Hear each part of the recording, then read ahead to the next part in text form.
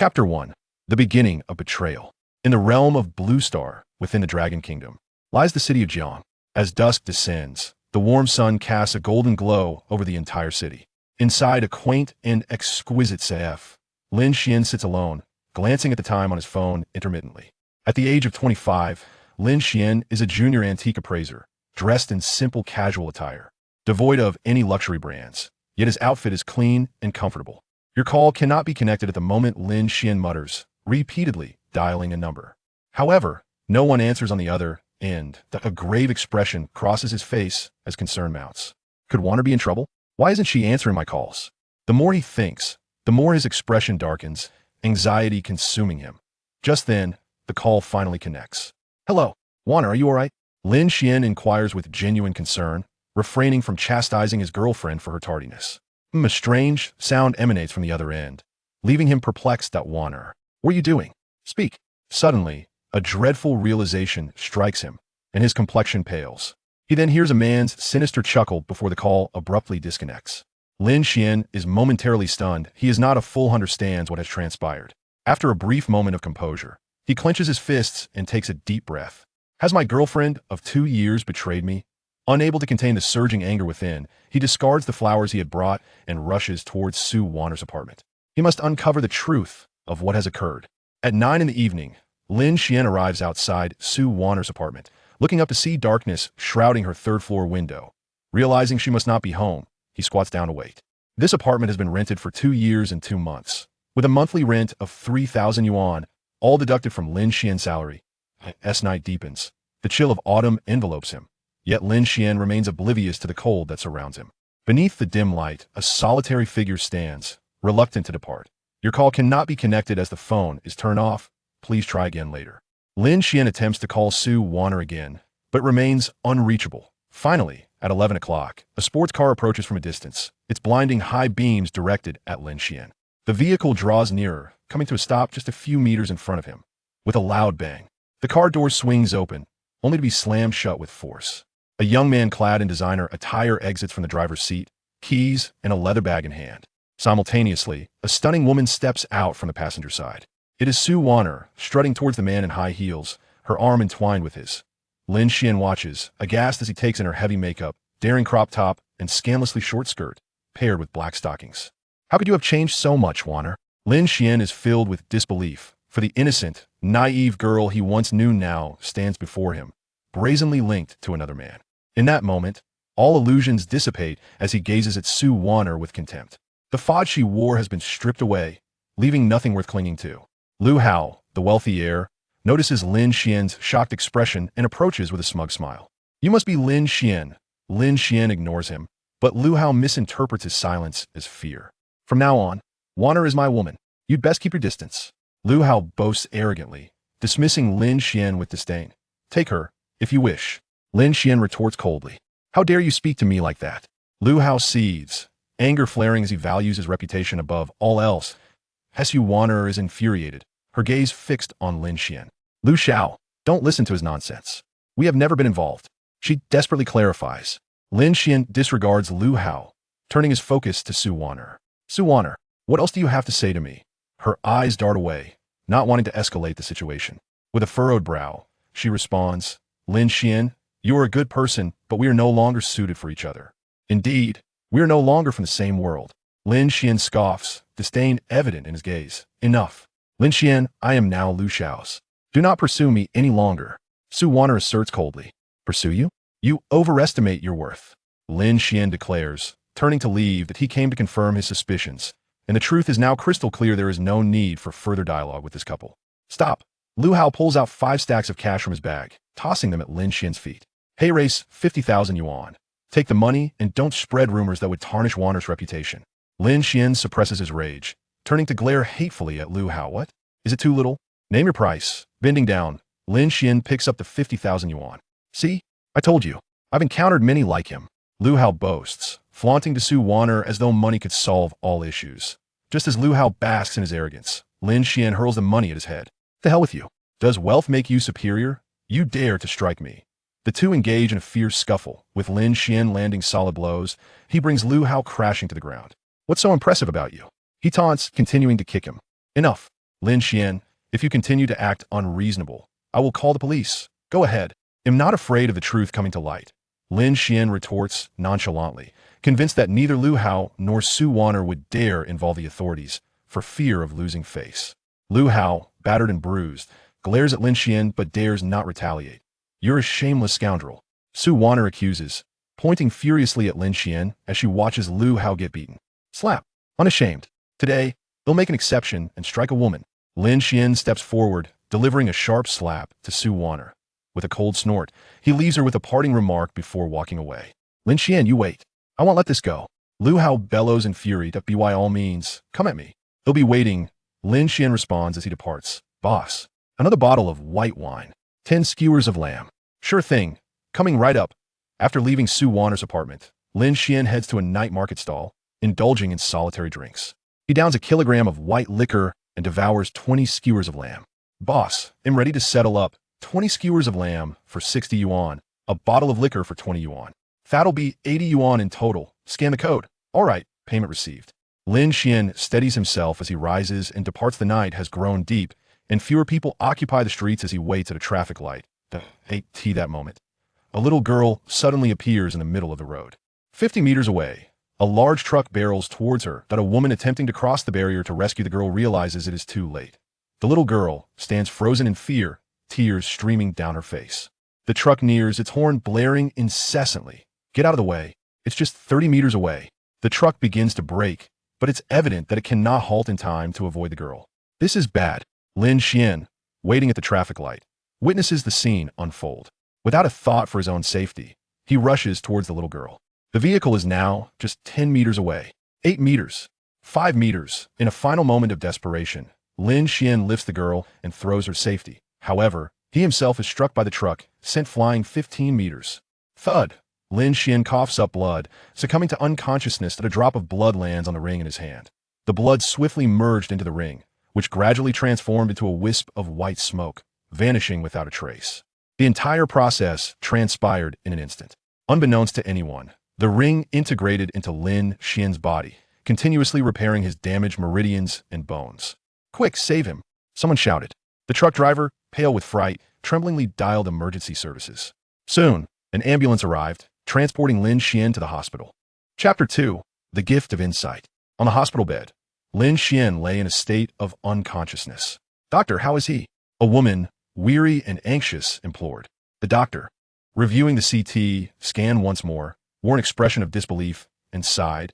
It is truly miraculous. After being struck by a large truck and thrown several meters away, he has only suffered minor fractures. In my many years as a physician, I have never encountered such a case. He is indeed fortunate.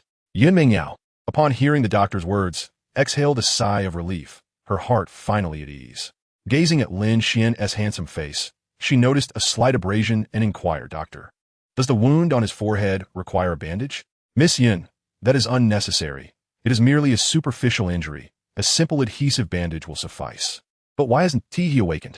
It is possible he is still intoxicated and has yet to sober up. Yun Mingyao nearly laughed at this. He truly was an odd fellow. Time passed, and when Lin Xuan finally opened his eyes, he found Yun Mingyao, who had just purchased a bandage, applying it to his forehead.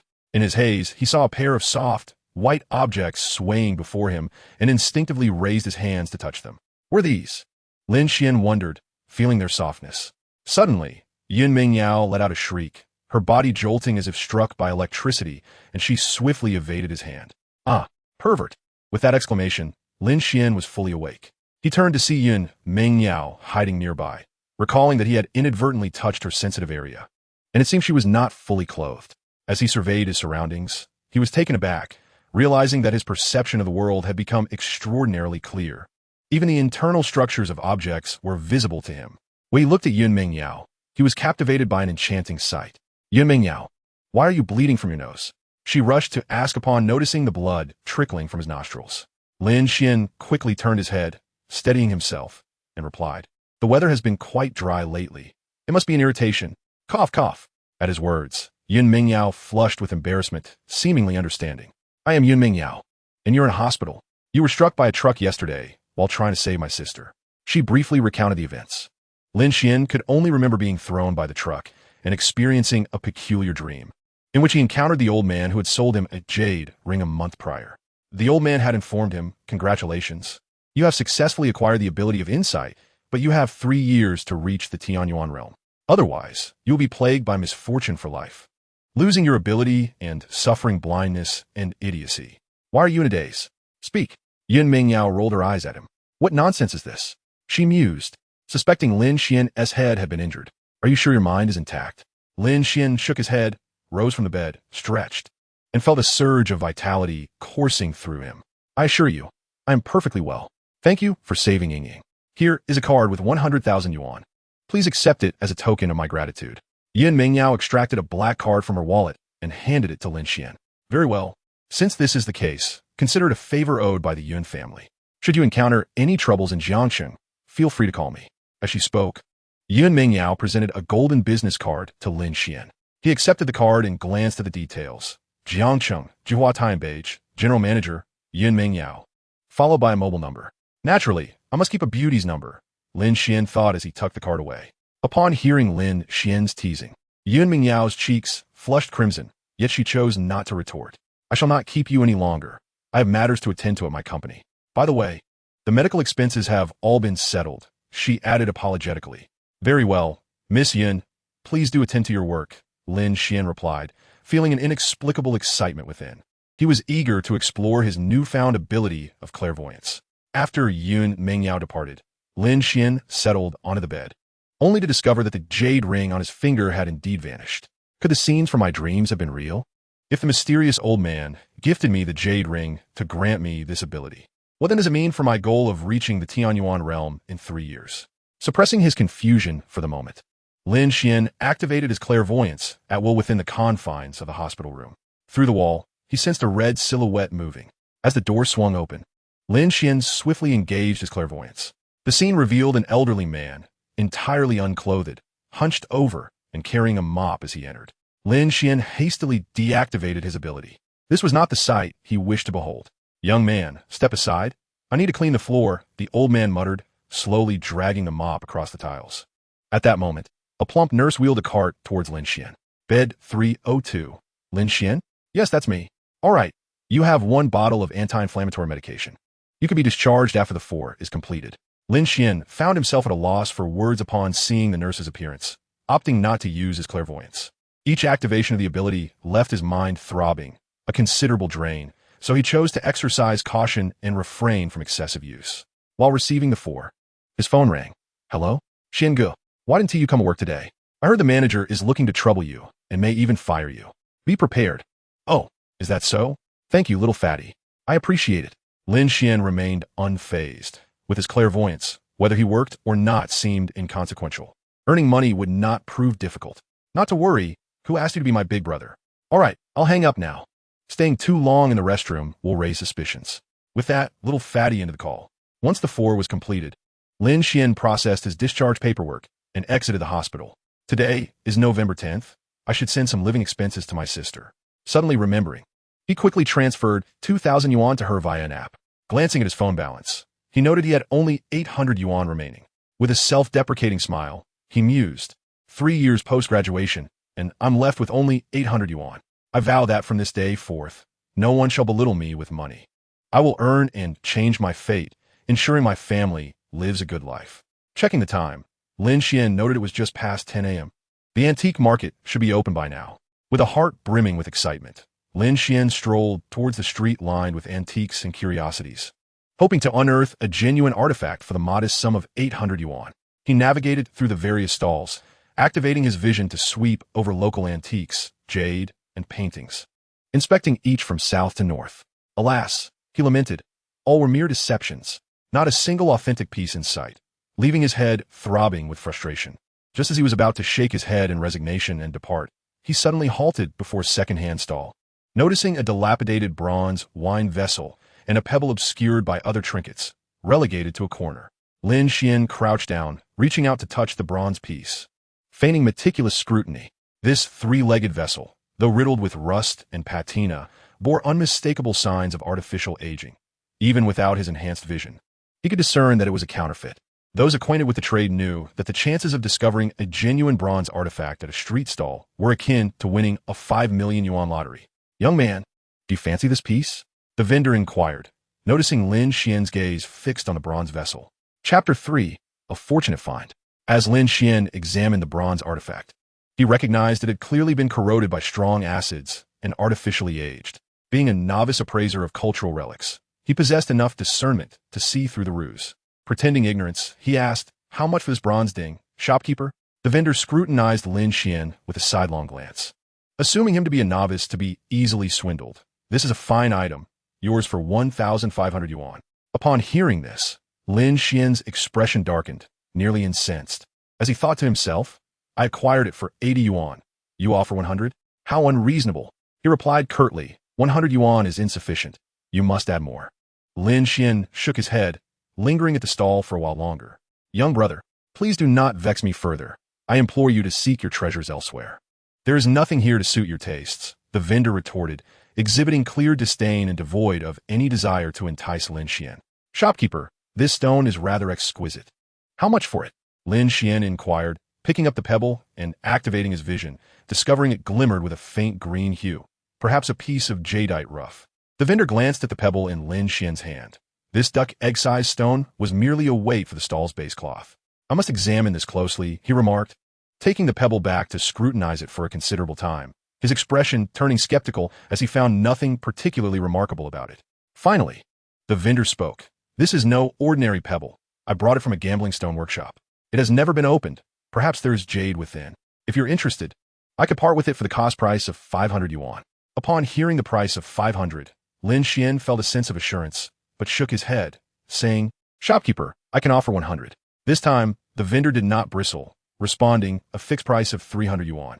"Very well, I accept," Lin Xuan replied, promptly transferring 300 yuan via his mobile phone, then delightfully pocketing the pebble. Upon seeing the payment confirmed, the vendor's demeanor brightened, the earlier frustration dissipating. "Do come again." He smiled at Lin Xuan as he departed. "Old Wu, you've opened up quite early today," truly imbued, remarked the neighboring vendor, Old Zhang, puffing on a cigarette and grinning at Old Wu. Old Wu couldn't contain his joy, exclaiming indeed, "How delightful it would be to encounter more of such naive souls in a single day." Lin Xuan, clutching a pebble, had not ventured far when he arrived at a jewelry store specializing in raw gemstones. "Greetings, sir. Welcome." A female attendant hurriedly opened the door for him. Lin Xuan nodded and stated, "I wish to have a piece of raw stone opened." Upon hearing this, the attendant displayed a look of respect and inquired, "Sir, where's your raw stone? What is its size? Do you require assistance with transportation?" Lin Xuan waved his hand dismissively and retrieved the recently purchased pebble from his pocket, saying, "This is it." The attendant couldn't suppress a laugh, but, noticing Lin Xuan's earnest demeanor, quickly stifled it. "Are you serious, sir?" she asked. Lin Xuan nodded affirmatively. "I am quite serious." Nearby, a few staff members were equally amused by the pebble in Lin Xuan's hand, perceiving him to be a source of entertainment. "Can you take me to have it opened?" Lin Xuan asked once more. "Certainly. However, the processing fee is 200 yuan, the attendant added, seeing that he had no intention of backing down. "No problem," he replied. The attendant led Lin Xuan towards a small cutting table. "Master Zhang, this gentleman wishes to have a piece of raw stone opened," she announced to the cutter, Master Zhang. Upon hearing the mention of raw stone, Master Zhang's eyes sparkled with eager anticipation, and he eagerly asked, "Sir, may I see the raw stone?" Lin Xuan produced the pebble from his pocket and casually drew a line along its edge with a pen, saying, "Master Zhang, please cut along this line." Master Zhang glanced at the pebble, momentarily taken aback, shook his head, and sighed, "Sir, the value of this cut is quite low. It will be challenging to sell." "No matter. We shall see once it is cut," Lin Xuan replied with unwavering confidence. Recognizing the man as a customer, Master Zhang refrained from arguing, securing the pebble to the cutting table and beginning his work. Other patrons found the situation amusing and gathered around, engaging in lively discussions. "It's truly a sight to behold. Everyone aspires to wealth," one remarked. "That is not fair to say. What if it turns out to be jade?" Another countered, "Who doesn't harbor a dream?" Someone chimed in, chuckling at the notion of using a pebble as a raw stone. As the cutting machine whirred to life, all eyes were fixed on the unremarkable pebble. With the first cut, a small opening was made, and everyone turned to gauge Master Zhang's reaction.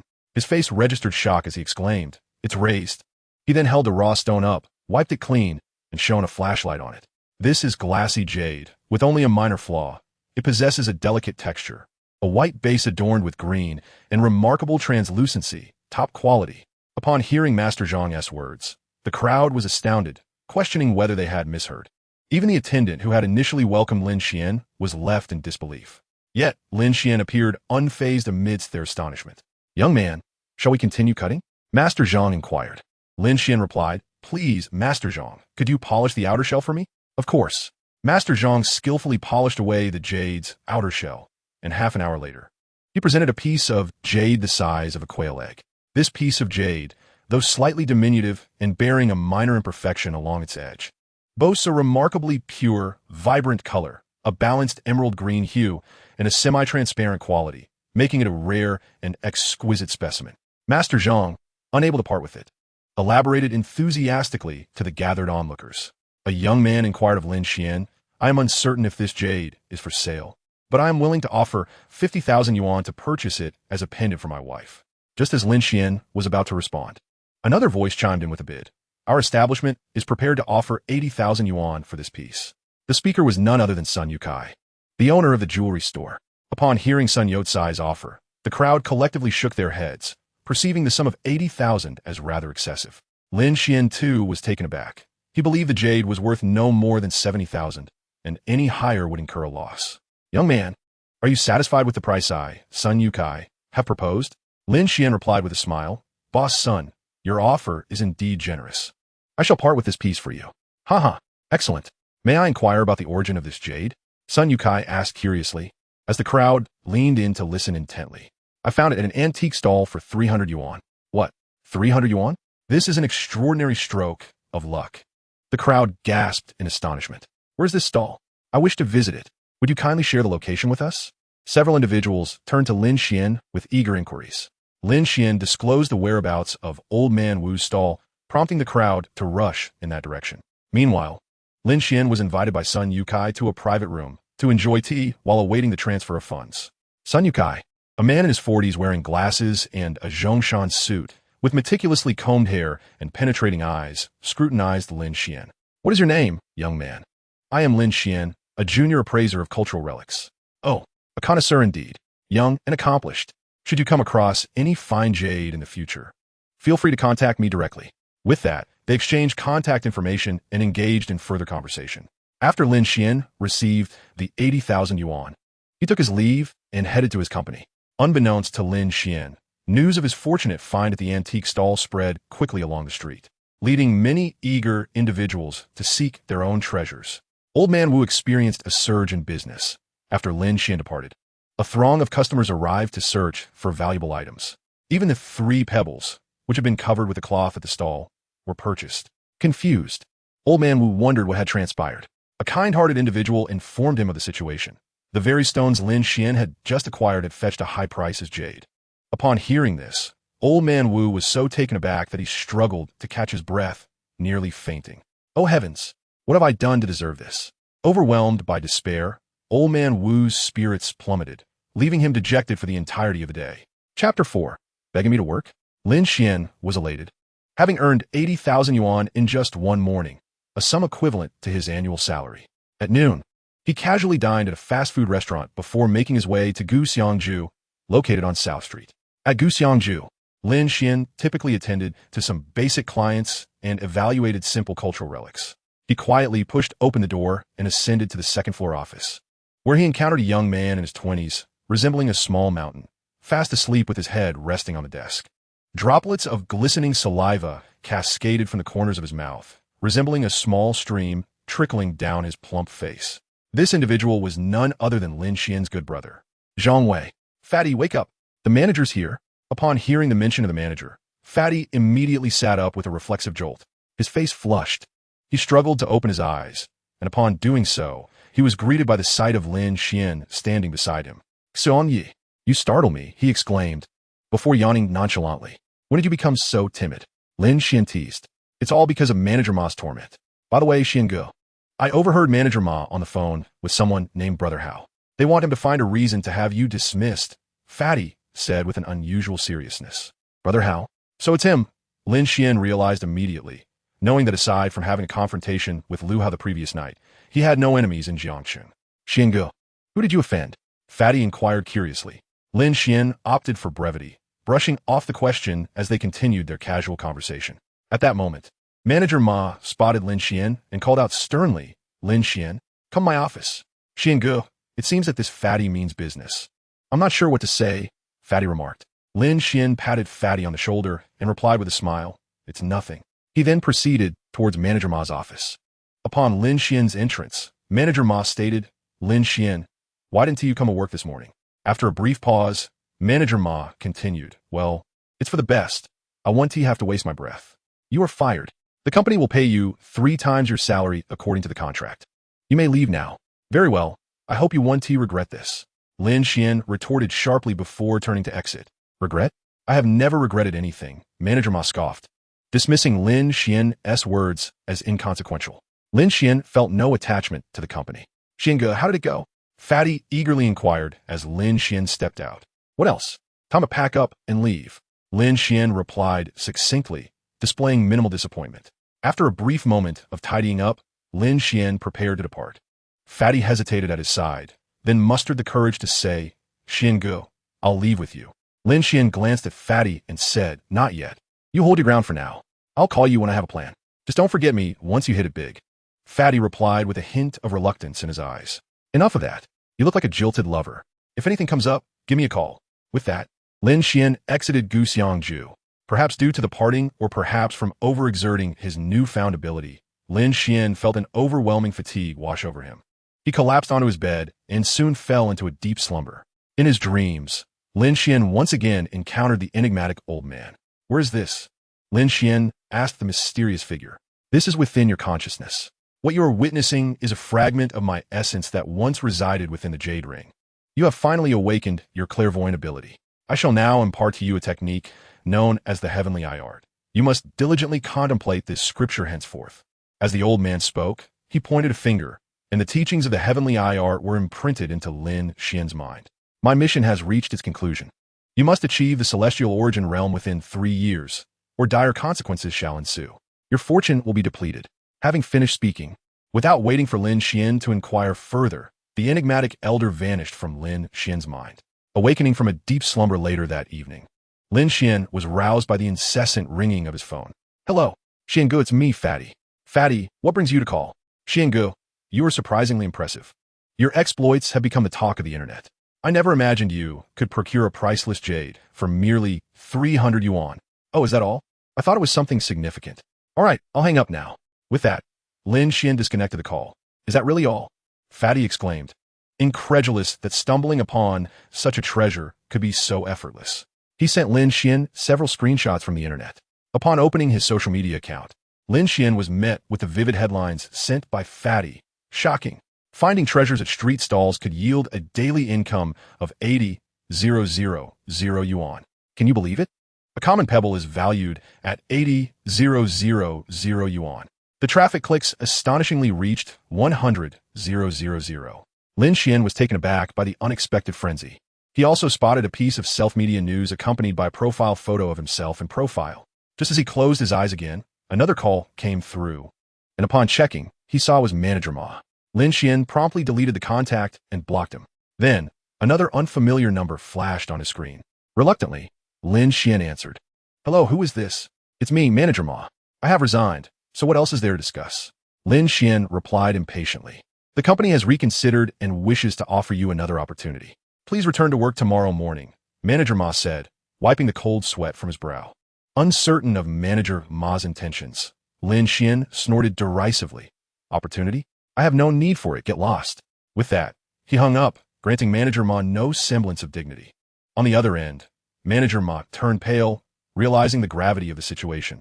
How could he report back to the boss, who had specifically requested to see Lin Xuan? Contemplating the potential repercussions, Manager Ma felt deep regret. Mustering his courage, he called Lin Xuan again, this time lowering his tone and pleading, Lin Xuan, it was all my fault. I was coerced by Lu Hao into firing you. Just pretend it was a minor indiscretion. Can you please return to work tomorrow?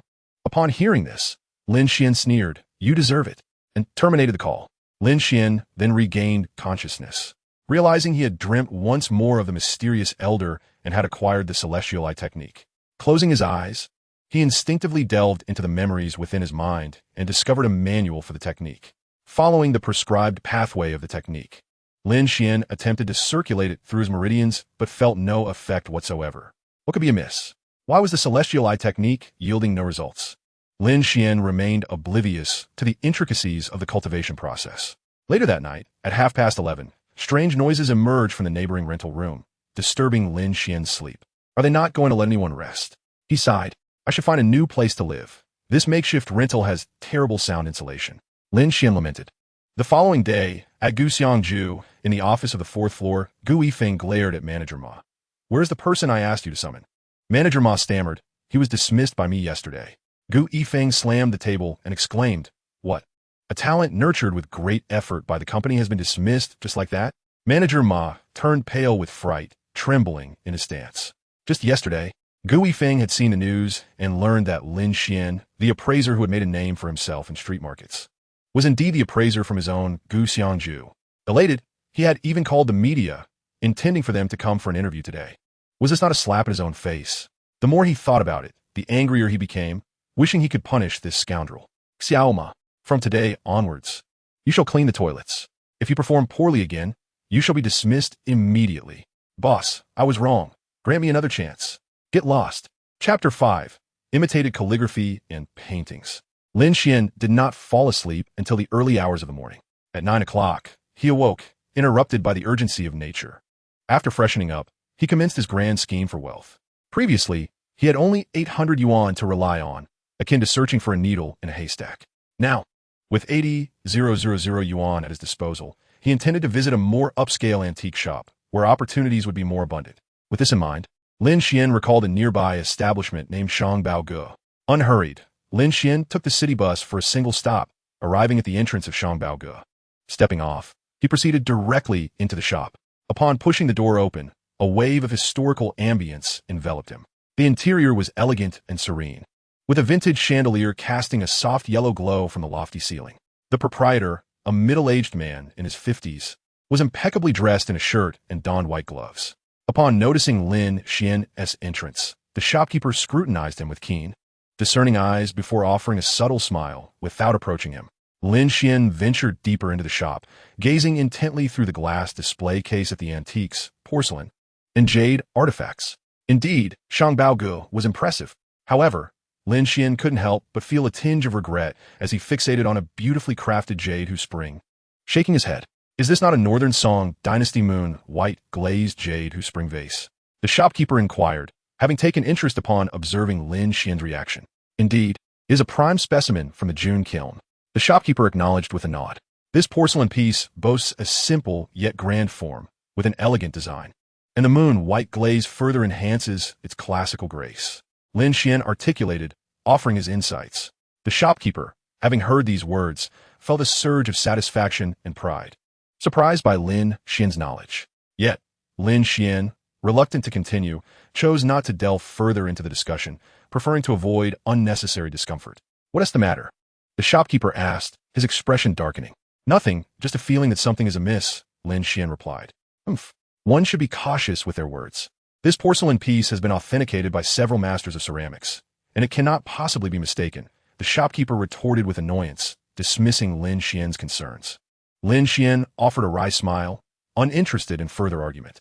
After surveying the shop for any overlooked treasures, he contemplated leaving when suddenly, a melodious voice called out, Lin Xuan? Lin Xuan turned around and hastily concealed his ability of perception, for he once again encountered a dazzling scene that nearly caused a nosebleed to erupt. His cursed physique. It is simply too perfect. Lin Xuan pinched his thigh sharply and then addressed Yun Mingyao. Miss Yun, what a coincidence. Yun Mingyao chuckled lightly and replied, Indeed. I am here to request Master Shangwan to appraise a painting for me. What brings you here? Well then, come over and help me assess this artwork. Yun Mingyao called out to Lin Xuan. You are still young, with a long road ahead, Shangwan Boiwo remarked disdainfully, believing that Lin Xuan lacked the capability to appreciate the painting. Yun Mingyao did not refute him, but handed the scroll to the shopkeeper, saying, Senior Shangwan, this is a painting recommended by the Tianyun Antique Store. Please help me authenticate its authenticity. Haha, of course. I presume it is a gift prepared for the matriarch of a Yun family's upcoming birthday celebration. Shangguan Buogwa chuckled as he took the ancient painting. Yes, in a few days, it will be my grandmother's 70th birthday. Then I shall examine it thoroughly for you. With that, Shangguan Buogwa unfurled the ancient painting. After a careful inspection, the elderly man's face brightened. This is indeed a landscape painting by Zhu Zhishan from the Ming Dynasty, a rare find. Wonderful. So this truly is an authentic work by Zhu Zhishan? Yun Mingyao inquired excitedly. However, Lin Xuan, standing beside Yun Mingyao, furrowed his brow. Upon activating his perception, he discerned that this painting was not an authentic piece by Zhu Zhishan, but rather a forgery, as the three characters of Zhu Zhishan had been affixed later and were not integral to the landscape painting. Lin Xuan, what do you think of this painting? Noticing Lin Xuan's unusual expression, Yun Mingyao asked. Young man, if you have discovered something amiss, do not hesitate to speak up, Shangguan Buogwa said, visibly displeased. In light of this, Lin Xuan could not bear to see Yun Mingyao deceived and scrutinized the painting again. This painting is likely not an authentic piece by Zhu Zhishan. What evidence do you have? Shangguan Buogwa asked, puzzled. Your assertion alone holds little weight. Zhu Zhishan's works are few, and his technique does not reach the level of Tang Bohu, Shangguan Buogwa explained. Lin Xuan smiled slightly and added, if the painting can convey its story, then the signature is even more questionable. The signature is questionable? Shangguan Buogwa took up a magnifying glass and scrutinized it for a long while. Yet he could not discern what was amiss with the three characters of Zhu Zhishan. Could the signature be forged? The signature is indeed written by Zhu Zhishan, but these three characters have been pieced together onto this painting, Lin Xuan asserted confidently. Shangguan Buogwa's face turned pale as he took the magnifying glass and examined it closely. Growing increasingly anxious, Lin Xuan continued, it is not surprising that Senior Shangguan overlooked this. Had it not been for my research on paper, it would have been challenging to identify this painting as a forgery. The paper is incorrect? Only then did Shangguan Buogwa realize what he had overlooked. Ah, young friend, you are indeed remarkable. Indeed, this paper is from the Qing dynasty, while Zhu Zhishan belongs to the Ming dynasty. It appears this is a work imitated by a person from the Qing dynasty, Shangguan Buogwa said, his old face flushed with embarrassment. Lin Xuan nodded, acknowledging this explanation. Who would have thought you possessed knowledge in the appraisal of paintings and calligraphy? Yun Mingyao exclaimed, as though she had discovered a new world. Filled with curiosity towards Lin Xuan. I was impulsive earlier. I hope you will not take offense. Young friend Lin, Shangguan Buogwa quickly apologized, no longer daring to underestimate Lin Xuan. If Lin Xiaoyu does not mind, let us engage in conversation as equals, without the need for titles such as senior. Lin Xuan had no objections. So, are you implying that the painting from the Tianyuan antique shop is a forgery? Just watch how I handle this. Yun Mingyao gritted her teeth, displaying a furious demeanor. With that, she seized the painting and strode outside. Alas, do you think they will recognize it if you carry it like that? Lin Xuan, well-versed in the antique trade, understood there was fundamentally no possibility of returns. Would he dare to deny it? As Yun Mingyao stormed off in indignation, Lin Xuan shook his head, regarding her with a look of incredulity. My friend, you seem to be overly concerned. The Yun family commands respect in Jiangcheng. No one dares to provoke them. They still have a modicum of face. Shangguan Bogu, wearing a broad smile, was entirely unconcerned about Yun Mingyao's ability to return the item. By the way, my friend, was there truly an issue with the June kiln jade teapot you just examined? Shangguan Bogu's expression shifted to one of worry.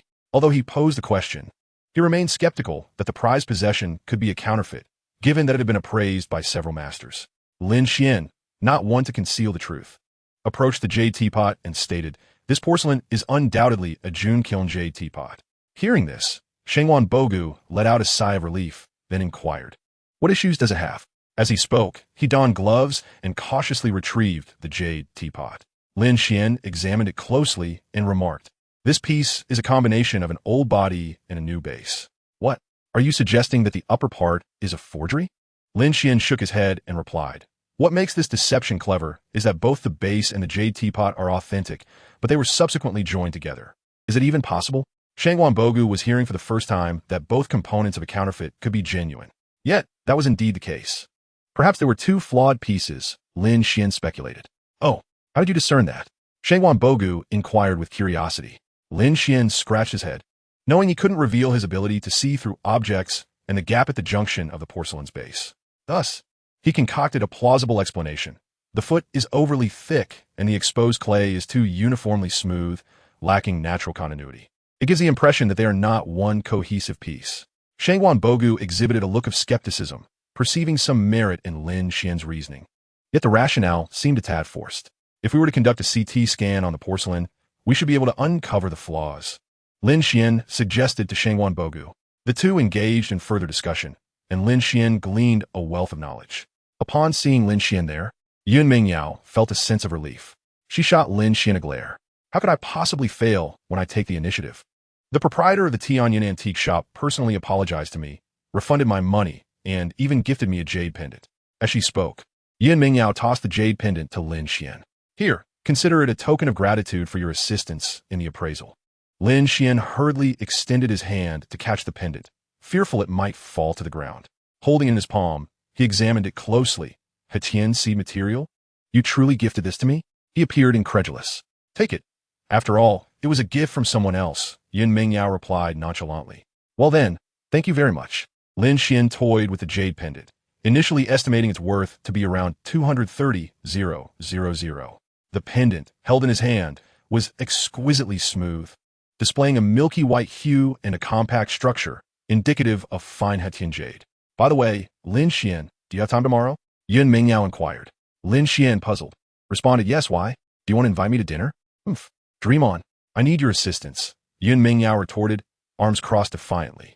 Having recently accepted a favor from her, Lin Xuan felt reluctant to decline and smiled, asking, what do you need help with? I want you to accompany me to a rough stone auction. Yun Mingyao expressed her intention. You're going to gamble on stones? Are you in need of money? Lin Xuan stared at her, somewhat confused. No, I wish to personally select a piece of rough stone, hoping it yields exquisite jadeite, which I intend to craft into jewelry for my grandmother. Isn't that quite ceremonial? Yun Mingyao elaborated on her plan. Why not just buy directly? Must you go through all this trouble? Lin Xuan found it hard to comprehend. Oh, it's all about the process. So, will you agree or not? Yun Mingyao tugged at Lin Xuan's arm playfully. Alright. Lin Xuan, unable to withstand her persistence, was also curious to witness the event. Yay, it's settled then. Don't worry, I won't let you work for nothing. If we find something good, I'll give you a commission, Yun Mingyao declared confidently. What time exactly? Lin Xuan asked with curiosity. Tomorrow morning. I'll drive over to pick you up, she replied with a smile. All right, no problem. Subsequently, Yun Mingyao requested Lin Xuan's phone number and saved it. No need, I live quite close. I can just take the bus. Let us go, no more chatter. I need to pick you up tomorrow, Yun Mingyao insisted. Fine. Faced with her enthusiasm, Lin Xuan had no choice but to acquiesce. After bidding farewell to Shangwan Bogu, he followed Yun Mingyao into her pink Porsche Cayenne. With a low rumble, the vehicle sped away like a leopard. Soon, they arrived at Lin Xuan's neighborhood. You live here? Remember, don't oversleep tomorrow. I'll be there at 9 sharp. Okay, goodbye. Lin Xuan exited the car, waving nonchalantly as he headed toward his rented room. Back in his rented space, Lin Xuan sat cross-legged and attempted once more to practice the Tianmu technique. Following the pathways of the technique in his mind, he resumed his efforts, and to his astonishment, this time it bore results. As he cultivated, he could distinctly sense a sphere of white light swirling around his eyes. A gentle energy nourished his vision, leaving his mind remarkably clear and relaxed. Is this the effect of the Tianmu technique? Lin Xuan was exhilarated, continuing his practice for an hour. What is happening? Why has the energy fluctuation suddenly ceased? Lin Xuan was taken aback. It had been effective moments ago, yet now he felt no energy movements within him. He paused his practice to check his clairvoyance ability, activating it to peer into the neighboring rental unit. This time, he could discern the outline of a cup on the table in the adjacent room. Indeed, his clairvoyant abilities had improved somewhat. It appeared that practicing the Tianmu technique was truly the key to enhancing his perceptive powers. Lin Xuan was filled with joy as he rose to inspect the Hetian jade gifted to him by Yun Mingyao. However, upon reaching into his pocket, he was taken aback to discover that the jade pendant had vanished.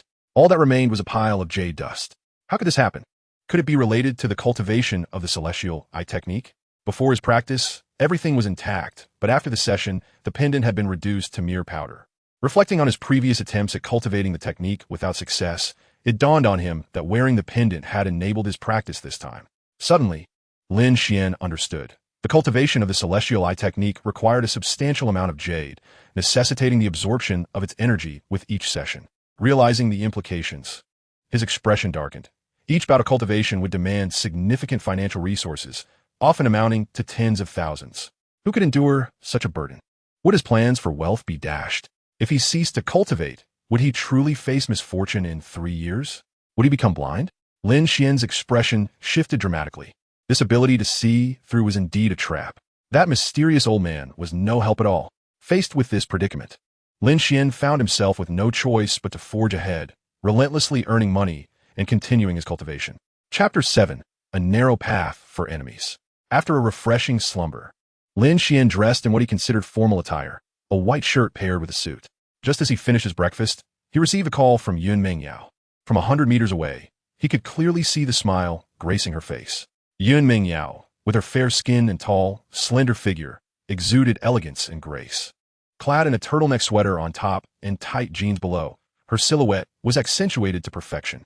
Nonetheless, such attire was superfluous to Lin Xuan. How do I look in this outfit? Yun Mingyao teased playfully, greeting him with a smile. Quite lovely, exuding femininity, Lin Xuan replied with a nonchalant smile. His gaze fixated on her figure. Not one decent man exists. Look at your lecherous gaze. Yun Mingyao feigned anger, displaying a proud demeanor. Let us get in the car. It's too chilly out here. Lin Xuan urged her. Once inside the vehicle, Yun Mingyao pressed the accelerator, driving towards the stone gambling arena. 20 minutes later, they arrived at a gambling venue on the outskirts of Wutian district in Jiangxing. Yun Mingyao parked the car in the underground lot. Please wait for me upstairs, she said urgently, her face flushed with embarrassment.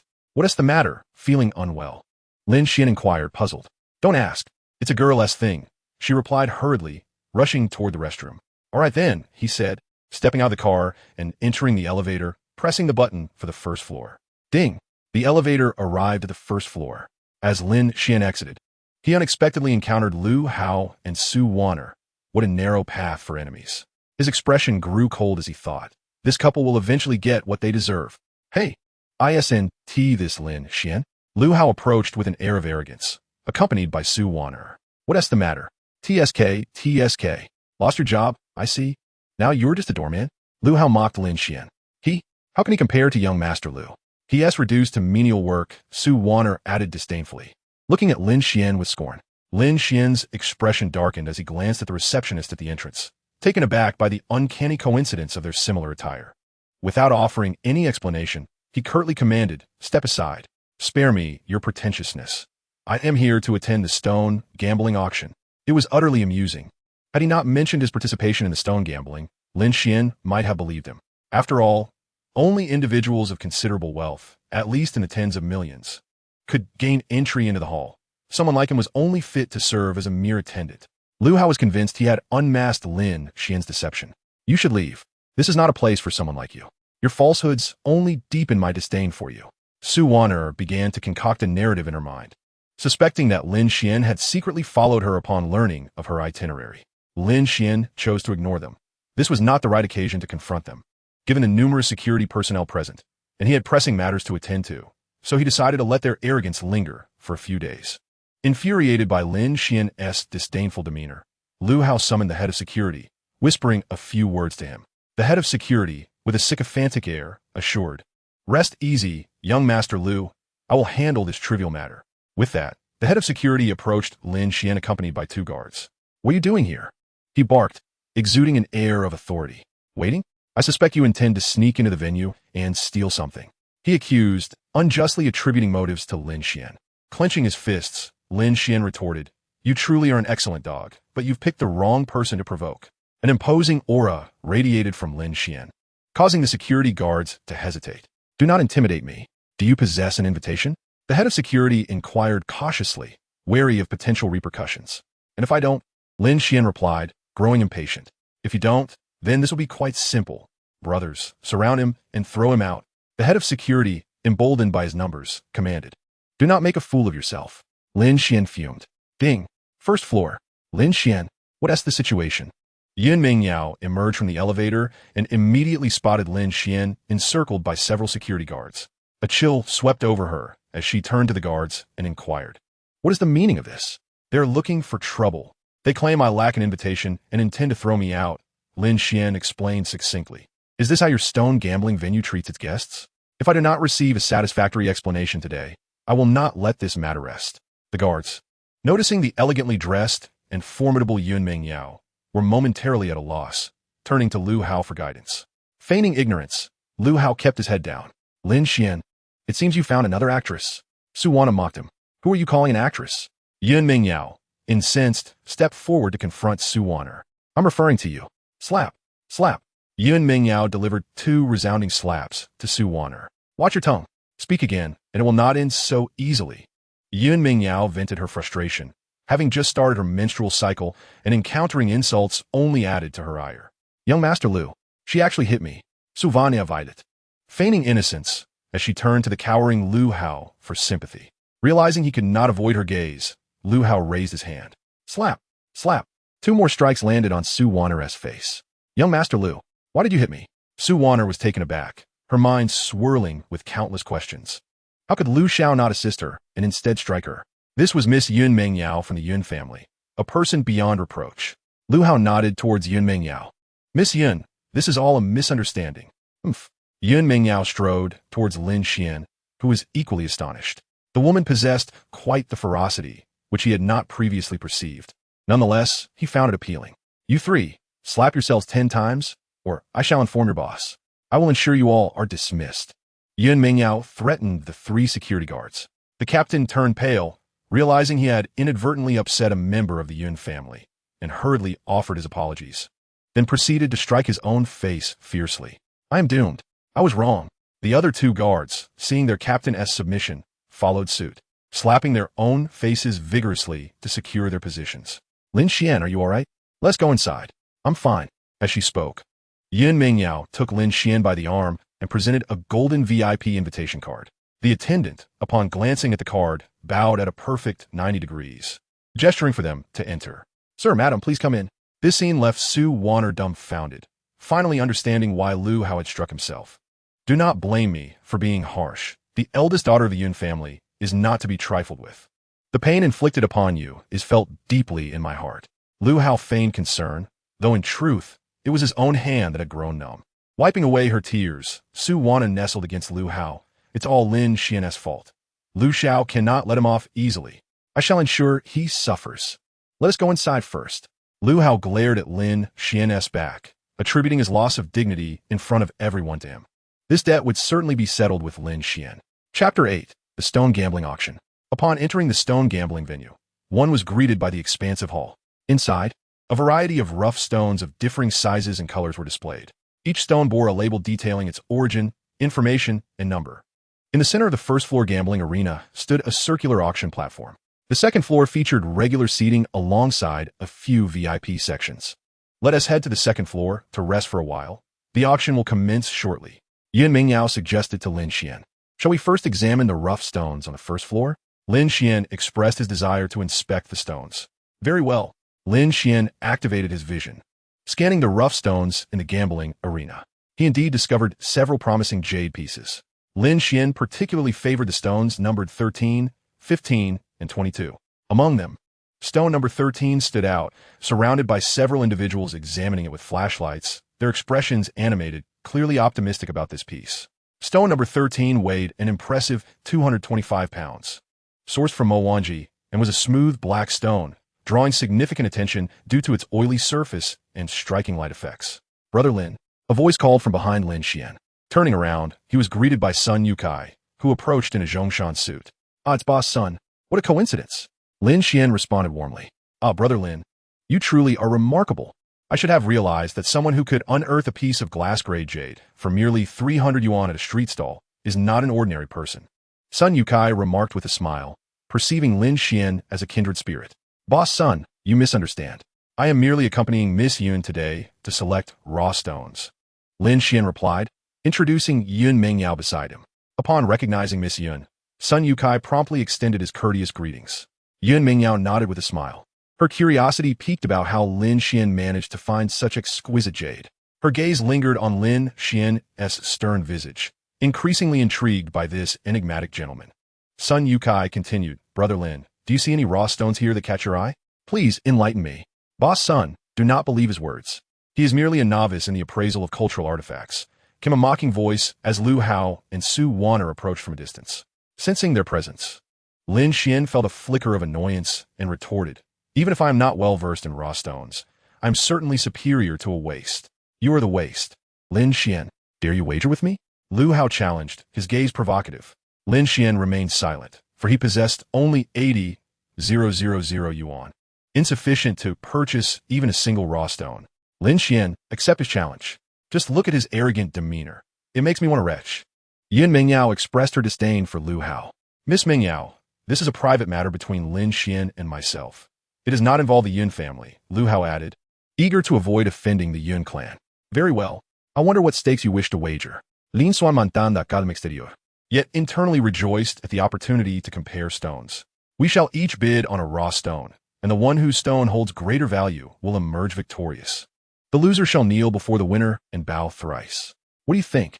Lu Hao sought to humiliate Lin Xuan through this wager. "Agreed. As you wish." Lin Xuan readily acquiesced. "Huh. Prepare to face a humiliating defeat." Lu Hao retorted angrily before striding away with an air of arrogance. Those nearby overheard their exchange. Many astute individuals quickly grasped the essence of the situation. Upon hearing that Lin Xuan had publicly accepted the wager, some sighed, while others shook their heads in disbelief. No one believed Lin Xuan could prevail. The prerequisite for victory was wealth. "Brother Lin, you should not have accepted his challenge. This is hardly a fair comparison. It merely measures who possesses more money, as the affluent can procure superior raw stones," Sun Yukai lamented, feeling that Lin Xuan had acted too impulsively. "Do not worry, Lin Xuan. Bid with confidence. I will support you in the bidding," Yun Mingyao assured him nonchalantly. "Thank you. I comprehend Lu Hao's intentions. He merely seeks to humiliate me. However, it will not be so simple for him to triumph over me. A higher price does not necessarily equate to the best quality," Lin Xuan asserted with confidence. "Unless, Brother Lin, you can unearth exquisite jade from inconspicuous raw stones." Sun Yukai shook his head, skeptical of Lin Xuan's consistent good fortune. At that moment, in the center of the auction stage on the first floor, a lady clad in a splendid gown stood before the audience. With a radiant smile, she addressed the crowd, microphone in hand. "Welcome, everyone, to today's stone gambling auction. Ladies and gentlemen, please take your seats on the second floor. Our auction will commence in 5 minutes." Lin Xuan followed Yun Mingyao to the second floor and settled into a VIP seat in the front row.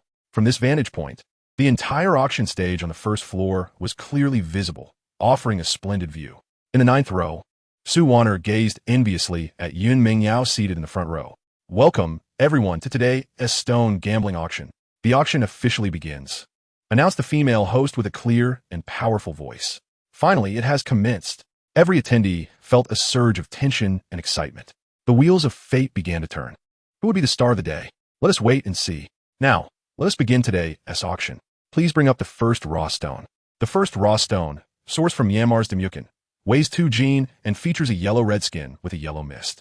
It is a top-quality stone, starting at a low price of 50,000. Upon hearing about the mist, many attendees expressed their interest and began to murmur. To their surprise, the first offerings were exquisite. Stones from Demyukin typically boast a high water content, and those with yellow mist are of even better quality. Several guests, upon hearing the price, eagerly raised their paddles. 80,000, 85,000. Lin Xuan, shall we place a bid? Yun Mingyao inquired as she observed others fiercely competing. Lin Xuan examined the first raw stone and shook his head. The best is yet to come. There's no rush. While the first raw stone indeed contained jade, it also bore blemishes, indicating a lack of significant value. Ultimately, the first raw stone was sold for 250,000. Next came the second and third stones, continuing up to the 10th. The 10th raw stone is a semi-mountain, semi-water stone, weighing 48 jin, a rare variety among jade raw stones. The outer skin of this piece is thin, and its surface is smooth and oily. When illuminated with a flashlight, it revealed an exceptional translucence and even color distribution. The bidding begins now. The starting price is set at 1 million, the host excitedly proclaimed. Many attendees were eager to participate, confidently declaring that this stone would surely appreciate in value. As soon as the starting price was announced, someone immediately shouted, 1 million, 15 million. Lin Xuan, shall we make a move? Yun Mingyao could hardly contain her excitement. No rush. Let us wait a moment longer. Lin Xuan was not eager to bid. He had already noticed that while the 10th jade was of pure color and good translucence, it harbored a fatal crack, which would significantly impact its quality. 3 million. Lu Hao began to call out bids, clearly valuing the stone with a determination to win it. Lin Xuan leaned in and whispered a few words to Yun Mengyao. She nodded in agreement. Lin Xuan then raised his paddle, bidding 301,000. This price was clearly intended to irk Lu Hao. After placing his bid, Lin Xuan deliberately gestured a victory sign towards Lu Hao in the back row. You've truly provoked my ire. Lu Hao was genuinely incensed. 5 million. Lu Hao immediately raised the bid to 5 million. The auction hall fell silent, with no one daring to follow suit. Lin Xuan remained unfazed and shouted, 501,000. As soon as the price left his lips, Lu Hao, filled with indignation, abruptly rose to his feet and exclaimed, 2 million. The host, maintaining a broad smile, gazed at Lu Hao with astonishment. Lot 73, 2 million once, 2 million twice, 2 million thrice. Congratulations to Lot 73. The transaction is finalized at 2 million. Lin Xuan must have deliberately inflated the bidding price. Su Wan'er, equally incensed, thought to herself, not a problem. Just wait. I shall assist him in raising the price. Let us see how he concludes today. A sinister smile spread across Lu Hao's face. Chapter 9. The acquisition of a precious stone. Although Lin Xuan had played a trick on Lu Hao, he felt little distress. After all, 2 million was hardly sufficient to cause him any pain. However, that did not imply he was willing to be toyed with by Lin Xuan. Just wait. I am destined to win this gamble. Let's see what he has to compare with me. Lu Hao laughed maniacally, envisioning Lin Xuan on his knees in front of everyone, awaiting his humiliation. The more he contemplated it, the more exhilarated he became. Lu Hao, brimming with confidence, fancied he had already glimpsed Lin Xuan's fate. Next up is Lot 13, a raw stone originating from Mashisha, characterized by its yellow sandy skin and weighing 98 gene. Experts have assessed that this stone possesses a high probability of yielding glass-type jade. Undoubtedly, many buyers present at this auction were drawn by its allure. All right, without further ado, the starting bid is 5 million. Interested parties may commence bidding. Upon the host's announcement, the auction commenced. Should we place a bid, Lin Xuan? Yun Mengyao inquired, her eyes sparkling with anticipation as she surveyed the stone on stage. We can give it a try, but if it exceeds 8 million, we'll refrain from participating. Lin Xuan articulated his psychological threshold. 6 million. A man seated in the VIP section, his gaze unwavering from the raw stone, declared, Is that him? Yun Mengyao responded eagerly.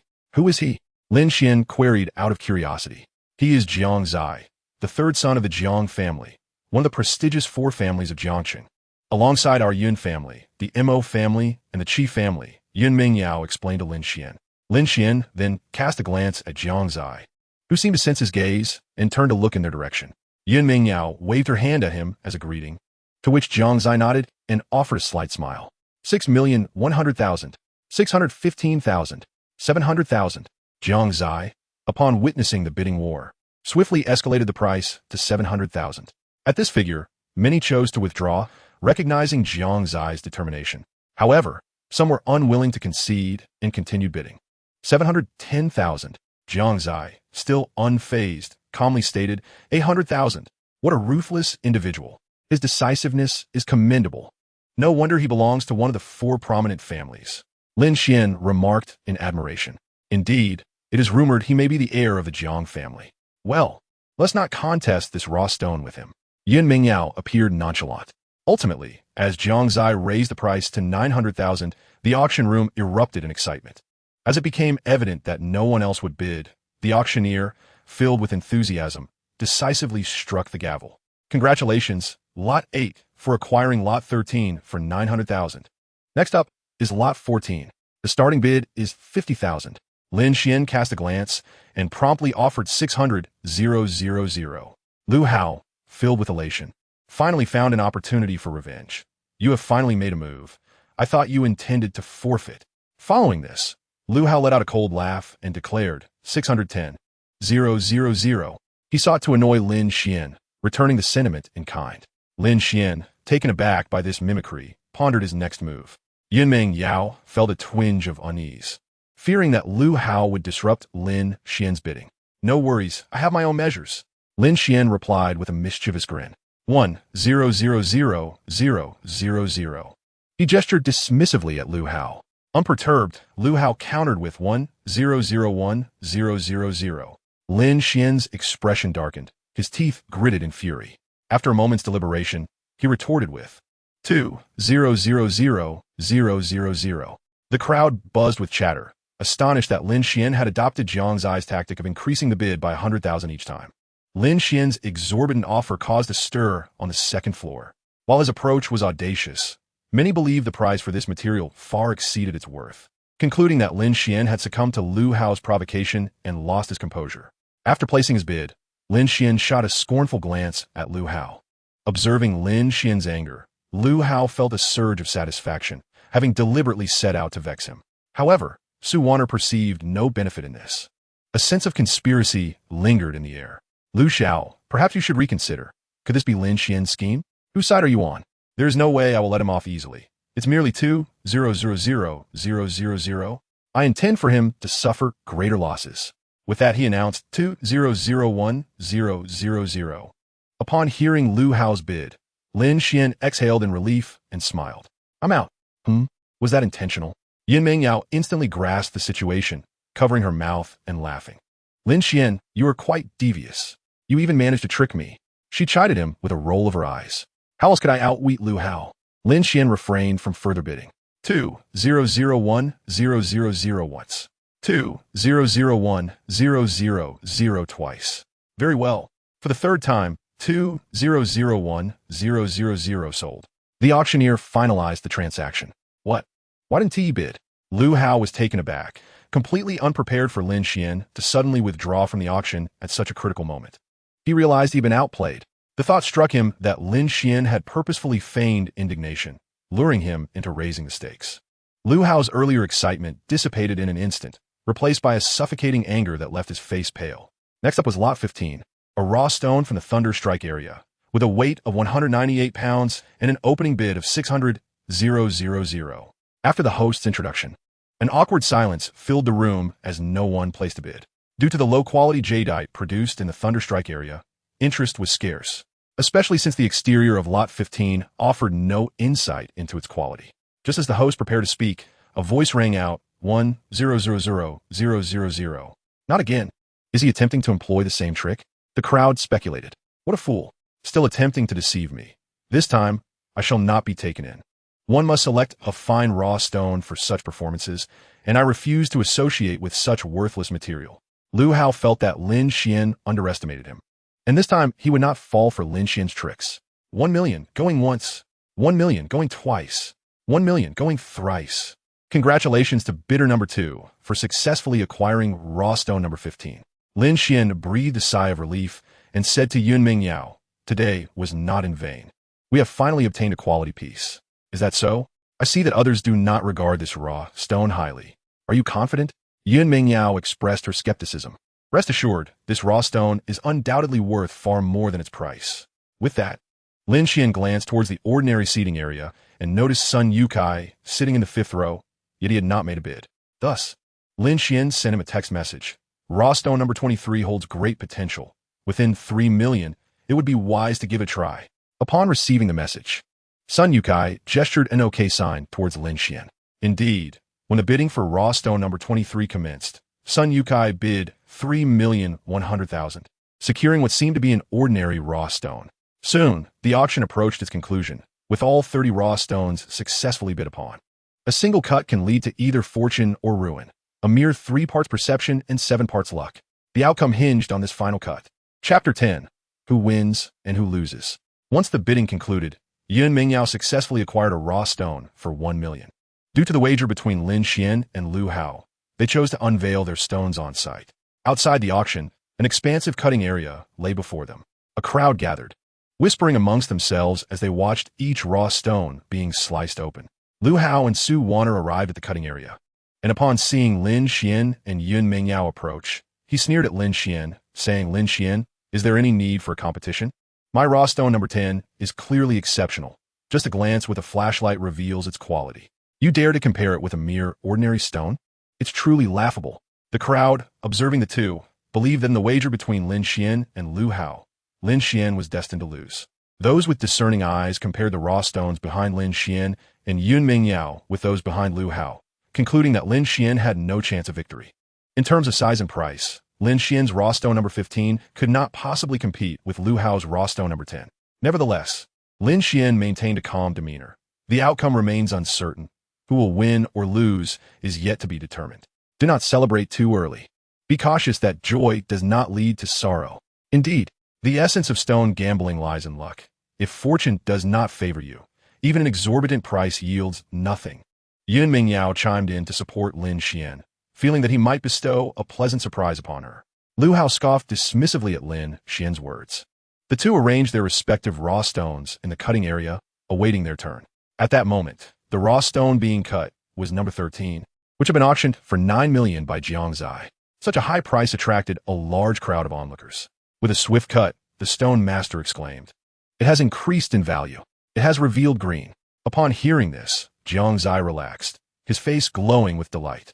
"Congratulations, third young master. It is indeed a piece of green glass jade." Many congratulated Jiang Zai. Jiang Zai directed his master to make a few cuts along the edge, and the entire skin of the jadeite was polished away. Approaching to examine it, Jiang Zai felt a twinge of disappointment. Although it was a fine specimen, there were some impurities within the jadeite. Though substantial in size, its quality was merely mediocre. While he did not incur a significant loss, there was little profit to be gained. Soon, it was Lu Hao's turn to present his raw stone, which captivated the attention of the entire audience. Whether due to his wager with Lin Xuan or the value of Lu Hao's number 10 stone, it was enough to keep everyone engrossed. As the stone was placed on the machine whirred to life. Lu Hao's expression shifted to one of excitement mixed with tension, despite his arrogance. Prolonged criticism from Lin Xuan had instilled a hint of self-doubt, fearing that the cut might ruin everything. "Rise, rise, rise," Lu Hao shouted, rallying himself with fervor. "Look, it's turning green," someone exclaimed with enthusiasm. "Truly impressive, young Master Lu." Lu Hao steadied his composure, wrapping an arm around Su Wanner's waist, a smile gracing his lips. Confident that victory was within reach, he thought to himself, that poor Lin Xuan would surely be defeated. Meanwhile, Yun Mingyao stood nearby, her brow furrowed. She leaned closer to Lin Xuan and whispered, "Damn it, this guy actually succeeded." Lin Xuan shook his head and simply uttered, "Continue." Lu Hao retorted, "One doesn't shed tears until faced with a coffin." He then instructed the stone cutter to make a second cut. The second cut soon followed, eliciting a chorus of dismay from the crowd. "What a pity. There's a long fracture inside. It's ruined." The murmurs of the crowd echoed around him. Lu Hao's expression darkened immediately. He never expected that this jadeite, which he had so confidently favored, would yield such a misfortune. However, he quickly reassured himself that despite the minor loss, even with the crack diminishing its value, defeating Lin Xuan would still be effortless, especially with the second no. 14 stone, yet to be cut. Cut the number 14 stone as well. Lu Hao feigned calmness as he commanded the workers to proceed. This time, the cut revealed not a trace of green. It was revealed to be a worthless stone. Lu Hao nearly fainted with rage. This was the very stone he had paid 2 million to seize from Lin Xuan. Many onlookers, reveling in the spectacle, whispered among themselves, "Young Master Lu is truly impressive. Spending 2 million on a mere rock." This scene struck him hard. Yet, the thought of humiliating Lin Xuan soon soothed his temper. He turned to Lin Xuan and said, "It's your turn. Let us see what you can uncover." Lin Xuan activated his perspective and traced a few lines along the edge of the raw stone. He then instructed the cutter to follow the lines precisely. All eyes were fixated on the stone as the cutting machine began to hum. After one decisive cut, it came to a halt. "What do you think?" Voices of anticipation surged from the crowd. "Purple. I see it." One person shouted excitedly. "No way. Could it be a mistake?" Someone else voiced their skepticism. Lin Xuan and Yun Mingyao approached to inspect, and indeed, they beheld a hint of a dreamlike purple hue emanating from the cut surface of the raw stone. "Lin Xuan, you are truly remarkable," Yun Mingyao exclaimed with excitement as she grasped Lin Xuan's hand. "Could it be a rare purple jade?" The crowd was astonished. From a distance, Sun Yukai murmured upon hearing Lin Xuan had unearthed a purple jade. "This lad is quite extraordinary." He then made his way towards Lin Xuan. Upon hearing the mention of purple, Lu Hao nearly choked with rage. His complexion drained of color. He never anticipated that an unassuming piece of rough stone could yield such a splendid gem. Amidst the crowd, Lin Xuan remained composed, calmly instructing the stone cutter to make a few more cuts. The exquisite purple jade emerged, a stunning specimen of violet jade. Its substantial size suggesting a value of around 10 million. Several jade masters gathered to scrutinize Lin Xuan's rough stone, offering their assessments. "Lu Hao, you have lost," Lin Xuan declared, directing his words at Lu Hao. All eyes in the venue shifted from Lin Xuan to Lu Hao. Lu Hao scoffed. "Lin Xuan, do not overstep your bounds." Lin Xuan pressed on. "In front of everyone, are you not going to kneel and bow? Is it that you cannot bear to lose?" Lu Hao's expression darkened as he surveyed the crowd, all eyes fixed upon him. "I concede. This rough stone is yours." Lu Hao hesitated before conceding to Lin Xuan. "I do not want the rough stone. I demand that you kneel and bow." Lin Xuan was determined not to let Lu Hao off the hook. He would not forget that night beneath Su Wanner's apartment or the humiliation Lu Hao had inflicted upon him with money. Nor would he overlook how Lu Hao had secretly orchestrated his dismissal by Manager Ma. Having established enmity, there could be no mercy. Chapter 11. A Glimpse of Brilliance. Lin Xuan fixed his gaze on Lu Hao, unwilling to relent. Many onlookers were intrigued by the animosity between the two. One was the previously obscure Lin Xuan, who had suddenly risen to fame in the gambling stone industry of Jiangxing. The other was the well-known Lu Hao, a haughty, second-generation wealthy heir. Among the spectators were numerous elite individuals from various professions, all affluent and noble. Their attention now turned to Lu Hao, awaiting his decision. Under the scrutiny of the crowd, Lu Hao's expression grew grave. He struggled to relinquish his pride by kneeling before Lin Xuan. "Lin Xuan, you're going too far. Do not push matters to an extreme." Su Wanner interjected, gripping Lu Hao's arm and addressing Lin Xuan coldly. "It is you who have taken things to the extreme, and it is you who made the demands. How can you lose and then attempt to play tricks?" Lin Xuan muketsu vanya, seeing Lin Xuan's refusal to relent. Lu Hao countered, "This rough stone was not purchased by you. It does not entirely count as your victory. The loss is to the Yuan family. It has nothing to do with your bet." He then pulled Su Wanner and began to leave, abandoning the jade stone, unwilling to endure further humiliation. "Stop," Yiming Yao called out, halting Lu Hao. "This matter does not concern your Yuan family. It is a personal grudge between Lin Xuan and myself." Lu Hao retorted angrily to Yiming Yao. "Let him go." Lin Xuan observed Lu Hao's public humiliation, knowing that his goal of shaming him had been achieved. After today, Lu Hao's actions will undoubtedly render him the subject of ridicule, as his behavior is far more contemptible than that of kneeling and bowing. "Just wait and see." Lu Hao, not to be outdone, uttered a harsh remark before fleeing in a manner reminiscent of a lost dog. Lin Xuan remained unfazed. Should Lu Hao dare to provoke him again, he would not hesitate to teach Lu Hao a lesson. "Congratulations, Brother Lin. You are truly remarkable. I never expected you to possess such insight into raw stones. Just yesterday, you unveiled a glass-type jade for 300 yuan, and today you revealed a violet jade worth 1 million. It's simply impressive." Sun Yukai approached to offer his congratulations. "It's merely luck," Lin Xuan replied with a polite dismissal. "By the way, do you think the raw stone number 23 can yield high-quality jade?" Sun Yukai asked, his face alight with anticipation, fully convinced of Lin Xuan's discerning eye. "Absolutely. With Brother Lin's assurance, I can rest easy." Sun Yukai instructed his team to bring raw stone number 23 to the cutting machine to commence the cutting process. He awaited the outcome with bated breath, unable to contain his excitement. "It's a hit," the cutter shouted as soon as the blade made contact. "Wow, Boss-san has struck it rich this time." A crowd gathered, marveling at the vibrant green jade, expressing their envy and congratulating Sun Yukai. "Huh, this is all thanks to Brother Lin's recommendation. It's entirely Lin Xuan's credit." "What? Lin Xuan again? He is truly impressive. It seems a genius has emerged in the gambling stone community." The onlookers buzzed with admiration. Sun Yukai, brimming with excitement, examined the exquisite jade, knowing he could earn millions. He felt a surge of joy, grateful for heeding Lin Xuan's advice. Otherwise, he would not have profited so greatly. "Thank you, Brother Lin." Sun Yukai steadied his emotions and expressed his gratitude to Lin Xuan. "No need to thank me. It's your boldness and decisiveness that deserve praise, Boss-san." Lin Xuan replied with a calm smile. "Boss-san, you're too modest. It was merely a small effort on my part," Lin Xuan insisted. Feeling that Sun Yukai had faced a slight loss with his previous jade purchase, and he considered this a gesture of goodwill. "Then it's settled. I'll have the materials moved now." Sun Yukai hurriedly instructed his team to transport the jade. "Lin Xuan, let us be on our way," Yiming Yao said, in high spirits. Without a doubt, she and Lin Xuan were the biggest winners of today stone gambling auction. At that moment, Jiang Zai approached Yunming Yao. "Miss Yun, it's been a long time." "It has indeed." Yunming Yao greeted warmly. "Congratulations on unveiling the violet jade. It's truly enviable." Jiang Zai congratulated her. "You've done well too. The jade you revealed is quite impressive." Yunming Yao felt a swell of happiness at the compliment. Turning to Lin Xuan, she smiled and said, "You must be Lin Xuan, right?" "I'm Jiang Zai. May I have the pleasure of becoming friends?" "I am Lin Xuan. It's a pleasure to meet you." Lin Xuan courteously introduced himself. "Earlier was truly thrilling. Your duel with Lu Hao was an eye-opener. It was immensely satisfying." Jiang Zai said with a mischievous grin directed at Lin Xuan.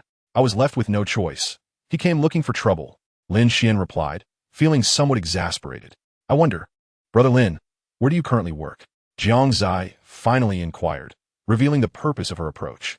Originally, Jiang Zai heard Sun Yotsai's words and learned that Lin Xuan had accurately predicted the jade multiple times.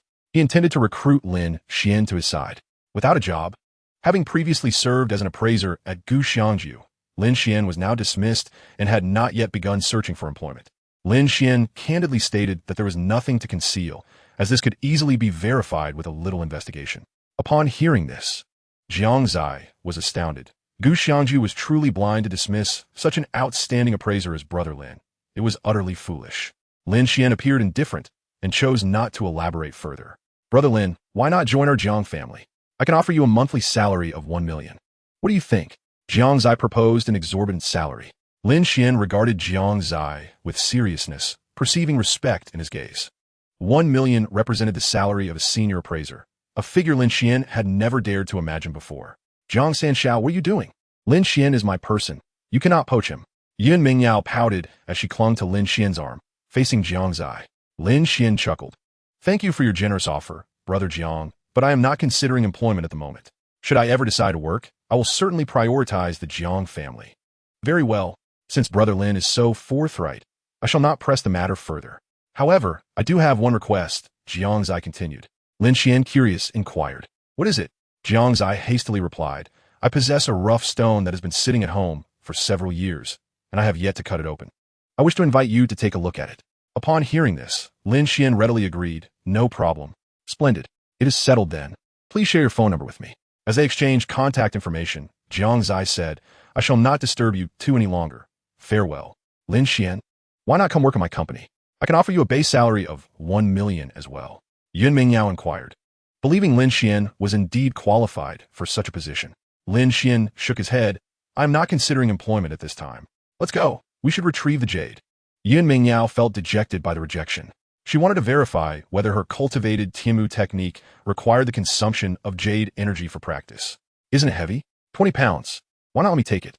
I can help you convert it into money," Yunming Yao kindly suggested. "No need. I can manage." Although Yunming Yao was puzzled, she respected Lin Xuan's decision. With the assistance of workers, the two loaded the 2 pieces of cut jade into the trunk of the car. Chapter 12. A Surge in Value. Yunming Yao drove Lin Xuan downstairs. "Lin Xuan, send me your bank card number.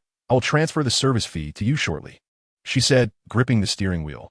"No need. It's mutual assistance," Lin Xuan replied, having gained significantly not only by publicly undermining Lu Hao, but also by acquiring 20 pounds of jade material. "Impossible. If you consider me a friend, you must send me the card," Yunming Yao insisted vehemently. Seeing her determination, Lin Xuan finally provided her with his bank card number. Once Yunming Yao received the number, she relented. "Will you not invite me up for a visit?" she joked. Lin Xuan hesitated for a moment, contemplating whether to proceed, but ultimately decided against it. After all, his rented apartment was a mere 20 square meters in size, sparsely furnished with only a single stool.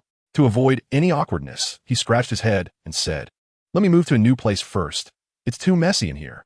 Upon hearing this, Yunming Yao feigned a look of regret and replied, "All right, I remember what you said." With that, Lin Xuan retrieved a bag of raw jade from the trunk of his car, hoisting it onto his shoulder as he made his way back to the apartment. Yunming Yao watched his retreating figure and couldn't help but snicker. What a fool. It was only when Lin Xuan disappeared from view that the vehicle sped away. Lin Xuan resided on the 5th floor of a dilapidated old complex that lacked an elevator. Nevertheless, he ascended the 5 flights with the jade stone effortlessly, surprisingly without a hint of fatigue. Could it be due to his practice of the heavenly eye technique? He pondered silently. Upon entering his apartment, he set the jade aside and, After steadying his emotions, leaned against the stone to begin meditative practice. As he circulated his energy, Lin Xuan felt the familiar waves of power. A substantial amount of energy converged upon his eyes, enveloping them in a misty white essence, nurturing both his vision and mind. Unbeknownst to him, even more subtle energies flowed throughout his body, enhancing his physical constitution. After an indeterminate period, Lin Xuan opened his eyes, discovering that his vision had sharpened further, allowing him to discern the structure of objects 10 meters away. Rising to his feet, he sensed a pure white mist coalescing in his chest, seemingly nourishing his internal organs. Am I nearing the human origin realm? Lin Xuan exclaimed joyfully. He was finally on the path of cultivation. According to the records of the heavenly eye technique, there were 4 realms: human origin, earth origin, heaven origin, and divine origin. His goal for the next 3 years was to reach the heaven origin realm, a task he felt was daunting. Lin Xuan stood up and opened the bag of jade. Confirming his suspicions, a portion of the jade had indeed transformed into fine white powder, its energy depleted. It appeared that practicing the heavenly eye technique required the presence of energy-rich minerals such as jade. At last, I understand the method of cultivation, he murmured to himself. Checking the time on his phone, he realized it was already 8 in the evening. Time had flown by without him noticing any hunger. What was happening? Lin Xuan noticed several unread messages. Upon opening them, he discovered they were transfer notifications from his bank. One was for a receipt of 1 million, while the other was for 5 million. Goodness, I struck it rich, Lin Xuan exclaimed, brimming with excitement. It was clear to him that these funds were transferred by Sun Yukai and Yun Mingyao. He promptly called Sun Yukai. Brother Lin, did you receive the money? Just a little token of appreciation. Don't think it's too little. Sun Yukai chuckled, fully aware of Lin Xuan's purpose for calling. Not all, my brother. You must accept it. Thanks to you, I made 3 million this time. Sun Yukai revealed enthusiastically. Very well then. I sincerely thank you, brother Sun, Lin Xuan replied, choosing not to be overly modest. The two exchanged a few more pleasantries before hanging up the phone. Subsequently, Lin Xuan dialed Yun Mingyao's number. He refrained from offering explanations, wishing to keep his uniqueness concealed. Miss Yun, your generosity is quite astonishing. A sum of 5 million truly took me by surprise, Lin Xuan said with a light tone. Even you have your moments of unease. In our future collaboration, I shall provide the funds, and you shall contribute your efforts. How about a 50-50 split? Yun Mingyao calculated her prospects. However, Lin Xuan showed no interest. What if luck is not on my side? Are you not afraid of incurring losses? I have faith in your capabilities, Yun Mingyao asserted, her confidence seemingly unshakable. By the way, Senior Shangwan has invited you to attend an art exhibition the day after tomorrow. Do you have time? Yun Mingyao inquired. Where will it be held? Lin Xuan asked. At the Jiangshang Hatong Museum, Yun Mingyao clarified. Would you like me to pick you up? She offered. No need. I am familiar with the Jiangshang Museum, Lin Xuan replied, not wanting to impose on Yun Mingyao. After hanging up, he transferred 500,000 to his parents, who had worked tirelessly throughout their lives. With a current bank balance of 5,500,000, Lin Xuan decided it was time to purchase a vehicle for greater convenience in his travels. The following day, Lin Xuan set out early to buy a car from a dealership. He checked the map on his phone and discovered several car dealerships within 2 kilometers. Thus, he took a shared bicycle from downstairs and rode towards the BMW dealership. Just as he arrived outside, rain began to pour unexpectedly. He quickly parked the bicycle under the eaves of the dealership and shook off the water before stepping inside to explore the vehicles he fancied. Inside the BMW dealership, several salespeople were present. One of them, a male salesperson named Zhang Ming, scrutinized Lin Xuan, noticing his humble attire and the shared bicycle. He looked down on Lin Xuan, assuming he was merely seeking shelter from the rain and could not afford a luxury car. Seeing no salesperson approach to assist him, Lin Xuan took the initiative to examine the BMWs, growing increasingly interested in the BMW X7. He reached out to touch the vehicle, intending to open the door and inspect the interior features. However, Zhang Ming promptly blocked his path. I'm sorry, but this model cannot be test-driven at the moment, he said coldly, extending his arm to obstruct Lin Xuan. Lin Xuan glanced at Zhang Ming and then turned his attention to another car nearby. To his dismay, Zhang Ming began meticulously wiping the area Lin Xuan had touched, as if afraid it would not be clean enough. Incensed by this blatant discrimination, Lin Xuan approached and kicked Zhang Ming. How dare you? Call your manager, he demanded. Zhang Ming stumbled back, caught off guard. Other salespeople and customers, witnessing the commotion, gathered around. At that moment, a woman who appeared to be a manager approached, inquiring about the situation from Zhang Ming and the other sales staff. Having gathered the details, she smiled at Lin Xuan. Dear customer, is there anything that has displeased you? I can have another salesperson assist you with the vehicle. Very well, Lin Xuan replied. Lin Xuan kicked Zhang Ming, feeling considerably uplifted. Zhang Xiaomu, please introduce this guest to the vehicle models. The female manager called for the intern, Zhang Xiaomu. Chapter 13. The Car Buying Experience. Sir, it's pouring outside. Allow me to pour you a cup of tea. Please take a seat and relax for a moment before we continue exploring the vehicle options, Zhang Xiaomu said affectionately as she approached Lin Xuan. Nodding in acknowledgement, Lin Xuan found an empty chair and sat down.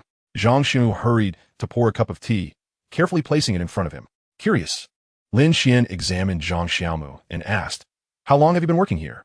Forgive my embarrassment, but I have only been here for half a month and have yet to make a sale, Zhang Xiaomu replied, her face reflecting disappointment. Lin Xuan looked at the sweet-faced saleswoman and found her far more agreeable than the previous male salesperson.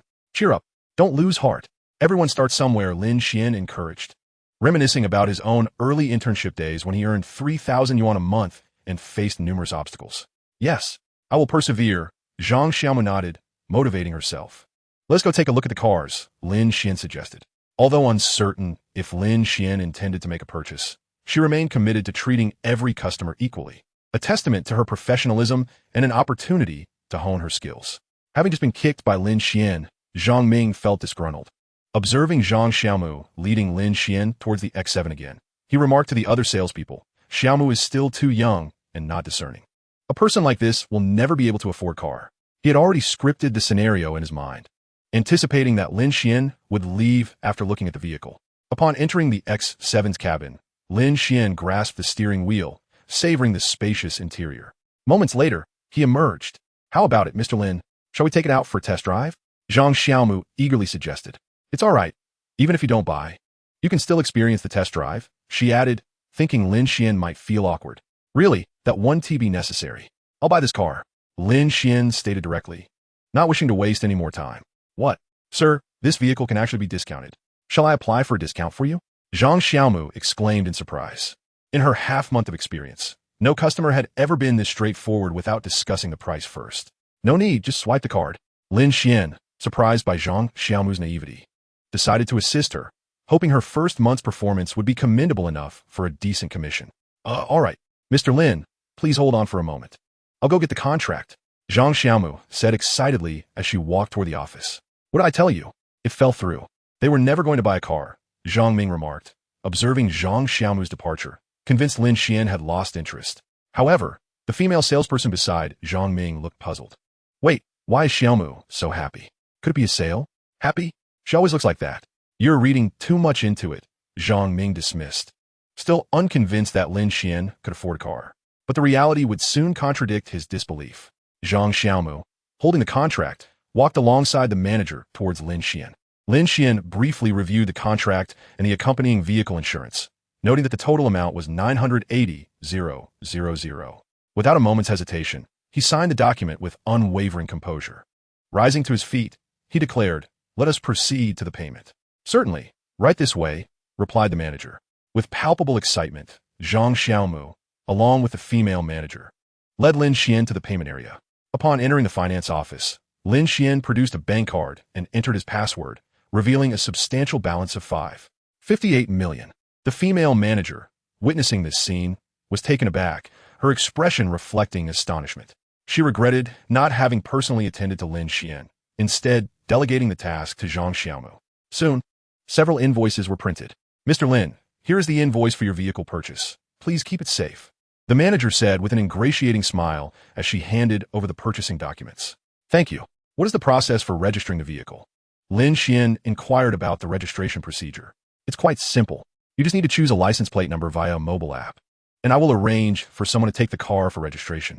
It will only take about half an hour, the manager explained. All right, I shall wait here for half an hour then. After completing the payment and once again seated, Lin Xuan observed Zhang Ming's face turning pale. He had not anticipated that Lin Xuan would genuinely purchase an X7, especially since he had obtained the vehicle's documents on the spot, indicating full payment. Zhang Ming's colleagues were equally envious, remarking, Xiaomu is truly fortunate to have landed such a client. Had I known this handsome gentleman was so affluent, I would have seized the opportunity. 5,000 in commission. How long would it take me to earn that? The manager instructed the customer service to take Lin Xian's blue X7 for registration, then approached Zhang Ming, coldly stating, Zhang Ming, if I ever catch you being disrespectful to a client again, you will no longer be employed here. Now, go and apologize to Mr. Lin. After a moment's hesitation, Zhang Ming lowered his head and walked towards Lin Xian. Standing before Lin Xian, he said, I apologize, Mr. Lin. I should not have looked down on you. Lin Xian lifted his gaze and replied calmly, forget it. Just remember, do not underestimate the youth, for fortunes can shift in the span of a decade. Zhang Ming nodded and quietly departed. At this moment, the manager took a seat across from Lin Xian, her jacket zipper unexpectedly lowered to her abdomen as she leaned closer, whispering, Mr. Lin, are you satisfied with my handling of this matter? Lin Xian glanced at her, acknowledging her appeal. Very well, I am quite satisfied. May I inquire where Mr. Lin is employed? Ah, so you are a master, the manager exclaimed. Do you have knowledge of jewelry? I possess a modest understanding, though I do not consider myself a master, Lin Xian replied. Master, my name is Zhang Siyu. Could you assist me in appraising some jewelry? Zhang Siyu gazed at Lin Xian with eager anticipation. Certainly, please show me, Lin Xian said, willing to lend his expertise. Zhang Siyu then presented a jade ring for Lin Xian's examination. This is the ring. Could you tell me its worth? She asked earnestly. Lin Xian glanced at it and shook his head. Would you prefer the truth or a comforting lie? Master, please be frank. I wish to hear the truth, she insisted. Zhang Siyu was amused, her laughter rising and falling. This is plastic, just 2 yuan each. What? Scoundrel, you actually deceived me. Upon hearing this, Zhang Siyu's temper flared. She then tossed the ring into the trash bin. Then could you help me ascertain the material of the jade pendant? Zhang Siyu seemed to have had a thought and continued. Where is the jade pendant? Lin Xian looked bewildered. Suddenly, Zhang Siyu blushed and removed the jade pendant that was lodged at her chest. Here, she said, handing it to Lin Xian. Lin Xian took the pendant, inhaling its faint scent, mingled with a hint of her body fragrance. Rogue, don't misunderstand. This is a professional habit. Cough, cough. As he spoke, Lin Xian examined the jade pendant closely. The bead was from Hetian jade, perfectly round and lustrous, undoubtedly top grade, valued at no less than 50,000. Please take good care of it. After saying this, Lin Xian reluctantly returned the jade pendant to Zhang Siyu. Really? I didn't expect it to be worth 50,000. Zhang Siyu was overjoyed, reattaching the pendant around her neck. Lin Xian shifted his gaze into the distance, striving to stabilize his mind. Mr. Lin, the car is ready. Here are your keys. A customer service representative handed over the keys. Thank you, Lin Xian replied, accepting the keys and bidding farewell to Zhang Siyu. Zhang Siyu and Zhang Xiaomu personally escorted Lin Xian out. Lin Xian familiarized himself with the car's condition before driving away. Just before leaving, Zhang Siyu insisted on giving Lin Xian a business card, the implication clear. Lin Xian merely smiled faintly. Chapter 14. The Master Beyond Control. The immediate priority was to elevate his cultivation to the Tianyuan realm within 3 years. Lin Xian continued to sit cross-legged beside the jadeite raw stone, practicing the Tianmu technique. He sensed that he would soon reach the threshold of entry, achieving the Rinyuan realm. As the technique circulated, vast amounts of jadeite raw stone transformed into white energy, gradually converging towards Lin Xian. He felt the white energy accumulating in his chest, becoming denser and smaller, eventually forming a speck of white light the size of a grain of rice within him. Lin Xian relaxed his mind, feeling his senses sharpen considerably. He had finally taken his first step. Would he become a cultivator or a martial artist? Lin Xian was uncertain, for there was no guidance and no peers. He believed that with the enhancement of his strength, he would come to a new understanding of this world. Suddenly consuming over 10 kilograms of jadeite raw stone made Lin Xian wince. Was the consumption rate increasing exponentially with his cultivation? If so, the amount of jade and stone consumed would reach astronomical figures. It seemed that to pursue cultivation, he must continually earn money. Without substantial wealth, his cultivation endeavors would be unsustainable. At that moment, Lin Xian's phone rang. Upon noticing it was a call from home, he quickly answered, "Hello, Mom." "Xian, have you done something illegal? Why did you suddenly transfer 50,000 to the family?" His mother's tone was urgent and agitated. "Mom, you're overthinking it. This is payment from a client for appraising antiques. You can rest assured and use it well." Lin Xian fabricated a casual excuse. "Oh, I see. Please, do not engage in any unlawful activities. Although our family may be modest, we must not allow others to look down upon us. As long as you and Xiao Xue are safe, your father and I can rest easy," Lin's mother chattered. Rest assured, I am not so foolish. By the way, how is father's leg? Lin Xuan inquired, shifting the topic with concern. Ah, still the same. He must rely on a cane to walk. Lin's mother replied succinctly. All right. Since you are fine, I shall hang up. Work diligently. Lin Xuan concluded the call, letting out a sigh. He had always harbored a sense of regret. Years ago, his father had worked odd jobs at a construction site to earn his university tuition. Due to the construction company's negligent practices, a heavy stone had fallen from above, injuring his father's leg and leaving him disabled. The company, unwilling to spend a substantial amount on a temporary worker, merely compensated him with a mere 10,000 yuan before vanishing. Upon learning that his leg required a surgery costing hundreds of thousands, Lin's father had decisively left the hospital. After completing his cultivation, Lin Xuan felt a layer of grime on his body. It took him quite some time to wash thoroughly. Once dressed, he drove off, embarking once more on his path to earn money through Taobao. Lin Xuan had resolved that once he accumulated enough funds, he would open an antique shop, as actively sourcing items was bound to be profitable. After dinner, Lin Xuan drove to the largest street market for antiques in Xinbei, colloquially known as the Ghost Market, for it only came alive at night. He parked his vehicle and made his way towards the market, which spanned approximately 500 meters, showcasing predominantly cultural artifacts, jewelry, jade, paintings, and raw stones. Despite the late hour, a considerable number of pedestrians filled the area. As Lin Xuan navigated through the various stalls, he activated his vision to inspect the items. After half an hour of observation and inquiries about several antiques, he had yet to uncover any hidden treasures. Just as he was intently examining a stall, someone inadvertently bumped into him. My apologies. No harm done, Lin Xuan replied, stepping aside. The monk inclined his head in greeting, clutching something in his arms as he attempted to leave. Wait. Lin Xuan quickly grasped the young monk's arm. The monk looked puzzled. Is there something else you need? Lin Xuan released his grip and said, Little master, do not misunderstand. I noticed that you're carrying something. Are you planning to sell it? The monk held the item tightly, glancing around before whispering to Lin Xuan. Do you buy items? Having already perceived the value of the object in the monk's arms, Lin Xuan replied, I certainly do. I'm curious to know what valuable item you possess. Please show me. Upon hearing this, the monk hesitated, surveyed the surroundings, and leaned closer to Lin Xuan, saying, There are too many eyes here. Let us discuss in a quieter place. With that, the monk led Lin Xuan into a dark alley. Once in the alley, ensuring no one was around, the monk unveiled the package, revealing an exquisite incense burner. Do you accept this incense burner? He inquired. Yes. Allow me to examine it closely, Lin Xuan replied, suppressing his excitement. The monk, reluctant to part with the incense burner, hesitated to hand it over. Lin Xuan felt the weight of the incense burner in his hands. It was short and slender, with a bulbous belly and 3 blunt, conical feet. Beast-shaped ears adorned the rim, and the base was inscribed in regular script, made in the Yongle era of the Ming dynasty. Without a doubt, this was a Xuan furnace. Lin Xuan suppressed his inner excitement and inquired, Little master, how much is this furnace? This furnace is priced at 500,000. The young monk replied anxiously. I'm in need of money, which is why I'm eager to sell it. Lin Xuan was taken aback. 500,000? That seems a bit steep. What can you offer? Seeing Lin Xuan's expression change, the monk thought he had set the price too high. Realizing the misunderstanding, Lin Xuan chuckled. Little master, I feel a connection with this item. If it's 500,000, then so be it. However, you must clarify its origins for me. It wasn't stolen, was it? Upon hearing Lin Xuan's willingness to pay 500,000 for the furnace, the monk felt a wave of relief and quickly explained, You needn't worry. This is not stolen. It was left to me by my master during his lifetime, and no one else can possess it. Oh, I see.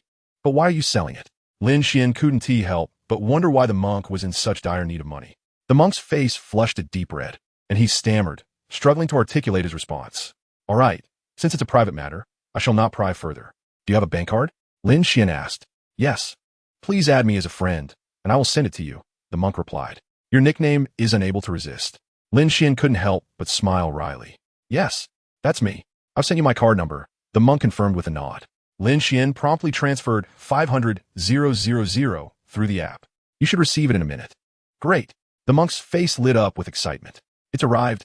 Thank you so much. Keep in touch. I have more good things to offer. The monk exclaimed as he received a notification on his phone. Certainly. May I ask which temple you reside in? I am at Qingyan Temple, and my name is Wu Jia. I must take my leave now. Until we meet again. With that, the monk dashed away. Chapter 15. Worth millions. Lin Xuan examined the heavy Schwanda furnace in his hands and decided to cease his exploration of the market stalls. Having reached the human yuan realm, he found his mastery of the heavenly eye technique increasingly effortless. With a mere thought, the technique began to operate automatically. However, half an hour later, Lin Xuan was compelled to halt his practice. It turned out that the bag of jadeite rough stones he had been using had been completely depleted. Well then, I must sell the Schwanda furnace quickly and purchase some jadeite tomorrow. With that, Lin Xuan retired for the night. The following day, Lin Xuan drove to the Shangbao Pavilion. Inside, he found only the antiquarian Shangwan Bagugu, as there were no customers at that early hour. Upon seeing Lin Xuan's arrival, Shangwan Bagugu's face brightened, and he hurried over, saying, "Brother Lin, please come in. I have something important to discuss with you." "What instructions do you have for me, Senior Shangwan?" Lin Xuan inquired. "There will be an exhibition at the Hatong Museum tomorrow. You must attend," Shangwan Bagugu said with a smile. "That sounds excellent. I have a few old friends who wish to meet you. They're quite interested in you," he added, guiding Lin Xuan to a seat. What do you have in that box?" Shangwan Bagugu noticed the shoe box that Lin Xuan was holding. "Indeed, I have acquired an exquisite incense burner. I would be grateful if Senior Shangwan could take a look at it," Lin Xuan said politely, as he was actually seeking a buyer. "I am honored," Shangwan Bagugu replied. "Your possession must be extraordinary.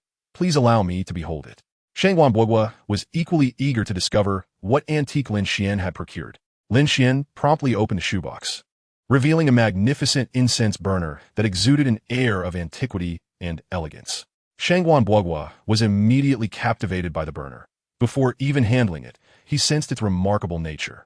The burner, though shrouded in a deep black hue reminiscent of ink, boasted a form that was undeniably beautiful, refined, and substantial, embodying the characteristics of Ming Dynasty bronze wares. Could this possibly be a Schwanda furnace? Shangwan Bagugu was filled with excitement. Without waiting for Lin Xuan to speak, he reached for the burner and examined the inscription on its base. The base bore the inscription, made in the Schwanda period of the Ming Dynasty in regular script. "This is indeed a fine piece," he exclaimed, feeling its weight and noting its resonant, lingering sound. The vessel's robust form, coupled with its natural patina and warm sheen, made it a rare, authentic artifact. Shangwan Bagugu reveled in the Schwanda furnace, unable to part with it. He then took a moment to inhale the fragrance emanating from the burner. The surface has oxidized, resulting in its blackened appearance. It must have been used for incense. Allowing its aroma to permeate, he mused, curiosity piqued. "Might I inquire where you found such a treasure, young friend?" "I discovered it at the ghost market," Lin Xuan replied candidly. Shangwan Bagugu was taken aback, unable to fathom how anyone could find a Schwanda furnace at such a place. Is it truly possible for the ghost market to yield such remarkable items? While he was familiar with the ghost market and often frequented it, this was the first time he had heard of someone uncovering a Schwanda furnace there. "Are you considering selling this burner, young friend?" Shangwan Bagugu inquired. Upon hearing Lin Xuan's intent to part with it, he continued, "I have a friend who has a keen interest in incense burners. Shall I invite him to take a look?" "I would appreciate your assistance, Senior Shangwan," Lin Xuan replied gratefully. Shangwan Bagugu then dialed a number on his phone. Within half an hour, an elderly gentleman hurriedly entered. "Bagugu, where is the burner?" the elder asked impatiently. "Patience, my friend. First, let me introduce you to a young acquaintance. This is Lin Xuan, the one I mentioned who discovered the issue with the June Kiln porcelain." The elder finally noticed Lin Xuan and quickly offered his respects. "I am Qiao Wanli. You are Master Lin. I am honored, truly honored." Lin Xuan waved his hand modestly. "Please, Qiao Lao, just call me Lin Xuan. I cannot possibly accept the title of master." Qiao Lao, however, responded earnestly, "There is a hierarchy in knowledge, and each field has its own expert. When it comes to porcelain appraisal, I must admit, I do not possess your discerning eye. That was merely chance. My understanding of porcelain is rather basic," Lin Xuan replied, concerned they might ask him to appraise more porcelain, as his primary strength lay in his perceptive abilities. "Is the Schwanda furnace you mentioned yours?" Qiao Lao inquired, having noted only Shangwan Bagugu and Lin Xuan present. "Ah, so it belongs to young Lin. That is not surprising," Qiao Lao realized. With that, Lin Xuan opened the Schwanda furnace on the table for Qiao Lao to examine, while he and Shangwan Bagugu stood silently by, allowing Qiao Lao to inspect it at his leisure. Indeed, this is a genuine Schwanda furnace. A rare find, indeed. Old Qiao is certain of its authenticity. After observing it for a considerable time, Old Qiao, with a cheerful demeanor, set the Schwanda furnace down and turned his attention to Lin Xuan. "Young friend Lin, I hear from Bogu that you wish to sell this furnace? Lin Xian nodded affirmatively. Noticing Lin Xian's certainty, old Xiao began to inquire about the price. How much do you intend to sell it for? Lin Xian replied with a calm smile. This Xuan furnace of mine is in impeccable condition, with a well-documented lineage. It is truly a prized possession. And thus the price shall not be modest. Standing silently beside them, Shangwan Bogu observed. Old Xiao furrowed his brow, realizing Lin Xian's intent to raise the price. Yet he refrained from contradicting him, as the furnace was indeed remarkable. Seeing that neither of them spoke, Lin Xian directly presented his price. If old Xiao is fond of it, I shall part with it for 10 million. Upon hearing the price, old Xiao sighed in relief, as it was significantly lower than his expectations. Really? Just 10 million? He was aware that a Xuan furnace sold last year fetched 15 million, making Lin Xian's offer quite reasonable. Yes, indeed, 10 million, Lin Xian confirmed once more. Lin Xian, you are setting yourself up for a loss with this approach. Shangwan Bogu could not help but interject. Old Shangwan, mind your own business. How could I let young friend Lin suffer? Old Xiao shot a glare at Shangwan Bogu. Very well. I shall take the Xuan furnace for 12 million. Old Xiao had grown fond of this incense burner. In that case, I extend my gratitude to you, old Xiao. Lin Xian hastily expressed his thanks. However, I currently lack sufficient cash. I will only be able to transfer it to you tomorrow. Old Xiao appeared troubled. No matter. You may take the furnace and enjoy it for now. Lin Xian responded nonchalantly. Young friend, are you not concerned that I might abscond with the furnace? Old Xiao was taken aback by Lin Xian's level of trust. I have faith in Senior Shangwan's judgment. He would not misjudge a person, Lin Xian remarked, having noticed the valuable ring on the elder's hand. Haha, did you hear that? Young friend Lin is showing me respect, Shangwan Bogu boasted to old Xiao. Then, turning to Lin Xian, he said, Fear not, young friend Lin. Old Xiao is the director of our Jiang City Historical Museum. He will not default on you. Oh, I see. That puts my mind at ease even more. Lin Xian replied with a smile. Old Xiao waved his hand.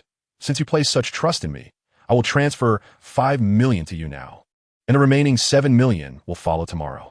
With that, old Xiao took out his phone, requested Lin Xian's bank account number, and promptly transferred 5 million. Chapter 16. Rescuing at the Casino. Lin Xian received the 5 million transferred by old Xiao, expressed his gratitude, and drove towards the rough stone trading market. He contemplated selecting some raw stones for his cultivation. At that moment, his phone rang. It was a call from the fatty. It was Saturday. Could it be that the fatty wanted to hang out? Lin Xian thought to himself as he answered the phone. Hello, fatty, what is it? Lin Xian inquired. Boss. I'm stuck in Leisure Town. Bring 5000 and hurry to rescue me. Fatty Zhang Wei said helplessly. Upon hearing the phrase Leisure Town, Lin Xian immediately understood. This fellow had ventured into gambling once again. It turns out Leisure Town was the name of a casino. When Lin Xian heard Zhang Wei request him for money, he realized that the rotund man had disregarded his advice and returned to his vice. With a sigh, Lin Xian resolved to assist his friend once more. For the rotund man had previously lent him a helping hand. A small act of kindness should be repaid with great gratitude, should this occur again. Lin Xian would not extend his support. After hanging up the phone, he withdrew 20,000 yuan in cash from the bank, turned his vehicle around, and headed toward Leisure Town. Situated in the heart of Jiang City, Leisure Town occupied the upper floor of a mahjong hall. Lin Xian parked his car and proceeded directly into the hall, making his way to the second floor. Having previously rescued the rotund man from this very place, he was quite familiar with the surroundings. Upon reaching the second floor, a security guard blocked his path, demanding, Halt. What brings you here? Aware of the strict regulations in this establishment, Lin Xian replied coldly, I'm here to rescue someone. The guard, understanding the nature of such occurrences, reported to his superior via the walkie-talkie. Moments later, a dismissive voice crackled through the device. Let him in. Only then did the guard allow Lin Xian to pass. The second floor was surprisingly bustling with activity even in broad daylight, with numerous gamblers present. Indeed, there were dozens. Lin Xian navigated through the gambling tables, observing a diverse array of patrons. One man, his face flushed with excitement, had just won a hand and exclaimed, My luck is splendid today. I've won 10,000. Opposite him, another man, his complexion ashen, clenched his teeth and muttered, Damn it, this is all my hard-earned money. I refuse to lose again, double or nothing. Witnessing this scene, Lin Xian merely sighed. Such gamblers were destined to lose everything in due time. Suddenly, a strikingly dressed woman caught his eye. Was that Zhang Si? She sat in a corner, smoking a cigarette, appearing utterly disheveled. Lin Xuan refrained from approaching her, and instead made his way toward the rotund man, acknowledging that everyone harbored their own tales. The rotund man was being restrained by two burly men in black, evidently fearful of his escape. Reaching his side, Lin Xuan coldly remarked, "Why do you not heed my advice? Why return to such a place?" The rotund man, upon seeing Lin Xuan, lowered his head sheepishly, his demeanor betraying guilt. "Brother Xuan, I couldn't help myself," he confessed, feeling ashamed as he sought to gamble for a chance to win some money to impress a girlfriend. "And how much have you lost this time?" Lin Xuan did not continue his reprimand, but instead inquired directly. "Sigh, a total of 25,000. I've lost all I brought, and now owe the casino 5,000, the rotund man replied bitterly. As he spoke, a gurgling sound emanated from his stomach. "No, it's 5,500. At that moment, a short, stout, middle-aged man approached, his eyes bloodshot and slightly rolling back, his hair disheveled, emanating an aroma of alcohol and tobacco. "Wasn't agreed upon for 5,000? The rotund man asked, a hint of irritation creeping into his voice. "Due to the delay. I'm afraid not. The interest is 500 for each hour," the man replied, his murky eyes greedily fixed on the rotund man. Lin Xuan refrained from unnecessary words, wishing to avoid any trouble in this place, and promptly handed over 500 yuan to the man. The man accepted the money, glanced at it, and released the hefty fellow. "Let us go, buddy." Lin Xuan had no desire to linger here. He held no interest in gambling. The hefty man nodded in agreement, albeit with a hint of reluctance and discontent in his eyes. Lin Xuan patted the hefty man's shoulder, saying, "Let it go. There are no favorable outcomes in gambling." With that, he led the hefty man towards the exit. At that moment, a commotion erupted nearby. "You filthy bitch. After losing so much money, how do you plan to repay?" A young man shouted, glaring at the woman who had fallen to the ground. "Stop it." Upon witnessing this scene, Lin Xuan approached. He recognized the woman as Zhang Siyu, the manager of the 4S dealership. Zhang Siyu appeared flustered at Lin Xuan's approach, her demeanor betraying her usual composure and confidence. Lin Xuan stepped forward to assist her to her feet. "Are you all right?" he inquired. Zhang Siyu shook her head, overwhelmed with shame. Lin Xuan turned to confront the arrogant Zhang Hai. "Oh, seeking to be the hero, are we? Quite the spectacle." Zhang Hai sneered, fixing his piercing gaze on Lin Xuan. Before Lin Xuan could respond, Zhang Siyu interjected, "Lin Xuan, you should leave. This is not your concern." "You wretched woman." Zhang Hai spat, still defiant, "Are we? If you don't repay today, prepare for consequences." With that, he yanked at Zhang Siyu's hair, dragging her toward the exit. Lin Zhang Hai, his voice cold as ice. "How much does she owe you?" 200,000. Zhang Xuan was taken aback, astonished by the staggering amount Zhang Siyu owed. "You're lying. She borrowed only 50,000. Zhang Siyu's face turned pale, her eyes blazing with anger. "Do you think the gambling stakes were lent without interest?" The man, furious at her words, raised his hand to strike her again. Zhang Siyu, hearing the sum of 200,000, stared blankly. She could not fathom that Lin Xuan would be willing to assist her with such a sum. "I will cover the 200,000, Lin Xuan declared. "Lin Xuan, are you out of your mind? Do you even have 200,000? The hefty man exclaimed, grasping Lin Xuan's arm, hoping to instill some sense into him. Upon hearing of a potential payment, Zhang Hai immediately released Zhang Siyu. He approached Lin Xuan, saying, "You seem like a man of loyalty.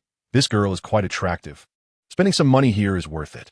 Just give me your card number, and I'll transfer the funds directly." Lin Xuan had no intention of engaging in idle chatter with him. "No need to rush. Why don't we have a few rounds of gambling instead?" Zhang Hai indeed, eyeing Lin Xuan as a potential catch. "I will not." Lin Xuan flatly refused. "You could learn. It's simple. Guessing the size of the dice is quite easy." Zhang Hai continued to persuade him. Seeing Lin Xuan's silence, Zhang Hai mistakenly believed he was wavering. However, Zhang Siyu shook her head, warning Lin Xuan, "Don't fall into his trap. He has ill intentions." Yet, Lin Xuan held a different perspective, for in the face of insight, all gambling tactics held no sway. "Very well. I too wish to partake." Lin Xuan sneered, stepping into the trap laid out before him. At the sight of Lin Xuan taking the bait, Zhang Hai's delight grew. He was convinced that Lin Xuan would soon regret his fateful decision for the rest of his life. Chapter 17. A Streak of 7 Victories. Within the casino, numerous games abound: pai gao, mahjong, poker, and more. Among these, the simplest yet most lucrative game is the dice prediction. Lin Xuan retrieved 10,000 yuan from his pocket and handed it to the portly man to exchange for chips of the same value. Brother Xuan, are you truly going to gamble? The portly man inquired, his face a mask of skepticism. This was his first time witnessing Lin Xuan partake in such activities. Hurry and exchange it, Lin Xuan replied earnestly. Seeing Lin Xuan's steadfast determination, the portly man ceased to protest and exchanged the 10,000 yuan for chips. Zhang Hai enthusiastically escorted Lin Xuan to a relatively empty gaming table.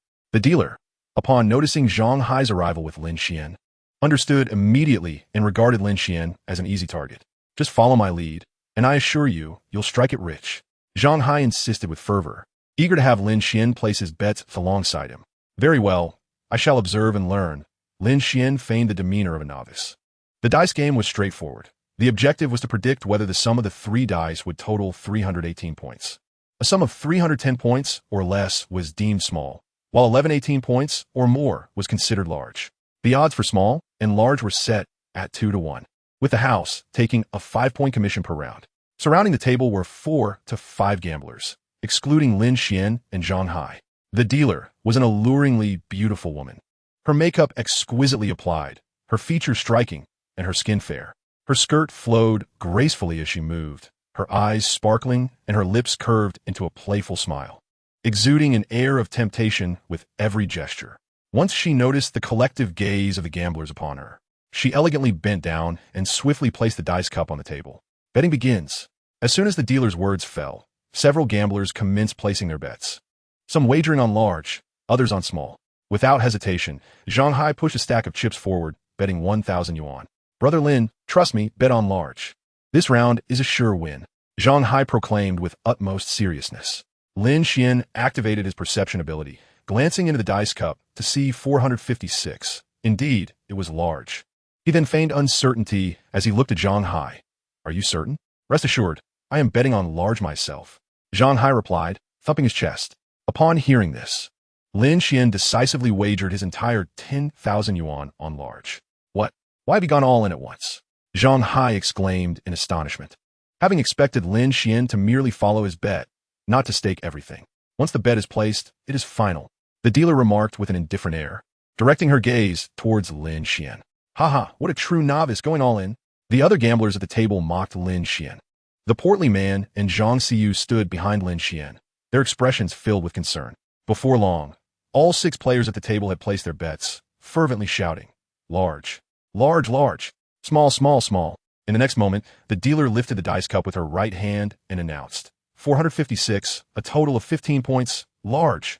Oh, had I known, I would have bet on large.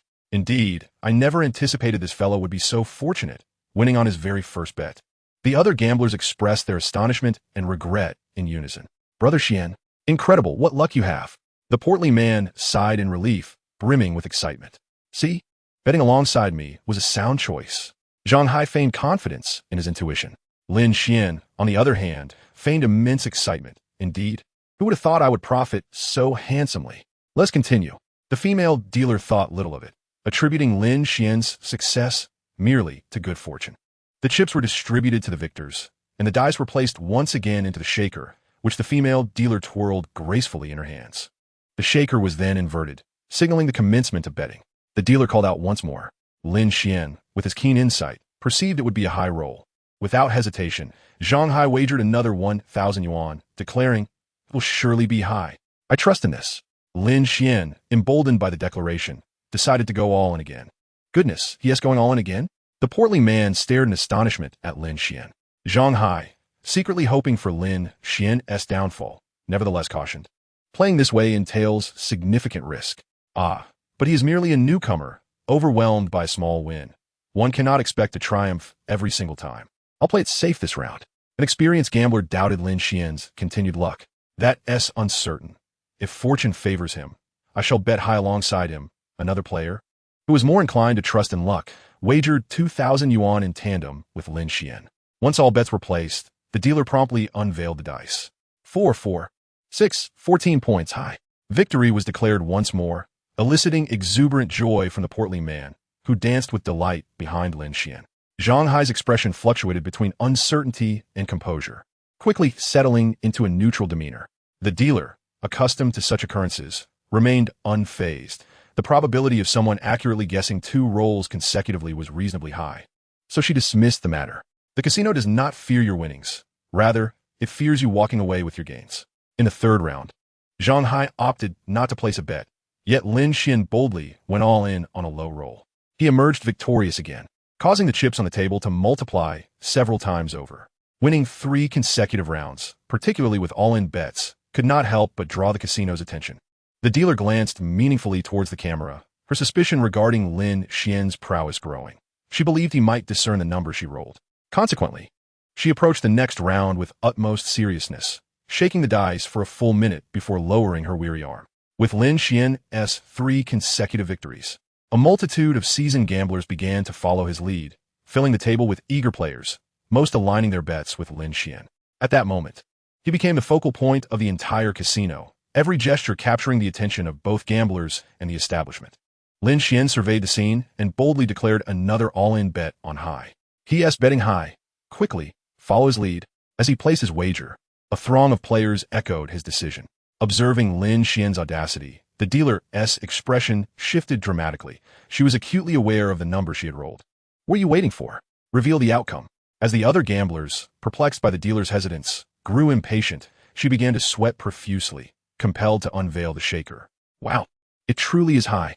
Lin Xuan achieved an astonishing 7 consecutive victories, amassing a fortune of 1 million yuan before finally rising from the table.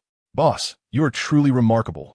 You've kept me in suspense. This is exhilarating, the portly man exclaimed, brimming with excitement. Zhang Xiyu, tense and clutching her hands, felt her heart racing as if it might leap from her chest.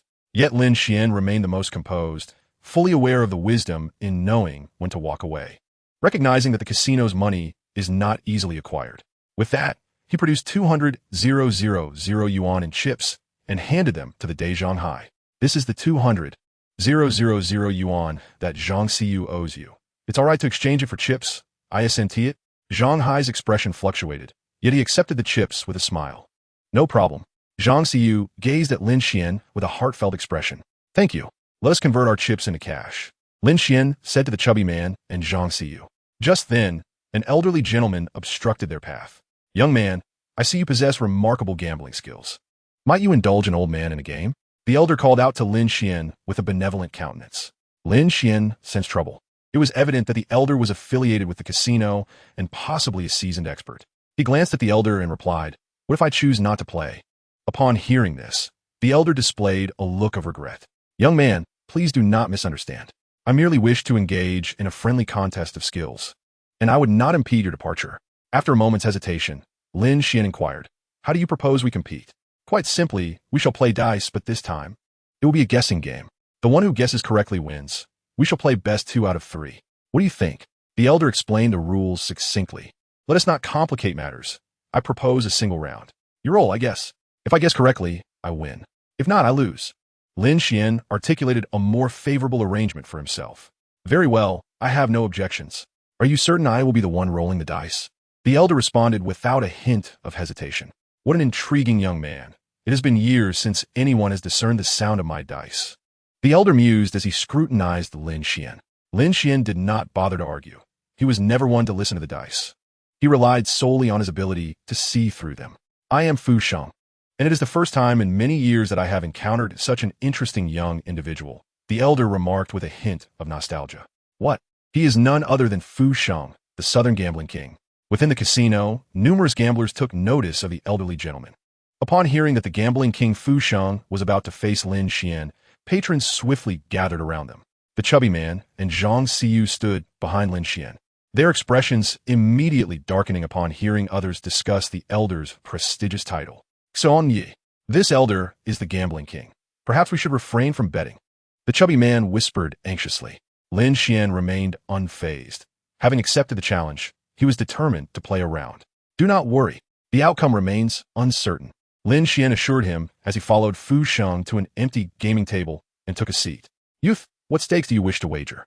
The elder inquired regarding Lin Xuan's preference. Lin Xuan glanced at the chips in the chubby man's possession and replied, Let us wager these 800,000 chips. What do you think? Fu Sheng smiled. Very well, let us proceed as you wish. With a casual gesture, he summoned a waitress clad in a Chong Sam, who brought forth 800,000 chips. Fu Sheng placed the chips on the table. Young man, are you prepared? I shall commence rolling. Do listen closely. Lin Xuan nodded. Fu Sheng rolled up his sleeves, grasped the dice cup, and tossed 3 dice into the air. The cup swiftly descended, and the dice landed inside. The elder employed various techniques, continuously shaking the dice. Surrounding gamblers watched in eager anticipation, their eyes glued to the dice cup, fearful of missing a thrilling moment. Within 10 seconds, the elder forcefully slammed the dice cup onto the table. So, did you discern the numbers? He inquired of Lin Xuan. Lin Xuan's gaze fell upon the dice cup, where his keen perception revealed the presence of 2 dice, positioned side by side, each displaying a solitary die, while a third die lay shattered into fragments. A flicker of surprise crossed Lin Xuan's face, prompting him to involuntarily applaud. Truly, he was a master at gambling. The force exerted on the dice was astonishingly precise. Fu Sheng, upon hearing this, wore a perplexed expression. Could it be that he had discerned the outcome? Before the elder could ponder further, Lin Xuan declared, within the cup, there are 2 ones. The total is 2. Upon hearing Lin Xuan's words, the surrounding gamblers erupted in laughter. Had he lost his senses? With 3 dice, how could one possibly achieve sum of 2? The minimum was 3. Indeed, I had assumed him to be a skilled player, but it seems he is merely a fool. Many onlookers chuckled heartily, shaking their heads in disbelief, convinced that Lin Xuan had undoubtedly erred. However, Fu Sheng, upon digesting Lin Xuan's statement, grew solemn and subsequently unveiled the dice cup. To his astonishment, it contained 2 dice marked with 1s and a shattered die devoid of any dots. I concede. You are quite remarkable, young man. The elder scrutinized Lin Xuan with a curious gaze, as if attempting to unravel the mystery that surrounded him. What? It truly is 2 ones. How can this be? The casino erupted in excitement, utterly captivated by the gambling prowess of the master, and even more so by Lin Xuan's astonishing accuracy. Lin Xuan, with a humble demeanor, rose and bowed to the elder, saying, I appreciate your graciousness, esteemed gambler. He then exchanged a knowing glance with his stout companion. The stout man understood, promptly gathering the chips and arranging for their conversion into cash to be transferred to their card. Subsequently, amidst the astonishment of the crowd, Lin Xuan swiftly departed the casino with his companions, Zhang Xiyu and the stout man. The elder fixed his gaze on Lin Xuan's retreating figure, deep in contemplation. Are we truly allowing him to leave? A young man had appeared beside Fu Sheng, his tone laced with reluctance. The elder shook his head, replying, This young man is not to be underestimated. It would be wise to refrain from provoking him. The young man then turned his attention to Zhang Hai, instructing 2 men clad in black to escort him into a small, dimly lit room. Zhang Hai, pale and trembling, was filled with dread. This fellow brought in the unsuspecting prey, yet he turned out to be a shark. The young man lamented, before following them into the dark room. After leaving the casino, Lin Xuan settled into his car, finally able to relax once he confirmed he was not being followed. Let South leave this place, he decided, driving away. Boss, you are truly impressive. When will you teach me the art of gambling? The stout man inquired, his face brimming with anticipation. Lin Xuan dismissed the notion, stating, You wouldn't be able to grasp it, and I won't teach you. You should refrain from gambling in the future. Very well. The stout man appeared somewhat dejected after hearing Lin Xuan's words. Through the rearview mirror, Lin Xuan glanced at Sun Xiyu and the stout man before checking the time. It was 10:30. He then pulled up outside a fast food restaurant. Let us get something to eat, he suggested to Zhang Xiyu and the stout man. Absolutely. I'm famished. I haven't eaten since yesterday. The stout man suddenly recalled his hunger. I won't join you. Thank you, Lin Xuan. Zhang Xiyu shyly exited the vehicle. The stout man and Lin Xuan exchanged glances but did not deter her. Let us go eat. Lin Xuan encouraged, leading the way. As the words fell, a painful cry of ouch echoed through the air. Lin Xuan turned to see Zhang Xiyu sprawled on the ground. He hurried over, exclaiming, Are you all right? Gently, he assisted her to her feet, only to discover her ankle swollen and bruised, indicating a sprain. You sprained it. Let me take you to the hospital, Lin Xuan said earnestly. No, I can manage on my own, Zhang Xiyu replied, gritting her teeth against the pain as she attempted to move forward. However, after only a few steps, she stumbled again. Lin Xuan quickly caught her, insisting, There's no need to be brave. Let us go to the hospital. Hey, fatty, you go eat by yourself. Lin Xuan called to his friend. Brother Xuan, I lost all my money, Fatty said, looking embarrassed as he turned to Lin Xuan. It dawned on Lin Xuan that Fatty had indeed squandered all his funds. Without hesitation, he transferred 100,000 yuan to Fatty via his phone, advising, if you gamble again, don't expect me to rescue you. Don't worry. I won't disturb your flirting anymore. I'm leaving now, Fatty said, darting into a fast food restaurant. Lin Xuan shook his head and glanced at the blushing Zhang Xiyu, clearing his throat. Don't listen to his nonsense. He is always talking inappropriately. He then scooped Zhang Xiyu into his arms and made his way to the car. Put me down. I can walk myself, Zhang Xiyu protested.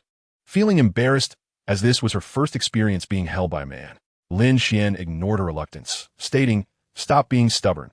Let me take you to the hospital. Unable to escape his grasp, Zhang Xiyu buried her head in Lin Xuan's chest, inhaling the masculine scent emanating from him. Lin Xuan opened the car door and placed her in the back seat. All right, loosen your grip around my neck. Don't you want to get down? Lin Xuan teased. Chapter 19, The 5 Precepts Monk. Lin Xuan brought Zhang Xiyu to the hospital and secured an appointment with the orthopedics department. Let me carry you to the consultation, he offered. This time, Zhang Xiyu did not resist, wrapping her arms around Lin Xuan's neck in compliance. Lin Xuan felt a hint of intimacy. With such beauty in his arms, claiming to feel nothing would be unmanly. Carrying her, he ascended to the 3rd floor effortlessly, thanks to his cultivation in the human origin realm, feeling no fatigue whatsoever. While waiting in the orthopedic consultation area, they observed 2 numbers ahead of them. Look at them, carrying their girlfriend right up. You're such a weakling. You can't even carry me, a plump girl remarked, watching Lin Xuan ascend the stairs with Zhang Xiyu, enviously chastising her boyfriend beside her. Zhang Xiyu, nestled in Lin Xuan's embrace, felt her cheeks flush crimson as she stole a glance at him before shyly looking down. After a few minutes in the waiting area, Zhang Xiyu's number was finally called. Doctor, she has sprained her ankle. Could you take a look? Lin Xuan carried Zhang Xiyu inside. The doctor, an elderly traditional Chinese medicine practitioner, glanced at Zhang Xiyu and instructed, lay the patient on the bed. I need to check for fractures. Lin Xuan quickly interjected, she doesn't have any fractures. It's just a ligament strain. Have you conducted an examination? The doctor responded, puzzled.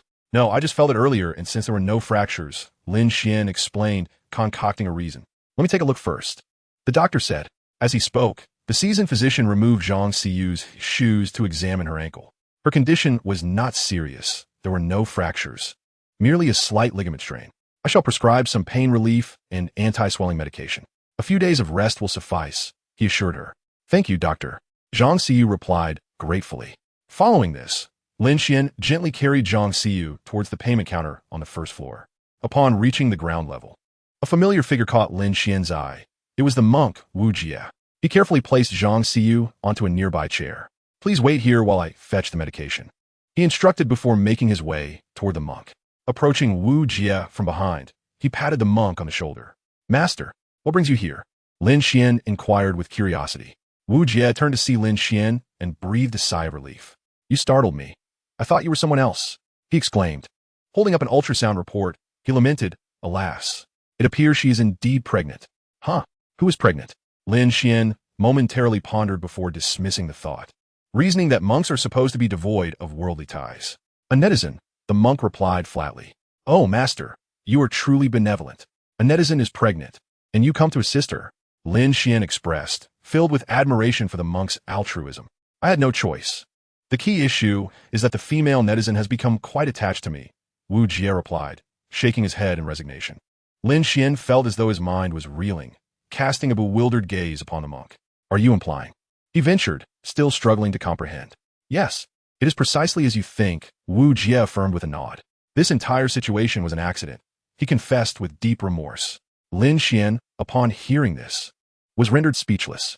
What do you plan to do now? He asked quietly. Did I not earn 500,000 from you? I intend to give her some money, so she can marry a good man, the monk stated earnestly. She agreed to this? Lin Xuan's jaw dropped in disbelief. The monk's perspective seemed rather skewed. We are still discussing the matter. What are you doing here? Wu Jie inquired, his gaze fixed on Lin Xuan. I am merely accompanying a friend to collect some medicine, Lin Xuan replied, glancing toward Zhang Xiyu. Oh, I see. We are kindred spirits, the monk remarked knowingly. No, it is not as you think, Lin Xuan quickly refuted. For some reason, I sense a familiar aura about you, Wu Jie mused, scrutinizing Lin Xuan with uncertainty. What aura? Lin Xuan thought to himself, wondering if it could be the scent of a human essence. I cannot quite articulate it. Let us change the subject. Do you still desire antiques? Wu Jie inquired.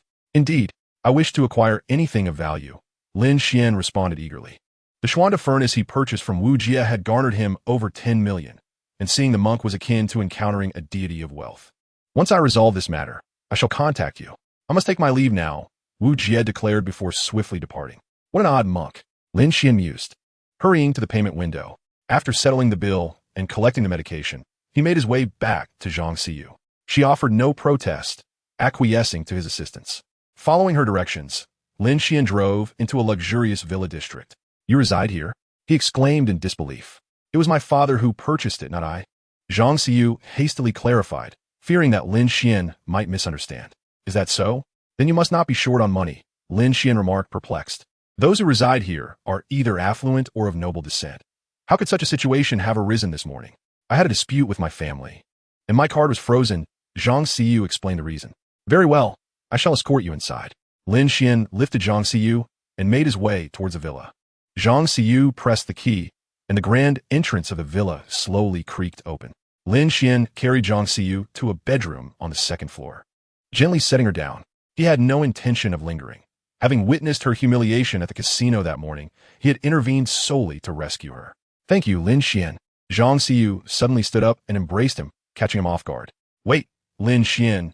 Don't leave just yet, she said as she drew the curtains. Chapter 20. The Controversial Painting. Time flew by, and Lin Xuan experienced the transformation from boyhood to manhood. The following morning, upon awakening, he found Zhang Xiyu seated at the head of the bed, gazing at him in a daze. Upon noticing his awakening, Zhang Xiyu beamed a smile. You're awake?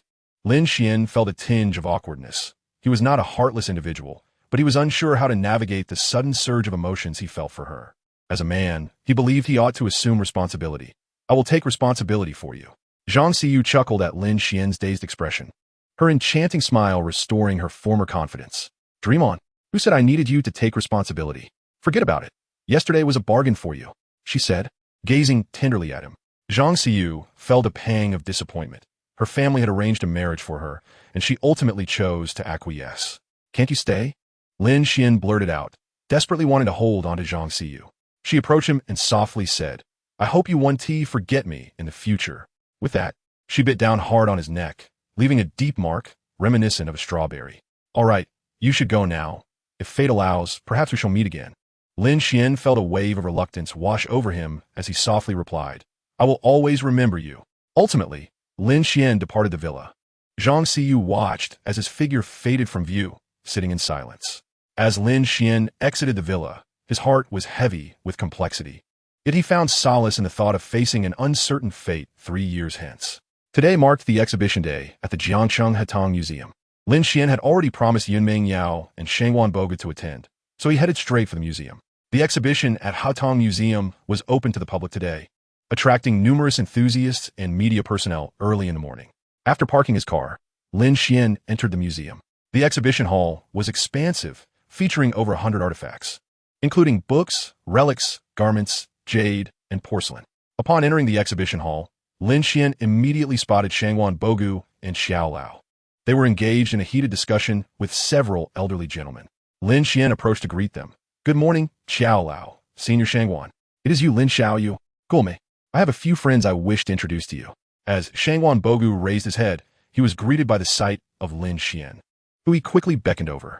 Old Xiao also shifted his gaze to Lin Xuan, saying, Young friend, you have arrived just in time. We are currently deliberating upon this painting. Do come take a look. The two elderly men nearby exhibited surprise, as it was the first time they witnessed these two old gentlemen displaying such courtesy toward a young individual. One elder could not help but inquire, Old Xiao, who is this young man? Elder Jiang, Elder Yun. This is precisely the person you wish to meet. Old Xiao replied with a smile, engaging in conversation with the two elders. Is he the young man who discerned the authenticity of the jade vase? Elder Jiang asked. Indeed, this is Lin Xuan. Old Xiao confirmed with a nod alongside Shangwan Bogu. Lin Xuan, allow me to introduce you to Elder Jiang, a towering figure in the realm of calligraphy and painting. Lin Xuan observed Elder Jiang, who donned a Zhongshan suit and appeared to be around 70 years of age. Yet, he exuded vitality, his deep-set eyes radiating calmness, imparting a sense of stability. Greetings, Elder Jiang. It is a pleasure to meet you. Lin Xuan approached and extended his hand for a shake. Elder Jiang grasped Lin Xian's hand, exclaiming, "I never imagined you would be so youthful. Truly remarkable." Following this, Old Xiao introduced Elder Yun to Lin Xian. "This is Elder Yun, the grandfather of Miss Yun." Lin Xian regarded the frail elder before him with a hint of surprise, sensing an unusual energy emanating from within Elder Yun. Before he could ponder further, Elder Yun took Lin Xian's hand and said, "Lin Xian, I cannot thank you enough. You saved my granddaughter Yingying, and I have yet to express my gratitude. It was merely a small act, no need for thanks. Especially since Miss Yun has also allowed me to earn a considerable sum." Lin Xian replied modestly. "That does not count. The violet jadeite you uncovered certainly warrants a proper appraisal fee," Elder Yun stated earnestly. "What? Violet jadeite?" The crowd gasped, inquiring further about the specifics from Elder Yun. Elder Yun then recounted the incident of his granddaughter Yun Mengyao and Lin Xian's venture into stone gambling, where they fortuitously unearthed the violet jadeite. After hearing the tale, the elderly men were astonished. Their interest in Lin Xian's capabilities piqued even further.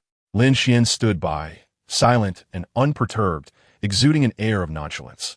At that moment, Old Xiao relayed another piece of information, recounting how he had acquired the Xuan furnace through Lin Xian and later sold it to himself. The elderly men's gazes towards Lin Xian transformed, ignited with fervor. Noticing their intense interest, Shangwan Bogu felt a twinge of embarrassment and quickly said, "Lin Xian, come. Let us examine this contentious piece of calligraphy and painting. We would greatly appreciate your insights. Indeed, let us hear Lin Xian's perspective, so we may avoid endless debate." The elders concurred. Lin Xian found himself reluctantly positioned before a 100 by 70 centimeters piece of calligraphy and painting.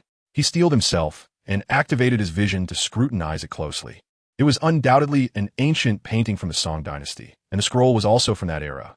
Lin Xian discerned inconsistencies and inquired, "May I ask how you esteemed elders perceive this painting?" Shangwan Bogu replied, "Old Xiao, and I believe this painting to be authentic, while Elder Jiang thinks it to be a forgery, and Elder Yun is uncertain. Therefore, we seek your thoughts." Elder Jiang truly is a titan in the world of calligraphy and painting. Lin Xian acknowledged Jiang's viewpoint, concluding that the painting was indeed a counterfeit. "What? Do you also believe this painting to be a forgery?" Elder Jiang's gaze swiftly fell upon Lin Xian. "Oh, young friend, do share your reasoning." Old Jiang, intrigued, encouraged Lin Xian to continue. Based on the scroll and painting style, it was indeed a work from the Song dynasty. However, the artistic technique diverged significantly from that of the renowned Song painter, Li Cheng. Li Cheng's works are characterized by their concise brushwork, a sparse yet atmospheric quality, and a preference for light ink, with the portrayal of mountains and rocks reminiscent of swirling clouds. In stark contrast, this painting employed bold ink rendering, displaying grand and sweeping strokes. Although it bore some semblance to the Song aesthetic, it was not reflective of Li Cheng's style. Lin Xian concluded his analysis. "Indeed, young Lin has a discerning eye. It appears we old fellows are losing our touch." The group jested. The elderly listeners, having absorbed Lin Xian's explanation, expressed their approval and admiration for him. Old Jiang sighed, lamenting his inept grandson, who had once again been deceived. "Pray tell, who purchased this painting?" Lin Xian inquired further. "Forgive me for the embarrassment, but it was my grandson, Jiang Zai, who paid $1 million for it," Old Jiang admitted, his face flushed with shame, reflecting on how a master of calligraphy and painting could raise such a gullible descendant. "$1 million? I deem it quite worthwhile," Lin Xian remarked as he scrutinized the scroll. Chapter 21. The Unity of Truth and Falsehood. Upon hearing Lin Xian's statement, Old Jiang displayed a look of confusion. "Young friend, what do you mean? Is there some hidden mystery in this painting?" Instead of responding, Lin Xian removed the painting from its display and laid it flat on the table. Addressing Old Jiang, "This painting conceals a secret." "Oh, what secret?" Old Jiang asked, puzzled. Lin Xian replied, "I require a knife. I must cut the painting to uncover its truth." Without hesitation, Old Jiang summoned a staff member to bring a small knife, which he then handed to Lin Xian. "Please proceed, young friend." Lin Xian accepted the knife, laid the scroll flat on the table, and began to carefully slice along the edges of the blank paper and silk. His actions drew the attention of reporters and broadcasters, and many art aficionados gathered around, puzzled as to why Lin Xian would destroy this landscape painting. In an instant, Lin Xian became the focal point of the gathering. With unwavering focus, Lin Xian's gaze remained fixed on the artwork, his attention wholly devoted to the blade. As he trimmed the excess paper from the edges with precision, Completing this task in one fluid motion, he set down the knife and flipped the nameless landscape painting over. He then sprinkled some water on it, gently tearing away the top layer of paper. To everyone's astonishment, Lin Xuan did not cease there. He peeled away another layer, eliciting excitement from old Jiang and the others. There is indeed another painting concealed within, old Jiang exclaimed with fervor. Reporters and broadcasters swiftly directed their cameras toward Lin Xuan, who meticulously revealed the hidden artwork layer by layer. The revelation of a second painting within an ordinary piece was nothing short of extraordinary. A crowd gathered, buzzing with curiosity and amazement. Soon, the two paintings were completely separated, and Lin Xuan exhaled in relief, smiling at old Jiang. Do you see, old Jiang? Was the million not worth it? Old Jiang, visibly elated, gazed at the concealed artwork. 1 million? I would say it is worth 10 million. This is a work by the Tang Dynasty artist Li Xiaodao. Elder Xiao, Shangwan Bogu, and Elder Yun also approached, eager to examine this masterpiece closely. Indeed, it is the exquisite snow scene landscape painting by the renowned Tang Dynasty artist Li Xiaodao. Its grandeur far surpasses the copied work displayed outside. I am profoundly grateful to you, Lin Xuan. Without your keen insight, this masterpiece might have remained forever hidden from view. Elder Jiang expressed his heartfelt gratitude towards Lin Xuan. It truly opens our eyes, even for us antiquarians. Elder Qiao remarked with self-deprecating humor. A female journalist, astutely capturing this significant news, approached Elder Jiang with her microphone, inquiring, Director Jiang, I am Yi Qian from Jiangcheng. Could you enlighten us about this painting? Acknowledging the presence of the press, Elder Jiang composed himself and responded, This painting, concealed within a counterfeit, is indeed the work of the illustrious Tang Dynasty painter Li Xiaodao.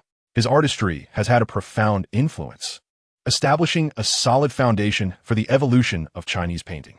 This piece can be regarded as a national treasure. Elder Jiang's words astonished everyone present, igniting a wave of excitement. Journalist Yi Qian, equally exhilarated, continued her inquiry. Director Jiang, could you provide an estimate of this painting's value, so that those of us unfamiliar with antiques may comprehend its worth? After a brief moment of hesitation, Elder Jiang replied, Artifacts are priceless. However, if I must assign a value, its worth should be no less than 50 million. Yi Qian's expression transformed into one of astonishment as she pressed further. Director Jiang, what are your plans for this painting? Elder Jiang glanced at Lin Xuan and said, This time, I owe a debt of gratitude to Lin for his assistance. Without his perceptive insight, it might take another millennium for anyone to uncover the secrets of this painting. I would like to inquire about Lin Xian's opinion regarding its fate. Yi Qian directed her microphone towards Lin Xuan and asked, Mr. Lin, how did you discover that there was a painting concealed within the layers? Lin Xuan scratched his head and explained, This painting felt thicker to the touch than ordinary silk, and the scroll is crafted from rosewood, indicating its significance. Thus, I suspected there was another painting within. What do you think would be the best course of action for this painting? Lin Xuan responded calmly. This is Elder Jiang's painting. I merely aided in its discovery, so this question should be directed to him. Elder Jiang, recognizing the painting's immense value, promptly secured Li Xiaodao's work and hurried towards the museum safe. At that moment, Yun Mengyao suddenly appeared beside Elder Yun, affectionately declaring, Grandpa, I told you Lin Xuan is remarkable. Now you believe me, don't you? Elder Yun, seated comfortably, looked at his granddaughter with fondness. Indeed, my granddaughter possesses far better judgment than this old man. Hearing her grandfather's praise, Yun Mengyao beamed with joy akin to a little rabbit and approached Lin Xuan. Lin Xuan, you're impressive. How is it that you are so clever? She complimented. Lin Xuan naturally refrained from revealing his ability to see through things. Lin Xuan, why is your neck red? Yun Mengyao asked suspiciously. Realizing what she meant, Lin Xuan awkwardly coughed and replied, I was accidentally bitten by a mosquito. Not overly concerned. Yun Mengyao took Lin Xuan's hand and said, Come on, let me show you the exhibition in detail. Without waiting for Lin Xuan's consent, she eagerly pulled him along. Alas, my granddaughter lacks even the slightest semblance of a refined lady. Old Yun, you must keep a watchful eye on her. She seems quite taken with Lin Xuan, remarked Shangwan Bogu with a smile. As for the affairs of the young, let them be. I can no longer intervene, replied old Yun, clearing his throat. His health not in the best of conditions. Yun Mengyao guided Lin Xuan through the exhibition hall. Noticing the absence of others around them, Lin Xuan inquired softly, What ailment afflicts your grandfather? How has he come to this state? I am uncertain. The cause of his illness remains undetermined, Yun Mingyao responded, her mood heavy at the mention of this topic. Can the hospitals not discern the issue? Lin Xuan's curiosity was piqued, as he sensed a pure energy emanating from old Yun, more pristine than jade or emerald. Despite consulting every hospital, the root of the illness eluded diagnosis, and an abundance of tonics had failed to reverse the process of aging, Yun Mingyao said, her gaze cast downward. Lin Xuan fell into contemplation, offering a comforting remark. Do not fret too much. I believe a solution will present itself. Perhaps, Yun Mingyao replied, her hopes not overly high. For the family had labored for a decade to no avail in resolving old Yun's stubborn malady. Maybe I can assist in examining him, Lin Xuan suddenly suggested. Yun Mingyao was astonished. Do you possess medical knowledge? Well, I know a bit, having learned some arcane arts. Lin Xuan fabricated an explanation. Is that truly feasible? Yun Mingyao expressed skepticism. Let us give it a try. There is little to lose if it does not work, Lin Xuan replied with a smile. Chapter 22. The Unnamed Painting. Under Yun Mingyao's guidance, Lin Xuan spent half the day at the exhibition hall. Why are so many people gathered ahead? Shall we go take a look? Yun Mingyao inquired with curiosity, tugging at the hem of Lin Xuan's clothing to urge him forward. Miss Yun, please take care. Lin Xuan sighed, for he preferred to avoid crowds, yet found himself compelled to follow her. As they approached, they beheld numerous individuals peering through magnifying glasses at the calligraphy and paintings displayed in the glass cases. Excuse me, why are you all so fixated on this painting? Yun Mingyao asked a nearby young man. Upon recognizing her beauty, the young man, undeterred by her inquiry, lowered his magnifying glass and replied, We are searching for the artist of this painting. There is a reward of 5 million. A reward of 5 million? Such a sum? Even a young lady from a prestigious family was taken aback. Indeed, 5 million. Enough to last a lifetime, the man exclaimed excitedly. At that moment, Shangwan Bogu and Elder Qiao also arrived before the painting. Elder Qiao turned to Lin Xuan and said, Young friend Lin, I presume you are not familiar with this artwork? Lin Xuan glanced at the painting and shook his head. I must admit, I do not know much about it. Seeing Lin Xuan's response, Elder Qiao continued, This painting is titled Journey Through Mountains and Rivers, measuring 2 meters in height and 1 meter in width. The main feature of the piece is the imposing mountain range, majestic and awe-inspiring. The summit is lush with verdant foliage, while a waterfall cascades like a thread deep within the valley. Below the peaks, massive rocks jut out and trees stand tall. In the foreground, a stream rushes by, with a caravan of merchants transporting goods along the mountain path, lending vitality to the tranquil forest. Indeed, this painting exudes grandeur. Standing before it feels akin to facing Mount Tai, imparting a sense of being immersed in its splendor, Lin Xuan marveled. Indeed, this painting has been hailed by numerous artists as the quintessential masterpiece of Song Dynasty art. Old Qiao added. Lin Xuan, taken aback, could hardly believe the painting's exalted acclaim. At that moment, Shangwan Bogu spoke up. This artwork, titled Traveling Through Mountains and Rivers, not only showcases exceptional artistic techniques, but also conveys 3 profound insights on life. Were those 3 insights? Lin Xuan inquired with intrigue. Young friend, direct your gaze to the lower right corner of the painting, where merchants transport goods, featuring 2 bare-chested men and a donkey laden with burdens. They are weighed down by the pressures of life, heads bowed, resembling the ordinary masses, though myriad paths lie before them. They remain shackled by fate. Lin Xuan sighed, recognizing a reflection of his former self, toiling daily with no end in sight. Indeed, what the esteemed Shangwan said holds true. And what a second insight. Shangwan Bogu continued. The second layer is represented by the monk on the left, who is poised to carve a path through the dense forest, traversing mountains to reach the temple on the far right of the painting. Though the road remains unclear, he ardently pursues spiritual enlightenment. This symbolizes the relentless quest for ideals throughout one's life. Yes, perhaps one may never reach the shores of their aspirations. Yet one must continue to forge ahead. Lin Xuan mused, contemplating whether he could attain the celestial realm in 3 years. The third insight is epitomized by standing atop a lofty mountain, experiencing the supreme will of the universe. This realm is often unattainable for many, destined to be revered by others. Lin Xuan expressed his admiration for the painting, remarking, The artwork employs perspectives of overlooking, eye level, and upward gazing to depict these 3 realms, reflecting the artist's understanding of life. Indeed, it is a pity that the author remains unidentified.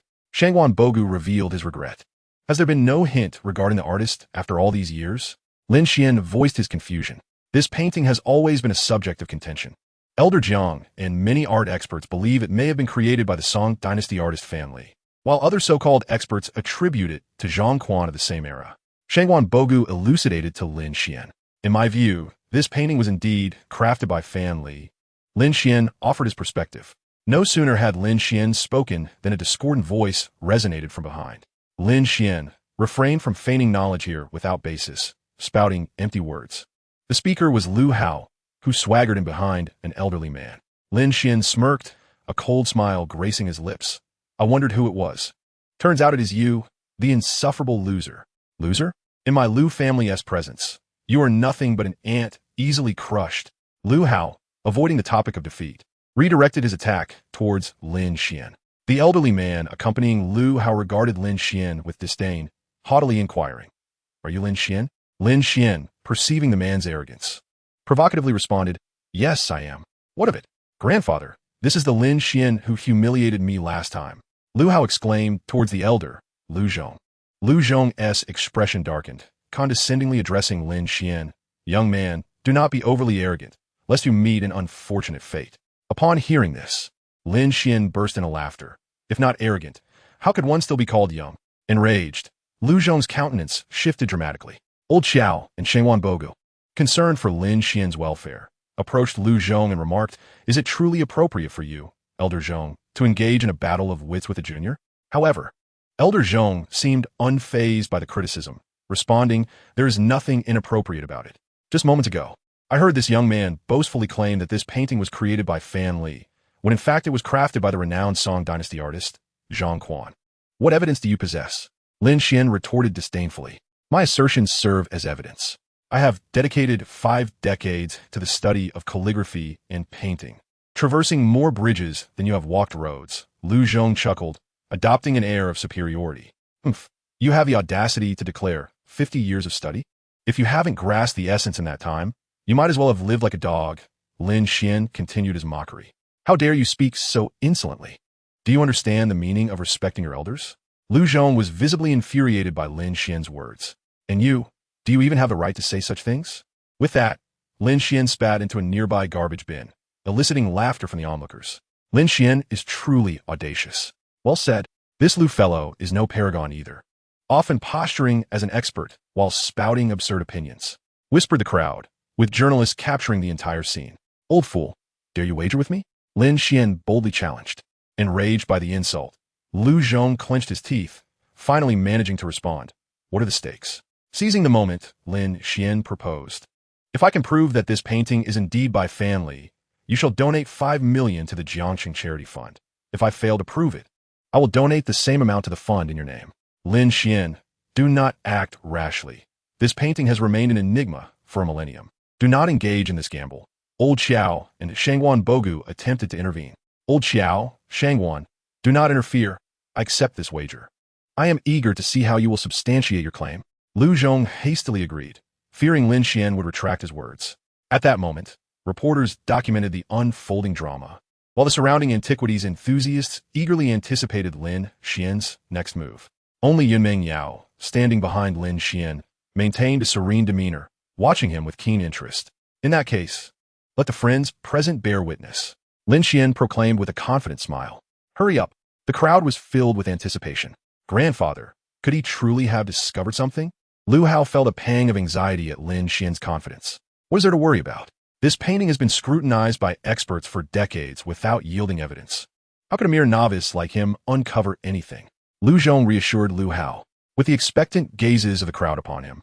Lin Xuan pointed directly at a leaf in the lower right corner of the landscape painting. "The answer lies here." Such theatrics. Lu Zhong glanced at the spot Lin Xuan indicated, finding nothing exceptional. "If you cannot perceive the truth, how can you claim to be an expert?" Lin Xuan chided, shaking his head.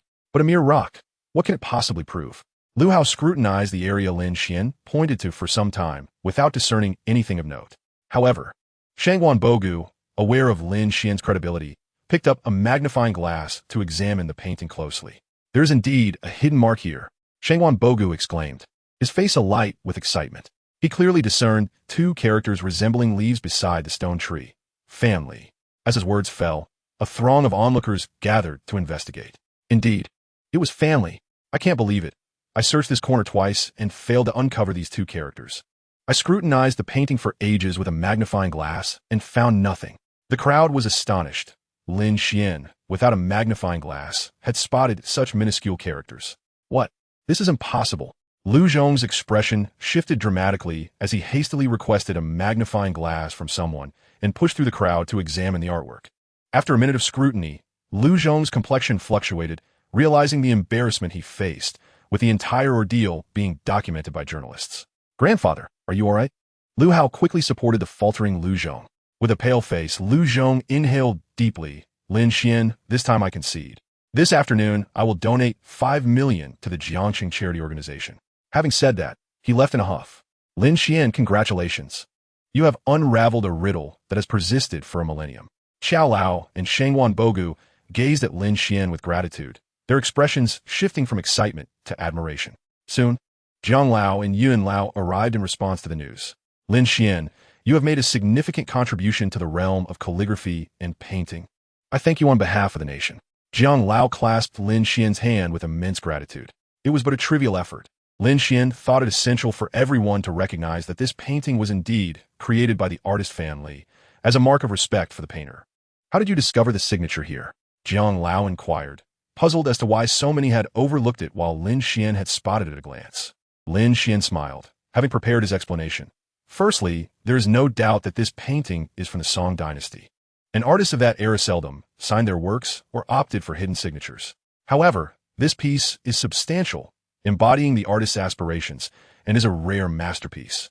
Hence, it is improbable for the artist to have failed to leave his unique mark. I deduced that the signature must be concealed within the painting. So I chose to investigate the overlooked areas, and indeed I found a clue. Upon reflecting on this, the crowd agreed with his reasoning. Congratulations, Lin Xuan. You have identified the author of the first painting of the Song dynasty. The 5 million prize will be awarded to you shortly. Zhang Lao beamed with delight. Thank you. Zian Lao. Lin Xuan, how fortunate you are. Were it not for my invitation, you might not have earned 5 million. Yin Ming, Yao pouted playfully at Lin Xuan. Indeed, it's all thanks to you. You are a bringer of wealth, Lin Xuan joked. No problem. Lin Xuan readily agreed. As a token of my appreciation, I wish to present you with a gift, Zhang Lao said, leading Lin Xuan along. Come, I will take you to my treasure vault. With that, Zhang Lao guided everyone toward his cherished collection. Lin Xuan, you have struck it rich. Zhang Lao possesses numerous valuable items. Shengwan Bogu expressed his envy. Following Zhang Lao, they descended to the hidden chamber on the first floor. With Zhang Lao's facial recognition, a heavy iron door gradually opened. Let us go. Zhang Lao led the way, and the crowd followed with keen interest. Deep within the chamber, there was another door, which Zhang Lao unlocked with a key, revealing a room filled with antiquities and curios. This is a collection I have amassed over the years, some acquired from auctions, others discovered by serendipity, Elder Jiang introduced with a smile. Lin Xuan, feel free to select any item here. Consider it a gift from me, Elder Jiang cheerfully offered. What? Choose freely? Since when did you become so generous, Elder Jiang? Shengwan Bogu expressed disbelief, as if encountering Elder Jiang for the first time. Lin Xuan, you must cherish this opportunity. Elder Jiang's possessions are truly invaluable. Xiao Lao hinted to Lin Xuan not to decline. Seeing Elder Jiang's sincerity, Lin Xuan felt it inappropriate to refuse and bowed respectfully. Thank you, Elder Jiang. I shall select one. Choose without hesitation. Take whatever you fancy. Elder Jiang encouraged Lin Xuan to pick freely. Lin Xuan activated his perspective ability and scanned a room filled with antiques, including renowned paintings from the Song dynasty, ancient jade artifacts, and exquisite calligraphy. He confirmed the authenticity of these items, but found himself at a loss on which to choose. Just as he hesitated, he noticed an unassuming ring tucked away in a corner. Upon closer inspection of the ring's design, Lin Xuan's expression shifted to one of excitement. This ring bore a striking resemblance to the one given to him by the mysterious elder, both adorned with a common human symbol, though differing in color. His was emerald green, while this one was a deep ebony. Lin Xuan hurriedly approached and picked up the ebony ring, then inquired of Elder Jiang, what material is this ring made of? Surprised that Lin Xuan had chosen such an inconspicuous ring over other treasures, Elder Jiang explained, this ring was discovered during an expedition in a desert ruin. I have yet to determine its material, It does not appear to be natural, rather synthetic. A desert ruin? Lin Xuan's curiosity was piqued. It was found while researching the reasons behind the downfall of the ancient Rakshasa kingdom at a palace site within a desert. The ring holds little value and may merely be a discarded item from other researchers. Lin Xuan, perhaps you should select something else. However, Lin Xuan sensed the ring was extraordinary, particularly as he discovered that his perspective ability had inexplicably failed to penetrate its essence. Elder Jiang, I am quite fond of this ring. I shall choose it, Lin Xuan declared, slipping the ring onto his finger, which fit perfectly. The others observed Lin Xuan's decision without further persuasion. Well, if it pleases you. Elder Jiang assumed Lin Xuan was too shy to choose one of his more precious artifacts. Thus, he presented Lin Xuan with a piece of raw Hetian jade. This Hetian jade is from the northern regions. Consider it a gift as well. Lin Xuan found it difficult to refuse and quickly expressed his gratitude. Thank you, Elder Jiang. As the group departed from Elder Jiang's private chamber, they noted the time and, realizing it was late morning, began to take their leave. Elder Jiang, preoccupied with the upcoming exhibition at the Hetong Museum, did not attempt to retain them. Lin Xuan, what about that meal you promised me? Yin Meng Yao inquired. Lin Xuan politely declined. Let us discuss it once the prize money arrives. I have matters to attend to this afternoon, so I shall take my leave now. After bidding farewell to Yun Lao, Shengwan Bugua, and Xiao Lao, Lin Xuan exited. Chapter 24. The Mystery of the Ring. He removed the black ring from his left index finger and examined it closely. Strange, it truly cannot be perceived. Lin Xuan muttered to himself. He believed this ring to be extraordinary.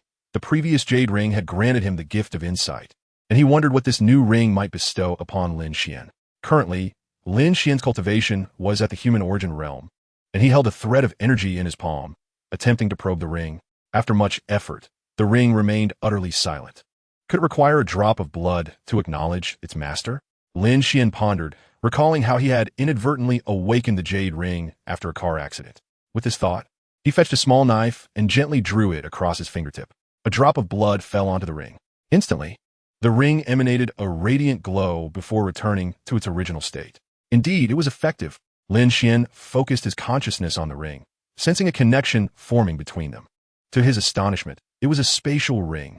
With a mere thought, he was able to glimpse the interior, which appeared to encompass roughly 5 cubic units of space, revealing a book nestled in one corner. As he concentrated, the book floated into Lin Xuan's hands. How marvelous! It was truly a spatial ring. Lin Xuan was elated, never having anticipated the existence of such artifacts in this world. If spatial rings existed, why had they remained unknown to the masses? A multitude of questions swirled in Lin Xuan's mind. He was uncertain of his own identity and whether other extraordinary beings existed. Setting aside his doubts, Lin Xuan focused on the book in his hands, an ancient tome with the title Chongxing Ju inscribed upon its cover. Upon opening it, a golden light suddenly pierced his mind, causing excruciating pain. This was dire. Lin Xuan spat out a mouthful of blood. He quickly shut his eyes and closed the book, allowing the pain to gradually subside. After some time, Lin Xuan opened his eyes, wiped the blood from the corner of his mouth, and dared not to gaze upon the Chongsheng Ju again. A wave of fear washed over him. Had he not practiced the celestial eye technique, he would have succumbed to that overwhelming pressure. With his current strength, he was utterly incapable of comprehending the profound wisdom contained within the tome. Remarkably, this was a manifestation of spatial existence. Lin Xuan was overjoyed. At that moment, a text notification chimed on his phone. 7 million received. He immediately surmised it was the final payment for the Xuanda furnace from Elder Qiao. Upon checking, he found his account balance exceeded 17 million, filling him with delight. Gazing at such an amount, his first thought was to procure some jade stones, as this pertained to his fate. Rather than visiting a jewelry store where the jade was already processed, yielding little value for his cultivation, Lin Xuan drove directly to the largest rough stone trading center in Jiangxing. Here, the transactions did not require bidding. Prices were clearly marked, though generally high, and the potential for uncovering jade relied solely on the buyer's discernment. As Lin Xuan entered the trading center, he was greeted by the hum of a large stone-cutting machine in operation. A stone cutter was working on a roughly 10-kilogram rough stone, surrounded by a throng of onlookers. With a single cut, the machine halted, and a chorus of sighs filled the air. The cut revealed no valuable jade, prompting the crowd to shake their heads and disperse. Lin Xuan activated his X-ray vision and gazed towards the pile of discarded stone remnants, only to discover a deep green jade nestled amidst the refuse. A surge of joy coursed through him as he turned to the stone cutter and inquired, "Master, is this waste for sale?" The stone cutter looked up, astonished, and replied, "Are you certain you want this pile of refuse, young brother?" "Indeed," Lin Xuan affirmed with a nod. "No way, payment is a must. How much for this piece?" As he spoke, Lin Xuan retrieved the jade-containing stone from the debris. The stone cutter chuckled, surprised to encounter someone so adamant about paying, and casually suggested, "You can give me 20. Lin Xuan pulled out 100 from his pocket and said, "Master, I have no change. You can keep the 100. The master, taken aback, smiled as he tucked the money away. Next, Lin Xuan produced 200 more and handed it to the master, saying, "Master, please make a cut for me." The master, looking at Lin Xuan with disbelief, said, "Are you out of your mind? This is all previously cut material. Do you really think there is treasure here?" Lin Xuan remained undeterred, insisting, "Let me experience the joy of cutting stone." The master reluctantly accepted the 200, glancing around to ensure no one was watching, before agreeing. "All right, but don't regret it." This was the first time the stone cutter had worked on leftover scraps, fearing ridicule from others. As he placed the scrap on the machine, a voice called out, "They're cutting stone again." Instantly, a crowd gathered. The master, his face flushed with embarrassment, hurriedly explained, "This is not raw stone. I'm merely helping this young brother cut some scraps." Everyone disperse. Laughter erupted among the onlookers, with seasoned veterans teasing the stone cutter for misleading the youth into cutting scraps. Lin Xuan quickly stepped forward to clarify, "Please do not misunderstand. I insisted on cutting this piece, and it has nothing to do with this master." "You heard that? It wasn't my idea," the stone cutter hastily added. A man nearby cautioned Lin Xuan, "Are you sure you aren't being swindled?" Lin Xuan shook his head, affirming, "I have the money. I voluntarily wish to cut this piece." "I know you have money. You're one of those naive, wealthy types, aren't you?" the man remarked, re-evaluating Lin Xuan. Lin Xuan, uninterested in further explanation, urged, "Master Lu, please proceed with the cut." Observing Lin Xuan's obstinacy and disregard for the crowd's advice, someone exclaimed, "He won't be convinced until he faces the consequences. Master Lu, since he insists, go ahead." With that, Master Lu activated the machine and made the cut. Under the sunlight, a brilliant green light emanated, astonishing everyone. "What? There's jade." Both Master Lu and the man who had tried to dissuade Lin Xuan were left gaping in disbelief, their mouths agape as if they could fit 2 eggs inside. Is this even possible? Chapter 25, Spending Money Like Water. Lin Xuan calmly regarded the radiant green light in Master Lu's hands, a hint of regret crossing his face as he remarked, "What a pity, it's too small." "What?" The man who had previously cautioned Lin Xuan nearly fainted upon hearing his words. "What is your name, young brother?" Master Lu inquired. "My name is Lin Xuan." Lu Yidao gazed at Lin Xuan with envy. "Brother Lin, it appears you've struck gold. This piece of jadeite is of commendable quality, nearly the size of a pigeon's egg, and its worth must be in the realm of several 100,000. Upon finishing his words, Lu Yidao severed the waste material and handed the vibrant jadeite to Lin Xuan. "Thank you." Lin Xuan joyfully accepted the jade, expressing his gratitude towards Lu Yidao. The onlookers revealed expressions of admiration. It was the first time in many years that anyone had heard of someone discovering jadeite among waste materials. Lin Xuan, having secured the jadeite the size of a pigeon's egg, ventured deeper into the realm of raw stone trading. "This lad is quite remarkable. He has fortuitously acquired several 100,000 without letting it go to his head." Lu Yidao remarked, "I'll take this heap of waste. Name your price." The speaker was the same man who had earlier advised Lin Xuan against being deceived. Upon hearing this, Lu Yidao promptly declared, 30 yuan per piece. Choose as you wish." As soon as the words left his mouth, the onlookers surged forward in a frenzy. "This is mine. No, this belongs to me. Please, everyone, let us select the waste materials in an orderly fashion." Meanwhile, Lin Xuan had arrived at the raw stone trading center, surveying several stones, only to find the prices exorbitantly inflated, leading to inevitable losses. After walking 100 meters further, he noticed a crowd gathered, seemingly engrossed in examining a raw stone. Approaching the throng, he discovered a large black raw stone weighing approximately 200 jin, marked at 10 million. This sizable stone was a gamble for the common person, given the substantial risk involved, which perhaps explained why it remained unsold. Although some color was visible within the stone, its surface bore numerous cracks. Despite the presence of exquisite spring colors, the depth of the stone's hue remained uncertain. This stone is far too expensive, a price tag of 10 million. Indeed, the risk is considerable. Even after a month, it is unlikely anyone will purchase it. The The crowd murmured among themselves, their interest waning upon seeing the price. With a flicker of thought, Lin Xuan activated his X-ray vision, scrutinizing the stone intently. To his surprise, he found that 2/3 of the raw stone consisted of jadeite. Consequently, Lin Xuan stepped forward and inquired, "Whose raw stone is this? I am interested." Upon hearing his voice, the crowd's gaze swiftly turned towards Lin Xuan. Although his tone was not loud, it resonated with clarity. Curiosity and intrigue filled the air regarding this young man, who appeared to be from a wealthy family. "Sir, this raw stone belongs to our Lu family." A young woman named Lu Qing approached excitedly, smiling at Lin Xuan. "This raw stone is 10 million, correct?" Lin Xuan assessed the stone while confirming the price. "Yes, it is not for sale below 10 million. Lu Qing replied with a hint of resignation. The price had been set by her grandfather, and despite the month that had passed, no one had shown interest. "All right, I'll buy it," Lin Xuan declared without a moment's hesitation.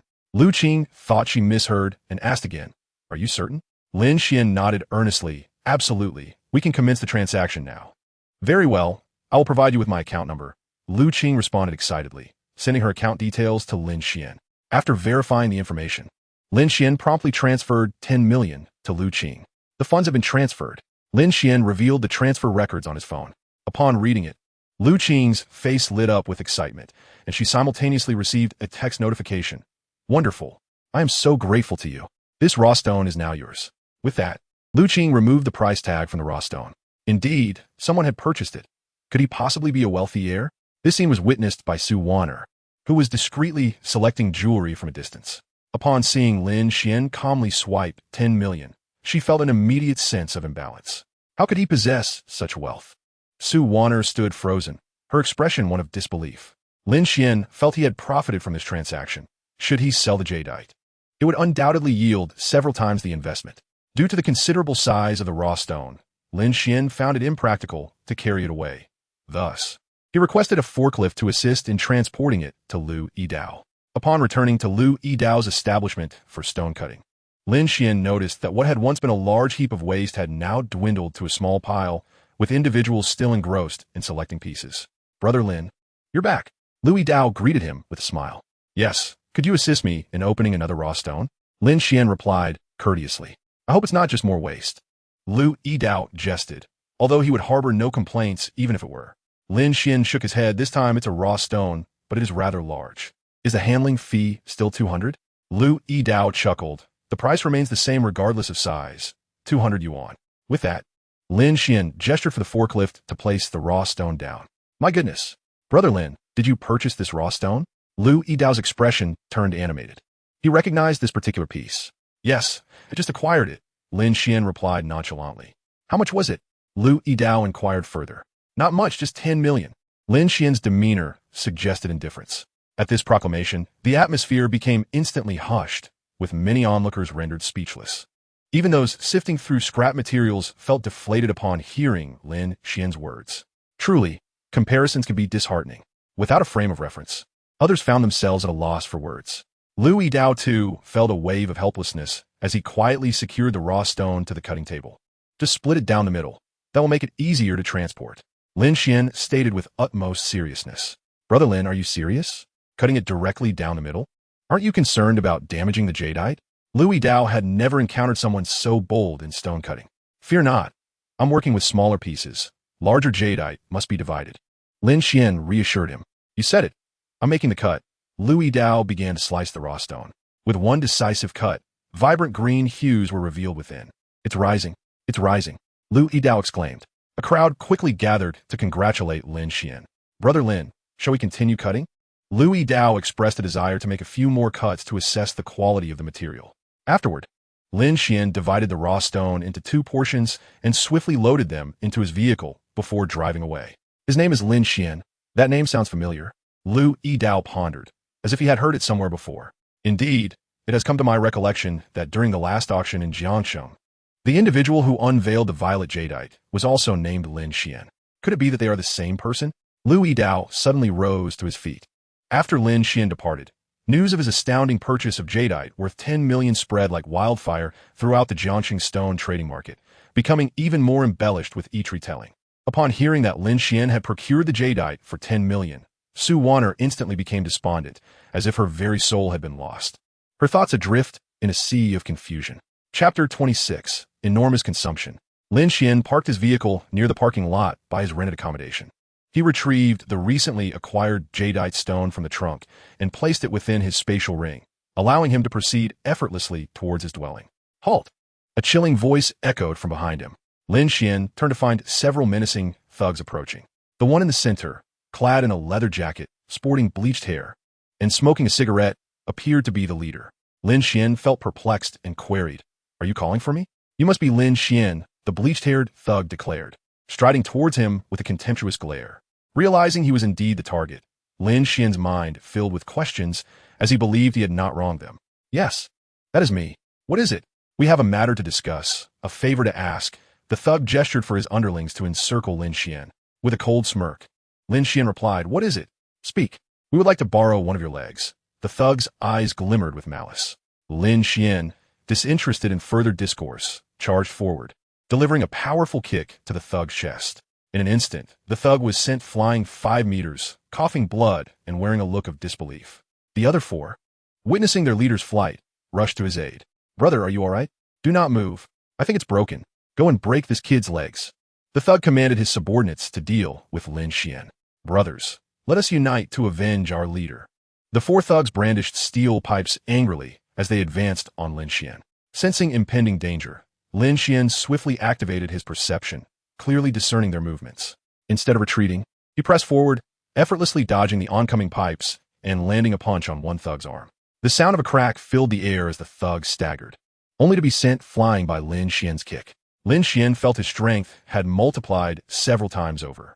With a single, forceful strike, he could easily send his opponents reeling. Furthermore, his heightened alertness allowed him to sense danger approaching from behind, despite not being able to see it. In a matter of moments, he dispatched all 5 thugs, leaving them groaning on the ground, their earlier bravado extinguished. As they gazed at the smile on Lin Xuan's face, a chill ran down their spines. They had not anticipated encountering such formidable resistance. "So, tell me, who desires my leg?" Lin Xuan inquired, fixing his gaze on the bleached-haired thug. "Brother, we were blind to your greatness and have offended you. Please, spare us this once." The thug, realizing the gravity of their mistake, pleaded, "You clearly engage in such activities often. Spare me your empty words. Now, tell me who sent you." Lin Xuan pressed, demanding answers from the 5 men. The 5 individuals exchanged glances, seemingly deliberating whether to speak or remain silent. Without a moment's hesitation, Lin Xuan seized a steel pipe and struck fiercely at the right leg of the blond-haired man. Instantly, the underground garage resonated with a blood-curdling scream akin to that of a slaughtered pig. "My patience is finite. Will you speak or not? Should you continue to withhold information, do not blame me for prolonging your treatment." Lin Xuan gazed at the blond man with a hint of amusement. The blond man turned pale and urged the other 4. "What are you waiting for? This is no time for chivalry. Quickly recount the events to this esteemed brother." The 4, noticing the blond man's capitulation and not wishing to become the next victim, hastily confessed, "It was the Liu family. They offered 100,000 yuan to have your leg removed." Truly unrepentant, the Liu family resorted to such underhanded tactics. Lin Xuan resolved not to let the Liu family escape unscathed. It was time to seek a thorough understanding. "Brother Lin, we have revealed everything. May we leave now?" the blond man implored, his face a mask of desperation as he wished to preserve his leg. The 5 remained motionless, their faces etched with fear as they gazed at Lin Xuan. With a leisurely chuckle, Lin Xuan asked, "How much did you receive?" "We received 100,000 yuan. We are not deceiving you. We even have the transfer record," the blond man exclaimed, producing his phone to display the transaction. "Under these circumstances, I shall not make things difficult for you," Lin Xuan replied with a smile. "But what must I do? My leg needs treatment. Not in haste. First, you shall compensate me with the 100,000 yuan as a form of spiritual reparation," Lin Xuan said, directing his gaze at the blond man. After a moment's hesitation, the blond man glanced at his leg, tears welling in his eyes, and he nodded in acquiescence, swiftly transferring the money to Lin Xuan. "Brother, may we leave now?" the blond man pleaded anxiously. "Very well, but remember to bring more companions next time." "I have yet to unleash my full potential," Lin Xuan remarked, feeling capable of defeating 10 such individuals. With renewed resolve, the 5 men supported each other and fled. Lin Xuan mentally noted this account against the Liu family. Endowed with a wealth of jade, energy coalesced into threads that converged within Lin Xuan. He sensed the minuscule energy mass in his dantian, continuously absorbing external energy, while white energy gathered around his eyes, nourishing them. This continued late into the night until Lin Xuan finally ceased his cultivation. Rising, he felt invigorated and mentally clear. Turning to glance at the raw jade, a bitter smile crept across Lin Xuan's face. After several hours of cultivation, a significant chunk of jade had been consumed, amounting to a staggering sum of 1 million yuan. Heaven above, to expend over 1 million yuan worth of jade in a single day of cultivation is a terrifying prospect. Should this persist for 3 years, the figure would be astronomical. Without immense wealth, sustaining such a cost is impossible. Furthermore, as Lin Xuan's cultivation deepens, this consumption will likely escalate exponentially. Regardless, Lin Xuan must confront this reality. After a night of rest, the following day, an unexpected call came from Elder Jiang. "Good morning, Elder Jiang," Lin Xuan greeted politely upon answering the phone. "Lin Xuan, do you have time today?" Elder Jiang inquired. "I am available. What instructions do you have for me?" Lin Xuan responded with gratitude, remembering the invaluable spatial ring that Elder Jiang had gifted him. "I would like to extend an invitation for you to join the Jiangshan Cultural Relics Research Association. Are you willing?" Mr. Jiang conveyed his intention over the phone. Upon hearing this, Lin Xuan eagerly replied, "Certainly. I appreciate your effort, Mr. Jiang. It is no trouble at all. Your membership will infuse our association with vitality and hope." Mr. Jiang responded graciously. "I am but a humble appraiser of cultural artifacts. There remains much for me to learn," Lin Xuan modestly replied. "Haha, it is settled then. Becoming a member of our association will also offer you certain conveniences and benefits. Please visit us tomorrow morning, and I will ensure your admission, Mr." Jiang invited Lin Xuan to come by in the morning. "All right, I shall come right after breakfast," Lin Xuan agreed. He understood that in order to earn more, he needed to leverage the support of others in Jiangshan, even as part of a collective. Joining the association would be advantageous for him. Chapter 27. Joining the association. Following the address provided by Mr. Jiang, Lin Xuan drove to the Jiangshan Cultural Relics Research Association, located in the heart of the city. "Halt! No outsiders are permitted entry." The security guard obstructed Lin Xuan's path. "I was invited by Mr. Jiang," Lin Xuan said calmly, glancing at the guard. "I apologize, but without a membership card, no outsiders may enter," the guard replied, disregarding Lin Xuan's explanation. At that moment, a man's voice echoed from behind Lin Xuan. "You should leave. This is not a place for you. Not everyone can just wander in." "Good day, young Master Jiang." The guard immediately bowed in respect upon seeing the man. Young Master Jiang paid no heed to the guard and strolled inside with a yawn. Observing this, Lin Xuan inquired of the guard. He did not present any identification. "How'd he gain entry?" "It is not the same.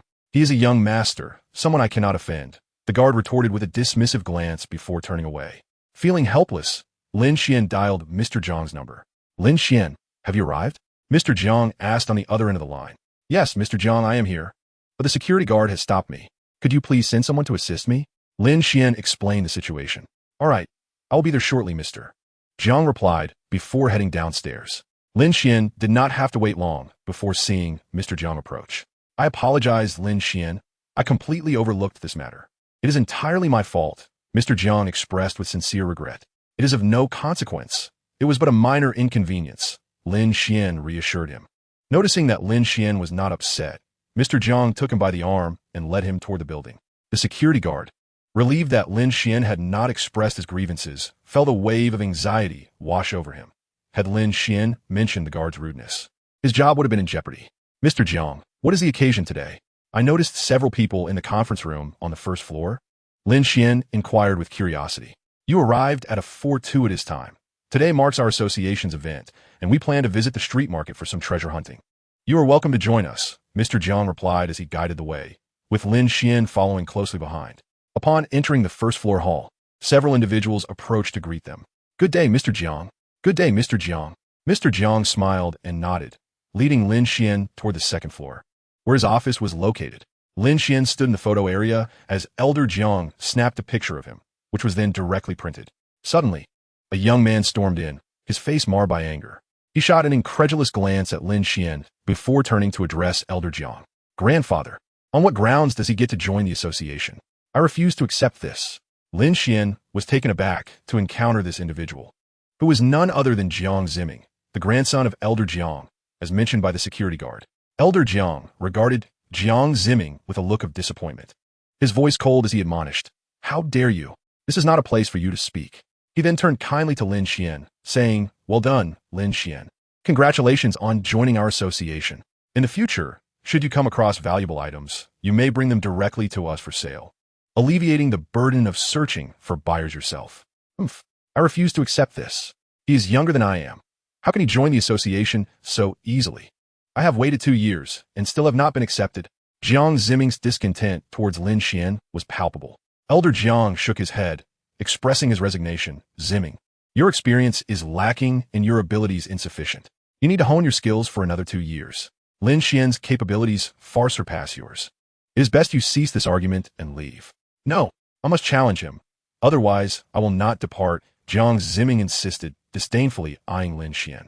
"Lin Xuan, I apologize for this disturbance. Please do not take offense.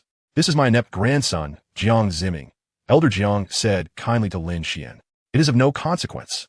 Since he is unwilling to concede, a contest may be in order," Lin Xuan stated, not wishing to demean him. "Very well. Since my young friend Lin is willing to enlighten him, I shall not intervene." Elder Jiang acknowledged the disparity between Jiang Ziming and Lin Xuan, confident that Lin Xuan would prevail. "All right, it is settled then. If you lose, you must relinquish your membership qualification to me," Jiang Ziming declared, revealing his intentions. "What format will the contest take?" Lin Xuan inquired further. "That is simple. Today coincides with our association's treasure hunting event. We will each have a budget of 5,000 yuan to spend at the antique market, within a time limit of 3 hours.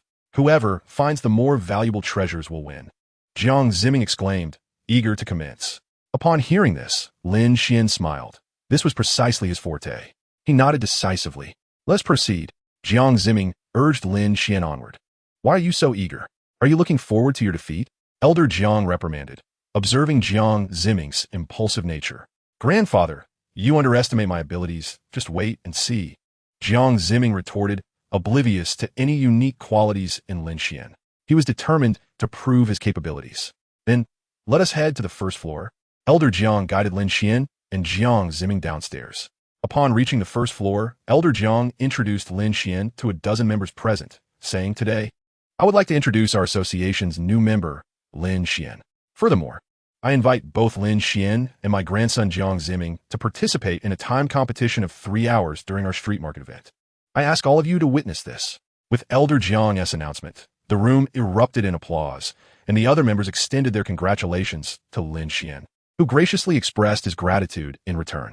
With great interest, the members set off towards the antique market. Chapter 28, The Elm Cabinet.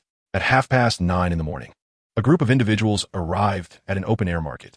Lin Xuan alighted from the vehicle, surveying the stalls that sprawled across an area approximately the size of 3 football fields, a veritable treasure trove for bargain hunters. "Lin Xuan, Jiang Ziming, come here." Elder Jiang beckoned to the two.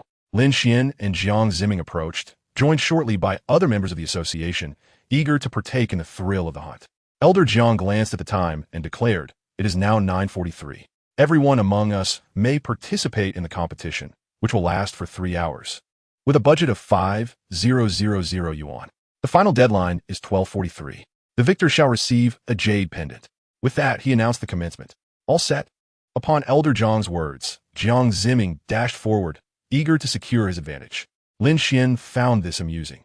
After all, finding valuable items amidst the chaos of 5,000 yuan in 3 hours was no small feat previously.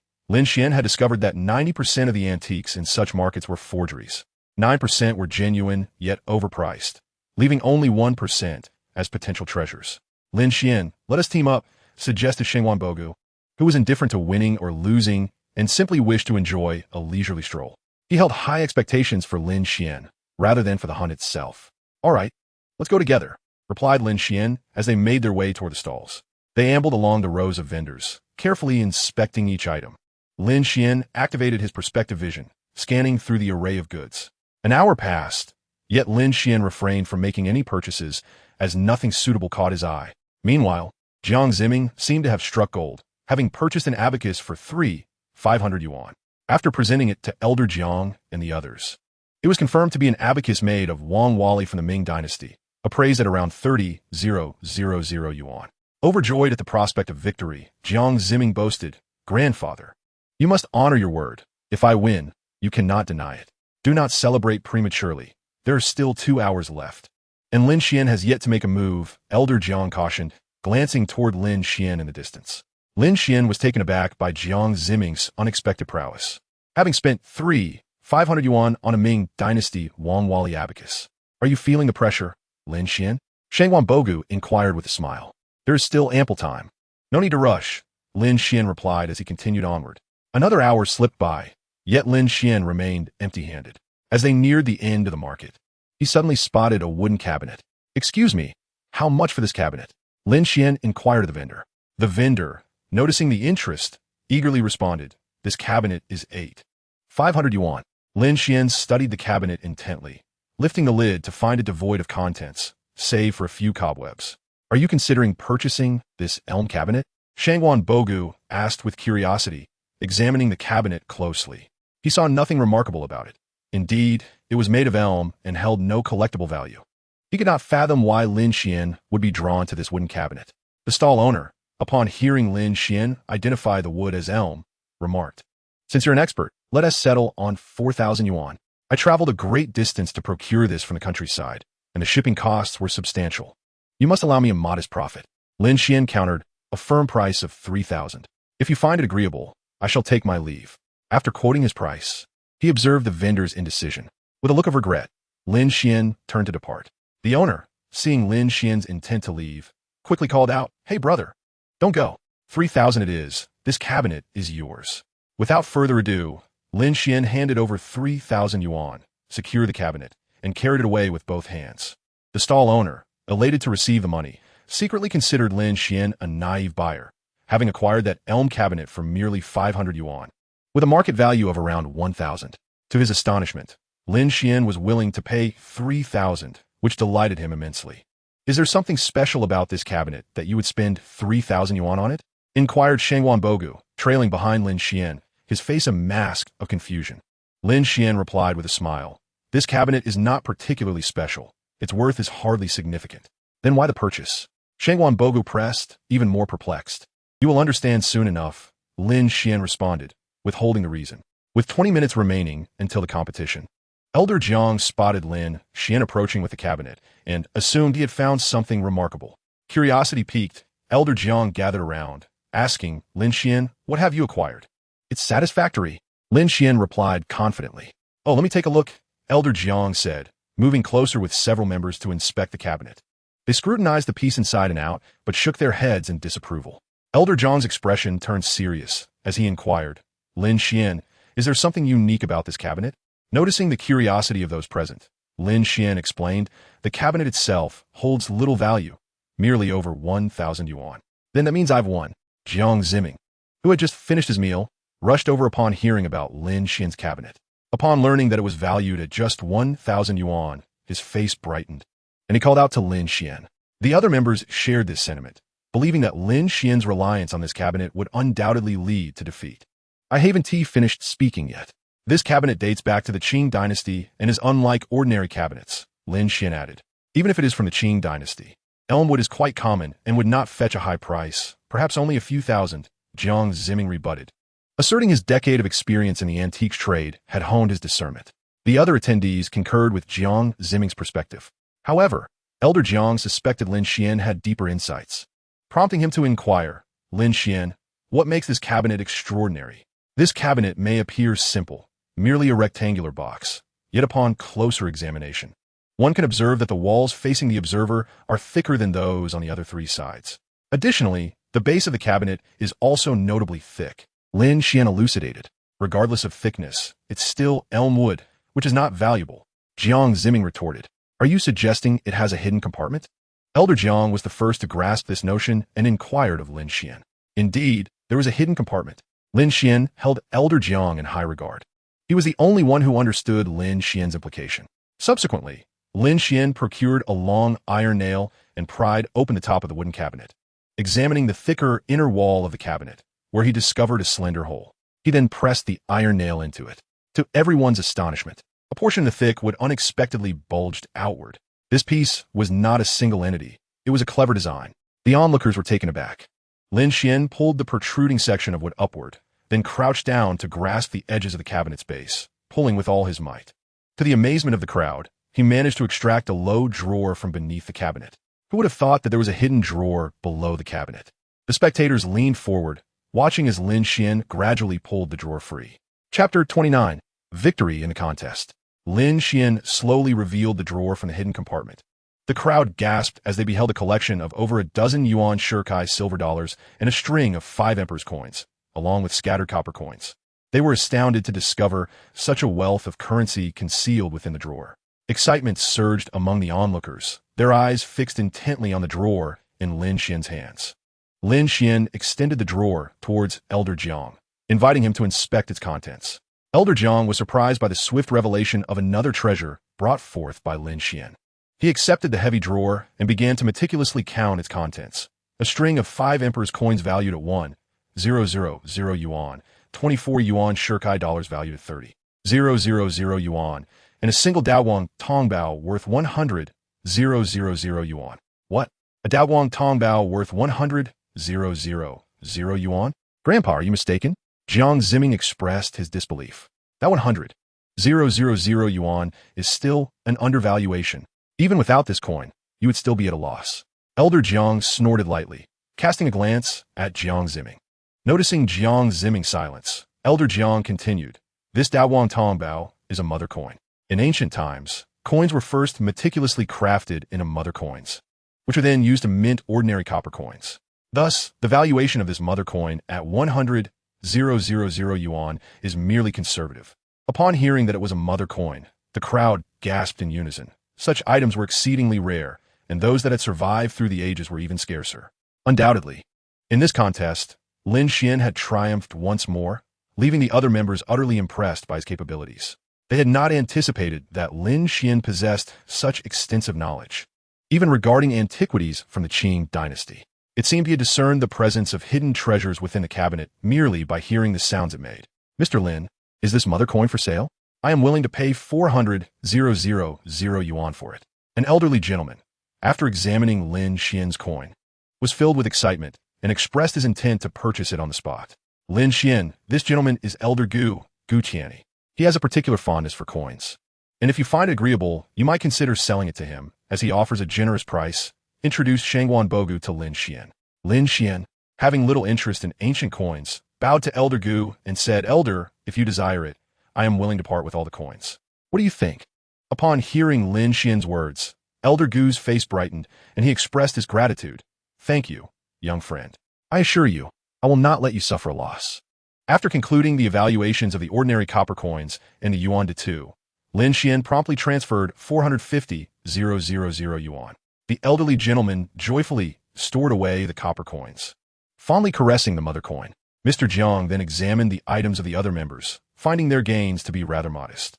Upon finishing his review of all the items on Taobao, Mr. Jiang turned to Lin Xuan with a smile and declared, In this association event, Lin Xuan emerges victorious. Does anyone have any objections? The crowd responded in unison with none. As he spoke, Mr. Jiang tossed a Hetian jade pendant to Lin Xuan, saying, This is the reward for today as competition. Lin Xuan accepted the pendant and expressed his gratitude. Mr. Jiang continued, It is noon. I have reserved a banquet at the nearby Jufu Hotel. Shall we dine and converse? Indeed, it's a rare occasion for us to gather. Let us exchange thoughts, replied Shangguan Bogu, with others nodding in agreement. Lin Xuan acquiesced, wishing to avoid drawing special attention. Grandfather, you all enjoy. I shall take my leave. Jiang Ziming declared before hastily departing. Let the boy be. We shall proceed, Mr. Jiang responded, hoping this lesson would impart some wisdom to his grandson. In 10 minutes, Lin Xuan and his companions arrived at Jufu Hotel, where Mr. Jiang had already arranged a lavish banquet. They took their seats in order. Lin Xuan settled beside Shangguan Bogu, as everyone savored the steaming dishes and fragrant tea, exchanging experiences. As the merriment heightened, the elderly gentleman turned to Lin Xuan and inquired, Young friend Lin, though you are quite young, your discerning eye is remarkable. May I ask who your mentor is? Upon hearing this, everyone paused their meals, turning their attention to Lin Xuan, eager to learn about his background. Lin Xuan smiled calmly and replied, I fear I may disappoint you all. I have no formal mentor. My passion for antiques began in childhood, and I chose a major in cultural relic appraisal during university, subsequently working in the antique industry. Oh, what do you currently work? The elderly gentleman continued, clearly admiring Lin Xuan. I am currently unemployed, Lin Xuan stated, shaking his head. What? Unemployed? Why not join us at Guxiangju? The elderly gentleman quickly extended an olive branch. Lin Xuan was taken aback, not expecting Guxiangju to be associated with him. Feeling a bit embarrassed, he replied, I previously worked at Guxiangju. The elderly gentleman smacked his thigh in frustration, having heard numerous commendable anecdotes about Lin Xuan from Shangwan Boga that morning. He had hoped to foster a friendship, only to encounter such a predicament. Lin Xuan shook his head, explaining, the issue is not with Guxiangju. It stems from a conflict with the Liu family. Liu Hao enlisted the help of manager Ma to have me dismissed. It's merely a personal vendetta. Oh, which Liu family? Their reach is rather excessive, the elderly gentleman remarked, displeased, as he wished for Lin Xuan to return to Guxiangju. Lin Xuan candidly detailed his grievances with Liu Hao to the assembly. Such arrogance is intolerable. The Liu family is becoming increasingly overbearing, Mr. Jiang expressed his indignation after hearing Lin Xuan's account. Indeed, from this day forth, my family shall sever all ties with the Liu family, the elderly gentleman exclaimed in anger, publicly distancing himself from the Liu family. So shall my Jiang family. We will no longer collaborate with the Liu family, Mr. Jiang added, seizing the opportunity to voice his discontent with Liu Zhong. Lin Xuan expressed his gratitude to Elder Jiang and Old Gu. Although Old Gu wished to invite Lin Xuan to work at Guxiangju, Lin Xuan politely declined. Shangwan Boga chuckled and said, Old Gu, you must come to terms with reality. Both the Jiang and Yun families have extended invitations to Lin Xuan, offering a monthly salary of 1 million. Yet he has not accepted.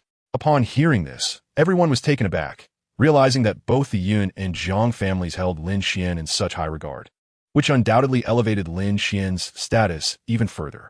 After the meal, everyone departed in succession, and Lin Xuan bid farewell to Elder Jiang. Old Gu hurried away towards Guxiangju. Upon arriving at Guxiangju, he made a beeline for the general manager's office on the 3rd floor. Gu Yifeng was napping when he was abruptly awakened by a sharp slap. Who dares to strike me? Father, what brings you here? Gu Yifeng exclaimed, covering his face in bewilderment. You ungrateful wretch. What kind of people are you employing? Old Gu trembled with anger, suppressing a torrent of frustration. Father, please don't be angry. Let's discuss this calmly, Gu Yifeng replied, utterly perplexed about what he had done wrong. Was there not someone named Lin Xuan in the company? Old Gu inquired. Yes, but he was dismissed by manager Ma. It's quite regrettable, Gu Yifeng replied nonchalantly.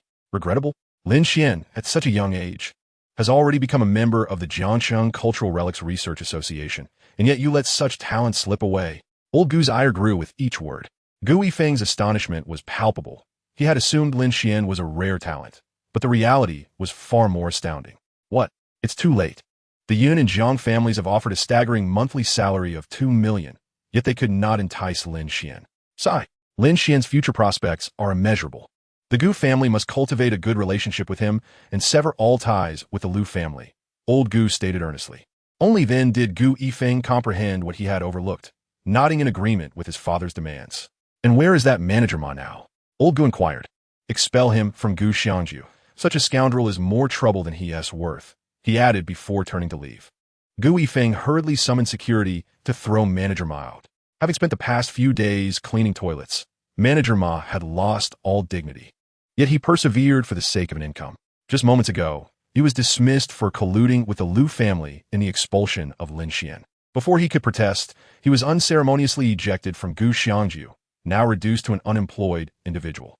Chapter 30. The Blue and White Porcelain Bowl. Ever since Lin Xuan acquired the ability of clairvoyance, he has been diligent, practicing the heavenly eye technique daily. He trained from the afternoon until 5 in the evening before finally rising to his feet, gazing at the significantly diminished rough stones beside him. His expression pained, he lamented, another expenditure of over 1 million. Lin Xuan calculated the remaining rough stones in his spatial ring along with the balance of over 7 million in his bank account. It appeared that these resources would sustain his training for approximately half a month. Suddenly, Lin Xuan's phone rang. Hello, Fatty, what is the matter? Lin Xuan answered the call. Xiangu, I have splendid news. Manager Ma has been fired. He was carried out by several security guards this afternoon. It's utterly gratifying, Fatty exclaimed excitedly. Oh, I see, Lin Xuan thought, instantly realizing that old Gu had taken matters into his own hands. "Boss, it seems like you knew about this all along," Fatty remarked, a look of confusion on his face. Lin Xuan smiled briefly, offering no explanation. The chubby friend complained, "Boss, why didn't you call me to the exhibition at the River Pond Museum?" How did you find out?" Lin Xuan inquired with curiosity. "It was just a coincidence. Nothing more," he replied, avoiding further elaboration. "By the way, boss, when can I join you?" The chubby friend asked. "Well, let us wait until the new year. I'm not ready to launch the company yet. Just hang in there until then." Lin Xuan pondered seriously, primarily focused on earning and honing his skills, as he hadn't yet freed up time for business ventures. "All right, understood." After a brief chat, Lin Xuan ended the call. As night fell, Lin Xuan felt hunger pangs and made his way to a nearby fast food establishment, heading as usual towards a shop without a sign. "Little Xuan, what will you have today?" A middle-aged woman, wearing a worried expression, greeted him as he entered. Lin Xuan smiled. "Aunt Wang, the usual, please, a bowl of rice noodles with an egg." "Sure. Please take a seat and wait a moment," she responded, her frown disappearing as she moved to prepare the noodles. Just then, a small girl in a school uniform entered, cheerfully greeting Lin Xuan. "Shally, are you done with school?" Lin Xuan smiled back. "Yes.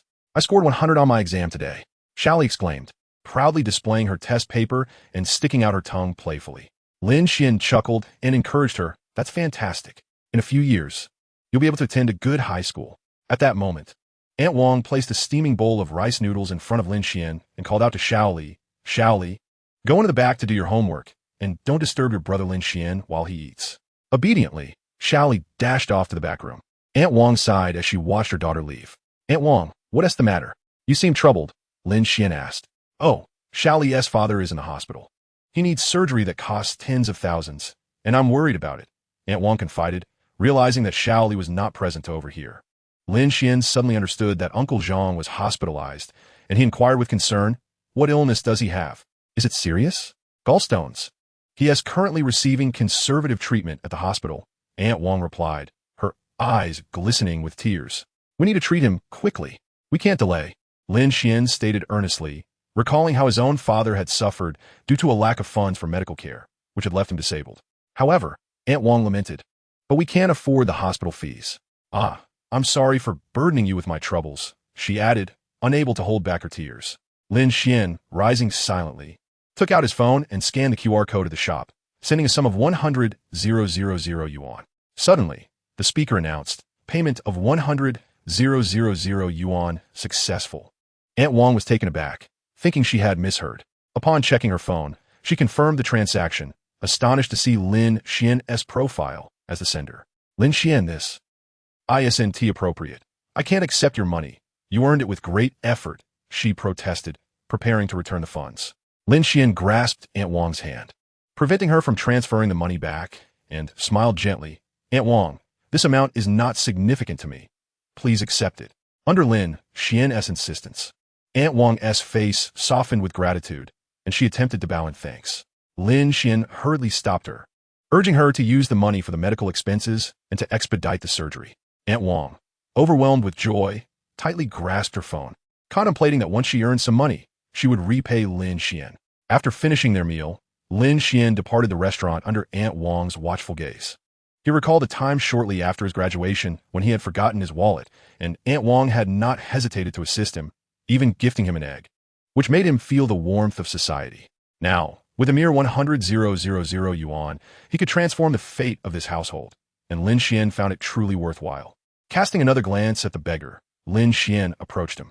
In the midst of winter, the beggar, clad in tattered clothing, sat disheveled in a corner of the street, his gaze vacant.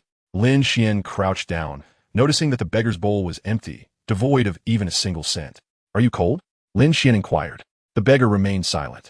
"Have you eaten?" Again, the beggar offered no response, his eyes still devoid of focus.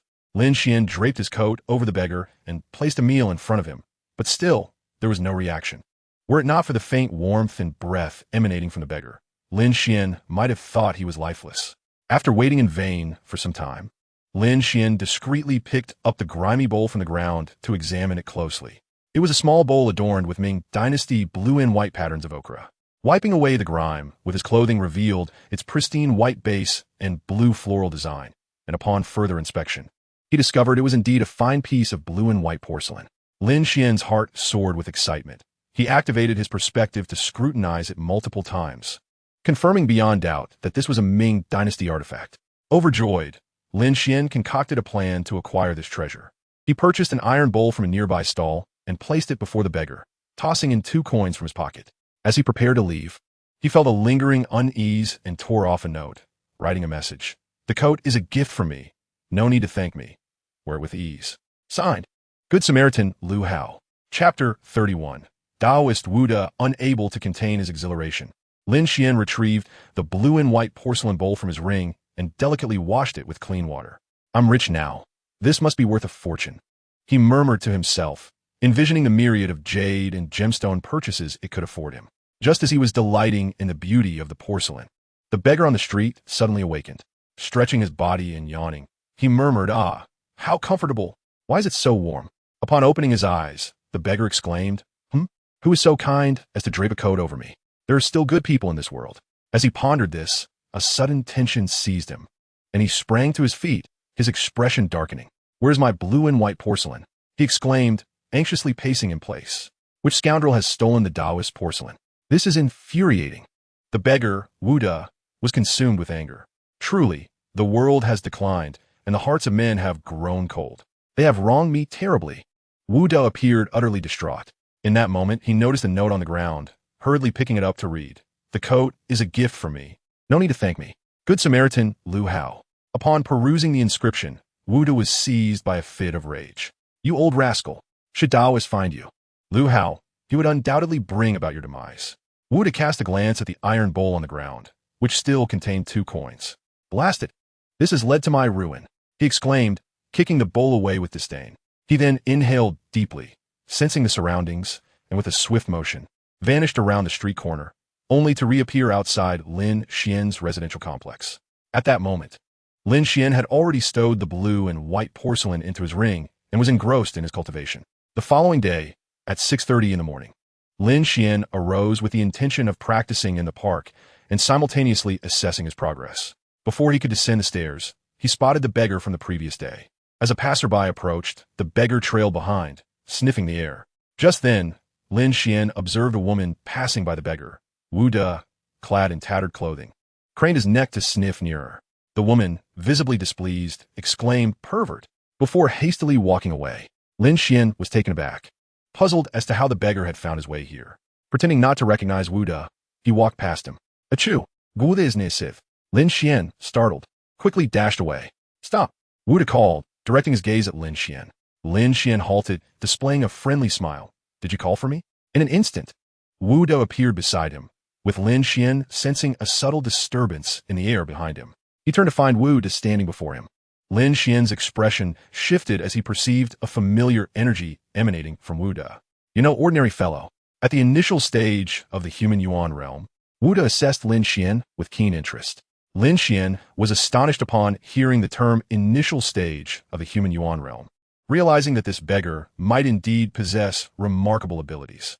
He quickly inquired, "Master, are you familiar with the human yuan realm?" "What master?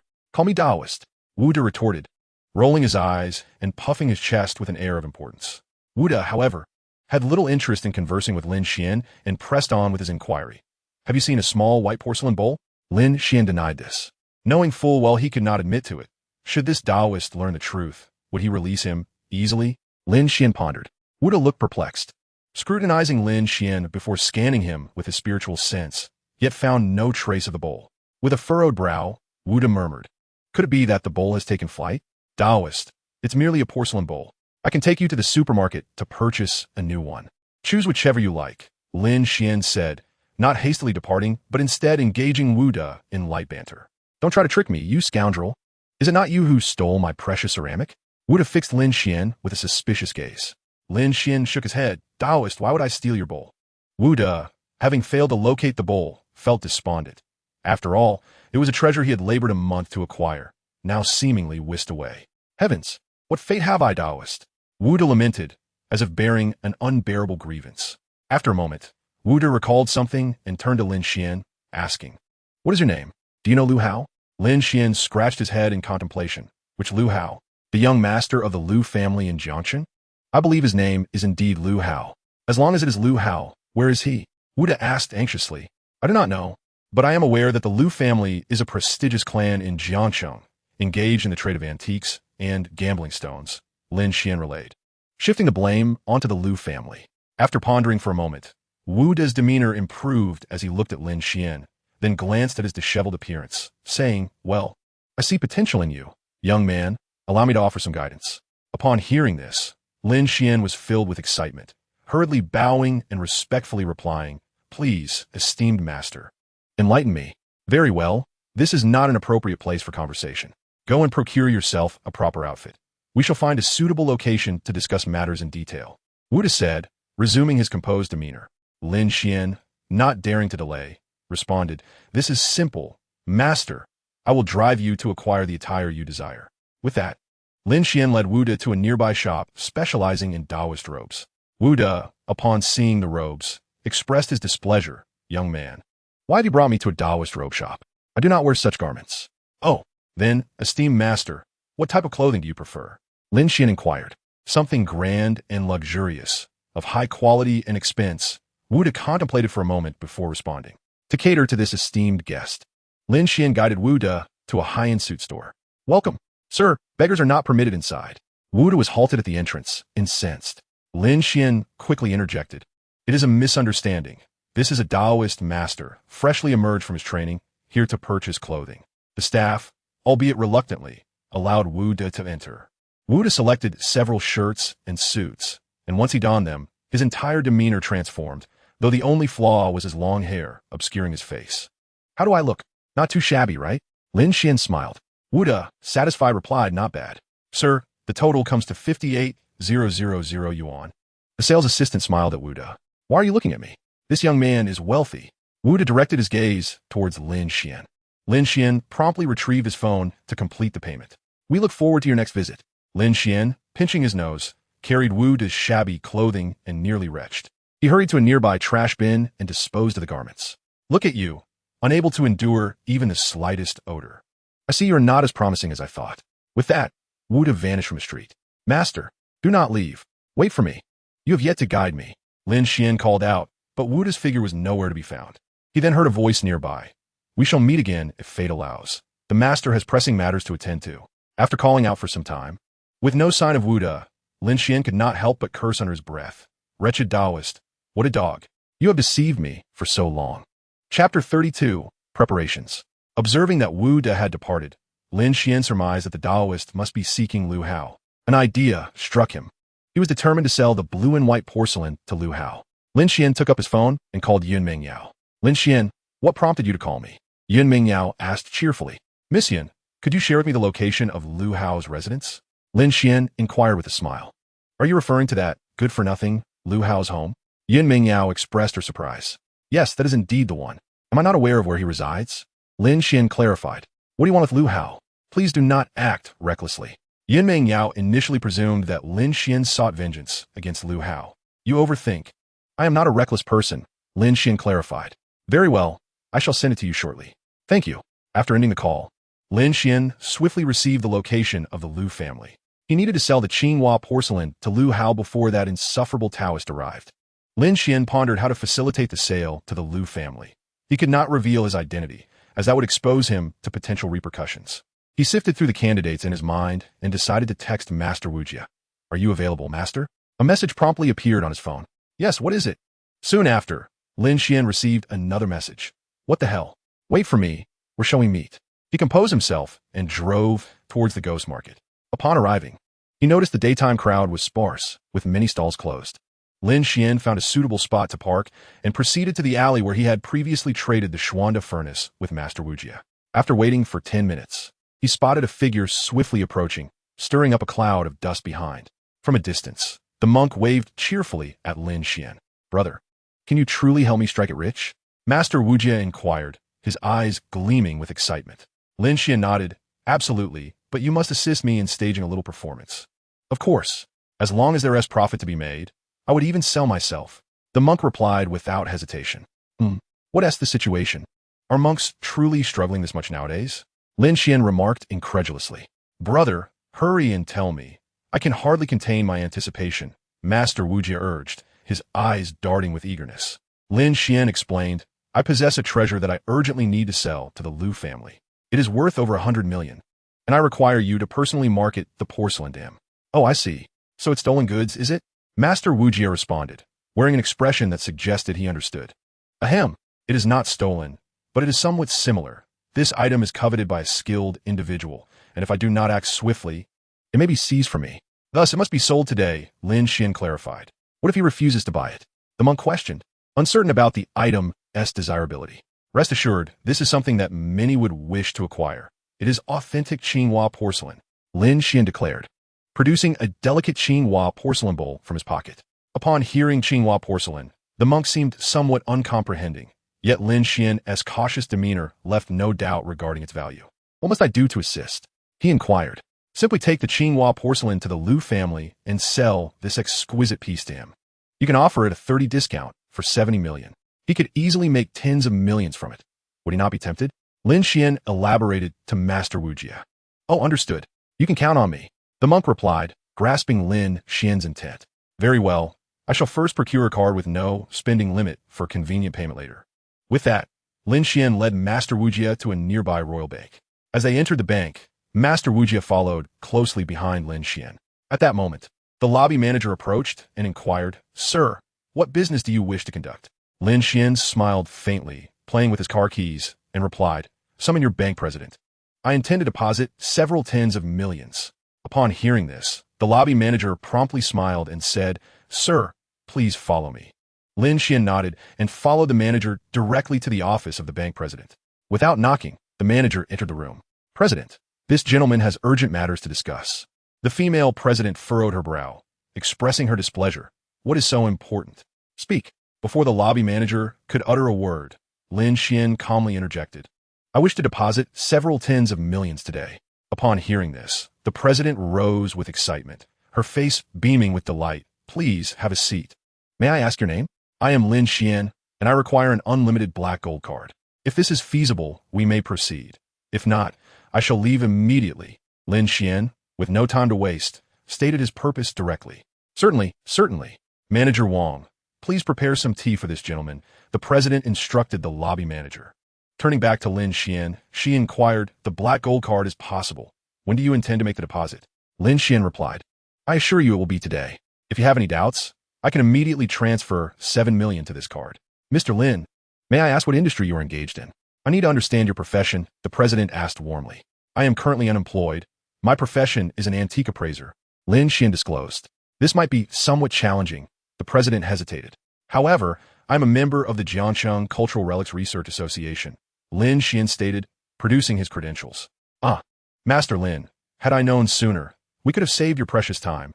The president exclaimed, glancing at Lin Xuan's credentials, confirming their authenticity.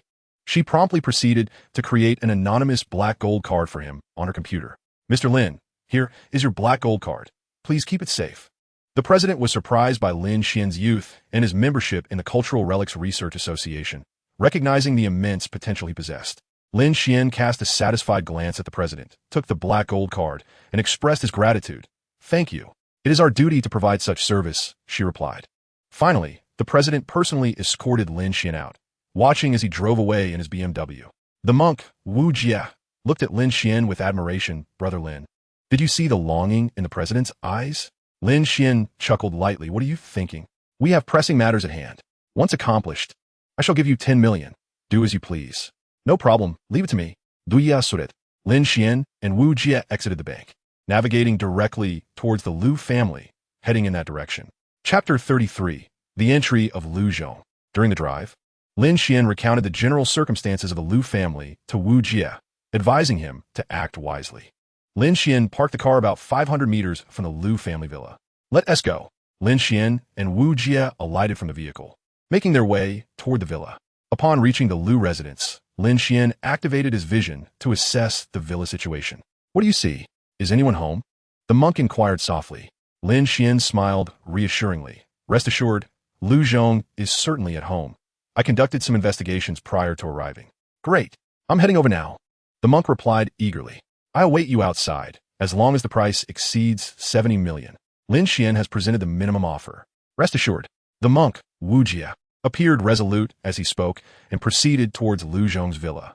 Lin Xuan remained in his position, concealed behind a tree, activating his clairvoyance to monitor Wu Jie's every move. His heart filled with trepidation, uncertain whether Wu Jie would gain entry into the Lu residence. Upon arriving at the entrance, the monk rang the doorbell. As the chime echoed, a maid emerged from the villa, approaching Wu Jie.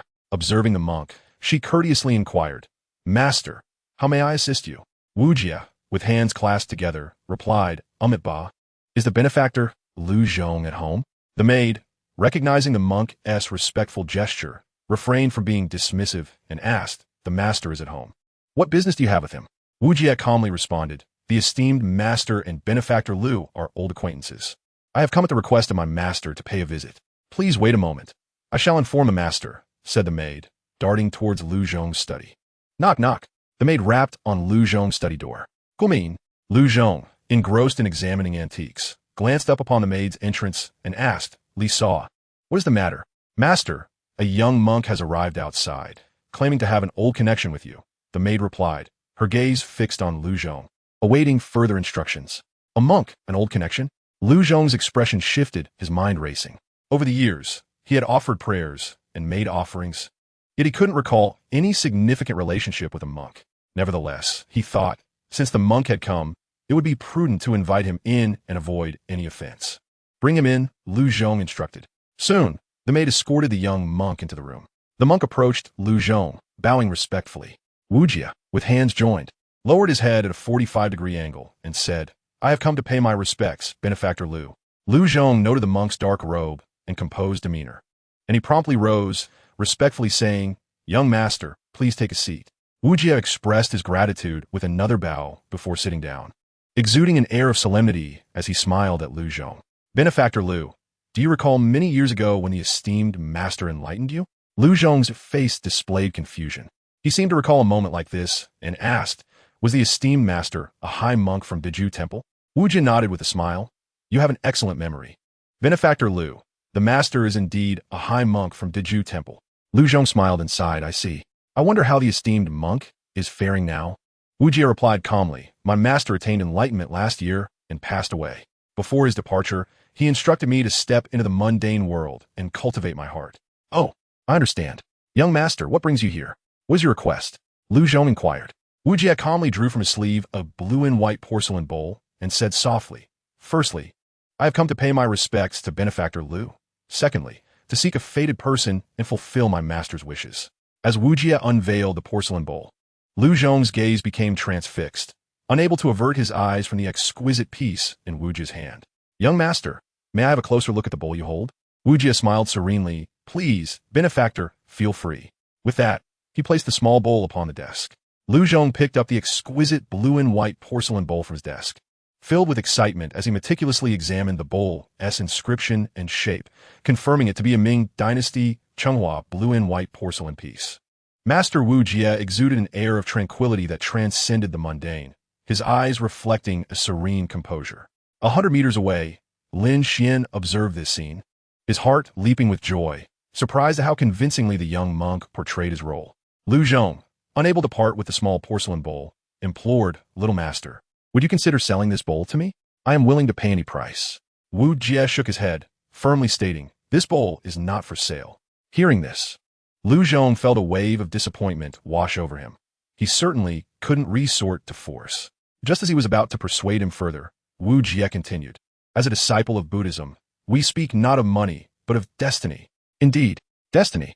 I am particularly fond of this bowl. I wonder if I am fated to possess it?" Lu Zhong said eagerly, pleased that there was still room for negotiation. "This bowl was entrusted to me by my master to pass on to a person of destiny. He wishes to establish a temple in Jiangsheng and is seeking kind-hearted individuals to help raise funds. I can contribute. How much is needed?" Lu Zhong inquired. "Not much. Just 100 million. "What? 100 million? Lu Zhong exclaimed, astonished. "Indeed, this is an immense act of virtue," Wu Jie affirmed. Lu Zhong hesitated. The bowl's worth far exceeded 100 million, yet the prospect of parting with such a sum made him uneasy. "Ba, Lu benefactor, please allow me to take the bowl, and I shall bid you farewell," Wu Jie said. Lu Zhong, still reluctant to let go, did not want to miss this opportunity. A mere bowl could yield him at least 50 million. Why be so insistent? If you truly like it, I can simply give you another next time, Wu Jie suggested. What? You mean you have another? Lu Zhong asked, intrigued. Yes, my master entrusted me with 2 bowls. One is already placed on mountain. I only brought this one to seek a fated individual, Wu Jie replied earnestly. Upon hearing this, Lu Zhong became even more determined to hold onto the bowl, resolving firmly. Master, you truly will gift me that identical bowl? Amiba, a monk does not speak falsehoods. Rest assured, I shall bring it to you next time I descend the mountain. Wu Jie bowed to Lu Zhong. Very well, I shall purchase this bowl. Not just purchase, but as we are destined. I am willing to donate 100 million to fulfill my master's wish. Lu Benefactor, you are indeed performing a noble act, accumulating boundless merit. However, arranging such a sum will require some time. Little Master, would you care to join me for lunch before departing? Thank you, Lu Benefactor. A simple bowl of thin porridge will suffice. Of course, of course. With that, Wu Jie handed Lu Zhong a card number. Little Master, please meditate here while I arrange the donation. Please do as you wish. Lu Zhong took the card number and hurried out of the study, first contacting 5 porcelain appraisal experts. He then called Lu Hao, instructing him to prepare 100 million. Chapter 34, Mutual Needs. To ensure everything was secure, Lu Zhong invited several porcelain experts to the Lu residence. After all, he had witnessed many schemes in the antique world over the years, and he was wary of falling into another trap. Therefore, he spent several tens of thousands, enlisting the expertise of several distinguished connoisseurs in the realm of porcelain to re-evaluate the small bowl. Young Master, if you would be so kind as to present the porcelain bowl, I wish for my esteemed friends to witness its authenticity, Lu Zhong politely requested. Wu Jie understood that Lu Zhong harbored reservations regarding the porcelain's genuineness, but chose not to voice it, simply placing the small bowl upon the table for their inspection. One by one, the 5 experts examined it meticulously, with some employing modern instruments for a thorough scan. And only after confirming its authenticity did they return the small bowl to the monk Wu Jie. As Lu Zhong and the 5 experts exited the study, they conveyed congratulations. Elder Lu, we unanimously affirm that this Ming Dynasty Changhua blue and white bowl is undoubtedly genuine, valued at no less than 1.5 billion. Upon hearing their assessment, Lu Zhong erupted in joyous laughter, a weight lifted from his heart, dispelling all doubts. Thank you, esteemed friends. With your endorsement, I can finally rest easy. After bidding farewell to the experts, Lu Zhong promptly called Lu Hao. Lu Hao, how are you progressing with the funds? Lu Zhong inquired solemnly. Grandfather, I'm almost done. What do you need so much money for? Lu Hao was filled with curiosity. Do not concern yourself with the details. It is imperative that we gather 100 million before noon, Lu Zhong instructed earnestly. Lin Xuan remained unaware of the intricate discussions between Wu Jie and Lu Zhong, nor did he grasp the specifics of the pricing. He was simply content as long as it exceeded 70 million. Fear not, I have my sights set on an antique. This item could effortlessly yield a profit of 50 million upon resale, Lu Zhong declared exuberantly. Should this transaction succeed, the Lu family would ascend to a new echelon, solidifying their status as the 5th prominent family in Jiangxing, a prospect that filled Lu Zhong with anticipation. Subsequently, Lu Zhong recounted the events of the morning to Lu Hao. What? The blue and white bowl? ISNT that worth over 100 million? Lu Hao exclaimed, excitement coursing through him, fully aware of the rarity of blue and white porcelain. Lower your voice. I've already had several experts authenticate it. I assure you, there are no issues with the item, Lu Zhong replied, treating the matter with utmost seriousness. Excellent. Where's the item? Let us procure it immediately, Lu Hao insisted, unwilling to delay. With that, Lu Zhong led Lu Hao to the study, where they found Wu Jie still seated in meditation, eyes closed. Young Master, Lu Zhong called out, unable to contain himself. Wu Jie opened his eyes, bowing respectfully to Lu Zhong, and said, Benefactor Lu, what brings you here? I have secured the 100 million donation. We can transfer the funds to your account now. Lu Zhong informed him. Wonderful. Thank you, Benefactor Lu. Your connection to the Dharma is profound, and your merits are immeasurable. He responded earnestly. So, may I have a small bowl now? Lu Zhong inquired. Certainly, Wu Jie replied casually, tossing the bowl to Lu Zhong. Lu Zhong promptly instructed Lu Hao to transfer the 100 million to Wu Jie's account. After verifying the bank account number, Lu Hao executed the transfer. Young Master, the funds have been sent. You should receive a notification from the bank shortly, Lu Zhong confirmed. Thank you for your generous donation, Benefactor Lu. Wu Jie expressed his gratitude to Lu Hao. Lu Zhong carefully secured the bowl and extended an invitation to Wu Jie for a meal. "Please, master, take your seat. Today, your presence is indeed a blessing for the Liu family." "Liu, do not be so modest." Wu Jie gazed at the table laden with vegetarian dishes and smiled serenely, saying, "Thank you for your generous hospitality. A simple bowl of plain rice will suffice." With that, he picked up the bowl and began to eat. Outside the Liu residence, Lin Xuan suddenly received a text message revealing that his black gold card had astonishingly accrued a multitude of zeros. "Your bank account 8888 1155 received a deposit of 100 million. "What? 100 million? Lin Xuan exclaimed in surprise, realizing that the monk Wu Jie had indeed played a clever trick, exceeding his expectations by 30 million. After reading the message, Lin Xuan forwarded it to Wu Jie.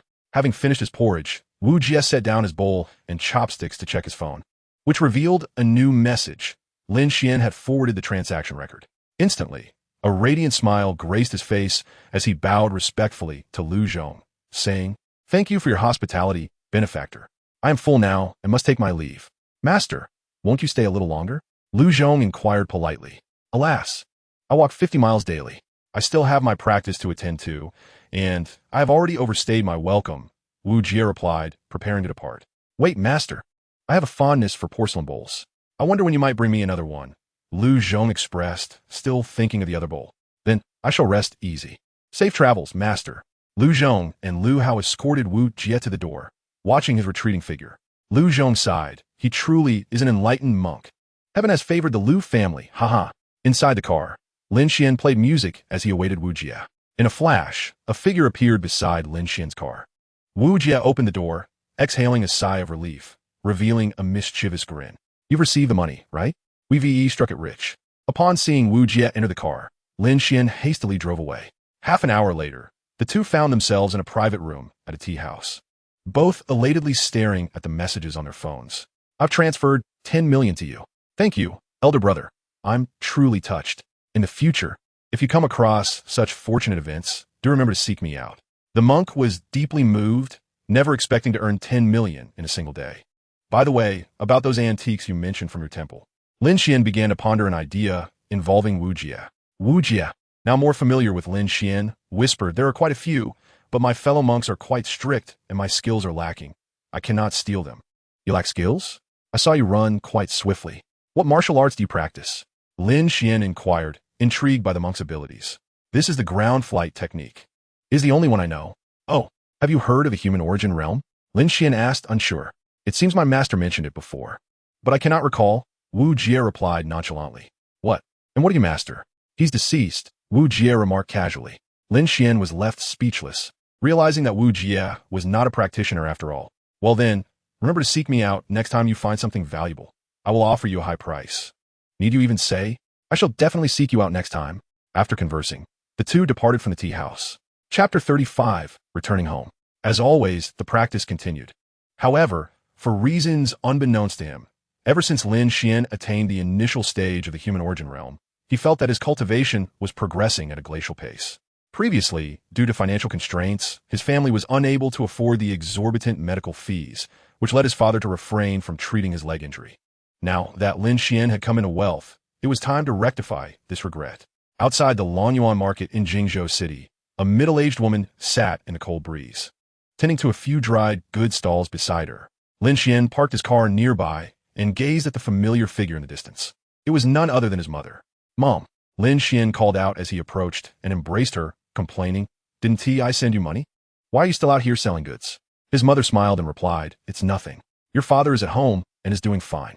I'm just passing the time and earning some extra money to help you find a wife." "Mom, you don't need to work so hard. I can earn money on my own now," Lin Xuan said, wishing to alleviate her burdens. "Look at you, all grown up and caring for your mother," she said with joy. Lin Xuan helped his mother organize and pack the goods. "Hey, Sister Zhang, why are you closing up so early?" inquired a middle-aged woman selling fruits next door. "Lin Xuan, this is your Aunt Song," his mother introduced him. Lin Xuan promptly greeted her. "Hello, Aunt Song." "Hello. This young man is quite handsome. Would you like some fruit?" Aunt Song warmly invited. "Thank you, Aunt Song, but I'll pass," Lin Xuan replied politely. As Aunt Song munched on seeds, she asked Lin's mother, "Sister Zhang, has your son gotten married yet?" With a wry smile, Lin's mother responded, "Alas, he is not married yet. I'm quite anxious about it." "That shouldn't be," Such a handsome young man must have no trouble finding a partner. My two sons both have girlfriends, but they spend so much. Dating is certainly not cheap. Aunt Song rambled on. Lin's mother chimed in, and the two women continued their chatter endlessly, like a relentless incantation, leaving Lin Xuan feeling quite overwhelmed. He eventually retreated to his car and drove towards the Fengming community. This residential area had been developed 2 decades ago. Lin Xuan parked his car downstairs and ascended to the 3rd floor. Knock, knock. He rapped on his own door. After a considerable wait, his father's voice came from within. Who is it? It's me, Dad, he replied, and the door swung open. Lin Xuan saw his father leaning on a cane, his hair now mostly white. His father quickly stepped aside and welcomed him with a smile. Ah, son, come in. It's cold outside. As Lin Xuan entered the familiar abode, a profound sense of belonging enveloped him, filling his heart with warmth. Indeed, you've surpassed your old man. You are a source of pride for me, his father said, gazing at his son with pride and contentment. Ah, never mind, I know about my leg injury.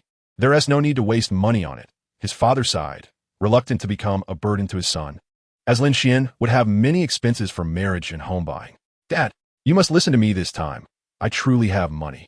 I have over 7 million in my account, Lin Xuan declared, revealing the balance of his ordinary bank card. With astonishment, his father marveled at the unexpected wealth his son possessed. Splendid. The years of dedication have truly borne fruit. Father Lin chuckled, eagerly anticipating the day he would walk unaided. Soon, the door swung open, and Mother Lin entered. Lin Xuan, is that BMW parked downstairs yours? She inquired with curiosity. Indeed, I just purchased it a few days ago, Lin Xuan replied with a smile. I heard from our neighbor downstairs that the car costs 1 million yuan. Is that true? Mother Lin, astonished at her son's affluence, could hardly believe her ears. It's not quite 1 million. It's just over 900,000, Lin Xuan casually remarked. What? You extravagant child. Spending over 90,000 on a car. Wouldn't it be wiser to save that money for a house or a wife? Mother Lin lamented, her heart aching. Father Lin, however, laughed heartily. The child has grown. You needn't worry so much. Lin Xuan reassured her, Mother, rest assured, I am not lacking in funds. Tomorrow, I will take Father to the city hospital for treatment. Discuss it with him. As long as he agrees, that's sufficient. Mother Lin thought of encouraging her husband to seek treatment, having previously mentioned it, but he was stubborn and reluctant to spend money. Father has already consented, Lin Xuan stated. Upon hearing this, Mother Lin was overwhelmed with joy. That's wonderful. Your father has finally come to his senses. Mother, I am hungry and crave your cooking, Lin Xuan expressed. Indeed, my son has traveled all morning. Let's prepare some meals, she replied. Certainly, I'll get right on it. The three of them gathered for lunch, with Lin Xuan sitting beside his parents, enjoying the flavors of home-cooked dishes. The father and son, filled with joy, uncorked a fine bottle of wine. Lin Xuan drank heartily and soon succumbed to a deep slumber. However, in his dreams, he was confronted with a nightmarish vision. 3 years hence, his hair had turned white. His eyes were blind, engulfed in darkness, blood oozing from his eyes, his body decaying, gradually transforming into a pool of blood. Chapter 36. An Encounter for Marriage. Lin Xuan gasped for breath, jolting awake from the dream. How could this be? He murmured to himself. Is this a portent of what awaits me in 3 years? Lin Xuan fervently wished it were not true. Lin Xuan, are you all right? Mother Lin, noticing the commotion from his bedroom, inquired. I'm fine, Mother. Please go about your business. He replied, regaining his composure. Well, since it cannot be avoided, I must strive to cultivate diligently and aspire to reach the celestial realm soon, Lin Xuan resolved. In the afternoon, Lin Xuan opted to remain at home, relishing the tranquility of the moment. He sat in the living room with his father, watching television. If only Xiao Xue were home, Lin Xuan sighed, reflecting on how his sister was nearing her university break. Xiao Xue will be on holiday in a few days. Father Lin shared the news with Lin Xuan. Thanks to you, as her brother, providing her with monthly living expenses. Father Lin felt that his son had become the pillar of their family. It is my duty, Lin Xuan replied, cherishing his sister deeply. Suddenly, Mother Lin arrived with their neighbor, Aunt Li. Lin Xuan chose to ignore the neighbor, who was known for her snobbishness, as he disliked such individuals. I've always said that this child excels in studies and will earn great wealth in adulthood, Aunt Li remarked, smiling at Mother Lin. Hearing praise for her son brought a radiant smile to Mother Lin's face. Lin Xuan lowered his head in silence, refraining from exposing Aunt Li's deceit. He distinctly recalled her previously claiming to be a bookworm, destined to remain obscure as she grew older. Oh, Sister Zhang, I am here to introduce a prospective match for Lin Xuan today. Upon hearing this, Lin's mother promptly expressed her gratitude. That's wonderful. How old is the other party? And what do they look like? Lin Xuan felt exasperated. This was an annual occurrence, and he was uncertain how to navigate it this time. Rest assured, the person is named Lu Xiangru, age 23, youthful and beautiful, currently working in Jingzhou as a media operations specialist, Antley elaborated. Sounds promising. We should meet and converse. Lin's mother said, her anxiety palpable at Lin Xian's single status. Indeed, that is my intention. Why not arrange for tonight? Let them meet, she suggested eagerly. All right. Lin's mother readily agreed. It's settled then. I will confirm the time and place with the matchmaker, Antley declared before hurriedly exiting. As he watched her leave, Lin Xian lamented, Mom, I do not wish to go on a blind date. You need not worry about my affairs. Just go and see, if it's suitable. You may consider a relationship. You're no longer a child, Lin's mother urged. Soon, Antley relayed the details to Lin's mother, who informed Lin Xian. 5:30 this evening at Xinguang Plaza, second floor, at the steakhouse. Fine, just this once, Lin Xian conceded reluctantly, compelled by his mother's insistence. That evening, Lin Xian arrived punctually at the steakhouse before 5:30, awaiting Lu Xiangru's arrival. At 5:40, he finally caught sight of a captivating woman who glanced at him briefly before hastily approaching. You must be Lin Xian? She asked, scrutinizing him while holding her handbag. You are Lu Xiangru, Lin Xian observed as he regarded her. Yes, I apologize for my tardiness. I was caught in traffic, she replied, taking a seat opposite him. Upon hearing her explanation, Lin Xian suggested, since you're here now, let us order. Feel free to choose what you like, he added. Lu Xiangru picked up the menu and summoned a waiter, casually ordering several dishes. Then, she inquired, do you own a house in Jingzhou? After surveying Lin Xian again, she sighed, you are rather average-looking, and without a house in Jingzhou, you're not my type. Lin Xian noted her blunt rejection with a sense of relief. No worries. Since we are here, let us proceed with the formalities for our mutual benefit, he replied. Fine, but do not harbor any unwarranted notions, she retorted, exuding an air of superiority. Rest assured, before long, the dishes were served. Let us eat and converse, Lin Xian courteously suggested. I hear you work in Jiangshan? What is your salary? Lu Xiangru asked. I previously earned 5,000 a month, but I have since resigned, he replied. Oh, with no house and such a low salary. You've lost your job now as well, she scoffed, shaking her head dismissively. And you? What is your salary? Lin Xian inquired out of curiosity. I've only been working for a year, and my salary is 3,000, Lu Xiangru asserted confidently. Lin Xian chose not to elaborate further. Once their meal concluded, they would part ways. Lu Xiangru, noticing Lin Xian's indifference, continued, you appear quite honest. If you could purchase a 200 square meter apartment outright, provide a dowry of 5 million, and buy my brother a fine car, I might consider it. Lin Xian immediately dismissed her demands, stating, I find your expectations excessive and beyond my means. Is that too much? If you think it is high, it merely reflects your lack of capability, Lu Xiangru retorted, firmly believing her requests were reasonable. Upon hearing his response, her displeasure was palpable. Precisely because I lack those things, I seek a partner who possesses them. Your conditions are actually quite achievable, Lin Xian remarked, taking a bite of fatty pork, his mouth glistening with grease.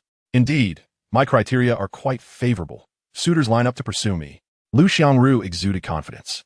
If age were not a factor, the elderly gentleman at the park would perfectly fit your criteria. Lin Xian responded, incredulously. What? You scoundrel. I'm done eating. You're just a pitiful pauper. What a waste of my time. Lu Xiangru, infuriated and feeling insulted, stood up and walked away. As she departed, Lin Xian quietly lamented. Her face is just brimming with hyaluronic acid. I truly wonder where she derives such confidence. Although the matchmaking endeavor was unsuccessful, Lin Xian found himself quite satiated. After settling the bill, he proceeded to the parking garage. Outside the garage, he spotted Lu Xiangru waiting for a ride. She cast a glance at him, huffed disdainfully, and turned her head away. What does a poor loser want with me? Lu Xiangru assumed he was attempting to pursue her. You're overthinking it. I'm merely here to retrieve my car, Lin Xian clarified. Retrieve your car? What could you possibly drive? She scoffed. A BMW X7, he replied candidly. Is it a rental? Lu Xiangru doubted his ability to afford such a luxury vehicle. Think whatever you like, Lin Xian said, turning to leave. So arrogant. Pretending to be someone he is not, Lu Xiangru thought, feeling indignant. After Lin Xian departed, Lu Xiangru opened her phone to scrutinize the matchmaker's chat history. It contained an introduction to Lin Xian, mentioning a newly purchased BMW. Could that car truly belong to him? A twinge of regret crept in, but she quickly dismissed it, reminding herself that he lacked a home and a job. Ultimately, Lu Xiangru set a personal goal. I will certainly find a boyfriend with even better qualifications. However, she would soon come to realize the magnitude of what she had overlooked. Chapter 37. Hospitalization. Matters of the heart could be set aside 3 years hence. Should Lin Xuan still be alive, perhaps consideration could be given, but for now, he had no intentions of settling down. Lin Xian's father, eavesdropping, listened intently. With a sigh, Lin Xuan declared, "It's hopeless. She is a gold digger who doesn't see my worth." Upon hearing this, Lin Xian's mother felt a wave of disappointment wash over her. However, she quickly consoled him, "Son, there is no need to rush. There are plenty of good girls out there. Tomorrow, I will have someone introduce you to a suitable match." "All right, but you must follow through on your promise," Lin Xuan assured her, leading his mother to relent. When he opened his spatial ring, he was astonished to witness a remarkable scene. An ancient tome lying in the corner of the space suddenly began to levitate. How is this possible? Lin Xuan wondered, sensing an eerie aura emanating from the book. The last time he had merely glanced at it out of curiosity, he had almost lost his life. Lin Xuan observed intently and discovered that the ancient tome was absorbing the energy from the raw stone contained within his ring. Was it truly siphoning my resources? While he contemplated retrieving the raw stone, curiosity held him back from acting impulsively. The ancient text seemed to possess a spirit of its own, radiating a golden glow. Could this be the cultivation method of the longevity technique? Lin Xuan felt a surge of excitement. Through his enhanced vision, he discerned a series of mysterious characters floating above the tome. He committed these enigmatic symbols to memory before extracting the raw stone. Indeed, without the jadeite raw stone, the tome's brilliance diminished, returning to a state of tranquility as it lay once more in the corner of the ring. Activating his enhanced sight, he observed numerous strands of green energy converging towards him. What technique is this? It feels as though my vitality has significantly increased, Lin Xuan mused. Turning to glance at the raw stone beside him, he was momentarily taken aback. The jadeite raw stone appeared unchanged, yet a flower in the room seemed to have wilted. After a restless night, Lin Xuan realized that cultivating the longevity technique did not require the raw stone, but rather the absorption of a plant's life force. The following morning, Lin Xuan assisted his father downstairs, supported by his mother. Today, he planned to take his father for treatment for his leg. At the People's Hospital of Jingzhou, the parking lot was congested, and it took Lin Xuan considerable effort to secure a parking spot. Just then, an ambulance unexpectedly arrived, blocking the exit. Several medical personnel disembarked from the 120 ambulance, rushing to attend to an elderly man who lay unconscious. The elder was swiftly placed onto a stretcher, and the medical staff hurriedly pushed him away. Lin Xuan, curious, activated his enhanced sight to observe the scene without remarking on it. "Let us proceed," he said, supporting his father as they headed to the registration desk. After securing an appointment with a specialist on the first floor and renting a wheelchair for his father, they made their way to the waiting area on the third floor. Before long, Lin Xuan met with the attending physician, Dr. Wu.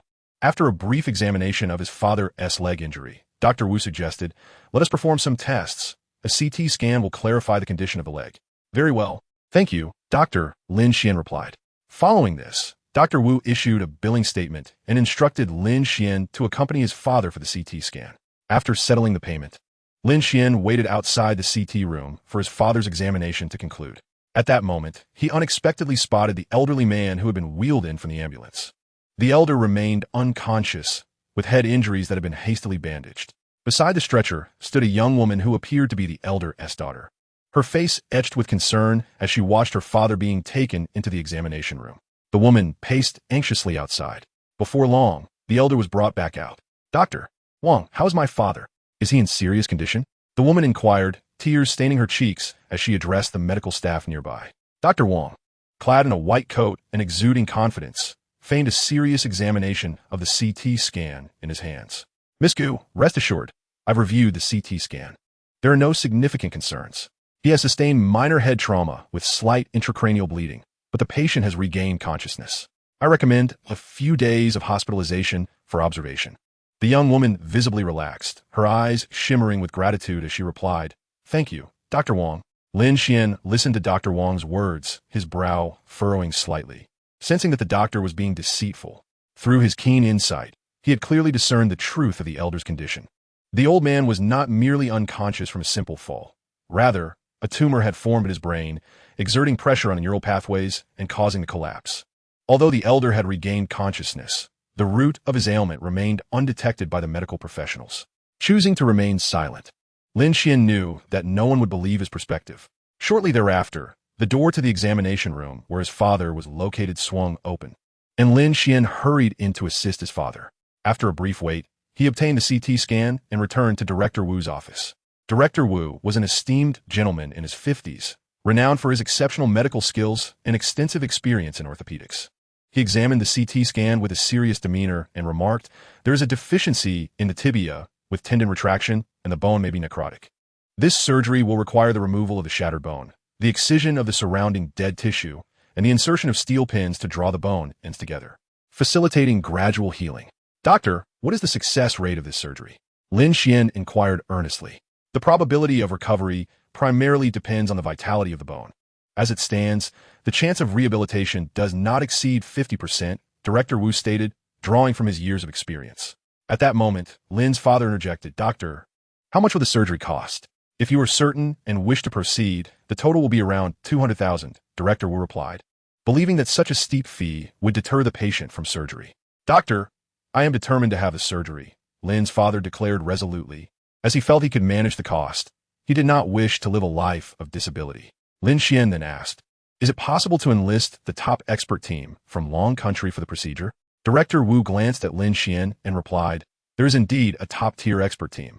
But you should reconsider. The expense is beyond the means of an ordinary family." "Forget it.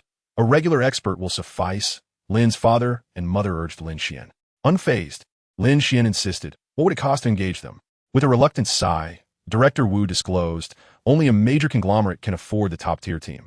They would require a helicopter for their arrival, and the cost may reach 5 million. "What? 5 million?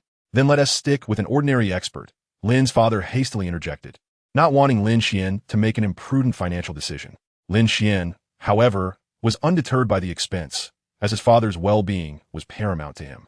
With unwavering sincerity, he stated, "I implore you, doctor, to secure the very best experts. I am willing to pay the 5 million. "What?" Director Wu was taken aback, surprised that such a young individual remained so resolute and unflinching at the mention of 5 million. "Are you certain?" He sought confirmation. "Absolutely. I can make an advance payment," Lin Xuan confidently asserted. "Well then, since Mr. Lin insists, I will arrange for the patient's hospitalization and contact the nation's leading expert team," Director Wu conceded. "Thank you, Doctor," Lin Xuan expressed his gratitude before proceeding with the admission formalities. "Is it truly worth spending such an exorbitant amount for your father?" "Any sum is worth it," Lin Xuan replied fervently. Chapter 38. The Scourge of the Medical Community. Lin's father was assigned to VIP room 003 in the hospital. Patients who could stay here were either extraordinarily wealthy or influential. Each room was private, equipped with various instruments, and attended by medical staff around the clock. "This is quite extravagant," Lin's father mused. Lin's mother, however, felt a pang of concern regarding the expenses. Lin Xuan, smiling, reassured his parents. "Do not fret about the financial matters. Just focus on your recovery." Having reached this point, Lin's parents refrained from further discussion. Suddenly, from the adjacent room 004, "Urgent cri échoué. Doctor, something is wrong. My father has lost consciousness again." The voice sounded familiar to Lin Xuan. Upon using his ability to see through walls, he realized the patient was the elderly man transported by ambulance earlier that morning. "Doctor, please save my father. Why has he fainted again?" Miss Gu was in a state of distress. Dr. Wang and the nurses quickly rushed to the ailing patient. The elderly man was connected to oxygen and a defibrillator. "Wonderful. The patient has regained consciousness," a nurse exclaimed. Miss Gu, her face etched with worry, turned to Dr. Wang and inquired, "Doctor, why did my father lose consciousness again?" Dr. Wang, appearing solemn, did not believe there was an error in his diagnosis. Yet, he could not pinpoint a specific reason. To calm the family's anxiety, he casually remarked, "Perhaps the patient is simply too weak." Miss Gu, however, was unconvinced. Given her father's repeated fainting spells, she insisted, "I request a comprehensive examination for my father." "Rest assured, Miss Gu, our hospital offers only the finest services and tests. There will be no mistakes," Dr. Wang replied. Nonetheless, Miss Gu remained apprehensive and insisted, "No, I insist on a re-examination." Despite his reluctance, Dr. Wang felt compelled to comply, recognizing the Gu family's influence in Jingzhou. Very well, Miss Gu. I will arrange for your father's tests immediately. Lin Xuan, observing from across the way, was aware of the elderly man's condition, which was a tumor in the brain pressing on the nerves. As he contemplated whether to alert them, he overheard Miss Gu's demand for a re-examination. Consequently, Lin Xuan decided to remain silent, confident that the subsequent tests would reveal the truth. The elderly patient in room 004 underwent a series of tests and blood draws for another half-hour. How is my father, Dr. Wang? Miss Gu, tears glistening in her eyes, asked anxiously. After reviewing the blood test results and CT scan, Dr. Wang replied, Miss Gu, your father's blood sugar level is 26, indicating hypoglycemia. I will arrange for glucose infusion. I believe he will soon return to normal. Though Miss Gu was puzzled, she could only hope that her father would not face any complications. Lin Xuan, having witnessed the entire scenario, wore a look of concern. The elderly man clearly had a tumor in his brain, and a thorough examination of the CT scan would reveal the issue. How could Dr. Wang be so inept? Lin Xuan observed as Dr. Wang discreetly exited room 004, sneaking into the restroom where he pulled out his phone and sent a text message. Do not worry. The illness is terminal, and the end is near. Lin Xuan had finally come to understand that Dr. Wang was not oblivious to the situation. Rather, he was deliberately orchestrating it. After sending the text message, Dr. Wang erased all traces of it, leaving no evidence behind. Lin Xuan observed this with a sense of disbelief, as it shattered his worldview. He could hardly fathom that Dr. Wang could sink to such depths. Curiosity gnawed at him as he wondered who was truly pulling the strings behind this. Dad, I'm heading to the restroom, he declared, making his way towards it. As a practitioner of the human origin realm, Lin Xuan moved swiftly and silently, his figure gliding through the corridor like a shadow. Upon entering the restroom, he gently closed the door to the stall, directing his gaze towards Dr. Wang next door. The doctor was engrossed in his phone, seemingly awaiting some communication. After a minute's wait, the anticipated sound of a ringtone pierced the silence. How is the person? A cold voice emanated from the other end. Not good. They can last at most 2 more days. Understood. Dr. Wang replied. I'm taking a significant risk here. When will my 3 million be transferred? Tonight. Do not contact me again. A hoarse voice responded. All right. Thank you, Dr. Wang said, his face alight with satisfaction. After hanging up, he exited the restroom. Meanwhile, Lin Xuan had recorded all of Dr. Wang's conversations. The malice of mankind is truly insidious. Lin Xuan scoffed, vowing not to let this treacherous doctor escape unscathed. For a mere 3 million, he had forsaken his noble profession. What a beast. Lin Xuan mused as he left the restroom. As he stepped out, he encountered Miss Gu, who appeared somewhat dazed and accidentally bumped into him. I'm sorry, she exclaimed, her cheeks flushing as she realized her lapse in focus. Are you all right? Lin Xuan inquired. Miss Gu glanced up at him and shook her head. I'm fine, before heading towards the restroom. However, Lin Xuan called out, Miss Gu, I have something important to discuss with you. Upon hearing his voice, Gu Xiaoman halted, turning to him with a frosty demeanor. I don't know who you are, nor do I understand why you're following me. Please leave. I have nothing to discuss with you. With that, she continued towards the restroom. Lin Xuan observed her retreating figure, opting not to pursue her. Has she taken me for a lecher? I have no interest in women in their 30s. Lin Xuan muttered to himself. It must be said, Gu Xiaoman possessed a delicate beauty and a captivating figure, exuding the charm of a mature woman. It was no wonder she had many admirers, making her misinterpretation of Lin Xuan's intentions somewhat understandable. Moments later, Gu Xiaoman emerged from the restroom, swiftly passing by Lin Xuan. Casually, he remarked, if your father's condition is not treated soon, he may not last more than 2 days. Startled, Gu Xiaoman abruptly stopped, turning to face Lin Xuan. Don't speak carelessly. Don't deceive me, Lin Xuan responded earnestly. Foolish woman, you have been deceived and remain oblivious. Are all well-endowed women like this? Do you have evidence? Gu Xiaoman asked, her inner doubts surfacing, as her father had been fainting multiple times a day, clearly not a normal occurrence. Indeed, it's all on my phone, Lin Xuan replied. Show me, she demanded. Gu Xiaoman sought to verify Lin Xuan's words. Lin Xuan glanced around and observed the plethora of surveillance cameras in the hospital. There are cameras everywhere. It is not conducive to our inquiry. Let's go to the restroom, he suggested. Noticing the sparse presence of patients in the VIP section of the hospital, he followed her into the women's restroom, where he found it unoccupied. Do not attempt to play tricks to draw my attention, Gu Xiaoman remarked coldly, wary of Lin Xuan's intentions. You may examine it yourself.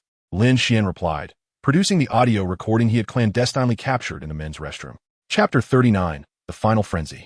Curiously, Gu Xiaoman accepted the phone Lin Xuan offered and pressed play on the audio. The voice of Dr. Wang was unmistakable on the recording. Upon hearing the recording, Gu Xiaoman's complexion turned ashen. Her eyes widened in disbelief at the revelation that someone had spent 3 million to conspire against her father. Overwhelmed with fury, she trembled uncontrollably. Her delicate fingers clenched tightly, as if wishing to shatter everything in her path. "Are you all right?" Lin Xuan inquired with genuine concern. Gu Xiaoman took a deep breath, her chest rising and falling, and responded, "I am fine." "Then, you should swiftly change your doctor. I shall take my leave," Lin Xuan stated as he turned to exit the restroom. "Wait." Gu Xiaoman hastily grasped his hand. "Is there something else?" Lin Xuan turned back to face the striking woman. "Thank you. I will be grateful to you," she said, a hint of guilt in her voice as her gaze faltered, realizing her earlier misjudgment of him. "No need. I happened to overhear it," he replied, attempting to step outside. However, to their surprise, they found a cleaning lady stationed at the exit, blocking their way. "Alas, we are trapped in the women's restroom," Lin Xuan said, feeling quite embarrassed. Just as Gu Xiaoman was about to speak, Lin Xuan swiftly covered her mouth and pulled her back into the restroom, locking the door behind them. "Do not make a sound. The cleaning lady is outside," he whispered, holding Gu Xiaoman, inhaling her faint, pleasant scent. Upon hearing his words, she ceased her struggles. Gu Xiaoman's face flushed with embarrassment, feeling uncomfortable being held by a man in his 20s. Lin Xuan gently reassured her, "There is no need to be tense. The cleaning lady will leave shortly." As her anxiety subsided, Gu Xiaoman quietly urged, "Please remove your hand." At that moment, the cleaning lady began her task of mopping the floor of the restroom. Gu Xiaoman leaned against Lin Xuan, barely daring to breathe. The two remained closely pressed together, her heart racing with concern that they might be discovered by the lady outside. After a while, Lin Xuan relaxed and patted Gu Xiaoman gently. "She has left. Let's exit now." "Umph. How audacious of you to take advantage of me." Gu Xiaoman shot Lin Xuan a glare. Disregarding her comment, Lin Xuan stepped out of the women's restroom, with Gu Xiaoman closely following. "What is your name?" she inquired. "Lin Xuan," he replied, savoring the lingering fragrance on his hands, finding it quite delightful. Gu Lao exhibited no surprise, maintaining a calm demeanor that was almost unsettling. "It seems there are many who covet the Gu family's assets. Please make the necessary arrangements and refrain from discussing this matter with any members of the Gu family." "Yes, Father," Gu Xiaoman responded, her expression regaining its icy composure. She promptly called Director Zhang and recounted the events that had transpired. In haste, Director Zhang summoned several experts and hurried towards War Number 4. He was immensely flustered upon seeing Gu Xiaoman and quickly bowed respectfully, saying, "Miss Gu, I received your call and came personally. I have also invited 3 specialists to review the Elder Gu's examination reports." "Very well. Your hospital must provide me with an explanation today," Gu Xiaoman replied coldly. Upon hearing this, Director Zhang was drenched in cold sweat, nodding and bowing. "Miss Gu, rest assured, we shall provide you with a satisfactory response today." Gu Xiaoman remained silent, seething with anger, for this hospital was an investment of the Gu family. And such a ludicrous incident had occurred. Even a well-fed dog wags its tail, yet some people today are even worse than dogs. The experts examined the earlier CT scans, their expressions grave. At that moment, Dr. Wang rushed in, his face pale with panic. Upon seeing other specialists in War Number 4, he sensed trouble. "Director Zhang, what brings you here?" Dr. Wang asked with a sycophantic smile. "Dr. Wang, you arrived just in time. Please clarify the cause of Elder Gu's condition," Director Zhang said, his face stern. "Director, Elder Gu suffered a head injury from fall," Dr. Wang defensively replied, harboring a glimmer of hope. "Oomph. Can a head injury cause cranial defects? Can it lead to repeated comas? Clearly, there is a tumor within the skull. We must expedite surgery," an elderly expert stated as he scrutinized the CT scans. Realizing he could not conceal the truth any longer, Dr. Wang feigned ignorance. "Is that so? I did not examine it closely. I thought it was a cranial hemorrhage." "Oomph. You are clearly being willfully ignorant," Gu Xiaoman retorted at Dr. Wang. "Wang Zheng, I never imagined you would sacrifice your conscience for money." Director Zhang expressed his disappointment at his former student. "Director, I do not understand what you mean. If anything, I might have misdiagnosed Dr. Wang adamantly refused to acknowledge any wrongdoing. "Even now you deny it. Do you truly believe we are unaware of everything?" With that, Director Zhang dialed the police. "From this day forth, you are dismissed. Your medical license will be revoked, and you shall no longer be a doctor," Director Zhang declared. The other experts lamented, saddened that a doctor they had nurtured for years would betray his integrity for financial gain. "No, please, Director, you cannot do this. I am your student," Dr. Wang pleaded, kneeling before Director Zhang. "At this juncture, I can no longer assist you," Director Zhang sighed. "You have no evidence. These are merely your speculations." Dr. Wang ceased his pretense, refusing to admit his guilt. Gu Xiaoman finally discerned Dr. Wang's true character. He was a despicable and shameless man. "Evidence? I possess it," she declared, proceeding to play a recording sent by Lin Xuan. Upon hearing the recording, Dr. Wang comprehended the gravity of the situation. His sordid dealings have been documented. Determined not to let the recording be made public, he swiftly lunged at Gu Xiaoman, brandishing a surgical knife. "Wang Zheng, what do you intend to do?" The director and several experts gasped in shock, never suspecting that Dr. Wang would dare to threaten a family member of the patient. "Everyone, step back. Should anyone dare to act recklessly, I shall not hesitate to harm her," Dr. Wang shouted in a frenzy, his demeanor bordering on madness. "Please, do not harm Miss Gu. Let's discuss this civilly," Director Zhang implored in haste.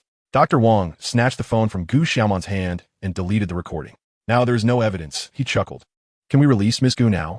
Director Zhang, anxious for her future, as she was the heir to the Gu family, pleaded.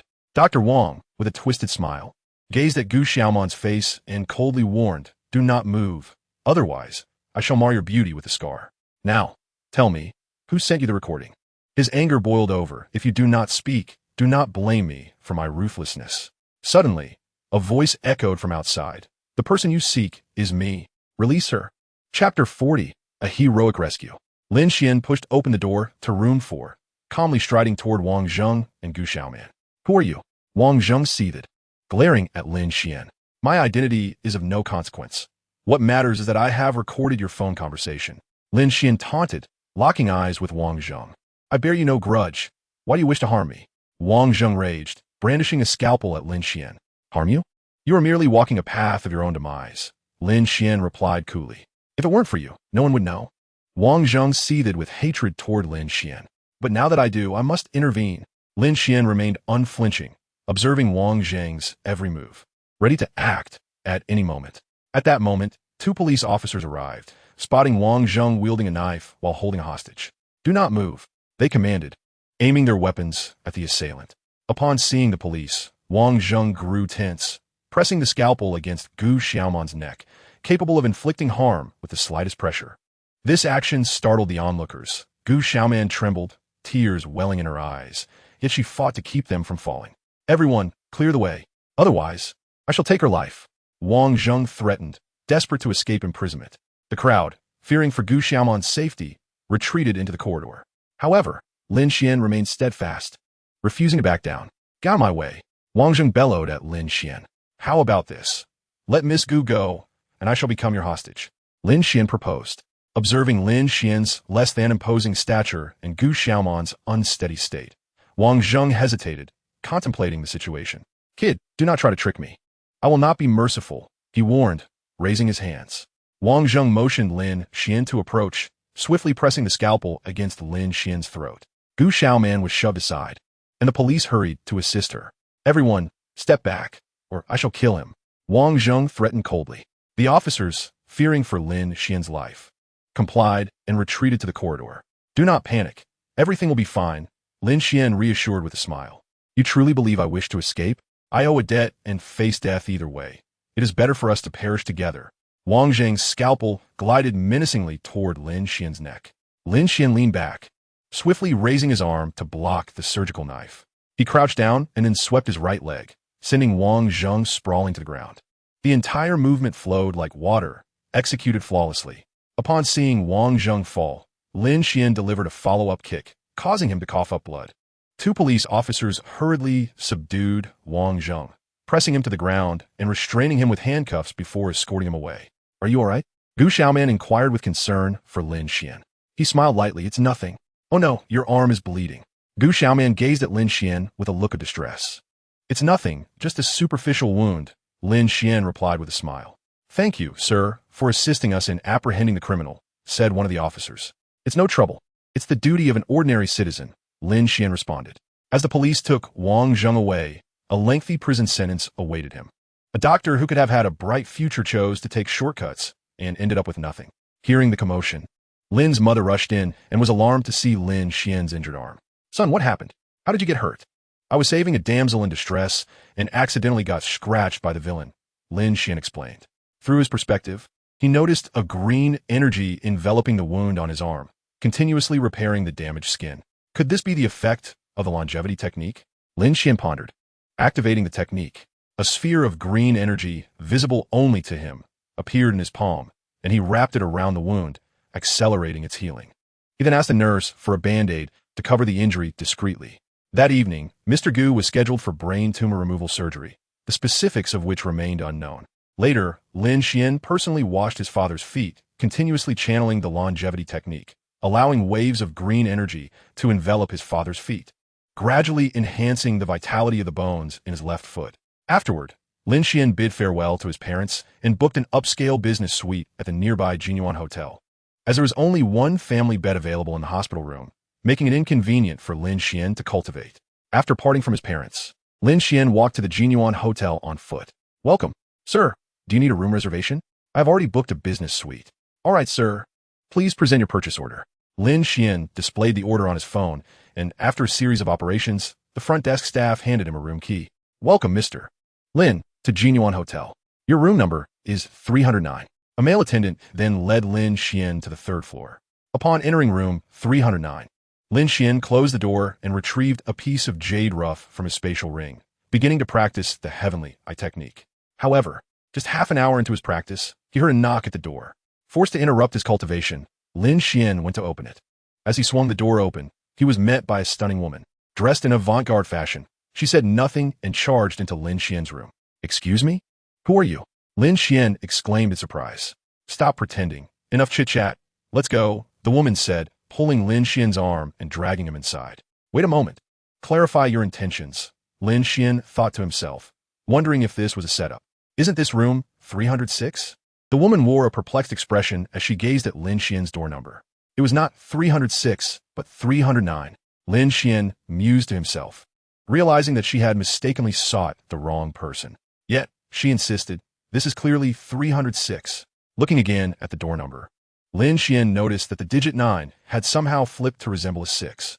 At that moment, as the two conversed at the entrance, the door of 306, diagonally across from 309, swung open abruptly. A portly, unseemly man clad in shorts smiled and beckoned. "This is 306. Come over." Upon hearing this, the woman promptly turned and made her way towards room 306. The rotund man observed her enter, then glanced at the dazed Lin Xuan, offering an awkward smile. "My apologies, brother, for disturbing your rest." Without waiting for Lin Xuan's response, he hastily shut the door. What on earth is happening here? Lin Xuan pondered in exasperation. After closing the door, he looked down and noticed a small card. Curiosity piqued, he picked it up. It was a massage card, replete with various random offerings. Finding it of no interest, he tucked it into his pocket to avoid disturbing others and then settled down to meditate. However, his focus eluded him. The soundproofing here is abysmal. Although 309 and 306 are separated by 3 rooms, the anguish sounds were clearly audible. Since taking up meditation, Lin Xuan's hearing had sharpened significantly. Yet, the cries lasted only for a few seconds before abruptly ceasing. What transpired next was far more riveting, completely contrary to Lin Xuan's expectations. Chapter 41. The Heavenly Jump. Is that it? Lin Xuan was taken aback. Shaking off distractions, he resumed his meditation. Yet another wretched sound emanated from room 306. Something felt amiss. The cries seemed increasingly desperate. Lin Xuan activated his clairvoyance to peer into room 306. To his surprise, 3 men had appeared within, brandishing electric batons and weapons. The previously jovial, portly man, Sun Jigao, now found himself bound and tossed onto the bed, his body marred by several whip marks. Meanwhile, the alluring woman leaned against him. Posing for the camera, a subordinate, resembling a lackey, held a phone, capturing images of the two on the bed. The leader, a formidable figure known as Minggu, inquired the photographer, "Have you got the shot?" "Yes, Minggu, it's done." Upon hearing this, Minggu ordered the woman to move aside. Enraged, he brandished the electric baton and struck Sun Jigao, eliciting sparks and anguished screams from the latter. "Please, stop tormenting me," Sun Jigao cried out. "Now you know pain, don't you? Who was it that wanted to sleep with my woman?" With that, Minggu delivered 2 slaps to Sun Jigao. The latter hastily pleaded for mercy. "Big brother, spare me. Let us talk this over, just don't hit me." Minggu, however, was unrelenting, insisting, "Forget it. Let us just make this fatso pay." Indeed, causing a death would complicate matters. 2 of Ming Ji's lackeys sensed the moment was right and urged him to reconsider. Minggu feigned indignation. "How dare he sleep with my woman? I'll make sure he pays dearly." With that, he prepared to continue his violent assault on Sun Jigao. But his 2 subordinates quickly intervened. One of the individuals shouted towards Sun Jigao, "How much are you willing to pay for a private settlement? Otherwise, my brother will surely kill you, and we won't be able to stop him." Sun Jigao, with a mournful expression, realized that he had fallen victim to a scam. The stout man, fully aware of this, had no choice but to concede, saying, "Brother, let us talk it out. I am willing to pay." Upon hearing this, the leader, Minggu, ceased his theatrics, pulling out a POS machine from his bag and saying, "Looks like you know how to be sensible. Go ahead and swipe your card." Sun Jigao, feeling quite helpless, produced his bank card and handed it over. "What is the password?" "The password is 168888. Upon entering the password, Minggu was met with an error message. "Damn it, are you trying to play me for a fool?" he exclaimed, delivering a few kicks to Sun Jigao. All of this was witnessed by Lin Xuan, who couldn't help but chuckle, remarking, "This foolish fat pig brought this upon himself, being both ugly and troublesome. He deserves to be scammed." After receiving a beating, the stout man repeated the password. "The password is 158888. Minggu attempted it again, and this time it was accepted. However, when he checked the balance, his face turned green with anger. It displayed a mere 800 yuan. He had assumed that someone staying in such a grand hotel would certainly be wealthy, expecting at least 10 or 20,000. After cursing a few times, he grudgingly processed the 800 yuan. "You fat fool. You only have 800 bucks in your account, yet you dare to mimic others in seeking a rendezvous?" Beat him into a pulp. For the first time in many years, he encountered such an absurdity. At this point, one of the younger henchmen, noticing Ming Ji's frustration, suggested, "Brother, doesn't he have a credit card?" Ming Ji's spirits lifted, and he immediately ordered his subordinates to cease their actions, turning to the stout man and asking, "What is the credit card password?" "It's also 158888. Ming tried it, but received a notification. "This card has been frozen. You truly are a piece of work. No, tonight you must provide me with 50,000 yuan. Otherwise, you won't be leaving." The more Minggu thought about it, the angrier he became. He didn't dare to actually kill the stout man, but after torturing him until midnight, he had only managed to extract 800. He felt unsatisfied, as that wouldn't even cover the fuel expenses. His subordinate quickly added, "Brother, isn't there an ID card? We could arrange for an online loan." Minggu, realizing this, rummaged through the stout man's belongings, comparing the ID. "So your name is Sun Jigao? Damn, I would have figured it out without the ID." He then said to the stout man, "Come on, give me 50,000 yuan, and we'll call it even for tonight. Otherwise, you know what will happen." Bang, bang. 2 loud kicks struck the door. In the next moment, Lin Xuan kicked open the door to room 306 and walked straight towards Sun Jigao. "Who are you?" The 3 thugs, armed and wary, turned their attention to Lin Xuan. Seeing that he was alone, Minggu shrugged and signaled his men to close the door. Lin Xuan fixed his gaze on the 3 thugs and the woman, coldly stating, "I advise you to leave quickly. Otherwise, I will call the police." "Hey kid, this is none of your business. This fat pig wants to sleep with my woman. What is wrong with teaching him a lesson?" Mingyi retorted defiantly. He was uncertain of Lin Xuan's true identity and did not act recklessly. "Good brother, save me. They are in cahoots. This is a trap. I am a victim." The chubby man, upon seeing Lin Xuan, seemed to have spotted a savior and hurriedly shouted. Lin Xuan ignored Sun Jigao and turned his gaze towards the black-clad leader, asking, "Aren't you leaving yet?" As he spoke, he was about to take out his phone and make a call. The 4 members of Ming Ji's team, feeling rather unsatisfied after only extracting 800 yuan from Sun Jigao, exchanged glances. 3 men raised their electric batons and charged at Lin Xuan. "This is all you're doing." Ming Ji's face contorted with a fierce expression as he lunged at Lin Xuan. Lin Xuan, observing the 3 assailants approaching, did not retreat, but instead advanced. His gaze was sharp, his posture straight as an arrow, and he scanned his surroundings with vigilance. As Minggu swung his baton, Lin Xuan adeptly sidestepped, then seized Ming Ji's wrist and effortlessly threw him to the ground. Swiftly, Lin Xuan turned and skillfully dodged another assailant's attack, delivering a punch that sent one thug reeling. In the end, he easily flung the third assailant aside. Throughout the entire ordeal, Lin Xuan accurately predicted their attack trajectories, maintaining perfect composure. He was careful not to strike too hard, fearing he might inadvertently kill them. "Are you not leaving yet?" Lin Xuan shouted at the trio. Minggu recognized he was up against a formidable opponent and refrained from further words, enduring the pain as he was assisted to his feet by a striking woman. "Let us go." "Wait, his phone has my pictures." Sun Jigao, now dressed, snatched the phone from a thug and deleted all the previously captured videos and photos. Once he had erased the images, he returned the phone to its owner. The 3 men and 1 woman left, visibly disgruntled. Sun Jigao sighed in relief as the assailants departed and, with greasy hands, patted Lin Xuan on the shoulder. "Thank you, brother. I am grateful for your timely assistance." Lin Xuan brushed Sun Jigao's hand away and asked, "Wenting, are you all right?" Sun Jigao was taken aback and grew serious. "Do you know my sister?" He scrutinized Lin Xuan closely. Memories from the past flooded his mind. "Are you that impoverished boy, Lin Xuan?" Sun Jigao called out hesitantly. Chapter 42. The world has changed. Upon hearing this, Lin Xuan chuckled self-deprecatingly. "Yes, I am Lin Xuan. 7 years ago, during high school, he indeed was a poor boy." Sun Jigao felt a wave of shame wash over him. He had never expected that the boy he once despised would save him today. His face flushed. He cleared his throat and said, "Thank you, and I apologize for my past behavior." "It's all right. You were right back then. Wenting and I will not have a future." Lin Xuan had long since come to terms with it. Before entering university, he had penned a love letter to Sun Wenting, but it had inadvertently fallen into the hands of her family, resulting in their disapproval. From that moment on, they severed all contact. 7 years had passed in the blink of an eye, and he wondered how she had been.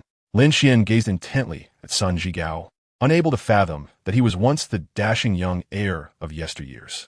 Over the span of 7 years, he had undergone an unimaginable transformation, his hair now thinning.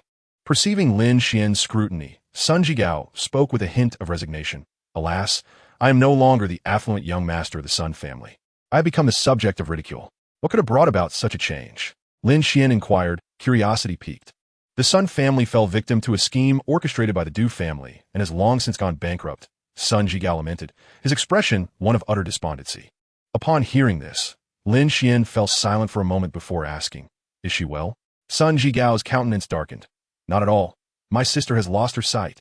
"What? How could this happen?" The revelation struck a nerve within Lin Xuan, prompting him to question further. Du Lei, the young master of the Du family, set his sights on Wan Ting, but she resisted vehemently. Subsequently, the Du family resorted to abduction, and in the ensuing chaos, Wan Ting suffered an injury that rendered her blind. Sun Jigao explained, his voice tinged with anger. Lin Xuan, incensed by this revelation, etched Du Lei's name firmly in his memory. "Wan Ting has lost her sight. Where is she now?" He pressed on. "She is currently a pianist, teaching students." Sun Jigao replied candidly. "She is at the Jingzhou Jin Piano Training Institute. You can find her there," he added, providing Lin Xuan with the address. Lin Xuan regarded Sun Jigao with a stern expression. "From now on, refrain from indulging in debauchery. Your health is in no condition for such excesses." Sun Jigao's face twitched, but he offered no rebuttal. "Wait a moment. Do you have a single coin?" "My 800 yuan has been depleted by that group," Sun Jigao asked, his face betraying a hint of shame as he admitted he had no money even for bus fare. Lin Xuan paused, then turned to Sun Jigao. "Hand me your card. I will transfer you some funds." Taking the card from Sun Jigao's hand, Lin Xuan transferred a modest sum of 10,000 yuan, wary of his intentions.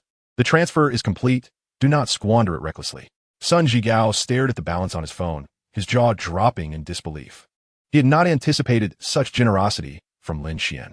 A complex emotion stirred within him. Indeed, fortunes do turn. He glanced at Lin Xuan's room, feeling a pang of shame as he departed. Lin Xuan's parents had received notification from Director Wu, indicating that a team of top-tier specialists would arrive that afternoon. Elated by the news, Lin Xuan ambled through the hospital corridors after finishing the breakfast provided by the institution. Gu Xiaoman approached him.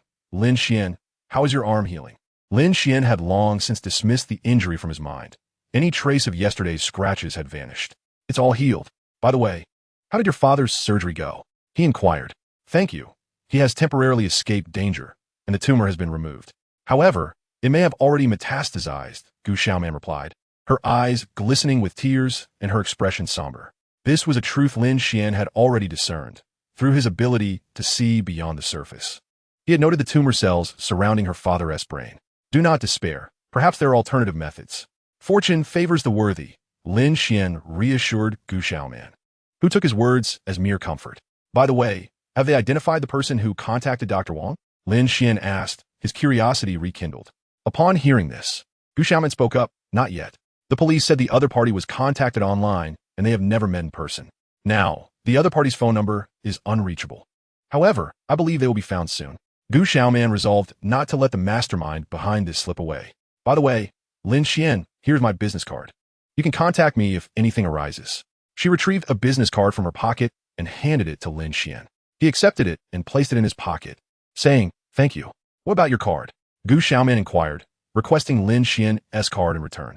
Lin Xuan chuckled awkwardly. "I truly don't have one. You can check for yourself." As he spoke, he turned his pocket inside out. Unfortunately, the card he had previously dropped slid out and fell to the ground, landing right at Gu Xiaoman's feet. "Don't pick it up." Lin Xuan suddenly realized something and shouted. Regrettably, Gu Xiaoman reached down and retrieved the card. Upon inspecting it, her gaze towards Lin Xuan became peculiar. He quickly clarified, "I found it at the hotel entrance last night. It's not what you think." Gu Xiaoman, unconvinced by Lin Xuan's excuses, contemplated for a moment before confiscating the card and tossing it into the trash. Subsequently, she hurried away. "It's truly not what you think." Lin Xuan felt utterly embarrassed. After lunch, above Jingzhou Hospital, the whirring of helicopter blades filled the air. The helicopter descended and landed on the hospital's helipad. Dozens of medical personnel disembarked, bringing advanced medical equipment with them, their purpose being to perform surgery on Lin's father's leg. Outside the helipad, the hospital director personally welcomed this medical team. Many reporters discreetly captured images of the experts arriving at Jingzhou Hospital, eager to uncover the identity of the individual who could summon the nation's top medical team. After a brief exchange, they all headed towards Lin's father's hospital room. "They have finally arrived." Lin Xuan smiled. Soon, after extensive discussions and examinations by the team of experts, they astonishingly discovered that Lin's father's leg exhibited high cellular activity and had no necrotic tissue. Consequently, the surgery was promptly scheduled. That evening, after 3 hours, the operation was successful. As for how long it would take for him to walk again, it depended on his recovery capabilities, with experts predicting a minimum of 6 months. Post-surgery, Lin Xuan continued to provide massage therapy for his father. Soon, a trending news story emerged in Jingzhou. Exclusive, mysterious young tycoon invites national top medical team for father's surgery. Accompanying this was a candid photo of Lin Xuan's profile, taken by reporters. In no time, the citizens of Jingzhou were astonished and engaged in discussions about the identity of this wealthy young man. Some even went to the hospital to investigate, but returned empty-handed. Chapter 9 Choosing Ovilo. Lin Xuan cared for his father at home, daily infusing him with green energy to stimulate cellular regeneration. Observing his father's gradual recovery brought him a sense of relief. After several days of exploration, Lin Xuan began to grasp that the longevity technique differed from the heavenly eye technique. It was merely a mystical practice that assisted with recovery. On the third day, Lin Xuan set out early in the morning. Lin Xuan drove his BMW towards the most renowned property development in Jingzhou, Dreamland. A brief online search revealed that Dreamland is a high-end real estate project dedicated to creating a harmonious living environment that embodies comfort, quality, and innovation. Moreover, this development is situated in the heart of Jingzhou, boasting convenient transportation and comprehensive amenities in its vicinity. As Lin Xuan gently navigated his vehicle into the sales office of Dreamland, he was approached by a young lady in uniform. "Sir, are you here to view the properties?" she inquired. Lin Xuan nodded affirmatively. "May I ask your name? Is this your first time viewing?" Lin Xuan responded with a smile. "My name is Lin Xuan, and yes, this is my first visit." Hearing this, Li Wen, the sales manager, beamed with delight. "Wonderful. Li Wen, do you have any specific requirements for the property?" Lin Xuan pondered for a moment before replying. "Please, tell me more about the development." "Certainly, Mr. Lin," said Li Wen, leading him into the elegantly adorned sales office, which was tastefully decorated with potted plants. As Li Wen guided Lin Xuan through various model rooms, he followed closely behind, noting the exquisite decor and impressive quality of the construction, free from any signs of shoddy workmanship. At that moment, a familiar gaze fell upon Lin Xuan. He turned to see Lu Xiangru, the woman he had met during a recent blind date. "Oh, didn't you say you couldn't afford a house during our date?" Lu Xiangru shot him a disdainful look. With a smug expression, she replied, "Of course not. My boyfriend has promised to buy me a property within 2 million. I'm just here to look at the layouts. Ah, congratulations. May I ask how old your fiancé is? Lin Xuan chuckled lightly. What do you mean by that? My boyfriend is 40, but he is wealthier than you. Lu Xiangru retorted, clearly irritated. I haven't decided yet. I'm still contemplating the layouts, Lin Xuan candidly admitted. Huh, I suspect you think the prices are too steep, she scoffed. Xiangru, who is he? Inquired Lu Jingjing, Lu Xiangru's friend. Oh, he's the blind date I mentioned the other day, Lin Xuan, Lu Xiangru explained to her companion. Oh, he's the one who rented a luxury car for the date, yet still pretends to be affluent, Lu Jingjing remarked with a condescending stare, showing no regard for Lin Xian's feelings. Feeling displeased, Lin Xuan sensed the bias against him. I believe he's just here to pose as a buyer, Lu Jingjing whispered to Lu Xiangru, though her voice reached Lin Xian's ears. Lin Xuan found such self-righteousness intolerable and saw no need to provide further justification. The two women, noticing his silence, seemed to grow even more convinced of their assumptions. At that moment, Li Wen approached Lin Xuan with a cup of tea. Mr. Lin, I've poured you a cup of tea. Please take your time to consider your decision.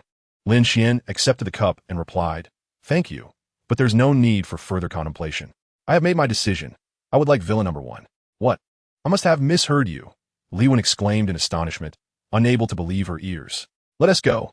You heard me correctly. It's time to sign the contract. Lin Xuan stated decisively. Mr. Lin, this villa is priced at 15 million. Would you like to deliberate on it further? Li Wen reiterated. I have given it considerable thought. Lin Xuan rose, preparing to sign the contract. This move astonished Lu Xiangru and Lu Jingjing, who had been whispering to one another, as they had not anticipated Lin Xian's affluence. Very well, Mr. Lin, please follow me.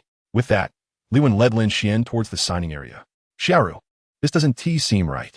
He doesn't appear to be the impoverished individual you described, does he? Lu Jingjing revealed a look of uncertainty. Xiaoru, in disbelief, asserted. He must be putting on an act, deliberately performing for our benefit. Come, let's follow and see how this unfolds. As she spoke, Lu Xiaoru tugged Lu Jingjing along behind Lin Xuan, eager to expose his true nature. Mr. Lin, will you be paying in cash or through a loan? Li Wen sought confirmation, noting that most individuals opted for installments. He himself was uncertain whether he would live beyond 3 years, hoping merely to leave a home for his parents' retirement. Mr. Lin, please have a seat while I retrieve the contract. With that, Li Wen excitedly dashed toward the office. Soon enough, the sales staff of the property center were aware of the news, casting envious glances at Li Wen. In a short while, Li Wen printed a contract and brought it over for Lin Xuan to sign. Lin Xuan briefly reviewed it, poised to write his signature when he heard, Wait. A familiar voice interrupted. Lin Xuan set down his pen and looked up to find Gu Xiaoman, whose appearance today was striking.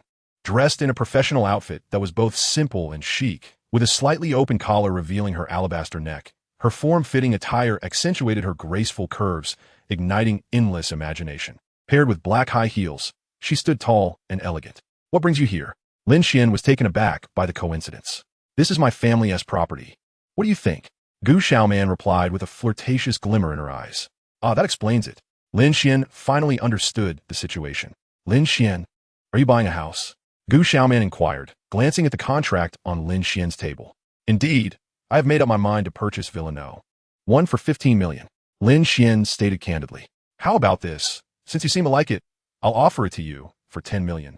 As a gesture of goodwill, Gu Xiaoman promptly reduced the price by a third. Lin Xuan was taken aback by her generosity and quickly expressed his gratitude. Then, Gu Xiaoman turned to Li Wen and said, Lin Xuan is my friend. Please print a new purchase contract at the price of 10 million, and your commission will remain unchanged. Upon hearing this, Li Wen quickly thanked her. Thank you, Miss Gu. Afterward, Li Wen reprinted the contract. Lin Xuan casually signed it and, in front of numerous prospective buyers at the sales office, swiped his black card for the sum of 10 million. Subsequently, Gu Xiaoman personally handed Lin Xuan the key to Villa No. 1. I wonder if Mr. Lin could treat me to a cup of coffee? Gu Xiaoman jested. Certainly. I would be delighted. With that, the two made their way towards a cafe. At that moment, Lu Xiangru and Lu Jingjing witnessed this scene, their doubts dissipating entirely, with Lu Xiangru displaying a look of regret. Ah, Xiaoru, it turns out that Lin Xuan is quite the affluent young man. If you're not interested, why belittle him? Introduce him to me. Lu Jingjing also regrets having naively trusted Lu Xiangru's words and missed the opportunity to befriend Lin Xuan. Lu Xiangru fell silent. Her previously joyful demeanor dampened in an instant. Chapter 44. The Gu Family Crisis. In a cafe, Lin Xuan sat opposite Gu Xiaoman. He took a sip of coffee, observing the alluringly fashionable Gu Xiaoman before him. The Gu family possesses quite an extensive portfolio, does it not? With investments in hospitals and real estate projects. Gu Xiaoman proudly straightened her chest and confidently asserted, "Indeed, our Gu family has labored in Jingzhou for decades, earning the title of the foremost family through the efforts of 3 generations. Oh, I did not realize the Gu family was so formidable. Perhaps I should seek your patronage." Lin Xuan jested. "Very well. Raise your head so that I may take a good look," Gu Xiaoman replied with a hint of flirtation and allure, smiling at Lin Xuan. He averted his gaze, unable to meet her enticing eyes, offering an awkward smile in response. "With that demeanor, you cannot possibly be a virgin," Gu Xiaoman teased, her every expression tantalizing Lin Xuan's senses. He hurriedly refuted, "No, I had a girlfriend before." "You are quite the dishonest one." Gu Xiaoman shot him a playful glare. Yet her interest in him only deepened, intrigued by the enigma he presented. Lin Xuan lowered his head, remaining silent, as he was not adept at conversing with women, particularly one so much older and more experienced. "Sigh. I too yearn for a romantic relationship, but alas, it seems I shall never have the chance," Gu Xiaoman lamented, her expression growing somber. "Why not? Everyone deserves the pursuit of happiness," Lin Xuan replied, puzzled by her words. "I was engaged twice, but tragically, both of my fiancés met with inexplicable deaths," Gu Xiaoman revealed, exposing her hidden scars. "What? That cannot be true," Lin Xuan recoiled, pondering whether she was indeed the fabled husband-killer, yet quickly reconsidered, believing the situation to be far more complex. "Yes, they both died just before our weddings. Neither was an accident. One succumbed to heart disease. Others believe I am cursed," Gu Xiaoman spoke wearily. "There may be a conspiracy at play." Lin Xuan scrutinized Gu Xiaoman, noting only her stunning figure, finding no evidence of any affliction. Gu Xiaoman inhaled deeply, "But they all perished because of me. Hence I have no intention of marrying again. Moreover, my father's health is failing, and I must take over all of the Gu family's affairs within a month, lest the family fall apart." Upon finishing her statement, Gu Xiaoman's expression shifted to one of despair and helplessness. "Could you hold me? I feel so weary." Without any support, she revealed a vulnerable side. Lin Xuan rose and moved beside Gu Xiaoman, offering her a sturdy shoulder. Leaning against Lin Xuan, she wept, releasing the pent-up emotions within her. Lin Xuan was taken aback. Beneath Gu Xiaoman's confident and competent exterior lay a fragile soul. Living like this truly seemed exhausting. After several minutes of weeping, Gu Xiaoman ceased her tears, and Lin Xuan offered her a tissue. "Thank you, Lin Xuan.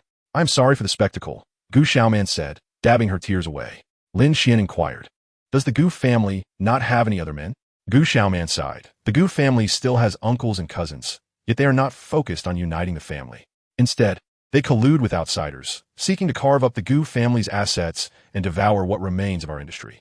It is disheartening to see that those of the same bloodline are unreliable, consumed only by their own self-interests. Lin Xuan shook his head, gaining a new understanding. "Never mind those matters," he thought. "My father has left me only 1 month to take over the entirety of the Gu family's enterprise. I cannot let him down." Gu Xiaoman's tone grew resolute, her confidence restored. Lin Xuan pondered the recent calamities, the untimely deaths of Gu Xiaoman's 2 boyfriends, the unfortunate events befalling grandfather Gu in the hospital, and the evident disunity among the family members, signifying that the Gu family was facing an enormous crisis. Under such immense pressure, it was evident how burdensome it must be for Gu Xiaoman to bear alone. With this in mind, Lin Xuan could not simply accept the 5 million from her without offering assistance. "I wish to help you," he declared. Gu Xiaoman, though grateful, shook her head. "Thank you, but no one can aid me. The complexities within the Gu family are beyond anyone's comprehension. I must resolve this myself." "No, I mean that I can treat your father's illness." Upon hearing this, Gu Xiaoman was taken aback. "Are you serious? That is cancer." Though skeptical, a glimmer of hope flickered in her eyes. "I can give it a try," Lin Xuan expressed, wishing to apply the energy of his Longsheng-Ju technique. "Do you truly possess medical knowledge?" Gu Xiaoman gazed at him incredulously. "Ahem, I have a modest understanding," Lin Xuan admitted, feeling a touch embarrassed. "You aren't jesting with me, are you?" In response, Lin Xuan rolled up the sleeve of his left arm, revealing his fair skin. "What are you doing? Trying to prove your skin is pale?" Gu Xiaoman questioned, puzzled. "Do you see any surgical scars on my arm?" he inquired. It then dawned on Gu Xiaoman that just days prior, Lin Xuan had suffered a cut from a surgical knife wielded by Wang Zheng while trying to save her. Yet now, there was not a trace of that injury. Grasping Lin Xuan's arm, she gently stroked it, then lifted the sleeve of his other arm, discovering it was also unmarred. This realization left her furrowing her brow. How did you manage that? Lin Xuan smiled mysteriously. I cannot divulge that. I can only tell you that I come from a mysterious force. Can you truly treat my father? Gu Xiaoman grasped Lin Xuan's arm, her excitement palpable. I can give it a try. Excellent. Lin Xuan, if you truly heal my father, I will fulfill any condition you desire, Gu Xiaoman earnestly assured him. Lin Xuan lowered his gaze to meet Gu Xiaoman's sincere eyes, then shifted his gaze to her chest and asked, Really? Any condition? Yes, Gu Xiaoman replied without hesitation. Should her father regain his health, the crisis facing the Gu family would naturally dissipate. She would comply with any unreasonable demand Lin Xuan might make. The two then drove towards Jingzhou, heading for the Gu family residence. Lin Xuan, why have you stopped? Gu Xiaoman, seated in the back, asked. You stay in the car while I run into the pharmacy to pick up a few things, Lin Xuan replied as he exited the vehicle. I'll accompany you. She insisted. He wished to keep his treatment method concealed and needed to acquire a certain medication to avoid side effects to maintain a facade. Young man, what do you require? He inquired. Let me have a look first, Lin Xuan replied, patiently waiting for the other customers to depart. Once he found himself alone, he spoke. Please fetch me a bottle of Luwei Dihuangwan. The shopkeeper scrutinized Lin Xuan for a moment before retrieving a bottle from the shelf. Sir, you misunderstand, he said. I understand. I shall gift you a box of condoms. I do not want them. Lin Xuan protested. They are complimentary, the shopkeeper insisted. I truly do not want them. Take them. They are provided free by the state. Ultimately, Lin Xuan discreetly discarded the packaging and concealed both the condoms and the Luwei Dihuangwan in his clothing. Chapter 45. Commencement of Treatment. The vehicle departed from the bustling city, winding along the mountain roads towards the Gu family villa, a serene refuge nestled in the outskirts, overlooking the entirety of Jingzhou like a resplendent gem. Upon arriving at the entrance, Gu Xiaoman alighted from the car, greeted promptly by the butler. Miss, the master is unwell, and young Master Gu is attending to him. You should hurry over. A look of concern crossed Gu Xiaoman's face. Very well, Uncle Li, I understand. Lin Xuan steered the car into the courtyard and approached Gu Xiaoman, inquiring, What is the matter? Has grandfather's condition worsened? Sai, let us go. I'll take you to see my father, she replied hurriedly, and they made their way towards Grandfather Gu's bedroom. In the hall outside Grandfather Gu's quarters sat an elderly gentleman and two young men, leisurely sipping tea. Upon noticing Gu Xiaoman and an unfamiliar young man approaching, the elder cast a glance at Lin Xuan and, with a tone of self-importance, remarked, Xiaoman, who have you brought along? Uncle, what brings you here? Gu Xiaoman recognized her uncle Gu Yuanshan and his sons, Gu Ming and Gu Jie, enjoying their tea. Gu Yuanshan, displeased, retorted, as a member of the Gu family, it is only natural for me to check on my older brother. Gu Xiaoman, unwilling to engage with her uncle, led Lin Xuan towards her father's bedroom. Stop. Who is this fellow, and what is he doing in our Gu family? Gu Ming suddenly called out to Lin Xuan.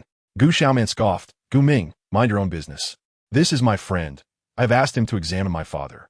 Gu Jie, overhearing, nearly spat out his tea, laughing heartily, ha. Xiaoman, it's not that I'm criticizing you, but everyone knows about Uncle S' illness. Why bother stirring up trouble for the old man? Anger flared in Gu Xiaoman's eyes as she retorted coldly. I do not require your insincere lectures. Unfazed by her rebuke, Gu Jie rose to appraise Lin Xuan. You, young man, have quite the audacity, deceiving your way into our family. Lin Xuan disregarded him entirely. Who I treat is not for you to dictate. Gu Yuanshan, upon hearing this, set down his teacup, his expression hardening in silence. At that moment, a young man emerged from Grandfather Gu's bedroom. Gu Tao, wearing glasses, approached upon hearing the commotion. Yes, brother, I have invited a friend to treat our father. Gu Xiaoman spoke while introducing Lin Xuan. Gu Tao politely addressed Lin Xuan, expressing gratitude for his assistance. Gu Jie, upon seeing Gu Tao, displayed an expression of displeasure and scoffed. You, an outsider, merely a dog adopted by my uncle.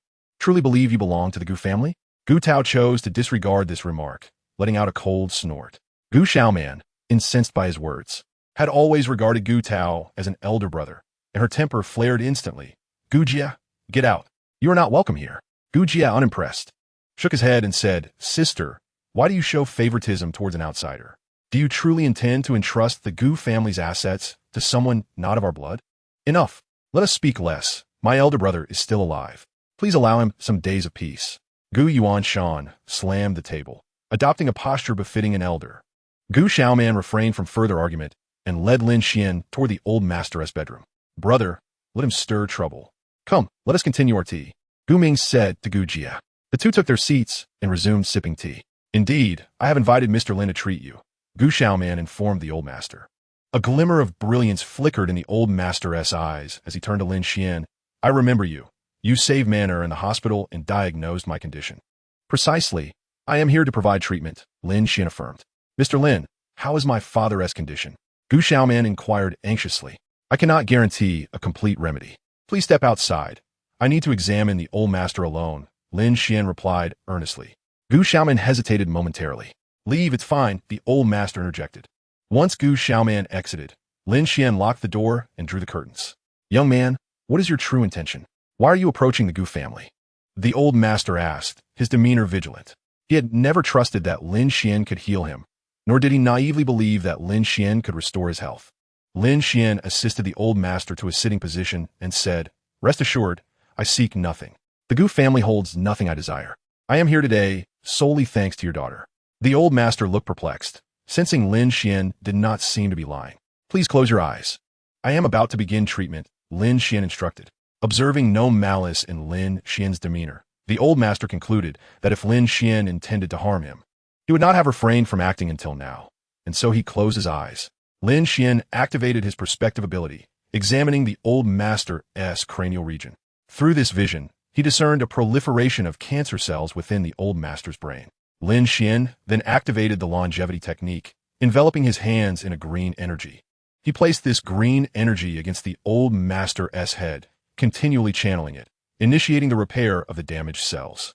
The righteous energy surged, the malevolent energy diminished, revitalizing the cell's vitality and significantly enhancing their resistance, causing the cancer cells to cease their spread and gradually perish. This is truly effective. Lin Xuan's hypothesis was validated. After sustaining this effort for half an hour, he felt somewhat exhausted and promptly ceased his technique. You may open your eyes now, Lin Xuan told the old master. From his sleeve, he retrieved a carefully prepared pill, the 6-flavor Romania pill, and handed it to Elder Gu. Take this, he instructed.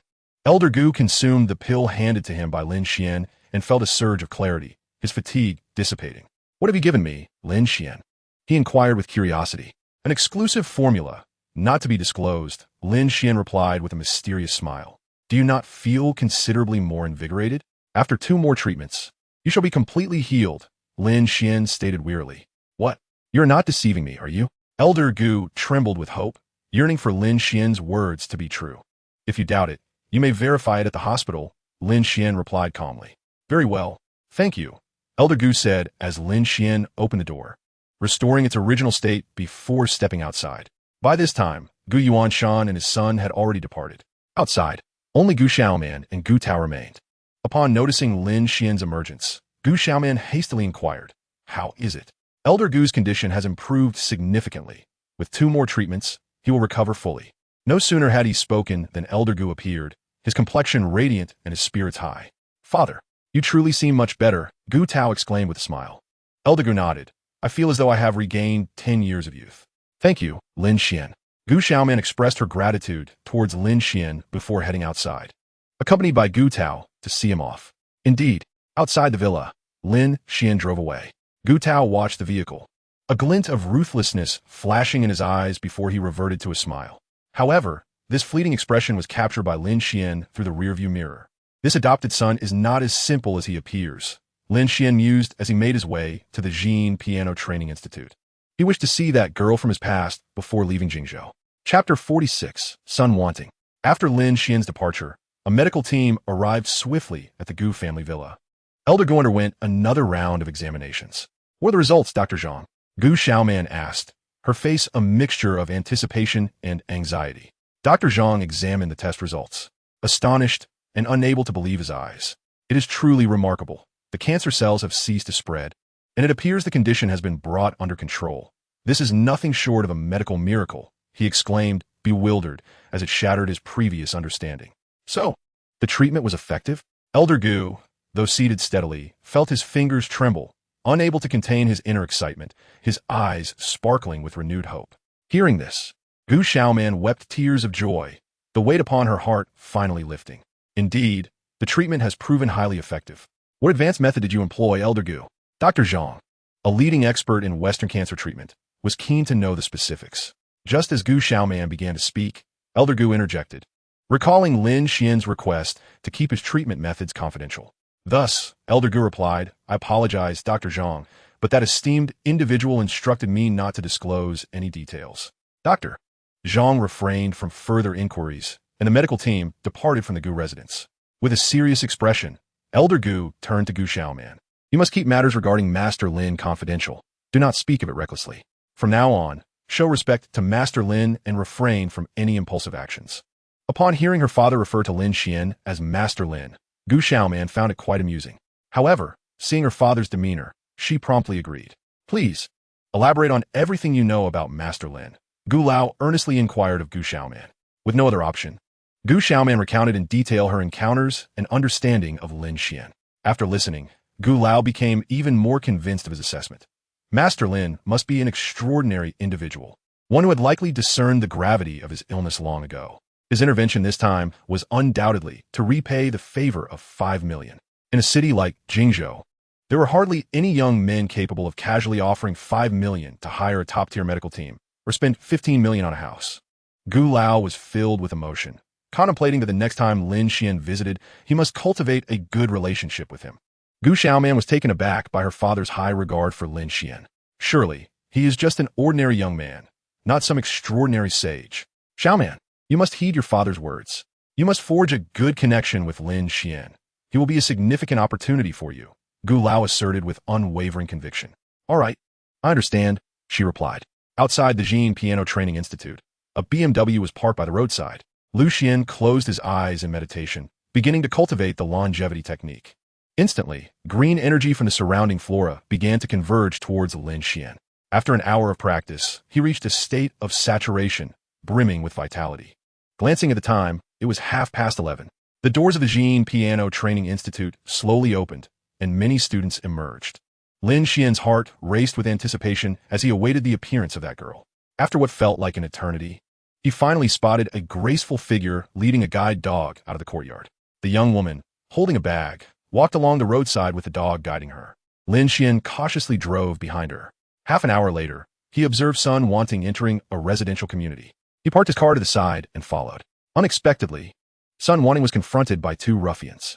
The guide dog barked fiercely at them. Get lost, you mutt, shouted one of the thugs dressed in blue, kicking the guide dog. The poor creature was sent flying, but quickly recovered, tugging at the thug's pant leg. Hurry up and kill that dog, commanded the thug in red. Picking up a wooden stick, Sun Wanting, panic-stricken and helpless, shielded the guide dog, pleading, please do not hurt it. It is innocent. We won't harm it. But your brother owes me 2,000. Help me settle that, the blue-clad thug replied. He owes you money? Demand it from him. I truly have no money left. You ransacked my wallet last time. Sun Wanting cried in despair. Well then, my apologies. Old Two, grab her bag. At that moment, the thug in red lunged to snatch Sun Wanting's purse. Just then, Lin Xuan arrived. With a few swift punches, he incapacitated the 2 thugs and seized the wooden stick, breaking their arms in the process. Their cries of agony echoed through the air. Get lost, Lin Xuan bellowed. Terrified, the 2 thugs scrambled to their feet and fled.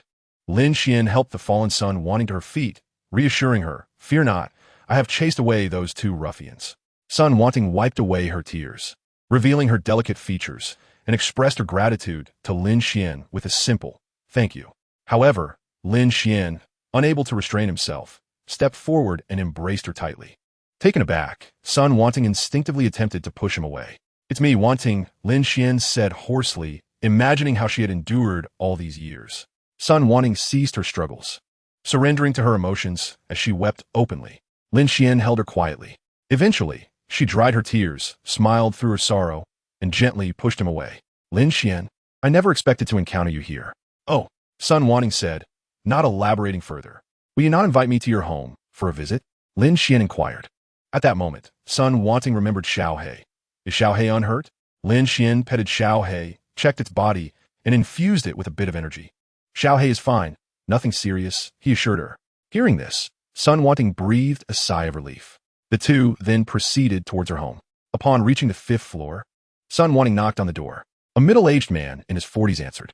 Upon noticing the man accompanying Sun Wanting, his expression shifted to one of concern. Wanting, who is this? He is my high school classmate, Lin Xuan. He just helped me fend off some thugs, Sun Wanting calmly explained. Sun Jianhua paused, recalling the name Lin Xuan. Oh, come in, please. Lin Xuan remained silent as he followed inside. The modest apartment, measuring over 70 square meters, contained 3 small bedrooms, accommodating a family of 4. Lin Xuan, please take a seat while I fetch you a glass of water, Sun Wanting said, feeling along the wall to get to the kitchen. Lin Xuan quickly interjected, no need, you should sit as well. I'd like to have a conversation with you. With only the 2 of them in the living room, Sun Wanting broke the silence. How have you been all these years, Lin Xuan? I've been well, he replied. Let me feel your face to see how much you've changed. Lin Xuan took Sun Wanting's hand and placed it against his cheek. Facing him, she gently traced her fingers over his face, conjuring his image in her mind, and a charming smile appeared on her lips. You haven't changed. I remember your features. She teased. Lin Xuan activated his insight and discerned that Sun Wanting's blindness was due to retinal vascular occlusion. He reached out, tenderly touching her eyes, and gently activated the vitality and regeneration of her retinal cells using his technique. Subsequently, he discreetly retrieved her wallet, located a bank card, and transferred 2 million to her account. He believed that with this sum, Sun Wanting would be able to lead a better life. Lin Xuan, why are you looking through my wallet? She asked. It's nothing. I was just checking out your photos. Are you married? Sun Wanting inquired with curiosity. Well, I suppose I'll leave it at that, she said, feeling a bit disheartened and falling silent. Lin Xuan sighed and said, all right, I will visit you again. I hope you find joy each day. With that, he turned and departed, leaving Sun Wanting to ponder in solitude. Encountering the right person at the wrong time is a cruel irony that cannot yield the blossoms of love. Lin Xuan silently vowed, 3 years hence, if I am still alive and you remain unmarried, we shall rekindle our past affections. Chapter 47. The Punishment of Du Lei. As Lin Xuan departed, Sun Wanting could no longer contain her tears. It's my father's fault for failing to provide you with a life of happiness, Sun Jianhua lamented, stepping out of the bedroom and feeling profound guilt as he observed his sorrowful daughter. It's all right, Dad. Sun Wanting quickly wiped away her tears. Li Yulan inquired of Sun Jianhua, Old son, I believe I saw Lin Xuan. Did he come by? Sun Jianhua sighed, yes. He came to see Wanting and has just left. That lad must have struck it rich. I saw him driving a brand new BMW, which must be worth quite a sum. Li Yulan remarked. Sun Jianhua was taken aback by his wife's words, but chose to remain silent. Li Yulan reflected. If only we had allowed him to court Wanting back then, perhaps he would be able to assist us now. Upon hearing her mother mention Lin Xuan, 2 streams of warm tears once again cascaded down Sun Wanting's cheeks. She felt the chasm between herself and Lin Xuan widening, and her hopes diminishing. Wanting, stop crying and forget about that scoundrel. Now that he is wealthy, he is surely here to mock us. Li Yulan speculated regarding Lin Xuan's intentions. Suddenly, Sun Wanting sprang to her feet, her eyes wide with astonishment and joy as her vision transformed from a blur to clarity. Dad, Mom, I can see you. Sun Jianhua, incredulous and trembling with excitement, exclaimed, wonderful, absolutely wonderful. My daughter, you have finally regained your sight. Li Yulan ceased speaking of Lin Xuan, her heart brimming with joy as she witnessed her daughter's restored vision. At that moment, Sun Wanting felt as though she had been reborn, her face adorned with a long-lost smile, reigniting her hope and passion for life. How could this sudden restoration occur? Is it mere coincidence? Sun Wanting pondered, and after a moment's reflection, she concluded that her regained sight must somehow be linked to Lin Xuan, as he had just caressed her eyes. With that thought, she checked her wallet and discovered that a photograph was missing, and the arrangement of her bank cards had changed. Realization dawned upon her, and she hastily opened her phone to find a notification of a 2 million yuan transfer. Could this possibly be from him? Sun Wanting set her phone down, her heart a tumult of emotions. Li Yulan, curious, picked up her daughter's phone, her expression exaggerated, mouth agape. Oh my, old son, come quickly, it's 2 million. Li Yulan shouted excitedly, holding Sun Wanting's phone aloft. Sun Jianhua rushed over, and upon seeing the notification of the 2 million yuan deposit, he was equally astonished. Ah, do not underestimate the youth's potential. It seems we were gravely mistaken in our judgments. A boy we once disregarded has ascended to heights we cannot fathom. Regardless, let us seize this money and secure a better life. Li Yulan's face was alight with avarice. Do not entertain such thoughts. Do you wish to see our daughter disappointed once more? Son Jianhua admonished, delivering a sharp reprimand to Li Yulan. Old son, after all these years, this is the first time you have struck me. Li Yulan never anticipated that her husband would lay a hand on her. Enough. Cease your obsession with that card. Son Jianhua declared resolutely. Mother, I can agree to all other terms, but I will not spend the 2 million that Lin Xuan offered. Sun Wanting's voice resonated from a bedroom. Upon hearing this, Li Yulan fell silent. Sun Wanting silently clenched the bank card, as it seemed to convey Lin Xian's feelings for her. She then drove towards the Du family, seeking an opportunity to teach Du Lei a lesson and avenge Sun Wanting. Prior to this, Lin Xuan had conducted an online search to gain a general understanding of Du Lei's character. Du Lei was a boorish and arrogant individual, utterly contemptuous of the law. Lin Xuan parked his vehicle outside the Du residence, and through his vision, he spotted a Lamborghini parked in their garage. After comparing photographs, he confirmed that Du Lei was indeed at home. Lin Xuan waited outside the Du residence for 2 hours before finally seeing Du Lei emerge in his sports car. Lin Xuan promptly accelerated from behind, searching for an opportunity to strike. Upon noticing Lin Xuan daring to overtake him, Du Lei became agitated, exclaiming, "Damn it! You dare to overtake me in that piece of junk." With that, Du Lei slammed the accelerator, the engine roaring like a beast as he swiftly sped past Lin Xian's vehicle. Du Lei left Lin Xian's BMW in his wake, wearing a smug expression, reveling in his triumph, and even made a dismissive gesture towards Lin Xian. Lin Xian had not expected Du Lei to be so arrogant, and just as he was pondering how to deal with him, Du Lei had unwittingly presented an opportunity. Therefore, Lin Xian pressed the gas pedal down, matching Du Lei's speed. The vehicle rapidly overtook Du Lei once again, and Lin Xian rolled down his window, flashing a provocative smile before accelerating away, leaving the Lamborghini several hundred meters behind. "You insolent fool! Just wait until I annihilate you!" Du Lei shouted, hastening to pursue Lin Xian. Lin Xian executed a sharp turn, altering his direction. Assuming Lin Xian was attempting to flee, Du Lei disregarded traffic regulations, driving the wrong way and directly obstructing Lin Xian's path. Lin Xian sneered, calling out, "How do you drive? Are you blind? Can't you see my car? If you crash into me, can you afford the damages?" Du Lei unleashed a torrent of curses. Lin Xian calmly retorted, "You are the one who is truly blind." Infuriated by Lin Xian's insult, Du Lei leapt from his car, pointing a finger at Lin Xian and berating him. "You little mutt, do you wish to die? Do you know who I am?" Lin Xian responded with a dismissive smile. "I don't care who you are. Now move your car." At this juncture, several other vehicles had also come to a halt behind Lin Xian's, with the road completely blocked by Du Lei's car. "Want to leave? Not a chance. Get out of my way." Du Lei seethed, addressing Lin Xian. Lin Xian calmly reasoned, "You are driving the wrong way. Be cautious of incarceration." "So what if I am? I do this often. Even if I were to kill you, it would only cost me a few 100,000. Du Lei boasted arrogantly, completely disregarding Lin Xian. Sensing the perfect moment, Lin Xian opened his car door and stepped out. "What are you going to do about it?" Lin Xian fixed his gaze on Du Lei, awaiting his move. "Damn it, you old fool!" Du Lei exclaimed as he lunged to kick Lin Xian. Lin Xian was unyielding, seizing Du Lei's foot and forcefully tossing him aside. "Ouch! You dare strike back?" Du Lei scrambled to his feet, spitting blood. "Just watch as I run you over." However, before he could finish his sentence, Lin Xian's car struck him. Du Lei had no time to react and was knocked down between the two vehicles. Bang! Bang! Oh, stop! Du Lei immediately lay on the ground, wailing in agony, his cries heart-wrenching. "I apologize, it was not intentional." Lin Xian stepped out of the car, hastily explaining to Du Lei.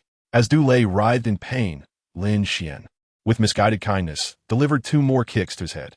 Due to the obstructed view, no one witnessed the act. With those kicks, Du Lei promptly lost consciousness.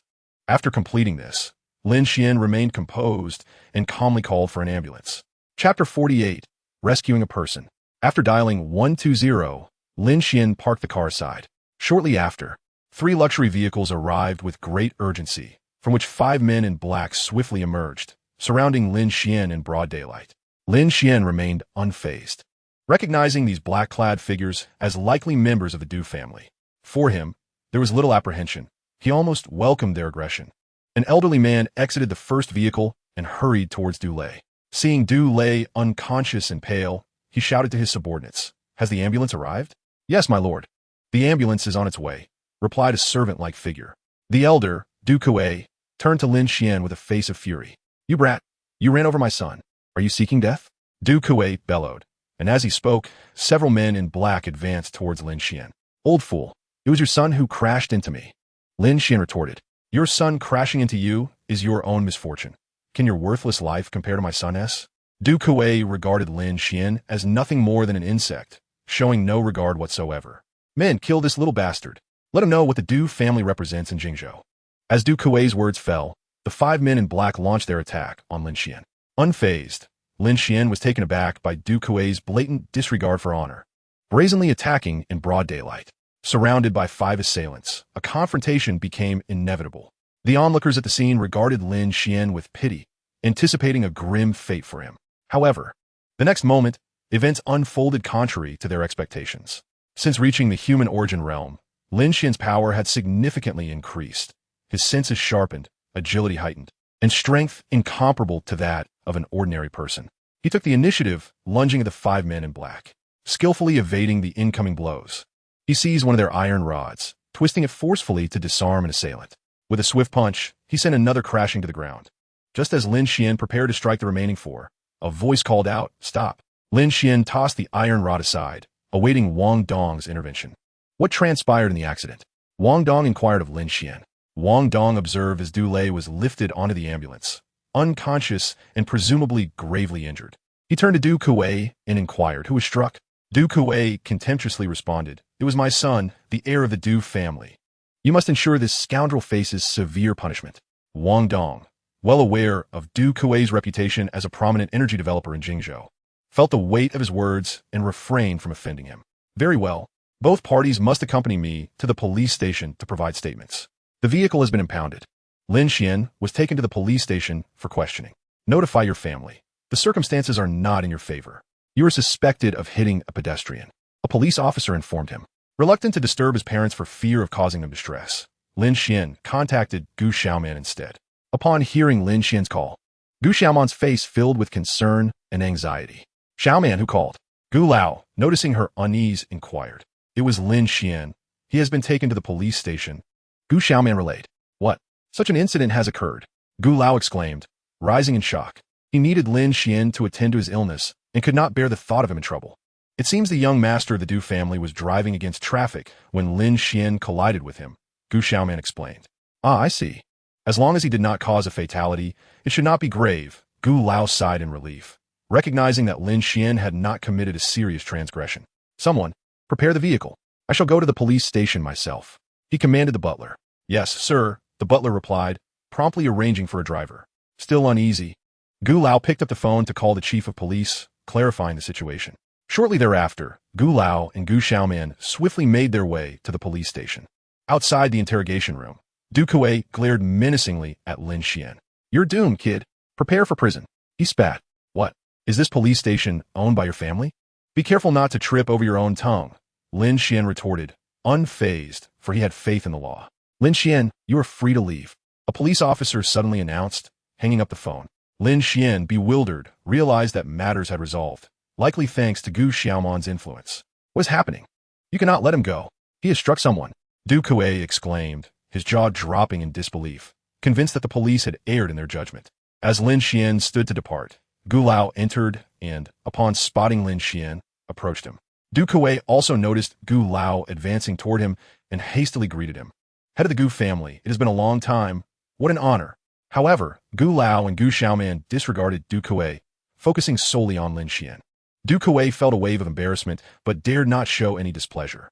"Master Lin, I trust you are unscathed," Gu Lao said as he reached Lin Xuan, causing Du Kuei's jaw to drop in astonishment. A sense of panic stirred within Du Kuei. He had never considered investigating Lin Xuan's background, and witnessing Gu Lao's warm reception made him uneasy. "Thank you, Gu Lao, for your assistance." Lin Xuan expressed his gratitude, having understood the situation. "Oh, it is but a trifling matter. I would not dream of taking credit," Gu Lao replied with a smile. "Very well, let us depart."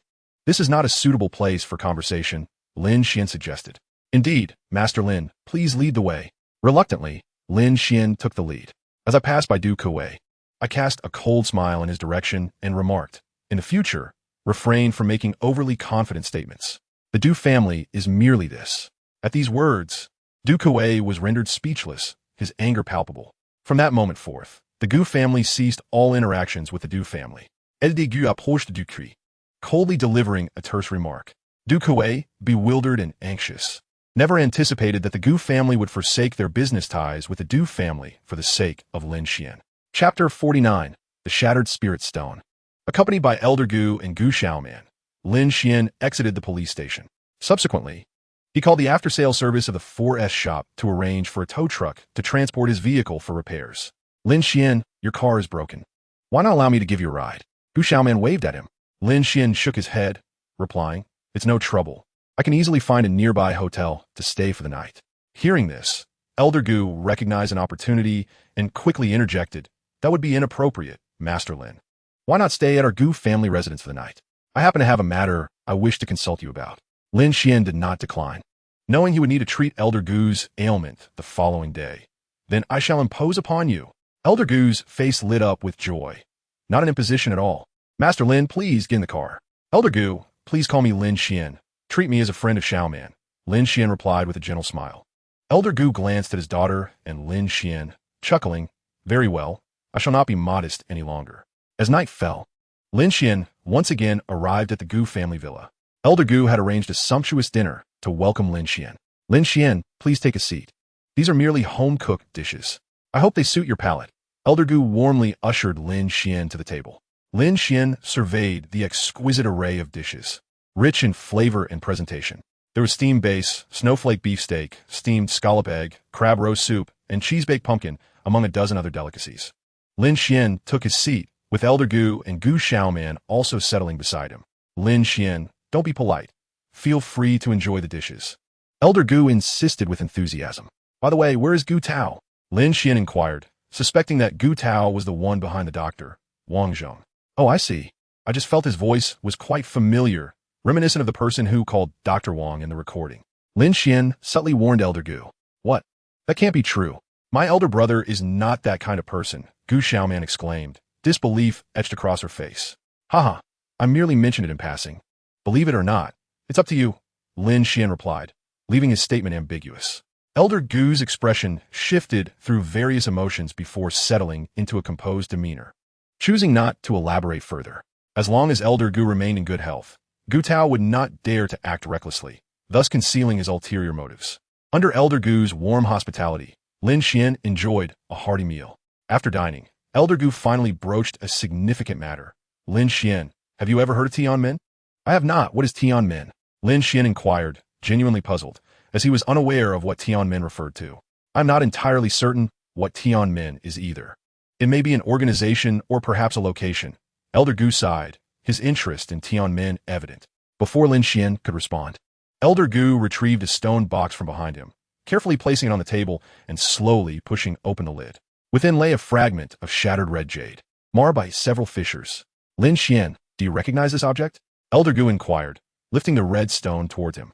Lin Xuan accepted the jade, holding it in his palm, momentarily at a loss to discern its nature. However, as he attempted to activate his Qianmu technique, he was astounded to discover an extraordinarily pure energy emanating from the stone, which subsequently revealed a delicate crack upon its surface. This revelation left Lin Xuan in a state of astonishment. He had not anticipated that this red jade harbored such unadulterated energy. He surmised that this was no mere jade, but rather a type of spiritual stone he had never encountered before. If utilized for cultivation, the speed of his progress could potentially increase tenfold, or even more. What is the matter? Elder Gu asked, perplexed by Lin Xuan's stupor. It is nothing. I sense that this is not an ordinary jade, Lin Xuan deduced. Indeed, after years of research, I have yet to encounter such jade. Elder Gu concurred with Lin Xuan's assessment. Then, for where did this red jade originate? Lin Xuan promptly inquired, eager for such a spiritual stone that could expedite his cultivation. This jade was discovered 40 years ago during my expedition to Shenangjia, Elder Gu recalled, as a grave expression crossed his face. In my youth, I ventured deep into Shenangjia with several companions, but soon we lost our bearings. Our compass malfunctioned, and we fell into a dense fog. While exploring the mist, we stumbled upon a cave, where we collected numerous pieces of red jade. However, lurking within the cave was a colossal python, measuring a full 20 meters in length. Terrified, we fled, yet one by one, my friends were devoured by the serpent. As Elder Gu recounted this tale, a chill ran down his spine. How did you manage to escape? Lin Xuan asked, gazing intently at Elder Gu. I too was on the brink of being consumed by the python. Just as it was about to catch me, a figure suddenly appeared in the sky. With a sword, he struck the serpent's head, severing it from its body. He then rescued me and, leaving behind a single phrase, vanished into thin air. What did that person say? Lin Xuan was taken aback by the existence of such a formidable figure. He declared, the heavenly gate lies here. Outsiders must not enter. Upon hearing Elder Gu's account, Lin Xuan fell into deep contemplation. For so many years, I have sought the heavenly gate, yet it remains an enigma, known to none. Elder Gu sighed, revealing that he no longer possessed the vigor to unravel its mysteries, which is why he shared his knowledge with Lin Xuan. Elder Gu, I have a humble request. Lin Xuan spoke earnestly. Please say on. As long as it is within the capabilities of the Gu family, we shall not hesitate to assist, Elder Gu replied, his demeanor serious. Lin Xuan wasted no time, stating directly, might I have this piece of red stone? Haha, it is precisely my intention to grant you this. I hope you can uncover the secret of the heavenly gate. Elder Gu chuckled, viewing the red jade as devoid of particular value to him. Grateful, Lin Xuan accepted the spiritual stone with joy. Lin Xuan, what do you intend to do with this jade? Gu Xiaoman inquired with curiosity, having listened to Elder Gu's words. I find myself quite intrigued by the heavenly gate, Lin Xuan replied. Lin Xuan casually found a reason to brush it off. All right, it is getting late. Xiaoman, please arrange for Lin Xuan to rest on the third floor of the villa. I shall not intrude any longer. Old Gu instructed his daughter, Gu Xiaoman. Understood, father. Lin Xuan expressed his gratitude to Old Gu and followed Gu Xiaoman upstairs. You can sleep in this room. If you need anything, just call. I'll be right across the hall. Gu Xiaoman cast a flirtatious glance at Lin Xuan. Lin Xuan, admiring Gu Xiaoman's alluring figure, replied with a faint smile, thank you. However, Gu Xiaoman lingered after speaking. Do you have something else to say? Lin Xuan inquired. In response, Gu Xiaoman moved closer, whispering, Lin Xuan, do you remember what I told you? Lin Xuan, puzzled, asked, what did you say? Upon hearing this, Gu Xiaoman's delicate features flushed crimson, and she shot him a playful glare. How annoying. Noticing Lin Xuan's genuine confusion, she lowered her voice. If you can cure my father's illness, I can fulfill any of your wishes. Upon hearing her words, Lin Xuan's gaze returned to Gu Xiaoman. She had her long, dark hair elegantly styled, her exquisite face captivating, and her physique was gracefully alluring. It was undeniable that Gu Xiaoman was a mature beauty exuding charm. Taking a deep breath, Lin Xuan struggled to maintain control over himself. Seeing his silence, Gu Xiaoman quietly locked the door and dimmed the lights to a soft yellow hue. What do you intend to do? Lin Xuan felt a wave of anxiety wash over him. He wished to avoid making any mistakes, feeling conflicted internally. Do you think I'm beautiful? Gu Xiaoman asked passionately in the subdued light. Very beautiful, Lin Xuan replied candidly. Hearing Lin Xuan's compliment, Gu Xiaoman beamed with pride, satisfied with his words. The following morning, Lin Xuan awoke and sighed. Another perplexing situation. You're awake? Gu Xiaoman sauntered in with an enchanting aura, radiating charm. Yes. Why are you up so early? Lin Xuan asked. Sure. Do you want others to find out? Gu Xiaoman looked around to ensure no one was upstairs, sighing in relief. Lin Xuan offered a sheepish smile and remarked, what do you plan to do from here? Gu Xiaoman paused and replied, I have been engaged twice already, and with the reputation of bringing misfortune to my husbands. It is impossible for me to get engaged again. I must inherit the Gu family's business. And what am I to you? Lin Xuan questioned. Perhaps a good friend. Please don't feel pressured. Gu Xiaoman blushed and responded. Lin Xuan was at a loss for words. She seemed to view him as a casual partner. Yet Gu Xiaoman did not appear to be the type to be frivolous. Accepting her perspective, Lin Xuan felt little guilt. After breakfast, Lin Xuan returned to Old Gu's bedroom to treat his brain tumor. He locked the door and windows just as before, drawing the curtains, channeling the lifelong technique. A robust green energy surged from his palms, flowing into Old Gu's head. The vitality of the cells within began to rejuvenate, and the scattered cancer cells were swiftly eradicated. Old Gu felt an immense surge of vitality streaming from his head throughout his entire being, bringing him unparalleled comfort. Under Lin Xuan's perceptive gaze, he confirmed that the cancer cells in Elder Gu's brain had been completely eradicated. He then retrieved 2 pills of Lu Wei Di Huang Wan from his pocket and handed them to Elder Gu, saying, Elder Gu, take these pills, and you shall be well. Gratefully, Elder Gu consumed the pills with eagerness. Indeed, he felt a significant improvement in his vitality. Rising to his feet, he spoke with renewed vigor. Elder Gu, Your affliction has been cured. There is no need for a third treatment, Lin Xuan remarked with a smile. I am immensely grateful to you. This time, the Gu family owes you a great debt of gratitude. Should you require anything in the future, do not hesitate to call upon this old man, Elder Gu promised. Patting his chest, Lin Xuan felt a wave of embarrassment. Having already received numerous benefits, he quickly replied, it was merely a trivial effort, no need for such formality. As he exited the bedroom, Lin Xuan bid farewell to Elder Gu, saying, I shall not impose any further. I will be leaving Jingzhou in a few days. Observing Lin Xuan's intention to depart, Elder Gu did not insist on retaining him and instructed Gu Xiaoman to present a check, which he insisted Lin Xuan accept. What is this? Lin Xuan inquired, puzzled, only to discover it was a check for 10 million. This is the 10 million for your house purchase.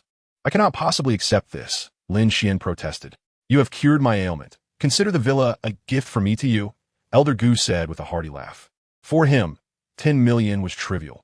Forging a friendship with Lin Xuan was of utmost importance. You must accept it, or my father will forever hold a grudge. Gu Xiaoman urged Lin Xuan. Reluctantly, Lin Xuan acquiesced. Originally intended for his parents to buy a villa, he found himself spending not a single cent. It was as if he had obtained a windfall. Very well. Thank you, Elder Gu, Lin Xuan conceded, glancing at Gu Xiaoman and, with a steely determination, accepted the check. Upon entering Gu Xiaoman's car, he headed towards the 4S dealership. Xiaoman, should I perhaps give you this 10 million? Lin Xuan hesitated, feeling uncomfortable holding such a sum. Keep it. Consider it a tip from me, Gu Xiaoman replied with a satisfied smile, her mood buoyant. Was he being supported? For a fleeting moment, Lin Xuan entertained this amusing notion. Observing Lin Xuan's awkwardness, Gu Xiaoman flashed a charming smile. They soon arrived at the 4S dealership, where Lin Xuan collected his repaired vehicle. As they parted ways, Lin Xuan cautioned Gu Xiaoman, be wary of Gu Tao. He is not a person of integrity. With that, Gu Xiaoman turned and walked away, leaving Lin Xuan in a contemplative state. Watching her car disappear from sight, he displayed a look of lingering desire. Brother, where have you been? Out all night. Surely you've been with a girlfriend. Lin Xuan, with her mischievous nature, interrogated Lin Xuan. Lin Xuan playfully tapped her on the head, saying, You are becoming increasingly mischievous. Quickly confess and be honest. Leniency will be granted. Lin Xuan clung to Lin Xuan, the family sharing laughter. Indeed, today, I have a piece of wonderful news to announce. Lin Xuan exclaimed, shifting the topic. What good news? Do tell. Lin Xuan interjected eagerly before their parents could respond. Turning to his parents, Lin Xuan declared, Mom and Dad, I have purchased a villa in Ideal Garden for you and Xiao Xue. Lin Mother was taken aback, exclaiming, What? That must have cost quite a fortune. Lin Xuan explained for quite some time, stating that he had previously seized an opportunity to purchase a porcelain piece, earning several million in the process, which finally convinced his parents. He then handed the keys to the house to Lin Xuan, saying, This is the key to the villa. You and our parents will move in soon. Lin Xuan curiously looked at her brother and asked, Aren't you going? Upon hearing this, Lin Xuan felt a moment of disappointment, but it was soon replaced by the joy of living in a villa. The family spent several delightful days together, and Lin Xuan took Lin Xuan and their parents on a tour of the villa. Subsequently, Lin Xuan presented Lin Xuan with a 10 million yuan check given to him by Old Gu, urging her to secretly save it. At that point, Lin Xuan had been cultivating the heavenly eye technique for over a month, yet his progress remained stagnant. His aspiration to reach the celestial origin realm within 3 years seemed increasingly elusive. In light of this, Lin Xuan contemplated two possible paths: either venture to Shenangjia in search of more spirit stones or acquire additional cultivation methods from Taoist Wuda. Chapter 51. A Deadly Predicament? Lin Xuan parked his car near the community and walked towards it, carrying local specialties from home.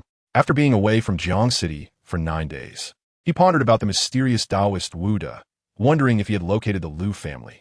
Under normal circumstances, Wuda should have found Liu Hao and presumably stolen the valuable blue and white porcelain bowl. As Lin Xuan walked, he resolved to inquire about the situation with the Liu family later that afternoon. Suddenly, a sharp voice called out from behind him, Stop, you little brat. It was none other than Taoist Wuda. However, he appeared quite disheveled. His suit was torn into strips, his white shirt was stained brown, and one of his pant legs was ripped with a long gash. More alarmingly, Wuda's face bore a purple bruise, one eye swollen, and his hair was a chaotic mess. This condition was even worse than when Lin Xuan had first encountered him. Master, what happened to you? Lin Xuan exclaimed, eyes wide with astonishment as he looked at Wuda. Wu Da gasped, shivering. Where have you been? I've been suffering here waiting for you. Did the master summon me? Have you had a change of heart and wish to guide me?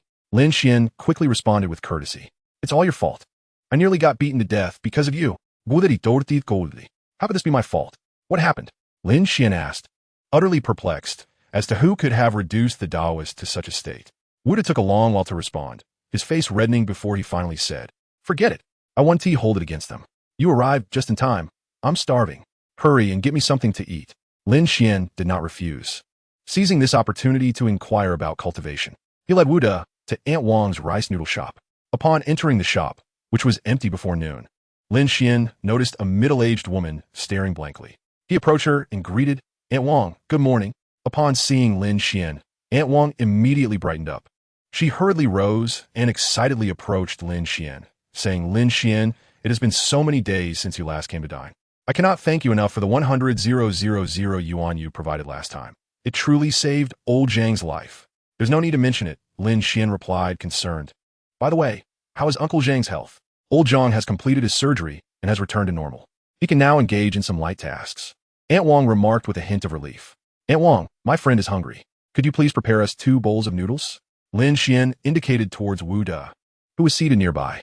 With that, she busied herself in the kitchen. Once seated, Lin Xuan could not restrain his curiosity and turned to Wu Da, asking, Master, could you enlighten me about the cultivation system? Wu Da glanced at Lin Xuan and casually replied, Aren't you an ancient martial arts practitioner? What is there to discuss? Ancient martial arts practitioner? Lin Xuan echoed, hearing the term for the first time. Young man, you surely cannot be unaware of this, Wu Da expressed, astonished.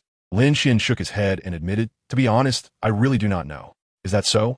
Did your master not clarify this for you? Wu Da inquired further. I have no master. An elder imparted my techniques to me in a dream, Lin Xuan explained. Oh, that makes sense. I wondered how I could encounter an ancient martial arts practitioner in the mundane world. Your explanation clarifies it, Wu Da acknowledged. Master, I still do not comprehend.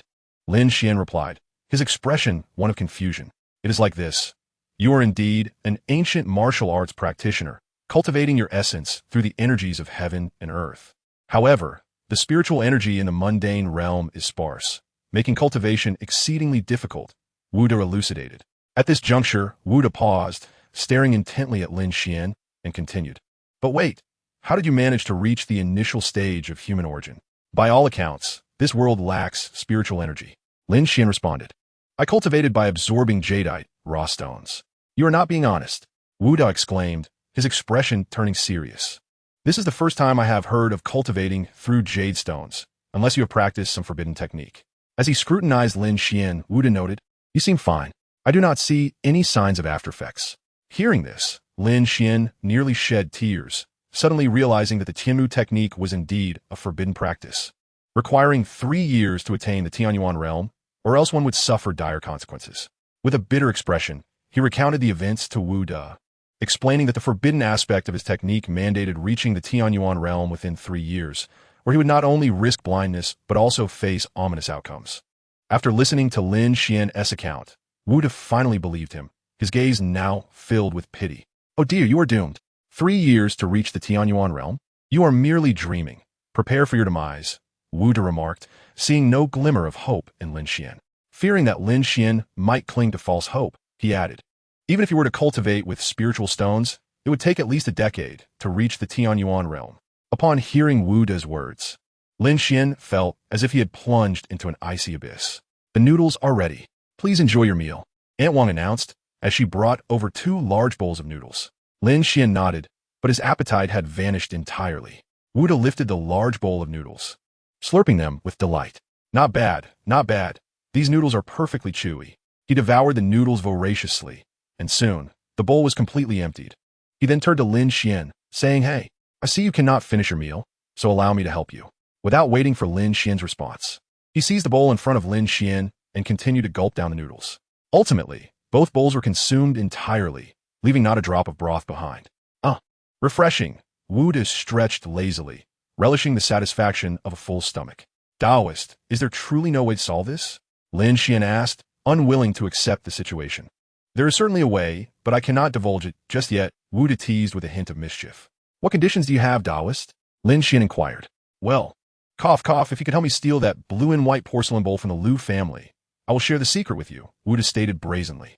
Why don't you steal it yourself? You are far stronger than I. Lin Xuan questioned, puzzled.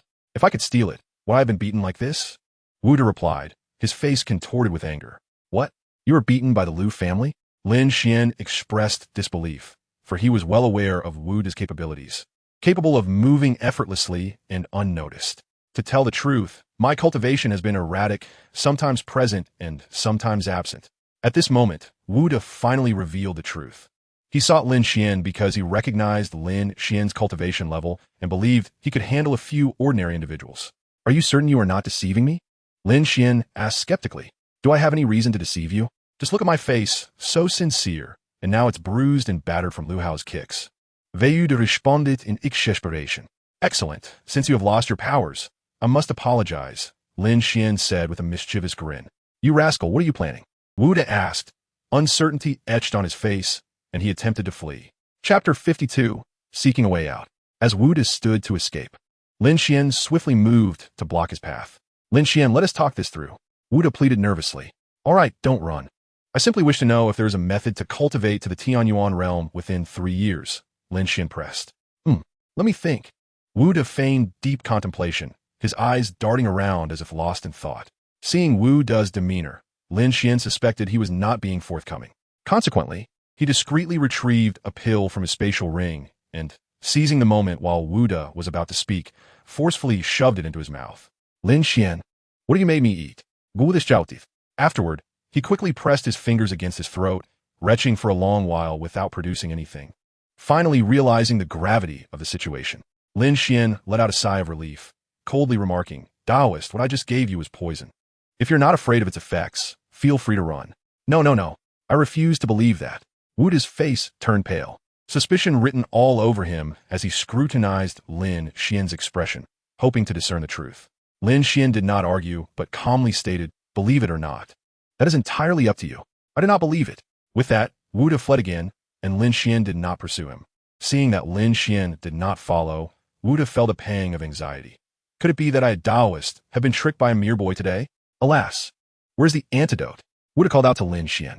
In truth, to cultivate to the celestial origin realm within 3 years, one must acquire a substantial quantity of spirit stones.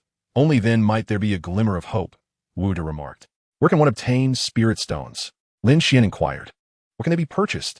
Lin Xuan believed that acquiring them with money would be the most straightforward approach. Purchase them from me. I can sell them to you, Wu replied with apparent enthusiasm. Although Lin Xuan found Wu somewhat dubious, he pressed on. Do you possess spirit stones? And at what price? Clearing his throat, Wu responded, 10 million for a single stone, a fair and honest trade. What? 10 million for one? Lin Xuan was taken aback by the exorbitant price. I assure you, I am not deceiving you. Spirit stones are inherently rare, and their scarcity in the mundane world makes this price non-negotiable. Wu closed his eyes, awaiting Lin Xuan's response. Where is that forbidden area? Can I venture there to seek spirit stones? Lin Xuan asked. The forbidden area has its rules. You cannot enter. Even if you could, you would only meet a swifter demise, Wu retorted bluntly. Is there a forbidden area within the Shenanjia? Lin Xuan recalled the words of Elder Gu and posed the question to Wu. Young man, I did not expect you to be aware of such matters. I advise you not to entertain thoughts of it. With your current cultivation level, entry is utterly impossible. Wu shook his head. Very well. For now, provide me with 2 spirit stones. I shall test their efficacy, Lin Xuan resolved, biting the bullet and deciding to trust Wu for the time being.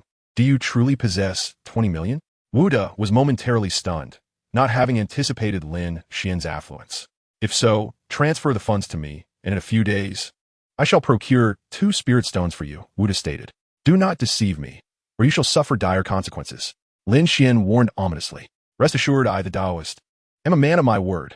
I never speak falsely, Wu asserted, maintaining his composure as he produced a golden card from his waist. After examining the card's number, Lin Xuan reluctantly transferred the funds to Wu. Now that the transaction is complete, I shall accompany you to retrieve the spirit stones, Lin Xuan said. That will not do. I must go alone and will seek you out in a few days. With that, Wu tucked away the card and joyfully turned to depart. Watching Wu's disappearing figure, Lin Xuan muttered to himself, surely, this Taoist would not deceive me. Well, since the money has been transferred, I shall place my trust in him this once. Lin Xuan glanced at the 2 empty bowls on the table, sighed, and called toward the kitchen. Aunt Wang, how much for the 2 bowls of noodles? Lin Xuan, no need to worry about payment.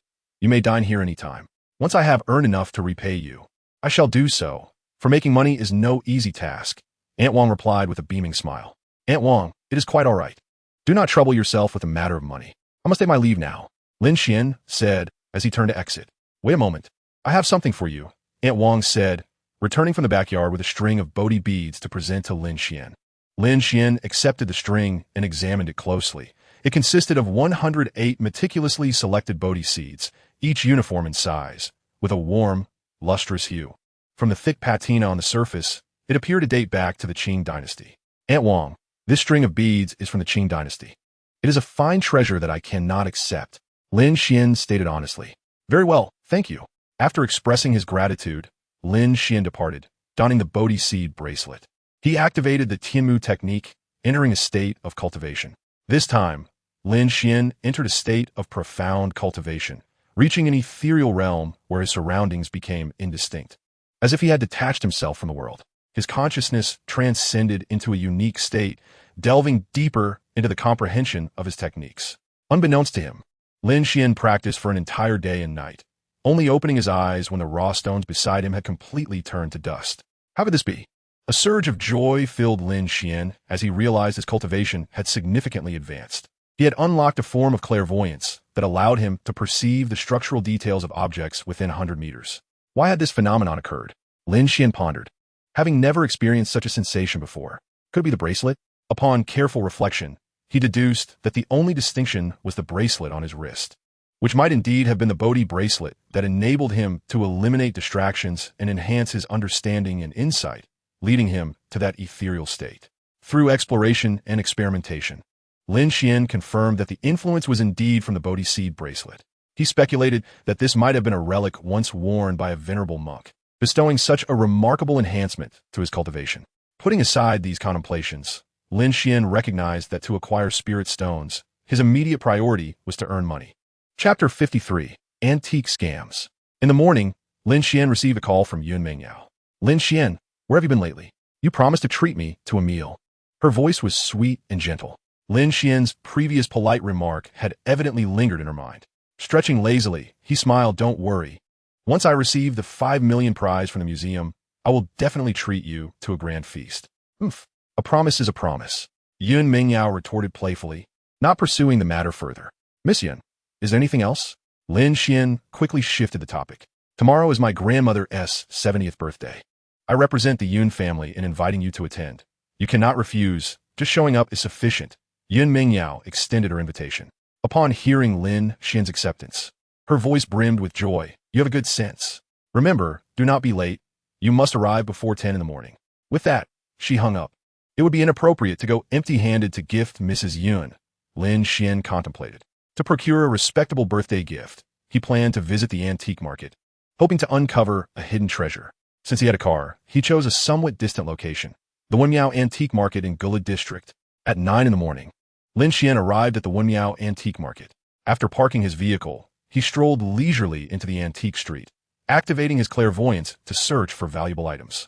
No sooner had he walked 50 meters than he noticed a man and a woman arguing ahead. The woman frowned, blocked by a man. I told you, I can compensate you, but 20,000 is too much. The woman spoke with a hint of urgency. The short, stout, middle-aged vendor shouted defiantly, it must be 20,000. You broke my precious item. This is an ancestral heirloom, and I won't accept a single penny less. As the two quarreled, a crowd had already gathered, eagerly watching the spectacle. Lin Xuan furrowed his brow at this scene, finding it all too familiar, reminiscent of scam. Upon reaching this point, Lin Xuan pushed through the crowd and entered the fray. What caught his eye were the shattered pieces of blue and white porcelain scattered on the ground. After a mere glance, he couldn't help but chuckle coldly. My friend, this porcelain is not genuine. It's merely a replica, worth at most 200. His words immediately provoked the vendor's ire. Stop your nonsense. This is a treasured heirloom. The middle-aged vendor erupted, glaring at Lin Xuan with fury. At that moment, a woman noticed Lin Xuan and, with a bright expression, exclaimed, Master Lin, how wonderful to see you here. Lin Xuan was taken aback, scrutinizing the woman in confusion as he asked, You know me? Observing her closely, he noted that she was clad in a white down jacket, paired with dark denim jeans and white snow boots. In his memory, he could not recall such a woman. The woman regained her composure and smiled. Have you forgotten? During the exhibition at the Hatong Museum, I interviewed you. My name is Yi Qian. Oh, now I remember. My apologies, my memory hasn't been the best lately. Lin Xuan sheepishly scratched his head, finally recognizing her. Yi Qian had been dressed in professional attire at that time, appearing entirely different now. Are you two just chatting here? Compensation. The vendor snapped, glaring at Yi Qian for money. Lin Xian's expression turned icy as he retorted without hesitation. Your piece of blue and white porcelain is a fake. The glaze and patterns are incorrect. You deliberately placed it on the edge of your stall to swindle people. The most I will compensate you is 200. Otherwise, I will report you to the authorities. At this declaration, the vendor became visibly flustered. Lin Xian had seen through his scheme, yet the vendor stubbornly protested. Just because you say it's fake, it is? What do you, a young man, know about porcelain? This is none of your business. Just scram. Upon hearing Lin Xian's words, Yi Qian realized she had fallen victim to the vendor's deception and began to rebut. In Jiang City, who doesn't know Master Lin? He is an expert in antique appraisal. It was he who identified the artist behind that nameless painting at the Hatong Museum. Recent news reports have confirmed that the author of that painting, hailed as the finest from the Song dynasty, is indeed family.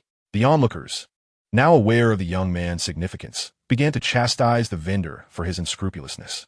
The vendor, feeling the disdainful gazes of the crowd, lost some of his bravado and muttered, "Fine, just pay me 10,000, and I'll let it go." Lin Xian refused to engage further, waving his phone as he stated, 200. Otherwise, I'll call the police, and you can forget about conducting business. The vendor, terrified of the police, turned ashen. He was a regular customer with them, and he knew well that a visit would not end favorably. Seeing the vendor hesitating without a response, Lin Xian took out his phone and dialed 110.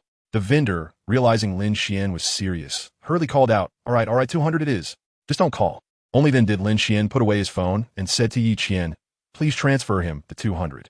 Yi Qian quickly took out her phone and sent the vendor the amount. Lin Xian then led Yi Qian away. As the crowd dispersed, the vendor returned to his previous demeanor, grumbling, what bad luck. Early in the morning, a promising endeavor was thwarted. After expressing this sentiment, the vendor produced a Tang Sankai, small vase, and placed it at the corner of the outermost bench of his stall. Master Lin, I'm truly grateful to you. Thanks to your guidance, I have avoided unnecessary expenses. Yi Qian expressed her heartfelt thanks to Lin Xian. Lin Xian smiled lightly, casting a glance at Yi Qian, and added, the antique world is fraught with complexities. You must exercise caution in the future. Should you find yourself in a predicament, do not hesitate to report it to the authorities. What should I be aware of? Yi Qian inquired with curiosity. Firstly, you should never accept antiques casually from a vendor. Secondly, do not hastily handle or bid on items you do not fancy. Thirdly, refrain from interjecting when others are bidding. Fourthly, once you place a bid, you cannot retract it. And fifthly, all sales are final. There are many rules. You will learn them gradually. After imparting this wisdom, Lin Xian departed. Ye yin stut momenta redistundet. Realizing there were so many regulations in this realm. Wait, Master Lin, may I follow you to learn? She solicited Lin Xian's approval.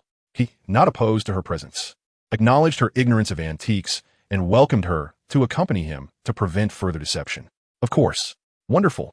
Can I live stream this? Yi Qian asked eagerly. That is entirely up to you. Lin Xian replied nonchalantly. He then began to survey the various stalls, striving not to overlook any valuable items. After half an hour, however, Lin Xian had found nothing of worth. Meanwhile, Yi Qian's livestream audience had surged from 1,000 to 10,000. Predominantly male viewers attracted not by a passion for antiques, but by the charm of the female host. Alas, the entire antique street is replete with replicas, Lin Xian lamented, and he proceeded toward the storefront ahead. The antiques within the shop were significantly more upscale than those at the stalls, yet the prices were transparent, making a fortunate find nearly impossible. After all, those who could operate a shop were seasoned connoisseurs with keen discernment. Perhaps, if all else fails, I shall simply purchase one at a premium, Lin Xian mused, mindful of the time constraints as he needed to select an appropriate gift today.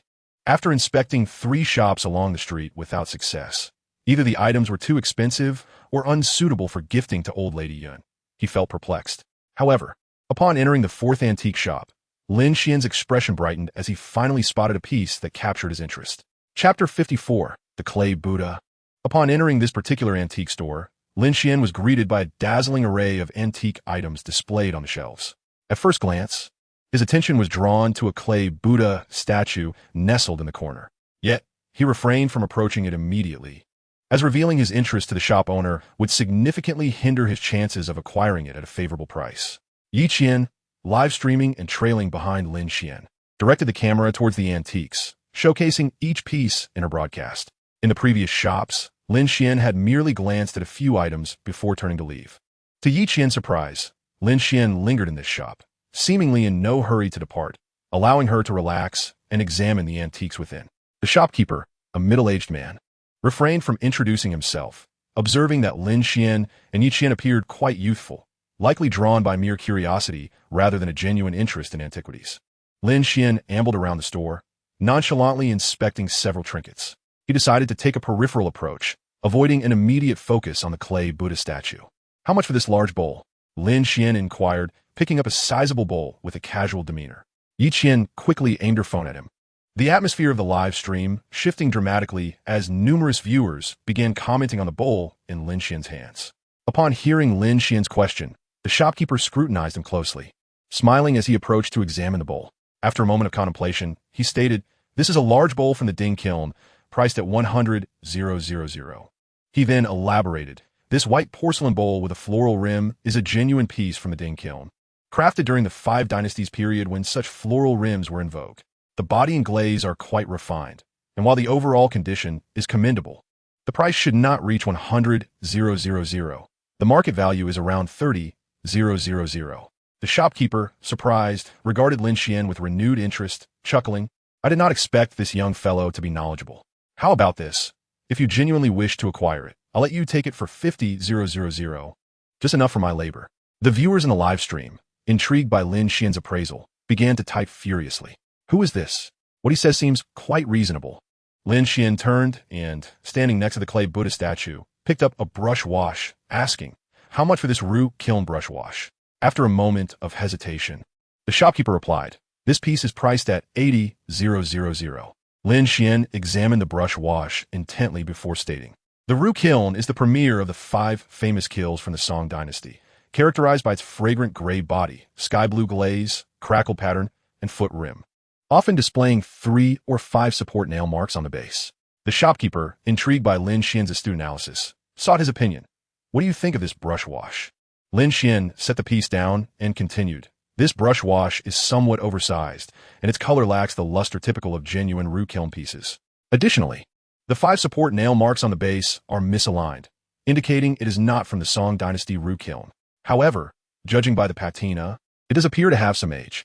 "Huh. Indeed, this is not a true Ru kiln piece. I would estimate its age to be from the Qing dynasty." The shopkeeper laughed. Lin Xuan did not refute this, acknowledging that genuine Ru kiln pieces are valued in the millions, if not billions. A fine replica, nonetheless, is a rare find. The audience in Yi Qian's live stream, captivated by Lin Xuan's expertise in appraisal, expressed their admiration. "Wow, who is this guy? He knows a lot. He has the air of an expert. Don't make wild claims. I'm an antique expert. This is clearly a true master. You may not know, but this is Lin Xuan, Master Lin, watching a beautiful woman live stream and gaining knowledge." Various comments flooded the live stream. Sensing the moment was ripe, Lin Xuan finally grasped the clay Buddha statue he had long coveted, cradling it in his palm and asking, "How much for this Buddha statue?" The shopkeeper, seeing Lin Xuan holding the statue, felt perplexed. In comparison to the previous items, this clay Buddha seemed rather unremarkable. In a state of perplexity, Lin Xuan wondered if the shop owner had taken a fancy to the clay Buddha statue, perhaps attempting to gauge his interest. The proprietor, observing Lin Xuan's calm demeanor, hesitated before quoting a price slightly above the usual, 50,000 yuan. Lin Xuan, still holding the statue, inquired, "This Buddha figure measures around 50 centimeters, does it not?" The shopkeeper confirmed, "Indeed, it stands at 52 centimeters. I acquired it from the countryside a year ago." The seller claimed their ancestors once held official positions. This statue is an antique from the Qing dynasty, with a well-documented lineage and in pristine condition. Lin Xuan did not dispute this and remarked, "This clay Buddha is indeed a Qing dynasty sculpture, crafted from clay, cotton, sand, rice straw, and wood, combined with special water, and then meticulously shaped, carved, and painted. Impressive." I did not anticipate your profound knowledge, the shopkeeper responded. Regrettably, the outer paint has faded and there are fine cracks. How about I offer you 10,000 yuan for it? To study further? 10,000 is far too low. I will sell it for a firm price of 30,000 yuan, the shopkeeper insisted, feeling elated at Lin Xuan's initial bid and attempting to elevate the price. Even if the 30,000 yuan deal fell through, he could still settle for Lin Xuan's original offer. Sensing the shopkeeper's intentions, Lin Xuan hesitated, knowing that if he left and reconsidered, the previous terms would no longer apply. Thus, when the shopkeeper announced 30,000 yuan, Lin Xuan showed no hesitation. Very well, 30,000 it is. I shall take this clay Buddha. The shopkeeper rejoiced, having made a significant profit, having initially spent only 300 yuan to procure it from the countryside. After completing the transaction, Lin Xuan departed amidst the shopkeeper's enthusiastic farewells. Clutching the clay Buddha with great delight, he felt he had finally unearthed a worthy piece. Master Lin, does this statue possess any particular significance? Yi Qian inquired, trailing behind, perplexed by Lin Xuan's evident joy.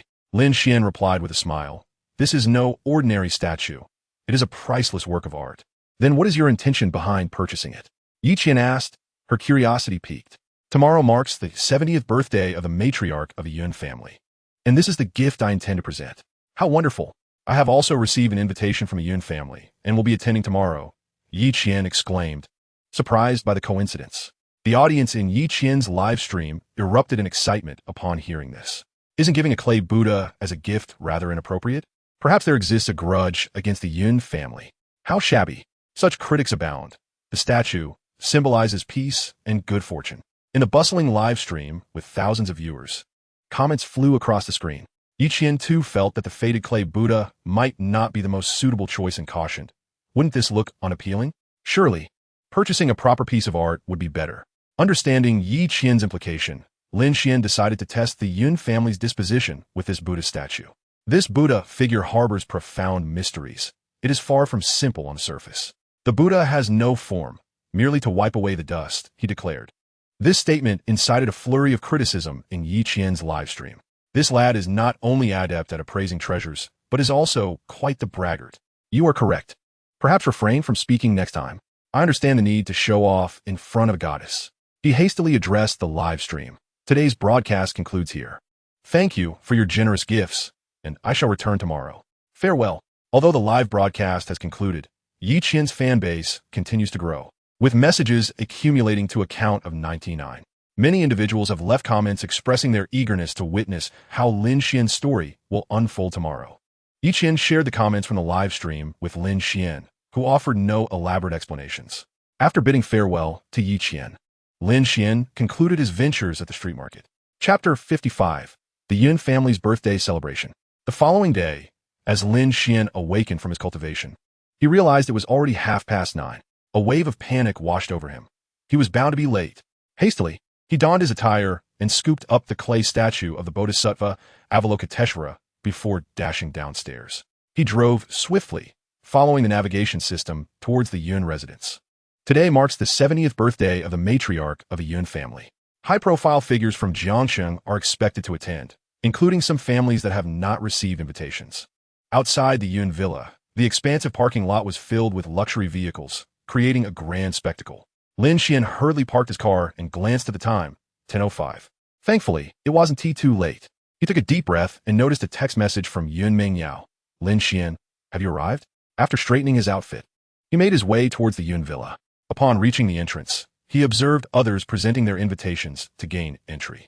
Just as he pondered how to get inside, he spotted Yun Mingyao beckoning to him. Lin Xuan, over here.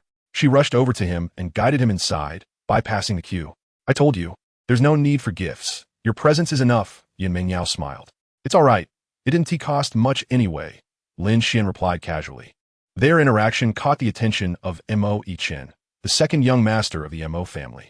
With a frosty gaze, he scrutinized Yun Mingyao and Lin Xuan together, his expression turning icy before he averted his gaze. Find out who that guy is, Mo Yichen instructed a companion beside him. At this moment, the guests began presenting their gifts.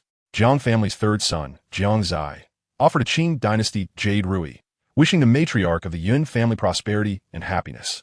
Mo Yichen, The second son of the Mo family presented a calligraphy piece of the character for longevity by the renowned artist Wu Chanshuo from the Qing dynasty, wishing her blessings as boundless as the East Sea and longevity exceeding that of the South Mountain.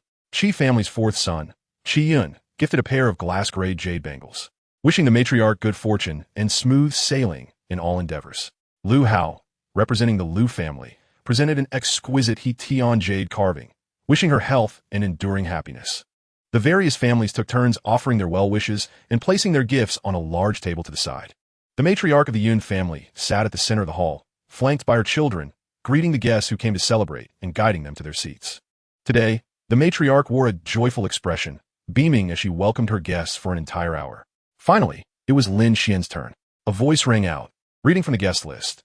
Lin family. Lin Xuan presents a Qing dynasty statue of the Bodhisattva Avalokiteshvara, wishing the Yun matriarch good health and all wishes fulfilled. Subsequently, Lin Xuan placed the clay statue among the exquisite paintings, jade artifacts, and calligraphy pieces presented by other families, though the statue appeared rather out of place amidst the opulence. Madame Yun cast a glance at Lin Xuan and nodded with a smile, after which the Yun family ushered him into the living room. Following Lin Xuan, a flurry of activity ensued until all the guests had arrived. The attendees, in groups of 3 or 5, took their seats, filling over 50 tables both upstairs and downstairs, all occupied by prominent figures from Jiangxing. "Come over here," Lin Xuan called Jiang Zai, who had spotted Lin Xuan and waved him over. Initially, Lin Xuan intended to find a random seat, but upon seeing Jiang Zai beckoning, he felt obliged to approach. "Brother Jiang, it has been a while." Lin Xuan greeted him with a smile. "Brother Lin, please sit over here. I've saved you a prime spot." Jiang Zai gestured for Lin Xuan to take a seat. Just as Lin Xuan was about to sit down, Mo Chen, seated at the same table, interjected with an insincere tone, "Brother Jiang, isn't this rather inappropriate? Everyone here is a notable figure in Jiangxing. Who might this individual be?" With that, Mo Chen shot a provocative smile at Lin Xuan. Uncertain of how he had offended this young master from the Mo family, Lin Xuan sensed hostility directed at him. Nevertheless, he chose to sit down without reservation. Seeing Lin Xuan take his seat, Jiang Zai smiled and reassured him, "Pay no mind to the irrelevant chatter of those who lack merit." Upon hearing this, Mo Chen's expression soured, and noticing that the others at the table remained silent, he relented. However, at a nearby table, Lu Hao had noticed Lin Xuan and approached him. Having perceived Mo Chen's discontent, seizing the opportunity to make an impression, he remarked, "Lin Xuan, that clay Buddha you gifted is truly one of a kind." Lin Xuan smirked slightly, casting a disdainful glance at Lu Hao. "It is far superior to your pitiful trinket." Lu Hao retorted with a cold laugh. "That clay statue of yours, with its paint chipped away, is it truly suitable as a gift for Madame Yin?" Raising his voice, he immediately captured the attention of several nearby tables, and even those upstairs turned to look at Lin Xuan. Many had overheard Lu Hao's comment and were aware of Lin Xuan's gift of a clay statue of Guanyin, eliciting expressions of surprise and confusion from the crowd. Seated in the second-floor living room, Yi Qian also spotted Lin Xuan and sighed. "I never expected he would actually bring the clay Buddha. Well, unexpected events do occur." At that moment, noticing the gazes directed at him, Lin Xuan countered Lu Hao, stating, "The worth of a gift lies not in its material value, but in the sentiment behind it. Although my clay Buddha may lack extravagance, it embodies sincerity and heartfelt wishes. The value perceived varies from person to person." Lin Xuan shot a look of contempt at Lu Hao, leaving him speechless. Mo Chen scoffed, sneering, "It's merely a clay Buddha. Does it hold any future? By your reasoning, are our possessions devoid of value?" Lin Xuan wished to avoid an escalating confrontation, yet the situation had drawn the attention of the Yun family. To preserve the joyful atmosphere, Madame Yun, supported by Yun Mingyao, approached the gathering. Everyone stood as Madame Yun reached Mo Chen, casting a glance at Lin Xuan, and said, "It is a rare occasion for everyone to celebrate my longevity. Let's ensure it is a joyful affair. I am thoroughly pleased with all the gifts." After Lady Yun finished speaking to Mo Chen, she prepared to leave, as it was time for her to enjoy her longevity noodles. "Please hold on. I have something to say," Lin Xuan interjected. Lady Yun smiled warmly and looked at Lin Xuan kindly. "Young man, I truly appreciate your presence. Meng Yao has spoken highly of you. You are quite impressive." Lin Xuan humbly replied, "Thank you for your kind words, Lady Yun. The statue of the Bodhisattva I gifted you is not merely an ordinary statue." "Oh, what makes it so special?" Lady Yun inquired with intrigue, as she was a devout Buddhist. Since the clay bodhisattva has led to misunderstandings among many, I shall unveil its true nature, Lin Xuan stated earnestly. Although he initially intended to reveal this to Yun Mengyao before leaving, the unpleasantness caused by these two individuals prompted him to disclose the truth about the statue on the spot. Please bring forth the clay bodhisattva. I shall unravel the mystery, Lin Xuan commanded. Upon seeing Lady Yun nod, a servant quickly fetched the statue Lin Xuan had brought. Chapter 56, A National Treasure. The servants of the Yun family, following Lin Xuan's instructions, carefully carried the clay bodhisattva over. The crowd, upon seeing the statue, displayed expressions of confusion and began to murmur among themselves. Surely this lad must be looking for trouble, gifting a clay bodhisattva for his 70th birthday. Regardless of who crafted it, its value cannot be high. This young man is simply too naive. Is he not aware that he is tarnishing the Yun family's reputation? Many whispered to one another, believing Lin Xuan's actions would only serve to make him a laughingstock, and no matter how he explained, it would be challenging to elevate a clay bodhisattva to a priceless status. Mo Chen, Lu Hao, and others stood aside, their faces twisted in mockery as they eagerly awaited the opportunity to undermine Lin Xuan further, ensuring he appeared even more foolish. However, Lady Yun regarded the statue with keen interest, anticipating Lin Xuan's revelation. Meanwhile, Yi Qian, in the banquet hall on the second floor, had already begun a live stream, directing the camera toward Lin Xuan, though a hint of worry was evident on her face. Amidst the crowd, Lin Xuan remained remarkably composed. He filled a bucket with water and brought over a large basin, placing the clay bodhisattva inside. The onlookers assumed he was simply dusting off the statue. To their astonishment, Lin Xuan began to gently pour the water over the clay bodhisattva. What? Has this lad lost his mind? How can he pour water on the clay bodhisattva? This is an antique from the Qing dynasty. It will be ruined. They speculated that he must be intent on causing a scene. Even Lady Yun's expression turned serious, revealing her confusion. The unfolding events transpired in an instant, leaving no time to halt Lin Xuan's actions. The air became thick with tension as the spectators exhibited a spectrum of emotions. Some were astonished, others lamented, and many wore expressions of bewilderment. Ha, Lin Xuan, you truly are something. Do you not know that a clay bodhisattva cannot be doused with water? Lu Hao mocked Lin Xuan as if he were a fool. Lin Xuan focused intently on the clay bodhisattva, disregarding Lu Hao's taunts. He continued pouring the entire bucket of water over the statue. In the next moment, the clay bodhisattva became pliable, and as he poured another half bucket, a piece of pristine, jade-like material emerged from the statue's head. What is that? Within this clay statue of the bodhisattva, something astonishing was discovered. A gasp echoed through the crowd, and only then did they grasp the intention behind Lin Xuan's actions. Indeed, the laughter that once filled the air ceased, replaced by a sense of anticipation regarding the hidden treasure within. Before long, a 40-centimeter tall statue of Guanyin emerged before the onlookers. To their astonishment, nestled within the clay, lay a statue of Guanyin, pure and white as jade. Could it possibly be Hitian jade? Many speculated. However, those well-versed in the world of antiquities quickly countered, asserting that it bore more resemblance to porcelain. At that moment, the fans in Yi Qian's livestream no longer mocked Lin Xuan. The comments overflowed with shock. I am utterly astonished. I apologize for my previous remarks. Someone pinch me. This cannot be real. 66666, please forgive my ignorance. Lin Xuan did not keep them waiting long. He held the Guanyin statue aloft and addressed the elderly matriarch. Madam, this is the porcelain Guanyin statue I present to you. The matriarch was equally taken aback, exclaiming, "This is truly wonderful. I adore this bodhisattva statue." He might have placed it there himself, murmured Mo Chen quietly. Lin Xuan merely smiled faintly, choosing not to respond. Yet, an expert among the crowd promptly refuted Mo Chen's insinuation. This clay bodhisattva statue dates back to the Qing dynasty, while the porcelain Guanyin is likely of an even earlier period. In the following moment, an elderly antique enthusiast noticed the porcelain Guanyin in Lin Xuan's hand, and with fervor, he rushed over, disregarding decorum, his eyes fixed intently on the statue. "This is a national treasure," he exclaimed. "This porcelain is a work by He Chaozong." At this proclamation, the entire living room erupted in excitement. The matriarch's face lit up with joy. She understood the significance of He Chaozong. "He Chaozong? Who is that?" a young man inquired, puzzled.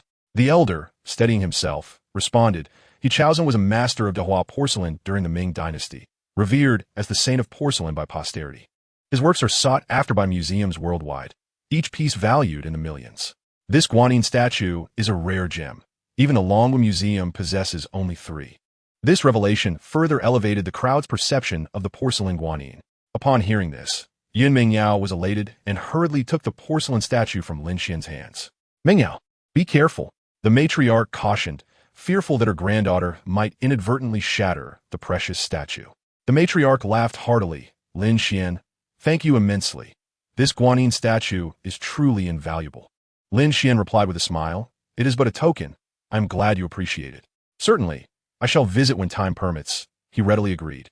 His curiosity piqued regarding the secrets hidden within the matriarch. Once their conversation concluded, the matriarch departed with Yun Mingyao. Lin Xuan settled back down, and this time, Mo Yichen remained silent, while Jiang Zai and Lin Xuan engaged in lively conversation. Yichen live-streamed the entire process of Lin Xuan extracting the porcelain Guanyin statue from the mud Buddha, which was fervently recorded by enthusiastic netizens and rapidly disseminated online. Soon, the video reached the shop that sold the mud Buddha to Lin Xuan yesterday, transforming what was initially a joyous mood into one of profound anguish. At the longevity banquet, after Lady Yun finished her longevity noodles, the gathering commenced. Guests indulged in exquisite delicacies, yet the topic of discussion was not the food, but rather Lin Xuan. The name of Lin Xuan spread swiftly through the upper echelons of Jiang City society. Beside Jiang Zai, Lin Xuan scarcely had a moment to sit, as he was frequently approached by the younger members of various prominent families, extending olive branches and invitations to him. In an instant, Lin Xuan basked in unparalleled glory. Conversely, Mo Yichen lowered his head, sipping on his drink in solitude. As the second son of the Mo family, one of the 4 great families of Jiang City, he found himself overlooked, his status eclipsed by that of an obscure individual. Thus, 2 hours passed, with guests gradually taking their leave. After finishing his meal, Jiang Zai pulled Lin Xuan aside and inquired, "Brother Lin, are you free tomorrow? Regarding that piece of raw stone we discussed last time, if you have time, could you take a look?" Without hesitation, Lin Xuan readily agreed. "Certainly, I'll visit the Jiang residence tomorrow morning." "Thank you so much. I shall take my leave now," Jiang Zai replied, bidding farewell to the Yun family before departing. Noticing the late hour, Lin Xuan decided it was time to leave and made his way toward Yun Mingyao. Upon seeing him, Yun Mingyao playfully made a face at Lin Xuan. "Impressive. Master Lin, are you leaving? By the way, that fellow Lu how wasn't he invited by us? He came here of his own accord.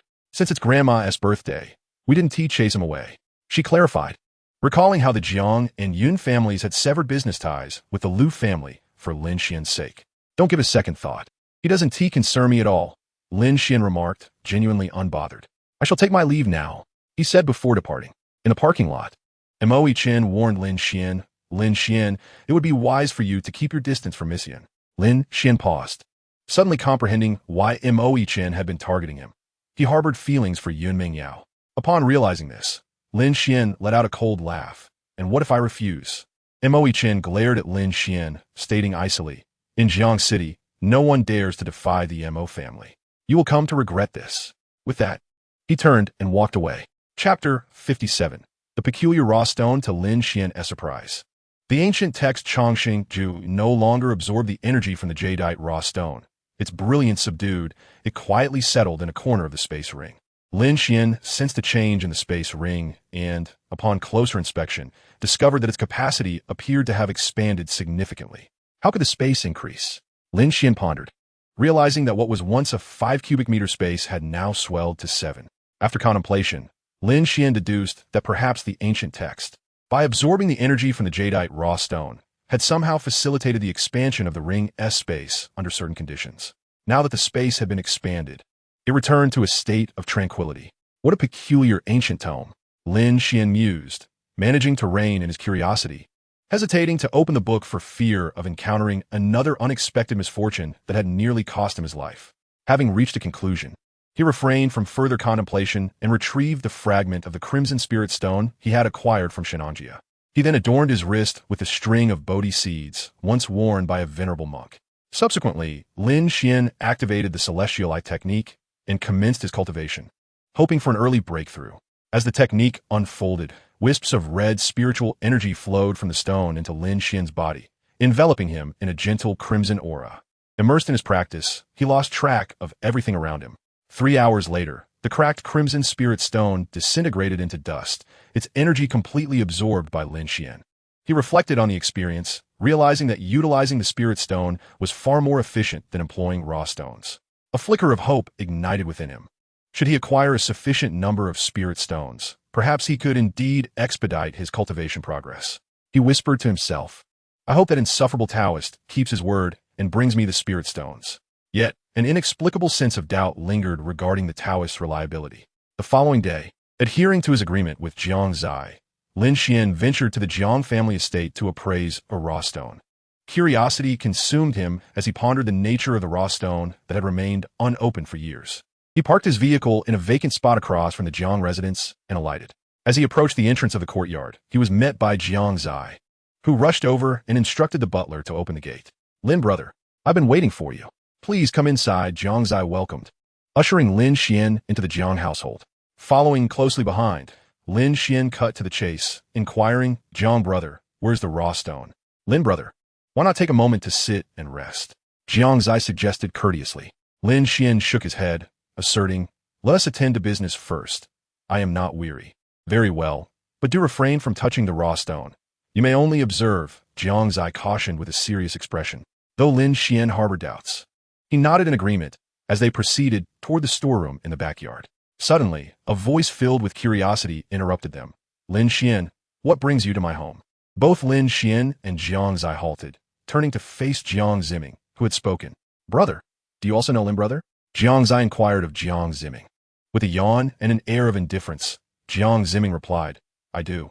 It is because of him that I was unable to join the Cultural Relics Research Association. Lin Xuan could not help but smile wryly, surprised that Jiang Ziming still held a grudge. Jiang Zai, intrigued, pressed on what happened. Well, I lost to him in a street market competition, which prevented my admission to the association. Jiang Ziming lamented with a hint of regret.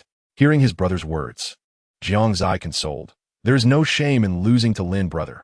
You should learn from him. Despite the encouragement, Jiang Ziming's countenance remained sullen. Jiang Zai added, by the way, that calligraphy and painting by Li Cheng I gifted to grandfather was selected by you in secret, and it turned out to be a forgery. I received quite the scolding for that. Upon hearing his brother's words, Jiang Ziming's face flushed, and he stammered in a feeble defense. I was the one who picked it. But did it really appreciate to 10 million? Jiang Zai was taken aback by his brother's audacity and replied, that is not your merit.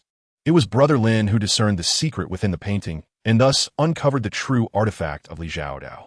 Fine, it's all his credit. I'm leaving. With that, Jiang Ziming awkwardly fled. Observing his brother's retreat, Jiang Zai shook his head and apologized to Lin Xuan. Brother Lin, please do not take Ziming to heart. He has become accustomed to his arrogance. Not at all. I find Ziming's character rather refreshing. He is clear in his likes and dislikes. And his expertise in appraisal is commendable, Lin Xuan replied without any trace of anger.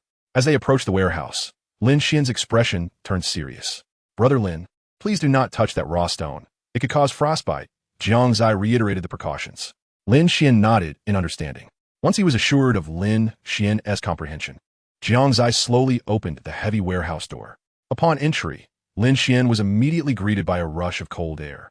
Peering inside, he noticed an empty warehouse with a solitary freezer in the center. Is the raw stone within the freezer? Lin Xuan inquired earnestly. Indeed, the raw stone is in the freezer, but the chill emanates not from the freezer itself, but from the stone, Jiang Zai clarified. Realization dawned on Lin Xuan. Subsequently, Jiang Zai opened the freezer and said to Lin Xuan, Brother Lin, please help me ascertain the nature of this raw stone. Certainly, I will take a look. Lin Xuan responded. He refrained from touching the stone, opting instead to employ his X-ray vision to examine the raw stone within the freezer. The stone was the size of a basketball, its surface encrusted with frost. However, through his enhanced vision, Lin Xuan discerned that the interior was composed of white ice jade. To his astonishment, he noticed a quail egg-sized orb nestled within one corner of the jade, the internal structure of which eluded his scrutiny. Brother Lin, what do you think of this raw stone? Jiang Zai asked. This could very well be a piece of high-quality iced jade. Lin Xuan replied candidly. What? Is that true? Jiang Zai exclaimed, his face lighting up with disbelief. Brother Jiang, where did this raw stone come from? Lin Xuan inquired with keen curiosity. This raw stone was unearthed during a landslide on the Tangula Mountains and was later collected and sold to me by locals, Jiang Zai elaborated. What are your plans for this raw stone? Lin Xuan asked, intrigued by the orb inside. Jiang Zai sighed with a wry smile. Due to the extreme cold of this stone, anyone who touches it for even a few seconds risks frostbite, which is why it has remained unsold.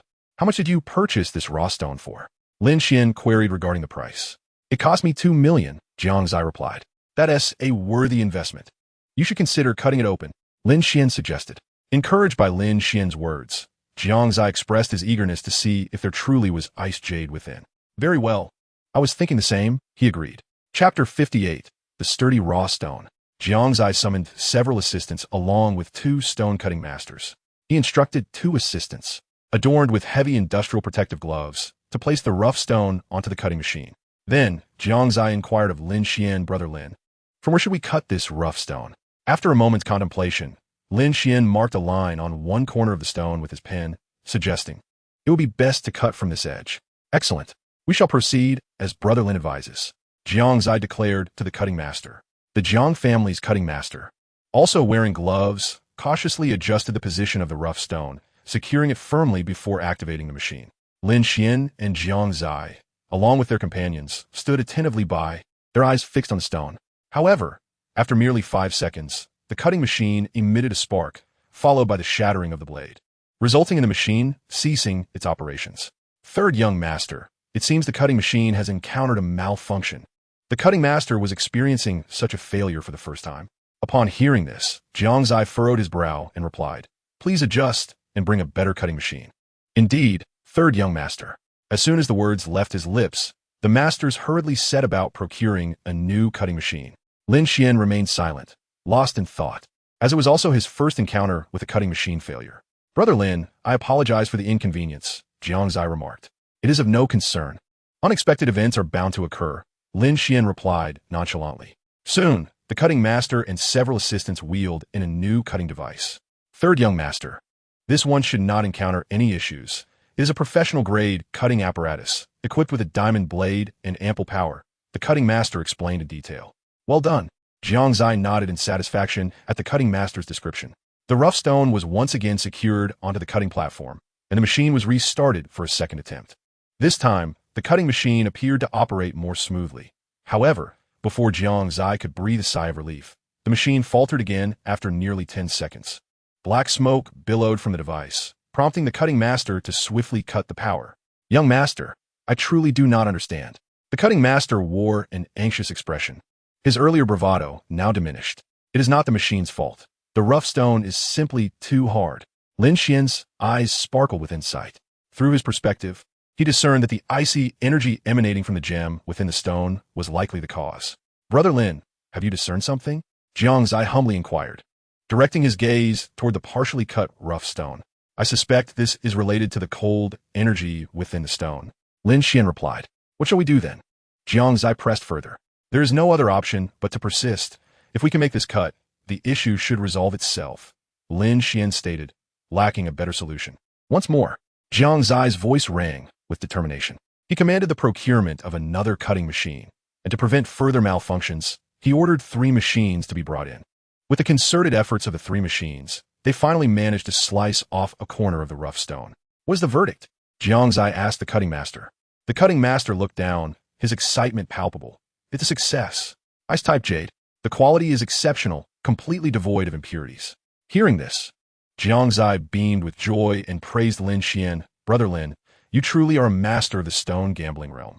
No matter the nature of the raw stone, it cannot escape the keen gaze of your eyes." Lin Xuan smiled faintly and then said, "Brother Jiang, let us proceed to remove all the outer skin of this stone and examine it closely." Jiang Jia expressed a hint of concern about the last stone-cutting machine. "I hope it holds up. I believe it will be fine. Let's give it a try," Lin Xuan replied, eager to ascertain whether this jadeite raw stone, devoid of any gems, remained resilient. "Very well." Jiang Jia, unconcerned about the last machine, acquiesced. The master cutter swiftly made 4 precise cuts without any mechanical failures, swiftly removing the excess outer layer. Jiang Jia, donning gloves, cautiously approached to inspect the stone, discovering that this icy jadeite weighed over 10 pounds. The quality of this jadeite was exceptionally high, characterized by its clarity akin to water, a crystalline purity, and remarkable transparency, a rare specimen of high-quality icy jadeite. Lin Xuan approached, as well, and estimated, this raw jadeite must be worth over 10 million. Jiang Jian nodded in agreement, but furrowed his brow, cautioning, however, this raw stone emanates a chilling aura. It could inadvertently cause frostbite. Be careful, Brother Lin. Despite Jiang Jia's warning, Lin Xuan remained unperturbed, keeping his hand steady. He assured, it's fine now. This raw stone will no longer harm anyone. Satisfied that Lin Xuan was unharmed, Jiang Jia also placed his hand on the stone. Remarkably, it no longer felt so cold. Puzzled, Jiang Jia wondered why this phenomenon occurred. Lin Xuan smiled as he explained, you must have overlooked that after the first cut, the entire stone ceased to release its chill. Jiang Jia, enlightened by Lin Xuan's insight, realized, so the source of the coldness lies within the first piece of scrap. Lin Xuan nodded, confirming, indeed, the chill emanates from that initial scrap piece. With a serious expression, he donned his gloves and picked up the small scrap. Observing it closely, there may be some kind of frigid substance within. Jiang Jia, intrigued, gazed at the scrap in Lin Xuan's hand, which was still emanating wisps of cold air. Brother Lin, what do you think is inside? Lin Xuan shook his head. I am unsure. I too am quite curious. He could discern that there was a gem within. Yet he could not see its internal structure, though he was certain that whatever lay inside was extraordinary. After a moment's hesitation, Lin Xuan asked, Brother Jiang, I find myself quite fascinated by this object and wish to study it further. Would you consider parting with it and selling it to me? Jiang Jia glanced at Lin Xuan and replied candidly, Brother Lin, you are too polite. If you desire it, take it. This scrap holds no value for me, and I would have been entirely unaware of its significance had you not mentioned it. Thank you very much. Lin Xuan graciously accepted the offering without pretense. By the way, Brother Lin, could you kindly provide your bank account number? I will transfer the appraisal fee for the raw stone to you, Jiang Jia requested. Lin Xuan, delighted at the prospect of acquiring the mysterious gem, contentedly replied, Brother Jiang, there is no need for such formality. If you truly consider me a friend, let's not speak of money. Agreed. Dear Brother Lin, I have firmly decided to befriend you. Jiang Zai refrained from mentioning any financial matters. He procured a small wooden box, requesting Lin Xuan to place the chilling scrap within it. Subsequently, the two indulged in tea at the Jiang residence, engaging in conversation for a while. During this time, Jiang Zai invited Lin Xuan to stay for dinner, but Lin Xuan graciously declined. His singular focus was on studying the mysterious orb. Thus he politely rejected Jiang Zai's offer. After departing from the Jiang household, he drove away. Chapter 59. Unexpected Fatherhood? Upon leaving the Jiang residence, Lin Xuan stored the wooden box within his spatial ring. After a moment of contemplation, he directed his course towards Hongmei Park. This park, open to the public without charge, serves as an excellent locale for leisurely strolls in spring and autumn. Lin Xuan parked his vehicle outside the park and ventured inside.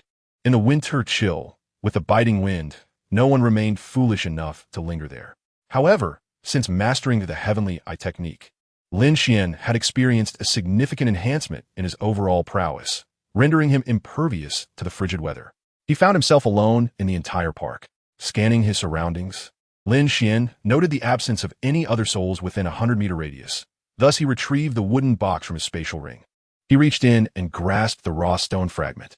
Instantly, a wave of cold surged through Lin Xuan's arm. He hastily set down the fragment. As his right hand had become painfully rigid, the chill spreading, rendering his entire arm numb. Such potency! Lin Xuan's expression shifted as he realized he had underestimated this orb. He settled into a meditative position, activating the eternal life technique. The verdant energy around him gradually converged upon his arm, slowly mending the frostbitten skin. After 10 minutes of restoration, Lin Xuan's arm regained its normal state. Gazing at the fragment on the ground, he rose and lifted a boulder, striking it down upon the shard. Boom! Boom! Again and again, he raised and dropped it with the strength of a mighty beast, displaying tremendous power. After a dozen strikes, the fragment finally shattered, revealing a pale blue orb that rolled out, resting undamaged on the ground, glistening like a radiant star, emitting a cold, ethereal glow. Lin Xuan could not penetrate the orb's essence, and despite gazing at it for quite some time, he remained oblivious to its origin. What sort of orb is this? It exudes an immense spiritual energy. I wonder if it can be absorbed? Lin Xuan pondered, leaning beside the orb, attempting to practice the heavenly eye technique. As he channeled his energy, he felt a gentle chill infiltrate his body. Indeed, it is feasible to cultivate. The spiritual energy is not inferior to that of spirit stones. Lin Xuan was overwhelmed with excitement. He had not anticipated that the heavenly eye technique could absorb energy from not only jade and spirit stones, but also from this enigmatic blue orb. No wonder that Taoist mentioned my practice as forbidden. The heavenly eye technique appears to be extraordinarily powerful, Lin Xuan mused. Thus, he activated his technique, assimilating the orb's energy. But his expression morphed from calm to contorted, eventually becoming fierce.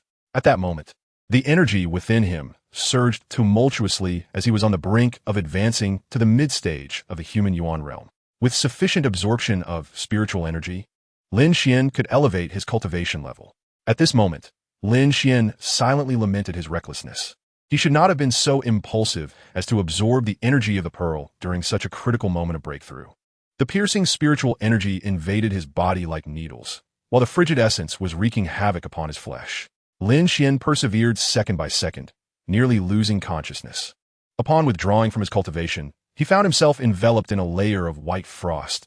His brows and hair turned white, and his internal organs severely damaged, with the flow of blood nearly stagnating. Lin Xuan was in utter despair, devoid of any strength. The biting coldness sharpened his senses, and he activated the longevity technique, transforming the life force of the universe into green energy that surged towards him. It was terrifying. Taking a deep breath, Lin Xuan summoned a modicum of strength and slowly exited the park, vowing never to absorb the pearl's energy again in the near future. Upon returning to his residence, Lin Xuan refrained from further cultivation. Although he had achieved a breakthrough, his meridians were injured and required a couple of days of rest to recuperate. He lay down on his bed and quickly fell asleep. The following day, at noon, Lin Xuan awoke to a text message informing him that 5 million had been deposited into his bank account. His phone also displayed an unanswered call. Upon dialing back, he discovered it was a call from Elder Jiang. He informed Lin Xuan that the reward for identifying the author of the renowned Song Dynasty painting had been transferred to his account. After hanging up, Lin Xuan thought of Yun Mengyao. He had promised her that once the money arrived, he would treat her to a meal. Thus, he sent her a message. "Do you have time? I would like to invite you to dinner." After some contemplation, he decided to take Yun Mengyao to the upscale restaurant, Drunken Fragrance Pavilion, in Jiangchen. At 11 o'clock that day, Lin Xuan arrived at Drunken Fragrance Pavilion and chose a table by the window. Soon, Yun Mengyao, clad in a stunning and alluring gown, entered the restaurant, exuding a captivating aura. "Lin Xuan, you arrived quite early," she exclaimed with a smile as she approached him, illuminating the surroundings like a ray of winter sunshine. Naturally, one must not arrive late when inviting a lady to dine. Lin Xuan gestured for Yun Mengyao to take a seat. Once she was comfortably settled, he inquired, "What would you like to eat? Feel free to order. Since the 5 million has arrived, I shall not hold back." Yun Mengyao replied, her excitement palpable. In the end, she selected several exquisite dishes, and the two indulged in culinary delights and joyous moments together. By the way, Lin Xuan, your performance at our Yun family yesterday was recorded and uploaded online. Yun Mengyao remarked with enthusiasm. "I'm aware of that." Lin Xuan instantly thought of Yi Qian, suspecting she might have live-streamed the process of him unveiling the porcelain statue of the Bodhisattva. "Did you know that your video has gone viral?" Several antique experts from across the country visited the Yun family today, Yun Mengyao said, brimming with excitement. "What were they doing at your home?" Lin Xuan asked, his curiosity piqued. "Naturally, they came to see that porcelain guanyin statue by He Chaozong," Yun Mengyao proclaimed with pride. "Did you not notice their gazes? It was as if they wished to seize the guanyin statue right then and there," she described animatedly. Lin Xuan, however, remained calm, his emotions undisturbed, choosing instead to be a quiet listener. However, the pleasant atmosphere was abruptly shattered by a plainly dressed pregnant woman, with her pronounced belly and weary visage. She approached Lin Xuan, her eyes aflame with indignation. Ignoring the clerk's attempts to intervene, she boldly made her way towards him. Upon reaching Lin Xuan, she cast a disdainful glance and scolded, "You heartless scoundrel! How dare you trifle with other women while I carry your child?" Lin Xuan's expression turned icy as he lifted his gaze to the woman before him, retorting with irritation, "Madam, who are you? Have you perhaps mistaken me for someone else?" "Ah, Lin Xuan, you are the one who has made me pregnant, and now you wish to deny your responsibility." The woman, with a look of regret, pointed accusingly at him. "Everyone come and see. This scoundrel has abandoned me and our child for another woman." Her outburst resembled that of a shrew, causing an immediate tension to envelop the restaurant. Patrons began to whisper and point, casting disapproving glances at Lin Xuan and Yun Mengyao. Chapter 60, The Pretend Pregnant Woman. The woman's voice captured the attention of all within and outside the restaurant, prompting many to halt and observe, unperturbed by the murmurs of the other diners. Lin Xuan remained composed. Lin Xuan, do you know her? Yun Mingyao inquired, perplexed, as she could not reconcile this behavior with the man she knew. Mingyao, do not listen to her nonsense. I do not know her at all, Lin Xuan clarified to Yun Mingyao. She nodded, placing her trust in his words. Activating his ability to see through illusions, Lin Xuan discerned that the woman was not pregnant, but rather concealing a pillow beneath her clothing. Unaware of who had instigated her, he coldly remarked, "Do not perform for me. It only makes you appear repugnant." The woman, momentarily taken aback, hesitated but then remembered the 300 yuan her employer had promised. Thus redoubling her efforts, she seized the cutlery from Lin Xuan's table and hurled it to the ground. With a resounding crash, a porcelain bowl shattered into fragments. Feigning distress, she plopped down on the floor, pretending to wipe away tears. Yet, Lin Xuan remained seated, coldly observing her. "Do you not feel shame for sacrificing your dignity for trivial gain? Spare me your theatrics," he stated, choosing not to rise, if she wished to sit on the floor. It was of no concern to him. "Lin Xuan, perhaps we should leave," Yin Mingyao suggested, feeling uneasy under the scrutinizing gazes of those around. "Not at all. Just wait and witness the spectacle," Lin Xuan replied with a smile, unwilling to allow the charade of the faux pregnant woman to go unchallenged. A female server, witnessing the scene, hurried to assist the woman and consoled her, saying, "Dear, please stand and speak. You must be cautious for the sake of your baby." A kind-hearted older woman joined in, adding, "Indeed, life is rarely smooth sailing, my dear. You must be strong." Even young women chimed in with encouragement, saying, "Don't let him get to you. He isn't worth your sorrow." The onlookers' comments were filled with sympathy for the woman and disdain for Lin Xuan. Encouraged by the crowd's support, the woman rose but chose not to leave. Instead, she picked up a cup from the table and splashed its contents onto Lin Xuan, exclaiming, "Lin Xuan, you are nothing but a scoundrel. I see through you now." Drenched in water, Lin Xuan straightened up and promptly dialed the authorities. The pregnant woman, visibly anxious, inquired, "Who did you call?" "Naturally, I called the police. They will arrive shortly to address this matter." Lin Xuan was disinclined to engage in further banter. The pregnant woman, feeling a sense of retreat, cast a scornful glance at Yun Mingyao and spat, "You vile woman, a seductress. It is because of you that Lin Xuan has forsaken me. You shall not escape retribution." With that, she attempted to flee. Upon hearing this, Lin Xuan, unable to contain his indignation at her slander, swiftly obstructed her path. "You think you can insult me and leave so easily?" Lin Xuan stood firm at the entrance of the restaurant, blocking the impostor. "Do you intend to harm me and my child?" The faux pregnant woman, her belly protruding, shouted defiantly at Lin Xuan, confident that he lacked the audacity to strike a pregnant woman in public. "Enough, she is with child." Though Yun Mingyao felt a burning resentment, she chose to endure in the face of the pregnant woman. However, Lin Xuan had already discerned the true nature of her intentions. With a swift motion, he delivered 2 resounding slaps, leaving the false pregnant woman in shock. "You dare to strike me?"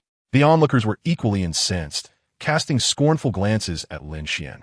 "You would strike a pregnant woman? You are truly the scum of society. Are you even a man?" Despite the barrage of criticism, Lin Xuan remained resolute in preventing her escape. Soon, 2 police officers arrived. "Clear the way. What has transpired?" One female officer stepped forward, parting the crowd to witness the standoff between Lin Xuan and the pregnant woman. "Comrade, I called the police. This woman is making false accusations against me," Lin Xuan asserted, pointing at the pregnant woman. Upon seeing the female officer, the pregnant woman lowered her gaze, her earlier bravado dissipating. The bystanders, unable to overlook the situation, recounted the events to the officer. The female officer frowned, glancing at Lin Xuan with disdain. "So you are the scoundrel?" Lin Xuan, exasperated, replied, "I do not know her. If you doubt me, verify her identity." The officer turned to the pregnant woman, demanding, "State your name and identification information." The woman stammered, reluctant to divulge more. Sensing something amiss, the officer admonished her, "Please cooperate and present your identification."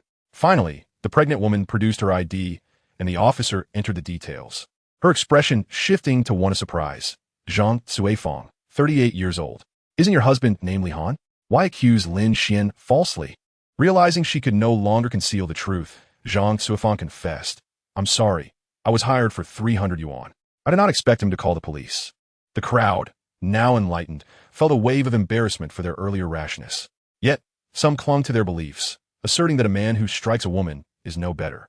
The officer, taken aback by the circumstances, addressed Lin Xuan. Mr. Lin, would you prefer to settle this privately, or? Lin Xuan firmly responded. I request her arrest. She has not only tarnished our reputation, but also committed personal attacks. Please act according to the law. Understood. The officer replied. No, I am pregnant. Please have mercy. I promise I will never do this again. As Zhang Cuifeng, with her prominent belly, knelt before Lin Xuan. She implored him for a chance to redeem herself. Lin Xuan regarded her with a bemused expression and addressed the female officer, stating, Comrade, I suspect she is not truly pregnant. Could you please verify? The officer, taken aback by his assertion, turned her gaze to Zhang Cuifeng. The pallor on Zhang's face revealed the truth of her deceit, and, in a moment of desperation, she produced a latex pillow from her clothing. The onlookers were left in utter shock. They could hardly fathom that the woman they had defended and comforted was nothing but a complete fraud. Even Yun Mingyao gaped in disbelief at the pillow, struggling to accept the reality.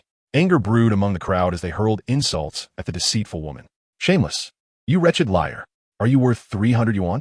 Ultimately, it was the female officer who forcibly removed the con artist, calming the crowd's fury.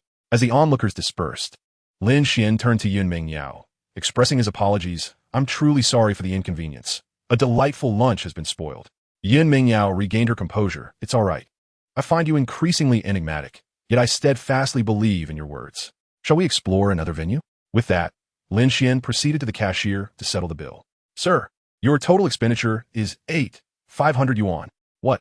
Is there a mistake? Lin Xuan furrowed his brow, having observed the menu prices, which amounted to no more than 400 yuan. Indeed, that is the amount I calculated. A middle-aged man, appearing to be a manager, approached Lin Xuan with a smirk in his eyes. Upon hearing the conversation, Lin Xuan observed the man's self-assured demeanor. Before he could utter a word, the manager disdainfully remarked, I am Manager Zhang here. Do you have an issue with the pricing? Sensing the man's hostile intent, Lin Xuan's expression grew solemn as he inquired, could you elucidate why it amounts to 500 yuan? Manager Zhang, seemingly prepared for such a question, promptly replied, the meal costs 500 yuan, but you broke a porcelain bowl worth 8,000 yuan, thus totaling 500 yuan. I did not shatter that bowl. Your server can attest to that, Lin Xuan countered. I'm not concerned with that. I didn't TC anyone else. And all I know is that the meal was consumed by you. So you are liable, Manager Zhang retorted, his expression one of indifference. Recognizing the futility of reasoning with him, Lin Xuan pressed on, even if I were to compensate for the bowl, the price surely cannot be 8,000 yuan. Can't afford it, can you? TSK. We at Zue Xiangju cater to high-end clientele. Someone like you might as well go downstairs to the supermarket for instant noodles. Manager Zhang replied with a sarcastic tone. Lin Xuan detected the mockery in his words and coldly responded, you expect me to believe that a mere porcelain bowl is valued at 8,000 yuan? Do you take me for a fool? Manager Zhang, having deliberately set this trap, was ready with his retort. Do you think the compensation for a broken porcelain bowl is limited to just one piece? Then what do you suggest? Lin Xuan retorted. Our porcelain bowls are part of a set comprising 99 pieces. Although you have only broken one item, the entire set of cutlery must be deemed unusable. Therefore, I regret to inform you that you are liable for a compensation of 8,000 yuan. Manager Zhang's words were filled with baseless assertions and nonsense. What a fine establishment this Zue Xiangju is. I fear your business may be on the verge of closure. With that, Yun Mingyao reached for her phone to call for assistance. Lin Xuan shook his head and replied to Yun Mingyao, there is no need to summon anyone. I shall handle this matter myself. Lin Xuan felt a peculiar sensation. Today, an array of bizarre events seemed to gravitate towards him, undoubtedly orchestrated by someone behind the scenes. Summon the owner of your establishment. I require clarification. Lin Xuan had no desire to engage in conversation with this manager. No sooner had he spoken than a young man, Wu Chang, emerged from the depths of the restaurant. There is no need to call for me. I have arrived. Wu Chang, adorned with tattoos around his neck, a gold chain, and a luxurious fur coat, strode towards Lin Xuan with an air of arrogance. Upon seeing Wu Chang approach, Manager Zhang hurriedly fetched a stool and addressed him. General Manager, you have arrived. Please take a seat. This trivial matter can be entrusted to me. Wu Chang relished the flattery, leisurely sitting down and producing a cigarette to hold. Zhang Manager promptly extracted a lighter from his pocket and ignited the cigarette for Wu Chang. Splendid. You certainly know how to handle matters. Align yourself with me, and you shall reap the rewards. Wu Chang praised Zhang Manager. Zhang Manager, feeling flattered, responded with an ingratiating smile. Thank you, Wu Gu, for your appreciation. Lin Xuan, witnessing this scene, was momentarily taken aback, unable to fathom that this ostentatiously adorned young man was the general manager of Zue Xiangju.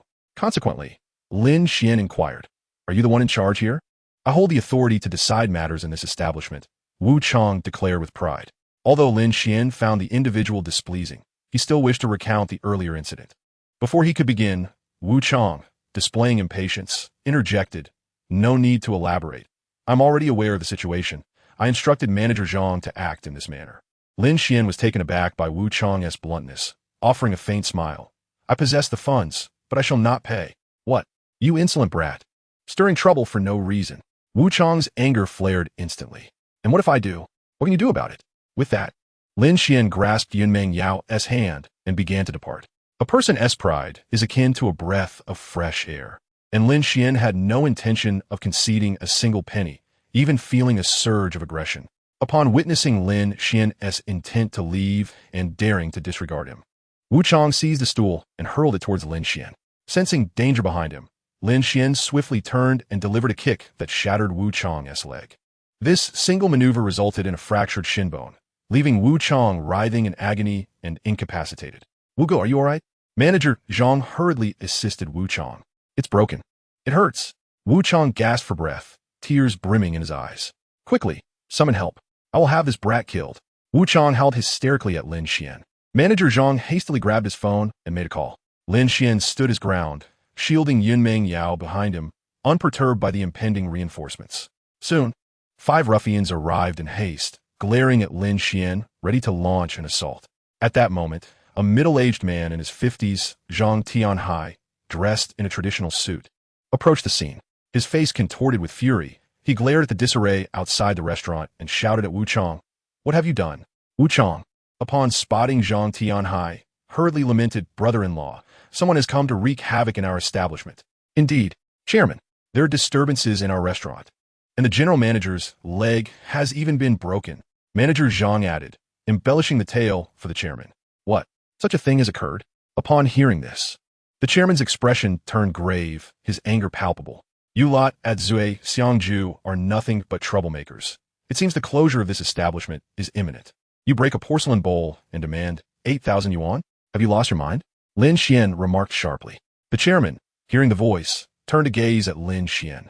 Momentarily taken aback and uncertainly inquired, Are you Master Lin?" Lin Xuan looked at Zhang Tianhai, puzzled. "What? You know me?" "Master Lin, it is indeed you. You may not recall me, but I had the fortune to witness your brilliance at the Hitang Museum exhibition.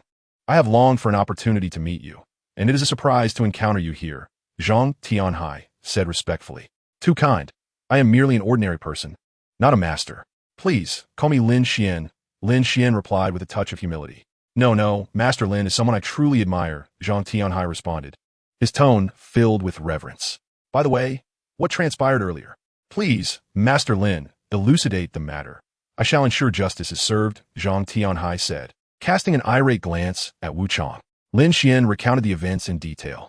After listening, Zhang Tianhai's complexion drained of color as he stopped Wu Chong from fleeing, demanding, "Speak.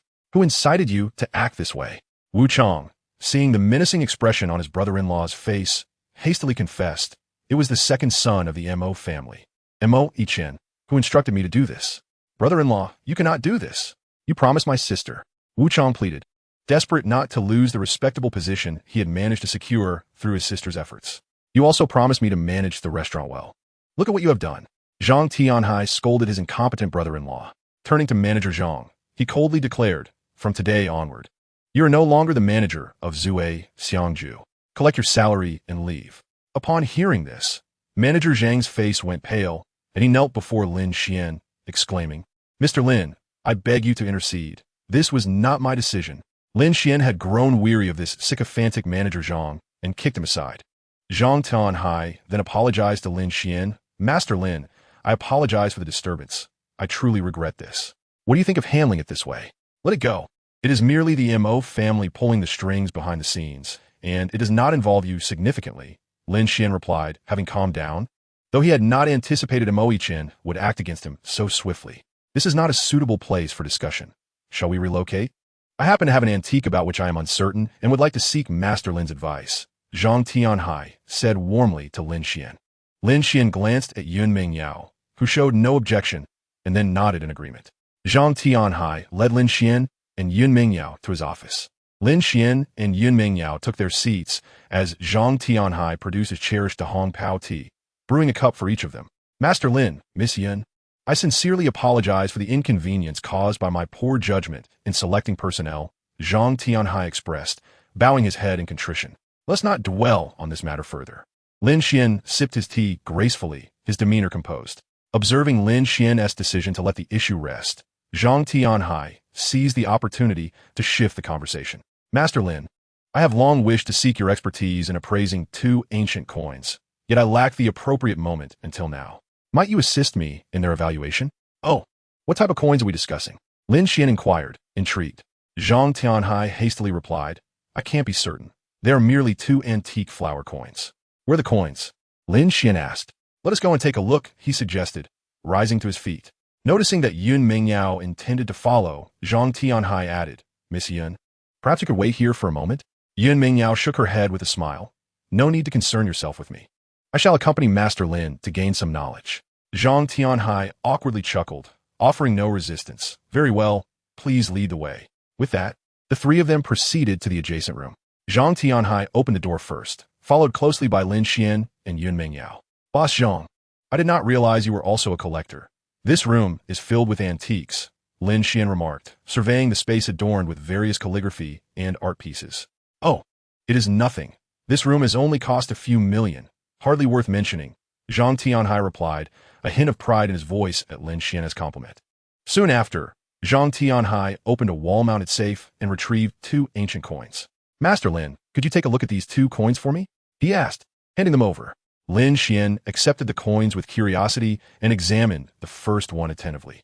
The first coin was a round one with a square hole, its obverse inscribed with the distinctive characters of Feng Hua Shuiyu in clerical script.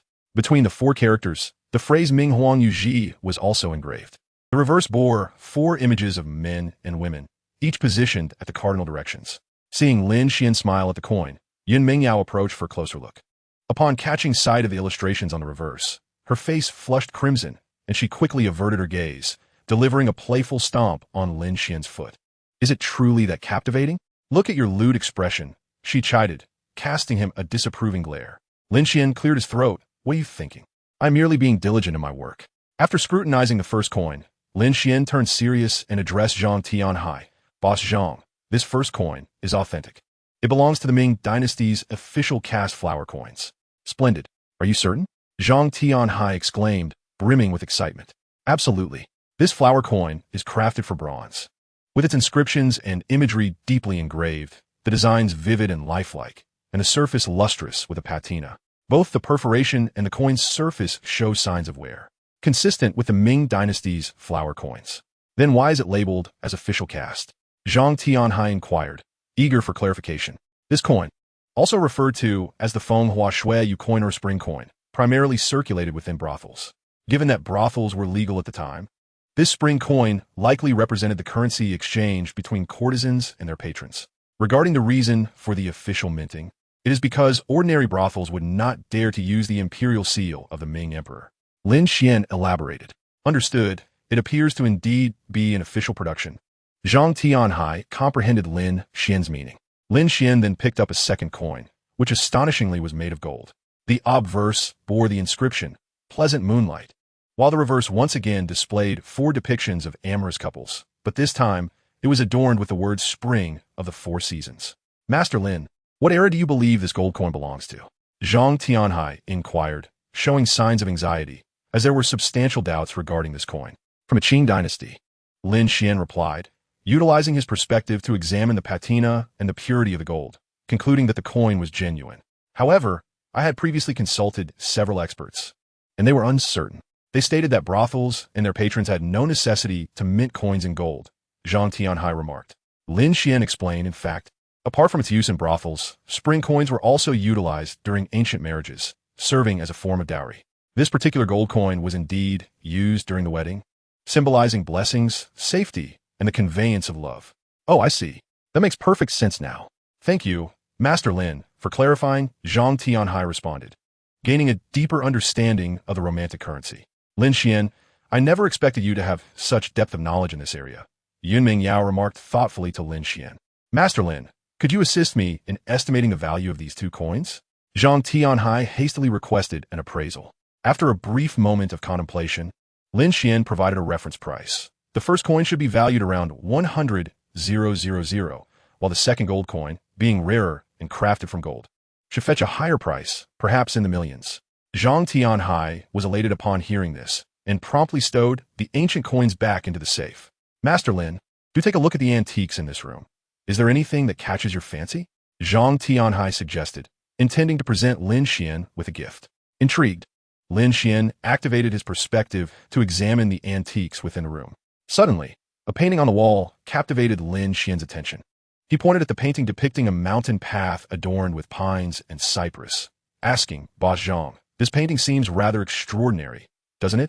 Upon following Lin Xuan's gaze, Zhang Tianhai chuckled. Master Lin, this mountain path with pines is merely a copy of Tang Bohu's work from the Ming Dynasty. It holds little value. Please, look at the other fine antiques, and if you find something you like, I shall gift it to you. I am particularly fond of this painting. How much does it cost? Lin Xuan inquired earnestly. Zhang Tianhai, fearing Lin Xuan might misunderstand, added, Master Lin, the original of this painting is housed in the Beiping Museum. This replica is of little worth, as I purchased it for 200. If you like it, I will gladly give it to you. However, Lin Xuan perceived the painting as an ancient piece. Its profound artistic conception, with deep rocks, cascading waterfalls, and lush pines, spoke volumes. A tranquil lake lay at the foot of the mountain, crystal clear and inviting. A winding path meandered through the mountains, enhancing the painting's sense of depth. How gracious of you. Then I shall offer 200. Zhang Tianhai acknowledged Lin Xuan's insistence, understanding the customs of the antique world, wherein transactions and gifts were distinct. However, in matters of trade, the option of regret is non-existent, a spittle for a nail. Thus, I'm immensely grateful to you, Boss Zhang. Lin Xuan extracted his smartphone and remitted 200 yuan. Oh, Master Lin, you are far too courteous. This painting has languished in my possession for years and holds little value, Zhang Tianhai remarked casually. Lin Xuan refrained from disputing this. Subsequently, Zhang Tianhai invited Lin Xuan and Yunming Yao for tea. After exchanging pleasantries for a brief while, Lin Xuan hastily departed with Yunming Yao. Is the painting you possess particularly special? Yunming Yao inquired with curiosity. Lin Xuan chuckled. It might just be a fluke. You're not suggesting that the one in the Beiping Museum is a counterfeit, are you? Yunming Yao stared in disbelief, her eyes wide with astonishment. Chapter 63. Xian Paper. In the afternoon, Lin Xuan discreetly concealed the painting within his spatial ring. After Yunming Yao's persistent pleas, Lin Xuan reluctantly accompanied her for an entire afternoon of shopping. 3 hours later, he found himself laden with shopping bags. Miss, shall we take a break? Lin Xuan lamented, realizing he had no more space for additional purchases. Just one last item. Hold on a little longer. Yunming Yao giggled at Lin Xuan's disheveled appearance. You mustn't deceive me. Yes, you. All right. I will trust you once more. With that, Yunming Yao headed toward an upscale men's clothing store. Yunming Yao, you seem to have taken a wrong turn. This is a men's store. Lin Xuan halted and called out to her. Indeed, it's for you. After accompanying me for an entire afternoon, consider this a token of appreciation, Yunming Yao replied with a smile. No need. I believe my current outfit suffices. Lin Xuan hastily declined. Absolutely not. I must buy this for you. Yunming Yao insisted with determination. She selected a sleek black suit for Lin Xuan and urged him to try it on. Reluctantly, he complied. Ah, splendid. This suit suits you remarkably well. No need to take it off. Simply wear it. Yunming Yao remarked, clearly pleased with his appearance. Handsome, yet composed. If only it could remain this way forever, she mused, a hint of melancholy in her voice. Lin Xuan, hearing this, inquired, what is unfortunate? After settling the bill, the two departed. Lin Xuan unceremoniously placed the heavy shopping bags into the trunk of Yunming Yao's car. At last, a reprieve. What a relief, Lin Xuan sighed contentedly. Well then, farewell. Let us arrange to meet again soon. Lin Xuan bid Yunming Yao goodbye before getting into his own vehicle. However, Yunming Yao did not rush to leave. She gazed at Lin Xuan's retreating figure, momentarily lost in thought. She had already resolved that in 10 days, she would be engaged to Mo Chen. To provide for her grandfather's medical treatment, she felt compelled to sacrifice her own happiness, trading her life for the Mo family's medicine to prolong her grandfather's life. Lin Xuan drove to the underground garage near his residential complex, and just as he stepped out of the car, he spotted a graceful figure. It was Su Wan, elegantly dressed, waiting for Lin Xuan for quite some time. Upon seeing her, Lin Xuan chose to ignore her, shutting the car door and attempting to walk away. Lin Xuan, Su Wan called out hurriedly, approaching him. Lin Xuan turned his back to Su Wan and coldly stated, "There is nothing left for us to discuss." "No. Do you truly not love me anymore?" Su Wan implored as she embraced Lin Xuan from behind. "Let go. Go find your Lu Hao." Lin Xuan replied in a deep voice, "Please don't send me away. I realize my mistakes. I beg you to forgive me just this once." "I will give you anything," Su Wan fervently pleaded, holding tightly to Lin Xuan's back. Lin Xuan forcefully pried her hands away and pushed her aside. "We no longer share any ties. You must leave. I never wish to see you again. We are no longer of the same world." With that, Lin Xuan strode out without hesitation, disappearing at the exit. In that moment, regret washed over Su Wan.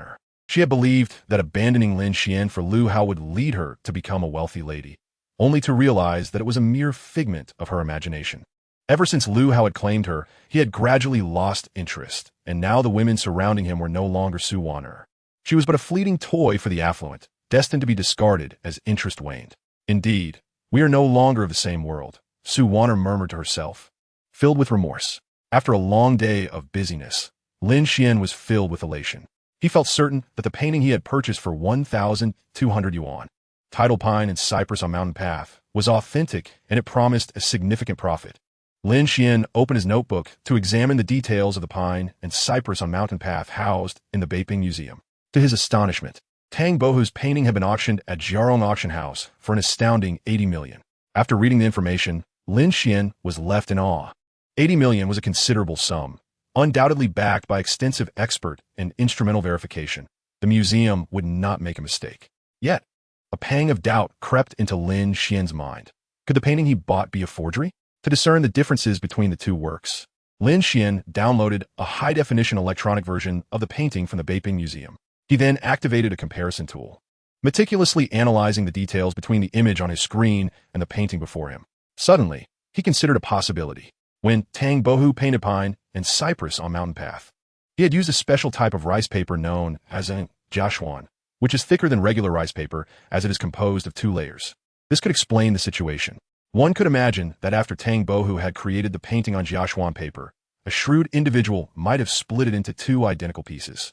Having confirmed the authenticity of the painting as a true work of Tang Bohu, Lin Xuan was overjoyed and decided to show it to Elder Jiang the following day. Firstly, Elder Jiang was a towering figure in the realm of calligraphy and painting, possessing profound knowledge. Secondly, as a member of the Cultural Relics Research Association, Lin Xuan could seek assistance from the association for sale, potentially earning him several million. He took out the remaining pieces of jade rough, preparing to refine them. Now, in the mid-stage of the human origin realm, he felt no inclination to become complacent. Could this Taoist be deceiving me? Lin Xuan was filled with regret, realizing he should not have allowed that obnoxious Taoist to depart. Sigh, perhaps it is best to wait a little longer. Lin Xuan still hoped that Wu Da would bring him some spirit stones. Meanwhile, 1,000 miles away, in a bathing center, an elderly man resembling a Taoist was leisurely soaking in a hot spring. This man was none other than Wu Da. Achoo, infinite heavenly sovereign, who dares to speak ill of me? Wu Da seemed to sense someone cursing him from behind, muttering to himself. Chapter 64. Invite the gentleman into the trap. The following morning, Lin Xuan called Elder Jiang. "Hello, Elder Jiang, this is Lin Xuan. Do you have time today?" Lin Xuan inquired.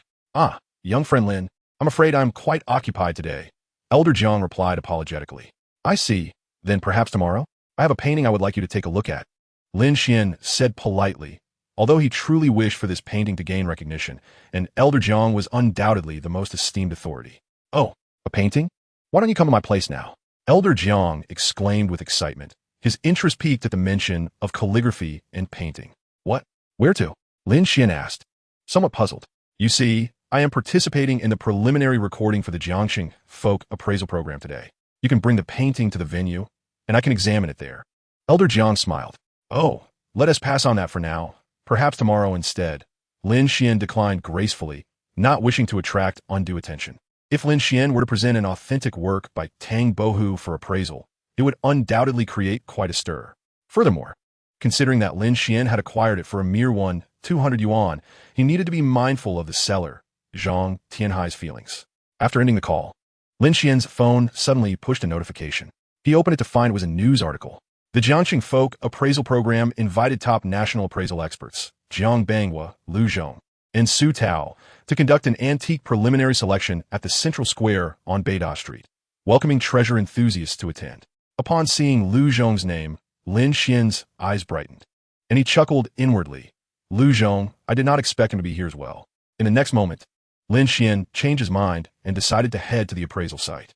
He intended to present Lu Zhong with a challenge and see how he would solve it. Lin Xuan descended, got into his car, and drove towards Beida Street. Upon arriving at the Central Square, Lin Xuan exited the vehicle, retrieved the painting from his ring, tucked it under his coat, and proceeded to the appraisal venue. The appraisal site was bustling with activity, with a cacophony of voices intermingling. Lin Xuan observed the lengthy queue and resigned himself to standing at the back. Many individuals had come bearing treasures. Some held small bowls, others carried bronze tripods, while yet another person was hoisting a chair. Lin Xuan stood quietly at the rear of the line, calmly closing his eyes to gather his thoughts. Hey, what fine item do you have there? A rugged male voice called from the front of Lin Xuan. Upon opening his eyes, Lin Xuan saw a man in a military coat, roughly of the same age as himself. Nothing much, just a painting, Lin Xuan replied casually. What a coincidence. I also brought a painting today, the man expressed, intrigued. It's definitely noteworthy. I assure you it will astonish the entire audience, he boasted proudly, as if fearing the surrounding crowd might miss his declaration. Oh, whose painting is it? Lin Xuan asked casually. It's a work by Wen Zhengming. The man smiled as he boasted to Lin Xuan. Upon hearing this, Lin Xuan was momentarily stunned, and the other individuals in line turned their gazes toward the man. Well, impressive, isn't it? The man, noticing Lin Xuan's astonished expression, beamed with delight and remarked, Indeed, quite remarkable. Lin Xuan replied with a smile.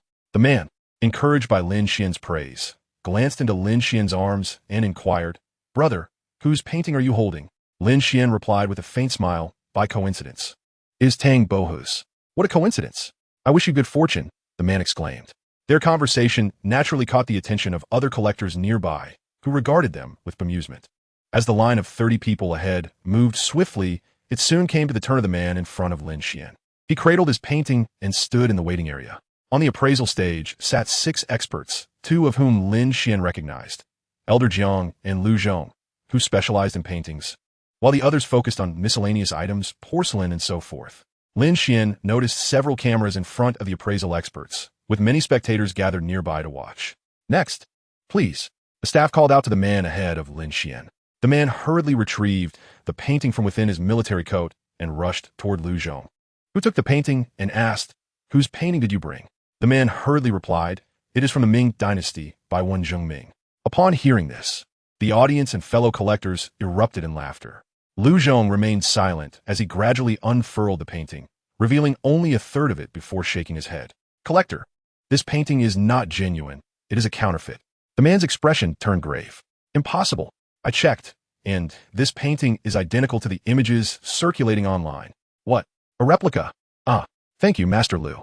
The man's face stiffened, and as he brought the painting closer to his nose, he indeed detected the smell of ink. Blushing with disappointment, he lowered his head and departed. See, I told you his painting could not possibly be authentic, the spectators behind the cameras remarked, reveling in the misfortune of the man upon hearing Lu Zhong's declaration of the forgery.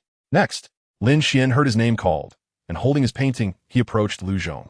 Upon seeing Lin Xuan, Lu Zhong's expression darkened instantly. Lin Xuan placed the painting of Tang Bohu on Lu Zhong's table and said, Master Lu, could you please help me determine whether this painting is an authentic work of Tang Bohu? Tang Bohu's painting? Lu Zhong's expression shifted in surprise. Could this young man be deluded? Surely, there are no authentic works of Tang Bohu among the public. He secretly relished the opportunity to humiliate Lin Xuan. Very well, I shall examine it thoroughly, Lu Zhong replied with a smile. The surrounding audience erupted in laughter once more at Lin Xuan's words. Here comes another one.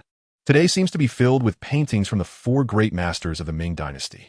Perhaps they all made an appointment to come together. A Tang Bohu painting could be worth a fortune, and the crowd murmured, doubting the authenticity of Lin Xuan's painting eagerly awaiting Lu Zhong's appraisal. However, the more Lu Zhong examined the painting, the graver his expression became. As Lu Zhong observed the composition, brushwork, and ink application of the painting before him, he was convinced that it mirrored the techniques of the esteemed Tang Bohu. However, he firmly believed that this artwork had no place here. It rightly belonged in the Beiping Museum. What do you think, Master Lu? Care to offer your critique? Lin Xuan inquired with an air of indifference. Lu Zhong, momentarily ignoring Lin Xuan, hesitated before once again scrutinizing the painting through a magnifying glass. Yet he was still reluctant to draw a definitive conclusion. What troubles you, Master Lu? Are we not nearing a verdict? Could it genuinely be an authentic piece? The audience outside had fallen silent, their gazes fixed intently upon Lu Zhong. Not far away, Elder Jiang also cast a curious glance at Lin Xuan, intrigued by Lu Zhong's evident indecision regarding the nature of Lin Xuan's painting. Sensing the collective scrutiny upon him, Lu Zhong finally spoke up, declaring, "This painting is not an authentic work of Tang Bohu. It is a mere imitation." Upon his proclamation, laughter erupted from the crowd. Many mocked Lin Xuan, likening him to the earlier figure clad in military garb, both of them mere charlatans. Rather than contest Lu Zhong's assessment, Lin Xuan calmly asked, "Master Lu, might you elucidate your reasoning?" Lu Zhong cast a disdainful glance at Lin Xuan, thinking to himself, "Does he truly believe I can be so easily deceived?" He then gathered his thoughts and articulated, "First and foremost, this painting is titled Pine and Cypress on the Mountain Path. The genuine article resides in the Beiping Museum, and this is evidently a counterfeit." With that, Lu Zhong neatly tucked away Lin Xuan's artwork and provocatively remarked, "Young man, the road ahead for you is long. Tread carefully lest you stumble into a pit and drown." Lin Xuan, securing the painting, retorted with a cold smirk, "You may be disappointed. My painting is indeed authentic, and you have wasted your eyesight. You utter nonsense." Lu Zhong's complexion turned ashen in response to Lin Xuan's words. The young man's remarks incited public outrage, and several audience members and collectors began to berate him. This youth must be truly desperate. He dares to present a fake as a treasure. Perhaps he was duped into paying a hefty sum. Many spectators found amusement in Lin Xuan's predicament, eagerly awaiting his downfall. As Lin Xuan refused to vacate the premises, staff members hurriedly approached to advise him to leave with his painting. However, Lin Xuan remained resolute, striding toward Elder Jiang. Upon reaching the elder, he smiled and said, "Elder Jiang, might you assist me in re-evaluating this painting?" Elder Jiang did not decline. He had anticipated Lin Xuan's request and quickly accepted the artwork from his hands, treating it with utmost care as he unrolled it. Lu Zhong's expression shifted from uncertainty to anxiety as he feared Elder Jiang might suddenly declare the piece genuine. Observing this scene, many collectors shook their heads in disdain, recognizing Lin Xuan's obstinacy as a familiar trait, leading invariably to the conclusion that his collection was composed of forgeries. Yet, Elder Jiang's reaction defied all expectations.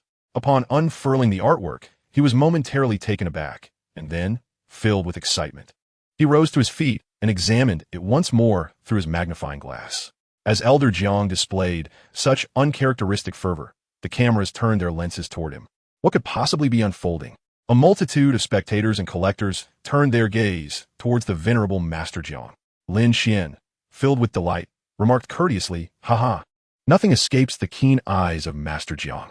Truly, he is a towering figure in the realm of calligraphy and painting. What? An authentic piece? Impossible. I cannot be mistaken. The genuine pine and cypress along the mountain path by Tang Bohu is undoubtedly in Beiping, and cannot possibly be in Lin Xuan's possession." Lu Zhong vehemently refuted, steadfast in his belief that the painting Lin Xuan presented was a forgery. Observing the attention of the crowd upon him, Master Jiang solemnly declared, "This pine and cypress along the mountain path is indeed an authentic work of Tang Bohu, and I stand by my words." Is the version in the Beiping Museum also a counterfeit? Many collectors were perplexed, beginning to speculate on an alternative conclusion. Before their thoughts could fully form, Master Jiang continued, "The Beiping version is also genuine." What? This must be a jest. Did Tang Bohu perhaps paint two identical pieces? The venue erupted with animated chatter, voices rising in a clamor. "Silence, please, allow me to finish," Master Jiang urged. "Both paintings are authentic. They should be regarded as one." The crowd was astounded, not anticipating such a revelation from Master Jiang. "Upon my careful examination, the spirit, brushwork, and lines of this painting are entirely consistent with that of the Beiping Museum's version. They are indeed two halves of a whole.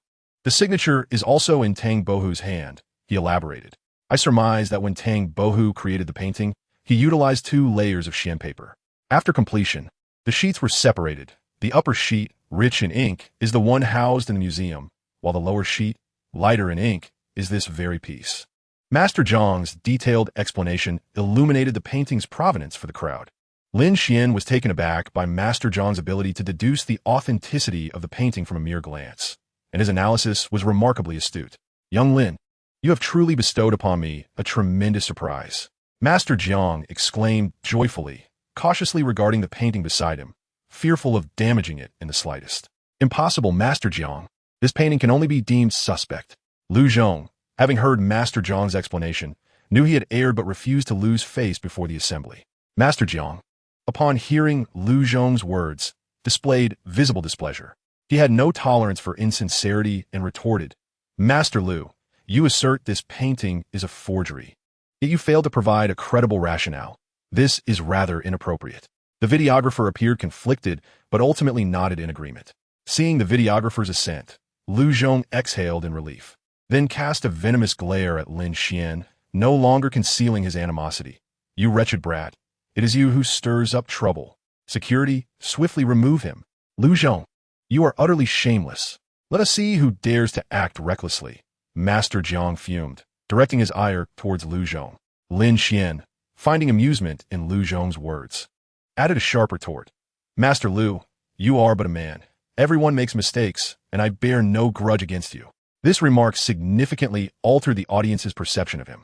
Lin Xuan, you shall pay for this. The Lu family is not so easily trifled with. Lu Zhong, his face flushed with rage, uttered a menacing threat before haughtily departing. Lin Xuan nearly laughed at Lu Zhong's parting words, as it was the Lu family that had perpetually sought to trouble him. As Lu Zhong exited, the collectors in attendance raised their phones, capturing images of his retreating figure. A spectator fortuitously recorded the entire process of Lu Zhong commenting on Lin Xuan's painting and subsequently uploaded it online. With this in mind, Lin Xuan inquired of Elder Jiang, might our association assist me in selling this painting? That would be splendid. Lin Xuan expressed his gratitude to Elder Jiang. Haha, it is nothing.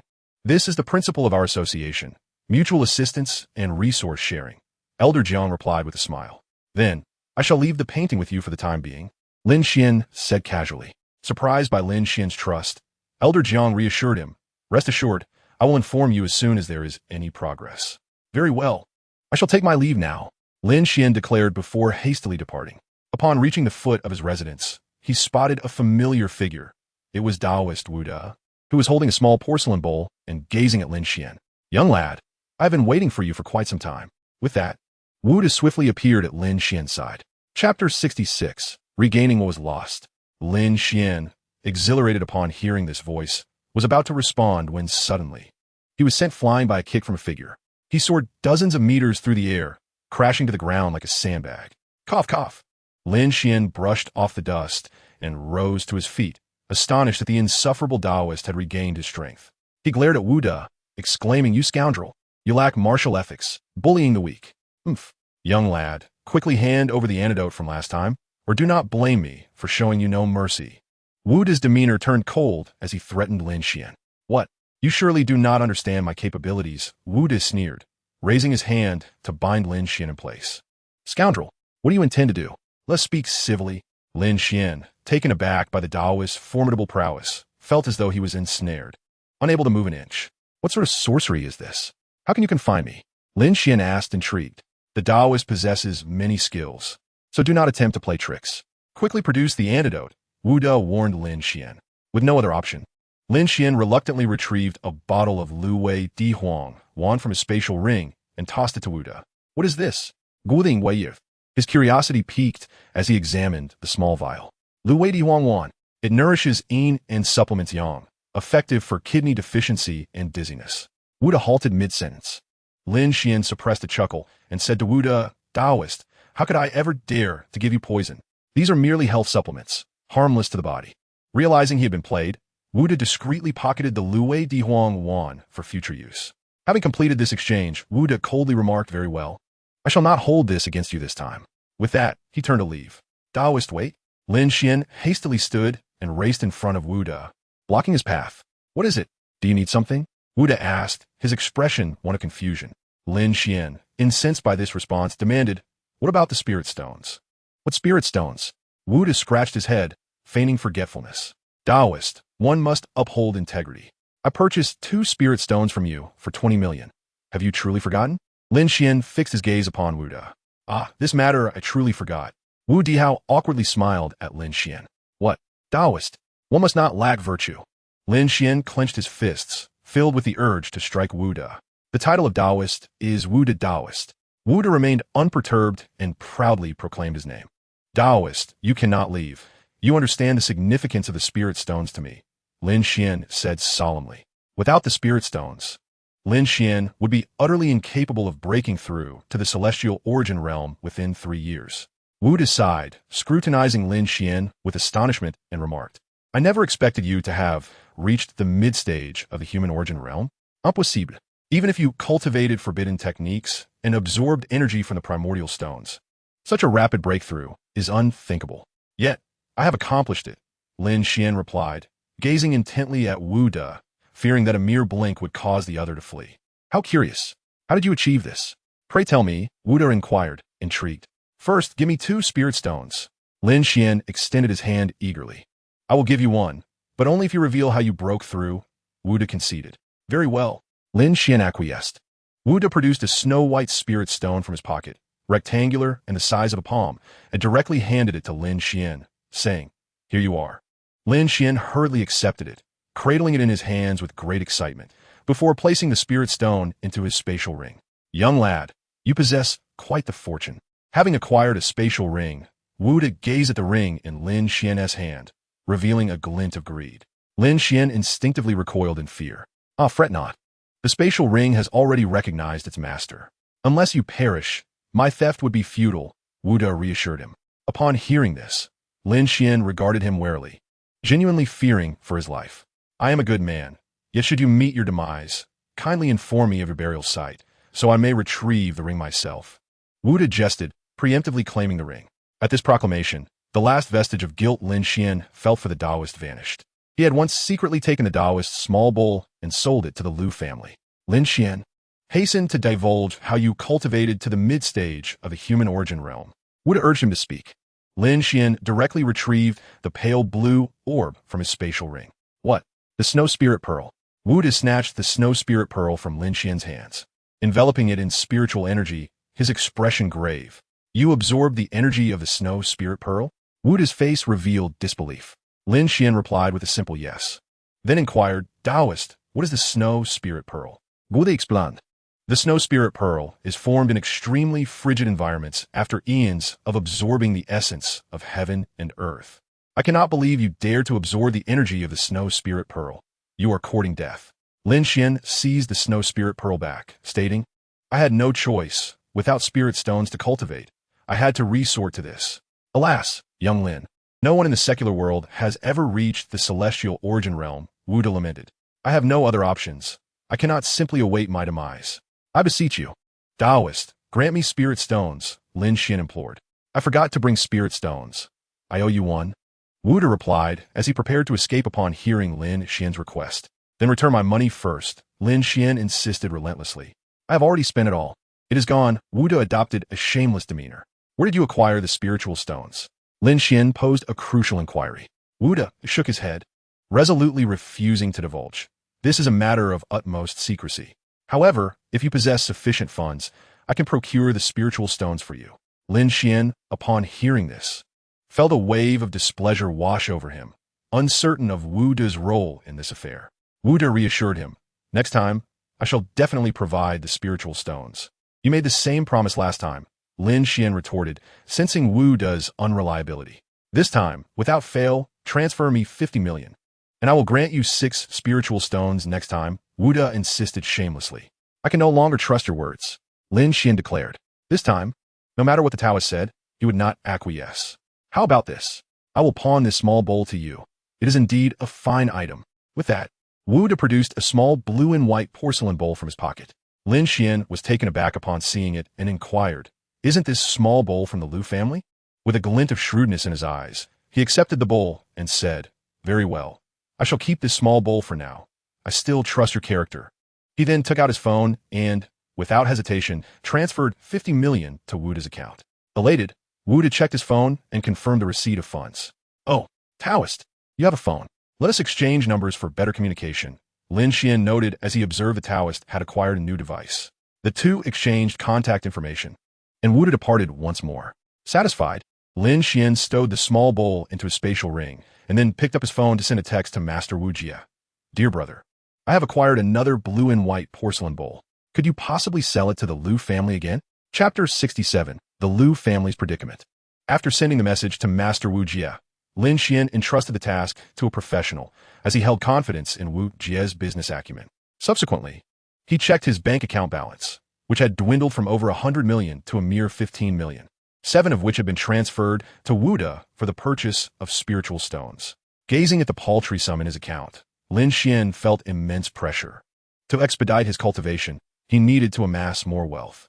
Dismissing distractions, he retrieved the spiritual stone bestowed upon him by Wuda and donned a string of prayer beads, entering a meditative state while employing the Tianmu technique. Meanwhile, the Liu family was in disarray, hastening towards the First People's Hospital of Jiang City. In a hospital bed lay Liu Zhong, looking dispirited and half-reclined, his eyes filled with despair. Who could have imagined that the esteemed Master Liu, who had been appraising treasures at Beiguang Square that very morning, now lay on a hospital bed, on the brink of death? "Grandfather, you must be strong," Liu Hao cried out to Liu Zhong. "What are you crying for? I'm not dead yet." Liu Zhong inhaled deeply, releasing a long sigh. In that moment, he was overwhelmed by anger, spitting blood, and fainting. Fortunately, the Liu family promptly noticed and called for emergency assistance. "Grandfather, what shall we do now?" Liu Hao, uncertain, glanced at the bedridden Liu Zhong. "What are you panicking for? Let me think. Have we offended anyone recently?" Liu Zhong struggled to sit up. Could be Lin Xuan? He was completely unaware of our possession of the blue and white porcelain. Even if he were informed, entry to the Liu family would remain impossible. Liu Zhong contemplated, thereby dismissing Lin Xuan as a suspect.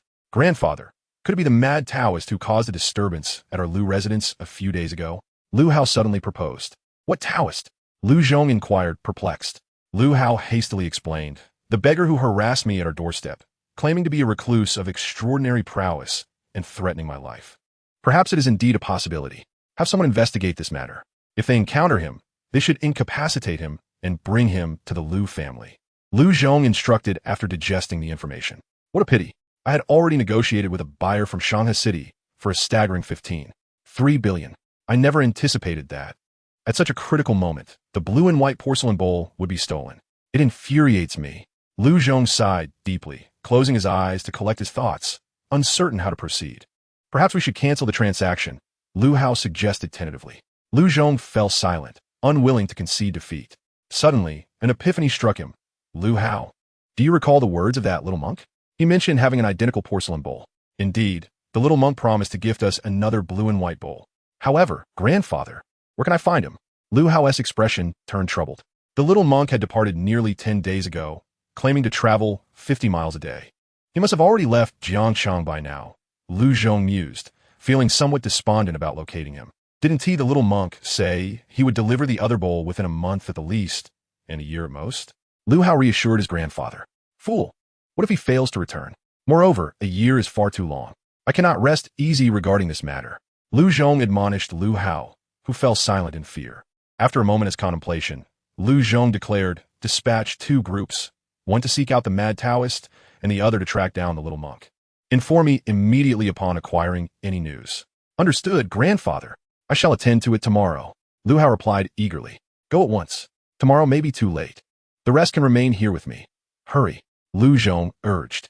Reluctantly, Liu Hao departed the hospital to enlist assistance. Meanwhile, a video of Liu Zhong's failed appraisal of a painting by Lin Xuan had gone viral online, drawing numerous comments from netizens who denounced Liu Zhong as a fraudulent master lacking integrity, stubbornly refusing to acknowledge his mistakes. Overnight, Master Liu's reputation plummeted, rendering him a laughingstock within the antique and art community. Unlike the other criticisms, Zhang Tianhai, after viewing Liu Zhong's appraisal video, appeared utterly devastated, lamenting his misjudgment. 4 hours later, having concluded his training session, Lin Xuan rose, feeling a gratifying enhancement in his cultivation. If every day were to progress thusly, his chances of attaining the celestial origin realm would significantly increase. After stretching his limbs, Lin Xuan realized he was somewhat hungry and decided to venture out for a quick meal.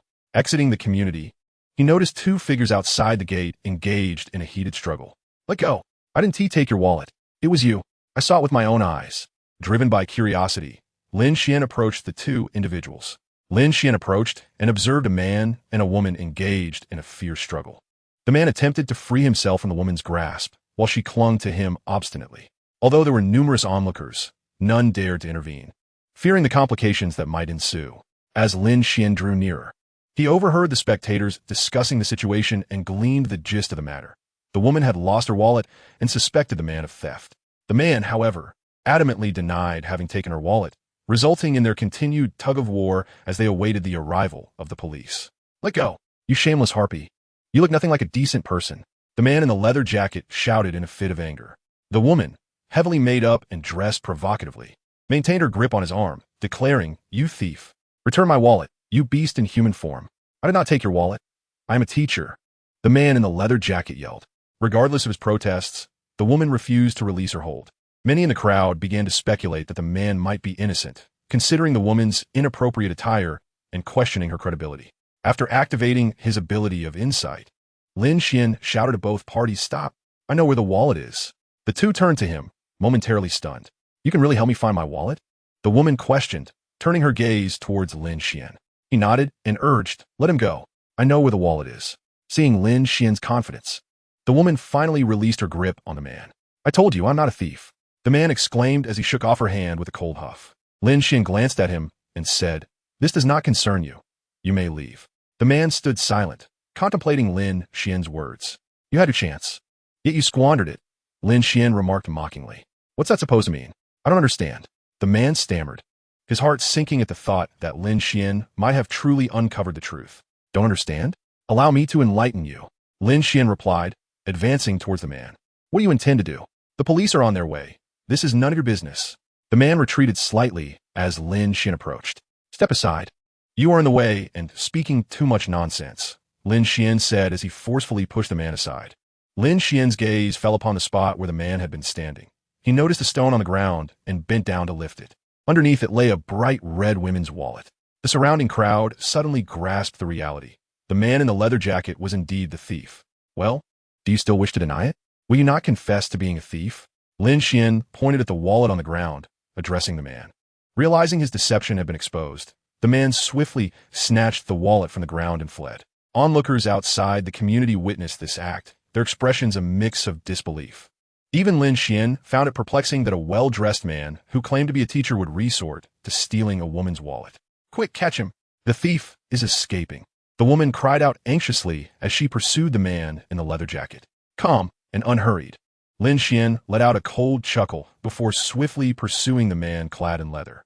At a distance of 50 meters, he forcefully subdued the thief, pressing him into the ground. Witnessing this act of valor, the onlookers erupted in applause for Lin Xuan. Just then, the police arrived. After assessing the situation, the officers glanced at the thief and confirmed his identity as a fraud, rather than a teacher as he had claimed. Grateful for Lin Xuan's assistance, the police escorted the thief to their vehicle and departed. With the incident concluded, Lin Xuan intended to seek out dinner. Thank you so much, exclaimed a woman, heavily made up, as she approached Lin Xuan to express her gratitude. It's nothing. I hope you didn't lose much money, Lin Xuan replied casually. Yes, thanks to you. This was my child's life-saving money, the woman said, her emotions overwhelming her as she began to weep. Upon hearing that it was life-saving funds, Lin Xuan sighed and promptly encouraged her. Do not cry. Your child will surely recover. After saying this, he attempted to leave. Wait a moment.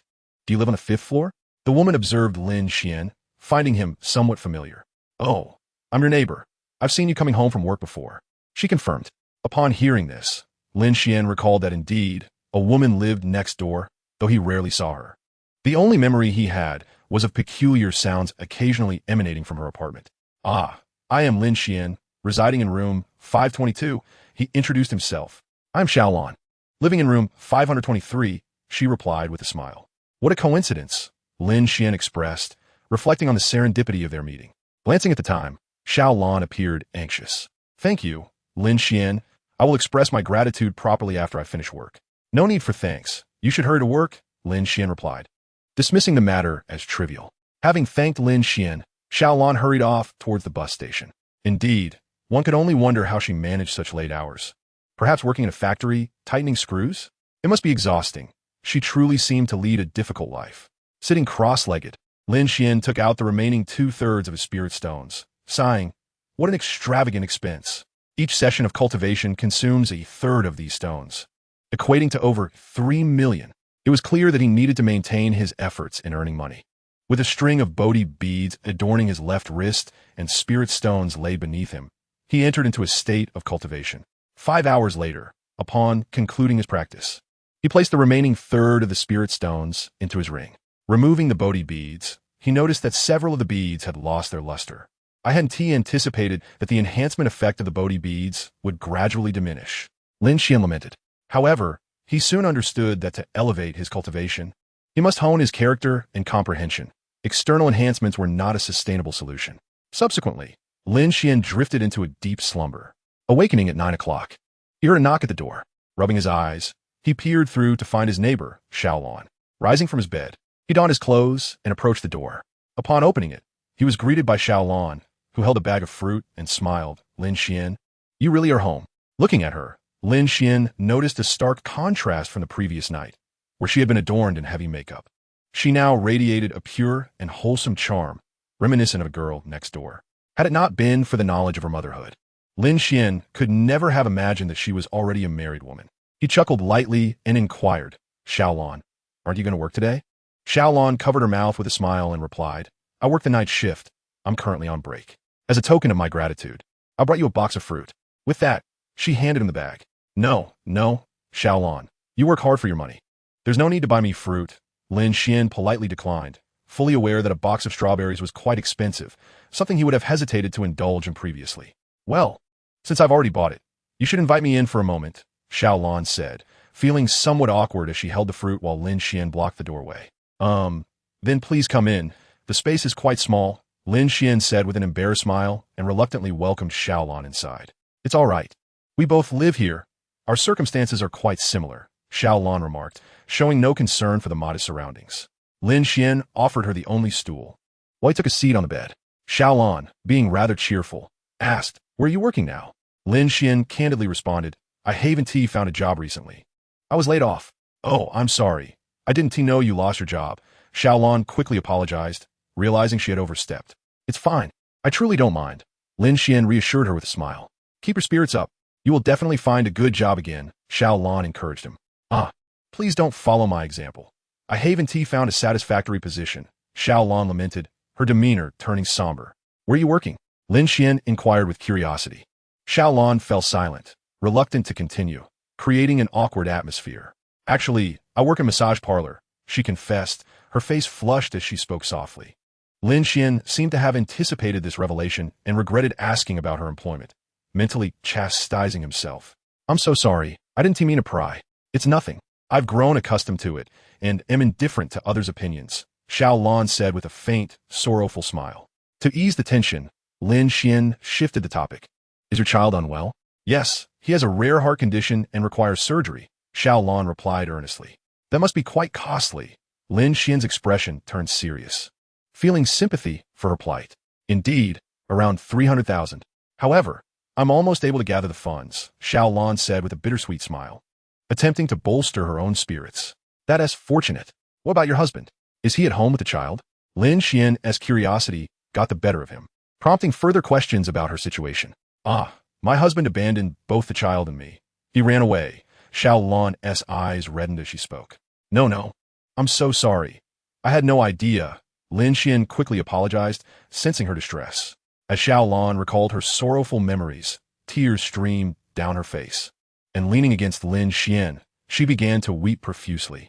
Lin Xuan stood in shock, realizing that Xiaolon's life was far more difficult than his own. Chapter 69, Withdrawal. Xiaolon's tears soaked Lin Xuan's shirt. He found himself tightly embraced by her, not daring to move or entertain any inappropriate thoughts. After a few minutes, Xiaolon finally released the pent-up emotions that had burdened her for so long, ceasing her cries and calming down. "I'm sorry for making you witness this," she said, wiping her tears and restoring her smile. Life is inevitably fraught with its ebbs and flows. As long as one perseveres, hope shall eventually emerge. Lin Xuan inspired his companion, wishing for Xiaolan to avoid self-despair and rekindle her passion for life.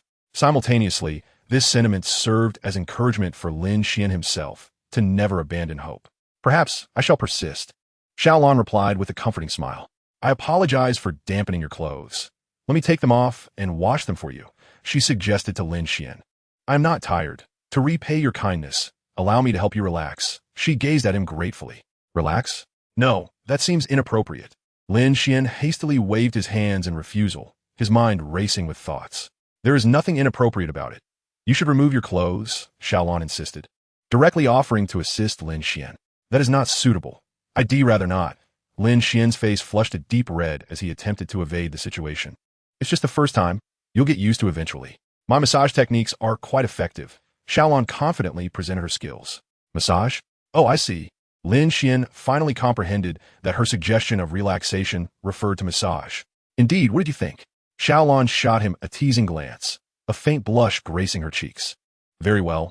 Then I shall trouble you. Lin Xuan chuckled awkwardly. Given the circumstances, he had no choice but to turn on the air conditioning and change into a pair of shorts. Shortly after, Xiaolan entered with a basket, her demeanor restored to innocence, devoid of any sadness. What are you still doing? Lie down. She found his hesitation amusing. Lin Xuan smiled sheepishly and lay down on his bed. Then, Xiaolan began applying essential oil and massaging him.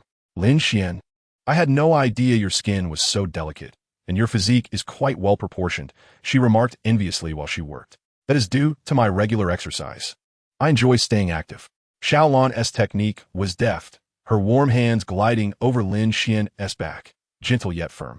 Gradually, his muscles relaxed, and the tension in his nerves dissipated, a soothing warmth flowing through him, enveloping him in comfort. Xiaolan, your technique is remarkably professional, Lin Xuan complimented, visibly relishing the experience. It's not so easy. Xiaolan took it as a mere consolation from him, though she felt a surge of happiness at his words. After a while, she instructed, turn over, face up. Do I need to be massaged on my front as well? Lin Xuan felt a bit shy. I'll massage your head, she added.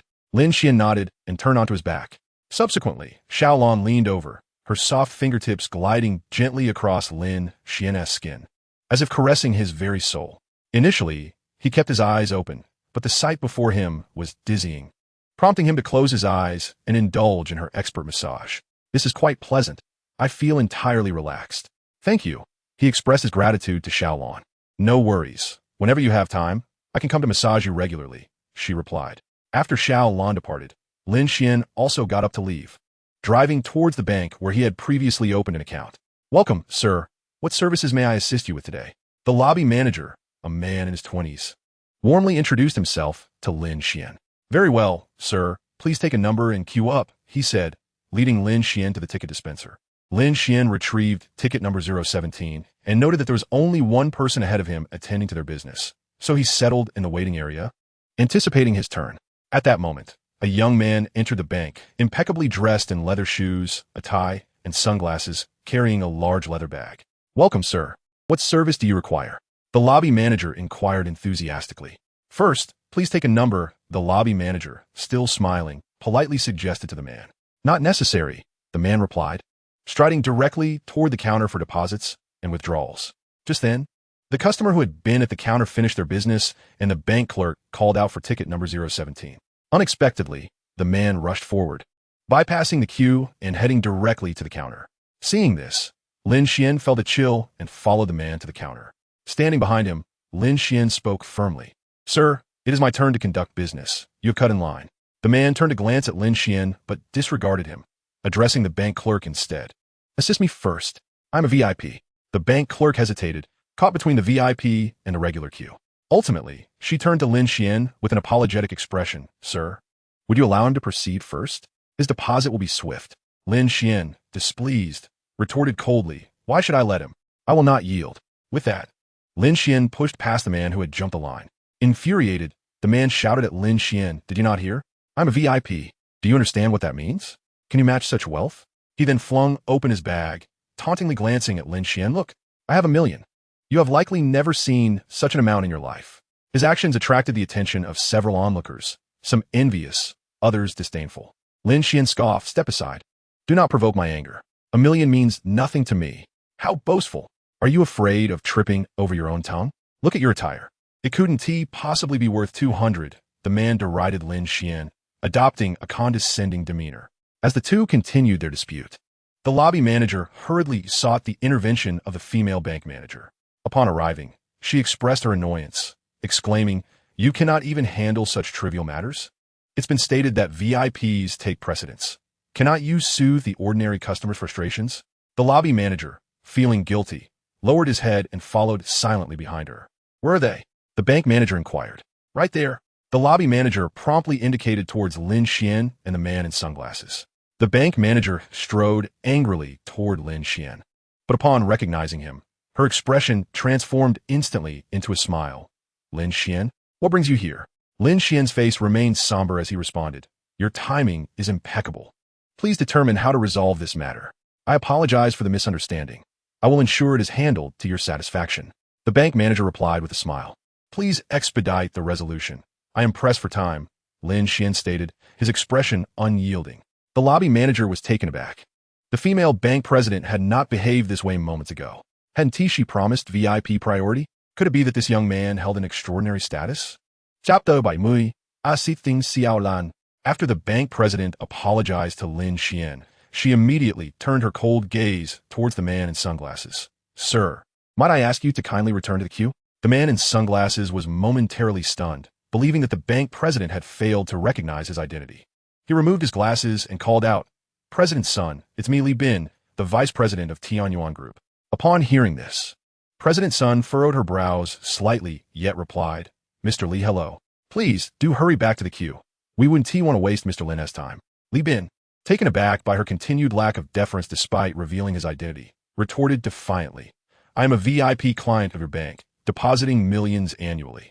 Are you really willing to risk losing my business over this young man?" President Sun, feeling exasperated, responded, "Mr. Li, I fear you remain unaware that Mr. Lin is also a VIP client of our bank. That man? How could he possibly be compared to me?" Li Bin scoffed disdainfully, convinced that the bank president was lying. Lin Xuan appeared anything but affluent, clad in rather ordinary attire. This very assumption led Li Bin to perceive Lin Xuan as an easy target, emboldening him to cut in line. "Mr. Lin is indeed quite different from you," the bank president insisted. "I knew it. Li Bin simirket tidimpantli. You may have misunderstood my intent. Mr. Lin is a super VIP. His wealth far surpasses what you can fathom," the bank president revealed candidly. "What? Are you jesting?" Li Bin remained skeptical of the bank president's words, uncertainty creeping in. "Step aside. I have no time to waste with you." Lin Xuan pusit Li Bin aside. He then casually produced his esteemed black card and addressed the bank teller. "Withdraw 300,000 for me." Upon seeing the black card, Li Bin stood in dumbfounded astonishment, as if witnessing the unbelievable. The supreme black card was a rarity in Jiang City, with no more than 100 in existence. Possessing such a card indicated a fortune of at least hundreds of millions. At that moment, the lobby manager understood why the bank president's demeanor had shifted so dramatically. Li Bin finally comprehended the folly of his earlier actions, his arrogance shattered in an instant. He instinctively took a step back, lamenting internally, "Why must I show off when I simply came to make a deposit?" The bank teller accepted Lin Xuan's black card and swiftly processed the withdrawal of 300,000, neatly arranged into 30 bundles, which replaced it to a designated VIP withdrawal bag and handed to Lin Xuan.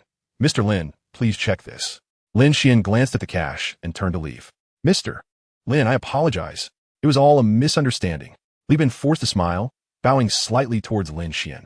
Lin Xuan merely scoffed, ignoring him entirely, and departed the bank under the escort of the bank president.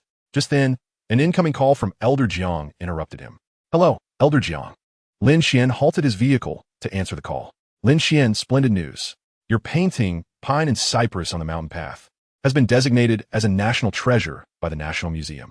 A reporter from a national television station has arrived in Jiangcheng to conduct interviews. You must come here at once." Elder Jiang conveyed the exhilarating news with palpable excitement. "All right, where is it?" Lin Xuan inquired. "It's at our association. The national television crew is awaiting your interview. I am confident that once the news airs, this painting will soon attract a multitude of buyers," Elder Jiang joyfully proclaimed. "Wonderful.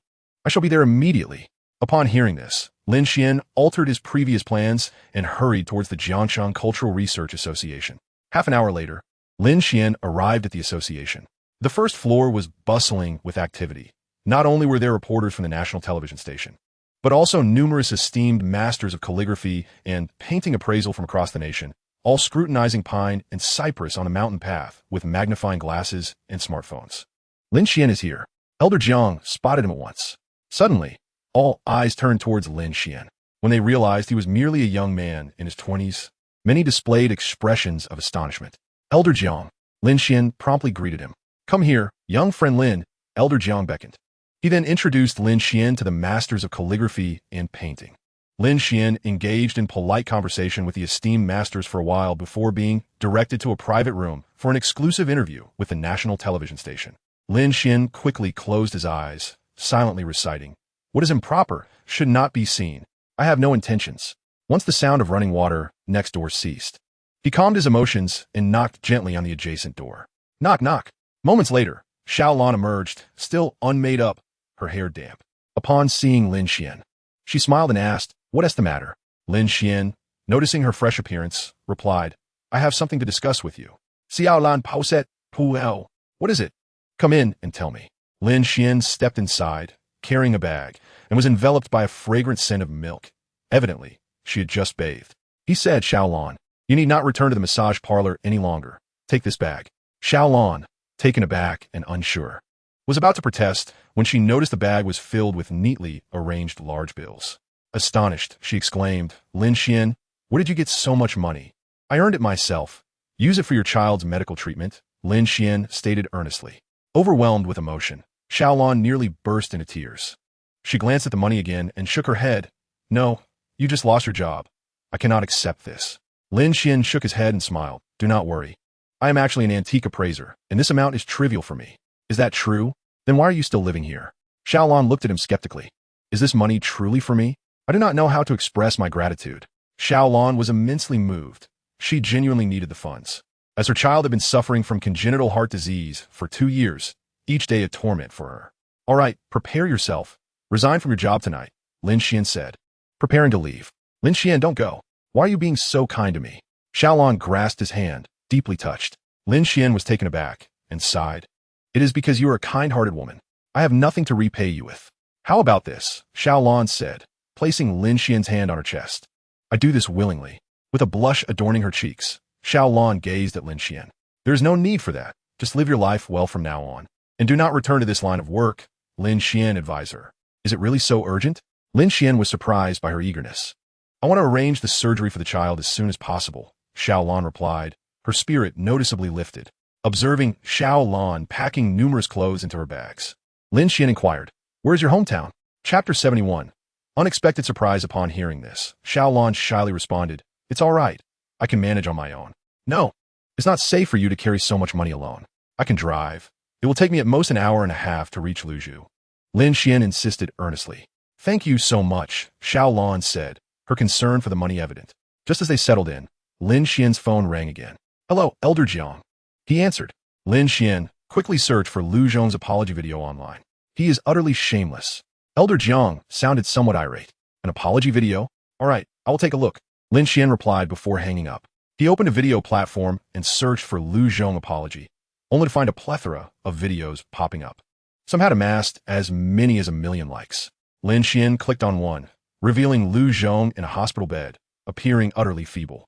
In the video, Lu Zhong admitted to his mistake, having misidentified Tang Boha's genuine work as a replica, and implored the online community for forgiveness, stating that he, too, is human and prone to errors. However, in the next moment, Lu Zhong's tone shifted as he extolled the pine and cypress on Mountain Path, claiming it to be a treasure of Dragon Nation culture and an exceptionally rare, authentic piece by Tang Bohu. He asserted that such a painting ought to belong to the nation rather than an individual, urging Lin Xuan to donate it to the country for museum preservation, emphasizing the importance of national integrity over personal gain and cautioning against selling it to the people of Fusan. After watching the video, Lin Xuan felt a sense of foreboding. Not only had Lu Zhong apologized, but he had also outmaneuvered Lin Xuan. What should he do? Lin Xuan's brow furrowed. No wonder Elder Jiang criticized Lu Zhong's lack of shame. At that moment, Lin Xuan had to contemplate the vast array of comments from netizens beneath the apology video. Many fans supported Lu Zhong's perspective, with some even urging Lin Xuan to accept a banner of honor. This was indeed a troublesome dilemma. Lin Xuan was adept at sowing discord. With over 10 million still in his possession, Lin Xuan was in desperate need of funds, eagerly awaiting the sale of the painting. Before long, Xiaolan finished packing her belongings, 2 suitcases and 2 bags in total. Before heading home, she changed into a modest red cotton coat, her face free of makeup, shedding any remnants of her past life. Lin Xuan stepped forward to take the 2 heavy suitcases, saying, "Let us go. I will carry the heavier ones for you." "Are they heavy?" Xiaolan inquired, trailing behind him. Lin Xuan shook his head. "Not at all. I exercise regularly, so this weight is no burden." The 2 hurried towards Lin Xuan's parking spot. Upon opening the car door, Xiaolan was astonished, exclaiming, "I didn't expect you to be so wealthy. Driving a luxury car worth millions. You recognize this car?" Lin Xuan replied with a faint smile. Understanding a bit, some clients have driven such a vehicle. Xiaolan's voice grew softer as she spoke. Then, with a hint of melancholy in her gaze, she fixed her eyes on Lin Xuan and said, "At first, I thought you had lost your job. Yet it appears you are indeed quite affluent." Lin Xuan chuckled and replied, "Let us get in the car." With that, they placed their luggage in the trunk, and Lin Xuan drove towards Luzhu. Luzhu is situated west of Jiangcheng, and Lin Xuan seamlessly merged onto the expressway, heading straight for Luzhu. By 10 o'clock in the evening, they exited the highway and arrived in Luzhu. Following Xiaolan's directions, they navigated the winding mountain roads for half an hour, eventually reaching Zhujia village. Upon entering the village, they soon spotted a household. The main gate stood wide open. Beneath the eaves hung a dim yellow bulb, and 2 elderly figures, clad in cotton jackets, peered out. Heeding Xiaolan's instructions, Lin Xuan parked the car by the roadside. As soon as the vehicle halted, Xiaolan hurriedly dashed out, running towards the elderly couple. "Mom, Dad, why are you out here so late? I told you not to wait for me." "Me perfectly fine." Tears glistened in Xiaolan's eyes as she embraced her mother. Lin Xuan exited the car and retrieved their luggage from the trunk. "Who is this young man?" inquired Xiaolan's father. His hair streaked with gray as he regarded Lin Xuan with curiosity. Upon hearing this, the elder warmly invited Lin Xuan inside, saying, "You must be tired. Please, come in and rest." Subsequently, Xiaolan led Lin Xuan into the house. The interior was quite modest, with a concrete floor adorned with a few bamboo stools and a table. "Please take a seat. I will fetch you a cup of hot water," the elder said as he stepped outside. Xiaolan, anxious to check on the children, did not accompany him. Soon, the elder returned with a bowl of hot water. "Young man, have a sip of warm water to warm your body." "Thank you, sir," Lin Xuan replied, taking a sip and finding the water delightfully sweet. "This water is quite remarkable," he commented. "Indeed, it is no ordinary water. It comes from a spring behind our mountain," Xiaolan's father explained. "Spring water? This is my first experience with it. No wonder it is so special," Lin Xuan said, taking another sip. "Yes, young people nowadays seldom encounter spring water. We still have a spring well on our mountain. It's quite convenient for washing vegetables in winter as the water remains warm and does not freeze your hands," the elder chuckled. Suddenly intrigued, Lin Xuan inquired, "Sir, where's this spring? I would love to see it." "That is simple. It's just 200 meters behind the house. Rest tonight, and I will take you to see it in the morning," the elder readily agreed. Lin Xuan shook his head, saying, "No need to prepare a bed for me. I intend to leave shortly." "How can that be? You've traveled such a long distance. You must rest for the night," the elder insisted, calling for his daughter Xiaolan. Upon hearing this, Xiaolan also urged Lin Xuan to stay, suggesting he depart the following day. Lin Xuan still declined, but to satisfy his curiosity, Xiaolan led him to the spring well behind the house. Behind the house was a stone path about a meter wide. Xiaolan wielded a flashlight to illuminate their way as they ventured towards the spring. After walking more than 100 meters, Lin Xuan could hear the sound of flowing water. "It's right there," Xiaolan exclaimed, as the light illuminated the mouth of the spring well ahead. Lin Xuan observed that water continuously surged from the spring well, flowing away along a small channel. Under the illumination of the lights, a dense mist rose from the well, creating an ethereal scene. How could it flow endlessly? Lin Xuan was filled with curiosity. "There's a spring beneath the well," Xiaolan explained. "Oh," Lin Xuan said, intrigued, as he activated his perspective to peer into the depths of the well, eager to uncover its secrets. Through his enhanced vision, he discerned numerous tiny fissures in the stones at the bottom, gradually seeping water. This must be the spring eye. To his astonishment, he also noticed that the walls of the well were constructed from hollow stone bricks, concealing something within. Chapter 72. The 4 Divine Beasts. Upon hearing Lin Xuan's peculiar remarks, Xiaolan quickly shook her head. Lin Xuan, while the spring water is warm, it is still prone to causing colds. If you wish to bathe, I can boil a pot of hot water for you. No. Isn't it customary for the people of Fuso to bathe in hot springs? My constitution is superior to theirs. I'll be just fine, Lin Xuan replied with a smile. Xiaolan, puzzled, remarked. No one in the village has ever done such a thing. She scrutinized Lin Xuan and inquired, You don't genuinely intend to bathe down there, do you? Well, I wish to see if there are any treasures at the bottom. I have a penchant for adventure, Lin Xuan casually justified. Really? Xiaolan expressed her skepticism. No, I must keep watch for you. It could be perilous. This well is 10 meters deep. Her brow furrowed with concern. Not an issue. 10 meters ISNT2 deep. Just turn around, Lin Xuan replied, feeling awkward as he prepared to disrobe. You don't need to worry about that. Go ahead. It's not as if I haven't seen you before, Xiaolan remarked, recalling when she had massaged him while he wore only shorts. Realizing the truth in her words, Lin Xuan decided not to be overly modest. He swiftly removed his outer garments and approached the spring well. Be careful. Xiaolan katon Lin Xuan. Don't fret. I'm perfectly fine, he assured her before leaping into the well. The well measured 2 meters across. Its walls crafted from blue stone bricks, with water continually surging from the spring's mouth. Lin Xuan felt quite comfortable in the well, impervious to any chill. Taking a deep breath, he dove down to the bottom. Though shrouded in darkness, he could still discern the hollow stone bricks at the 4 cardinal points. The bricks were slightly protruding, inviting exploration.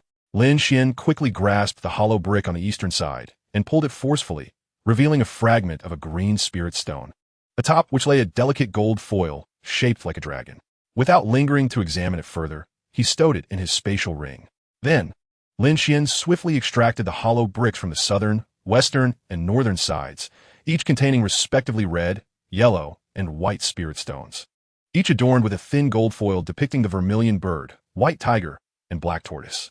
Ecstatic, Lin Xuan carefully placed the 4 fragments of spirit stones into his spatial ring, and while exploring the bottom, he encountered a copper coin. He then made his way back towards the well's opening. As he emerged, his head was immediately struck by the blinding light. Lin Xuan, you're finally out. You nearly scared me to death, Xiaolan exclaimed, nearly on the verge of tears, regretting his descent. I'm fine, really, he reassured her. Lin Xuan exhaled deeply, smiling as he spoke. Xiaolan extended her right hand towards him, saying, Come up quickly. Lin Xuan grasped Xiaolan's hand and leapt out. It's quite cold. You should hurry and put on some clothes, Xiaolan urged. Although Lin Xuan was not averse to the chill, he did not wish to stand bare. So he hastily donned his garments, feeling a sense of delight at having acquired 4 fragmented spirit stones, worth several million. Why are you so happy? Did you find something? Xiaolan inquired curiously. It's not much. I found a copper coin, Lin Xuan boasted, waving the coin in front of her. This coin, a Hongwu Tongbao from a Ming dynasty, was not worth much, merely a few dozen. That's quite a sum, Xiaolan replied, sharing in his joy.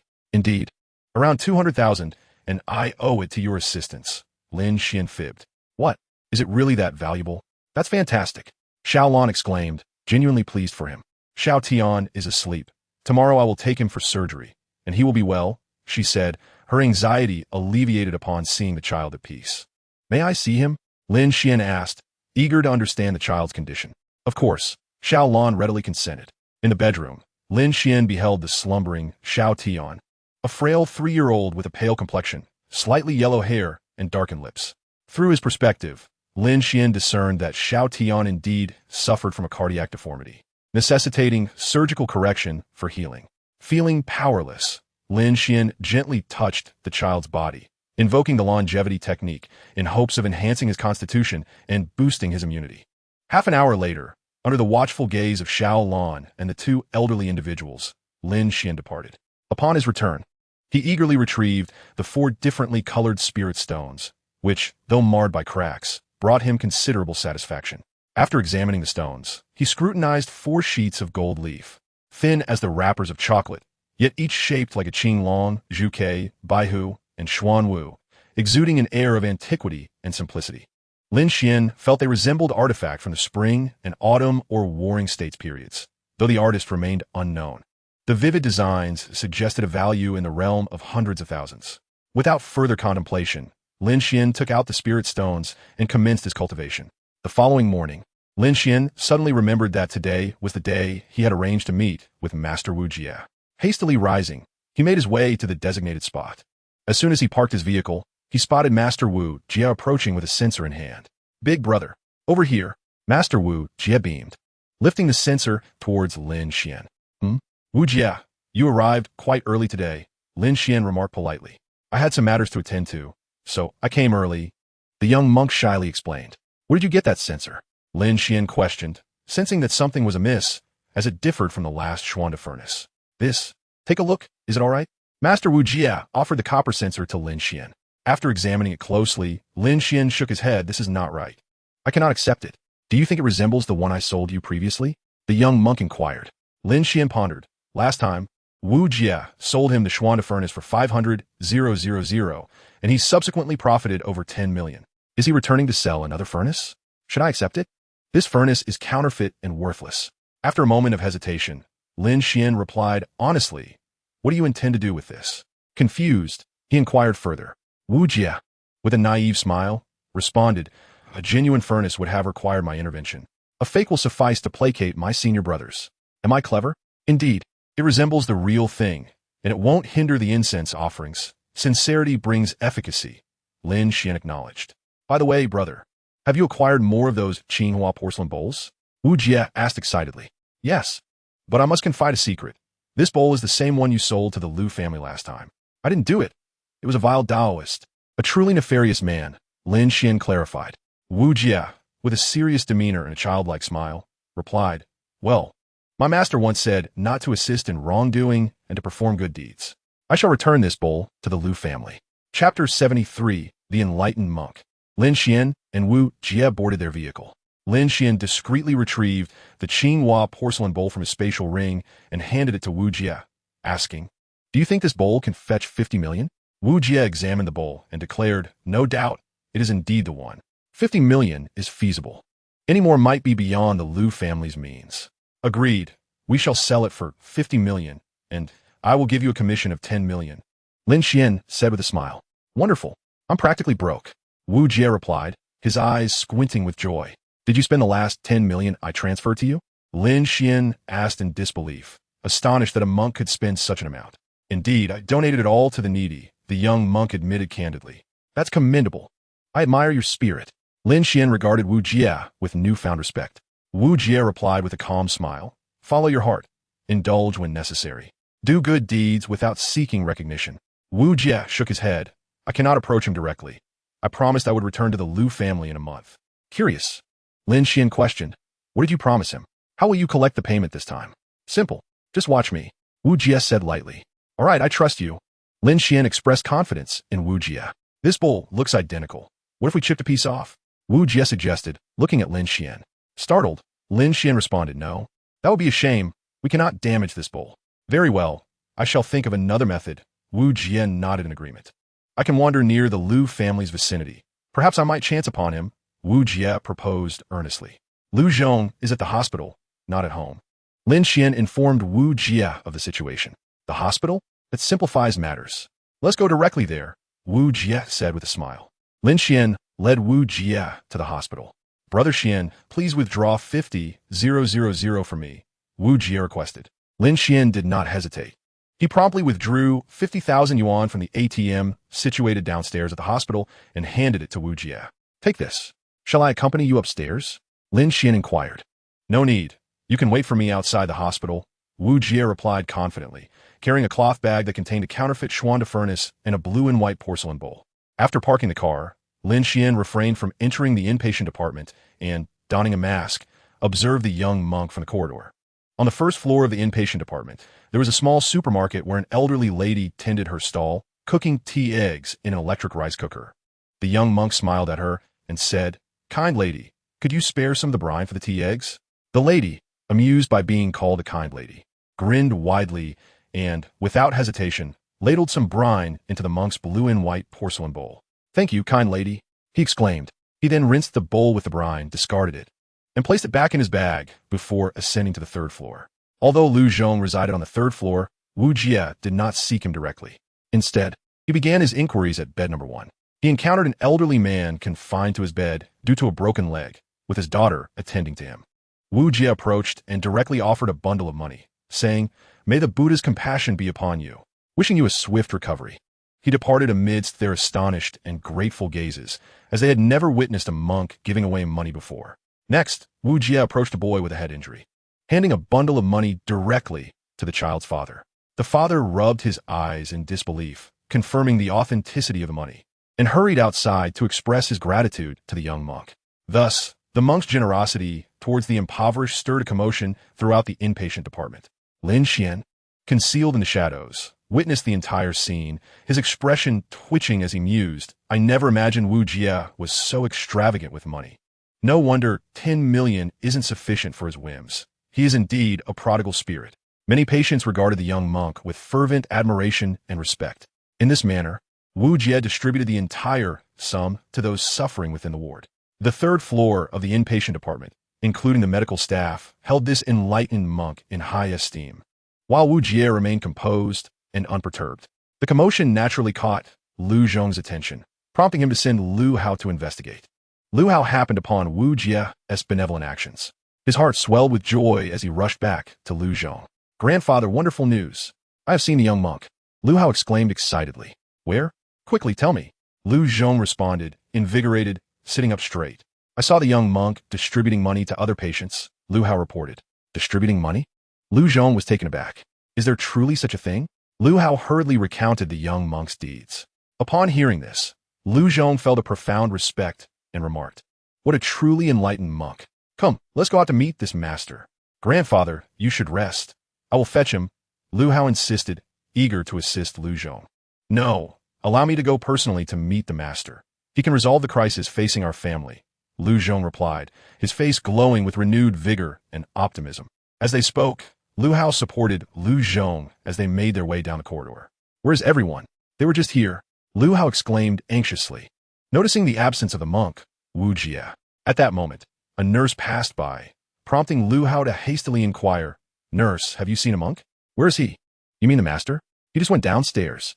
The nurse indicated toward the staircase. Upon hearing this, the two swiftly rushed towards the stairs. On the staircase, Wu Jie was quietly awaiting Lu Zhong when he heard hurried footsteps approaching. Suddenly, a voice called out urgently, "Master, please wait." Recognizing the voice as Lu Zhong's, the young monk turned to see his awaited visitor. With hands clasped together, he greeted, "Lu benefactor, it's been a long time." Lu Zhong expressed his joy, saying, "Master, I am so pleased to see you." As they conversed, Lu Zhong insistently invited the young monk to visit the Lu family. Unable to refuse such heartfelt hospitality, Wu Jie reluctantly agreed. Seeing Wu Jie nod, Lu Zhong was overjoyed and decided to forego the discharge procedures, instructing Lu Hao to prepare the car for their journey to the Lu residence. In the shadows, Lin Xuan observed this scene with admiration, thinking, "Truly, he is an enlightened monk." As Lu Hao's vehicle departed, Lin Xuan followed suit. Chapter 74. The Buyers at the River. Lin Xuan concealed himself outside the Lu family villa, activating his vision to scrutinize Wu Jie's every move within the estate. Inside the villa, Wu Jie was invited to sit at the esteemed position while Lu Zhong and Lu Hao occupied the flanks. Wu Jie savored his Longjing tea with serene contentment. At that moment, Lu Zhong turned to Wu Jie and sighed, "Master, you are unaware of the immense suffering I have endured these past few days." "No yesmiled gently." Replying, "Lu benefactor, suffering arises from the heart. When one lets go within, the pain naturally dissipates." "Master, the crux is that I cannot let go. It was 100 million. Lu Zhong lamented, his face contorted in distress as he recalled the stolen blue and white porcelain bowl. "Oh, what is this 100 million? Wu Jie feigned ignorance, though he was already aware of the matter at hand. "Alas, master, the blue and white porcelain bowl you gave me was stolen a few days ago," Lu Zhong exclaimed, filled with indignation. After hearing this, Lu Zhong pressed on, "Master, did you not mention that you have an identical blue and white porcelain bowl?" "Indeed. What of it?" Wu Jie replied, a hint of confusion on his face. "Did you not say you would gift it to me?" Lu Zhong reminded him with a smile. "What? Splendid. Please, master, let me see it," Lu Zhong exclaimed, rising with trembling anticipation, his eyes fixed on Wu Jie. With poise, Wu Jie retrieved the blue and white porcelain bowl from his cloth bag and placed it in the palm of his hand. Lu Zhong hurried forward to examine it, only to discover that the bowl was rather dirty. He lamented, "Master, what is the meaning of this?" "I just finished eating and hadn't had the chance to wash it yet." Master, you actually used the blue and white porcelain bowl for dining. What a waste. Lu Zhong gasped in astonishment. Master, please be careful. That bowl belongs to me. Lu Zhong blurted out. It is still mine. How can it belong to you? Wu Jie protested, cradling the bowl protectively. Did you not say you would gift it to me? Lu Zhong replied with a conciliatory smile. While I am willing to offer it to you for free, I do have a condition, the monk Wu Jie stated earnestly. Master, as long as you hand over the small bowl, I shall agree to any condition you propose. Lu Zhong declared resolutely. It is quite simple. I possess a Xuan furnace. If you could help me acquire it, I intend to use it to aid the impoverished, Wu Jie explained. Upon hearing about the Xuan furnace, Lu Zhong's expression brightened even further. No problem. Please present the Xuan furnace, he urged. Wu Jie retrieved the antique Xuan furnace from his cloth bag. Here, it is, he said, handing it over to Lu Zhong. However, upon a mere glance, Lu Zhong's face soured, and he forced a smile, saying, Master, this furnace is a counterfeit. Wu Jie, undeterred, sighed and replied, It seems that you and this small bowl are not destined to be together. Farewell. Wait, let us discuss this further. Lu Zhong quickly grasped Wu Jie's arm, biting his teeth before asking, Master, how much for this Xuan furnace? I want it. What? You demand 50 million. Lu Zhong's complexion turned pale. Even a genuine Xuan furnace shouldn't cost that much. In that moment, Lu Zhong found himself at a loss for words, his expression fluctuating between despair and uncertainty. Master, 50 million is truly beyond my means. Could you lower the price just a bit? He pleaded. Merely 50 million. This sum is intended to help you assist the needy and accumulate good karma, Wu Jie clarified. I understand. Please allow me a moment to ponder, Lu Zhong replied, before departing the living room with Lu Hao. Grandfather, why don't we just seize it? Lu Hao whispered conspiratorially. Absolutely not.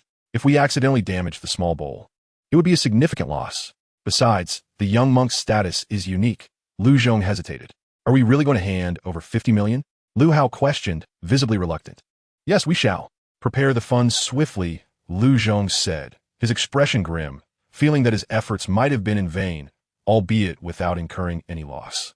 After reaching an agreement, Lu Zhong examined the small bowl, exclaiming, This is Ming Dynasty blue and white porcelain.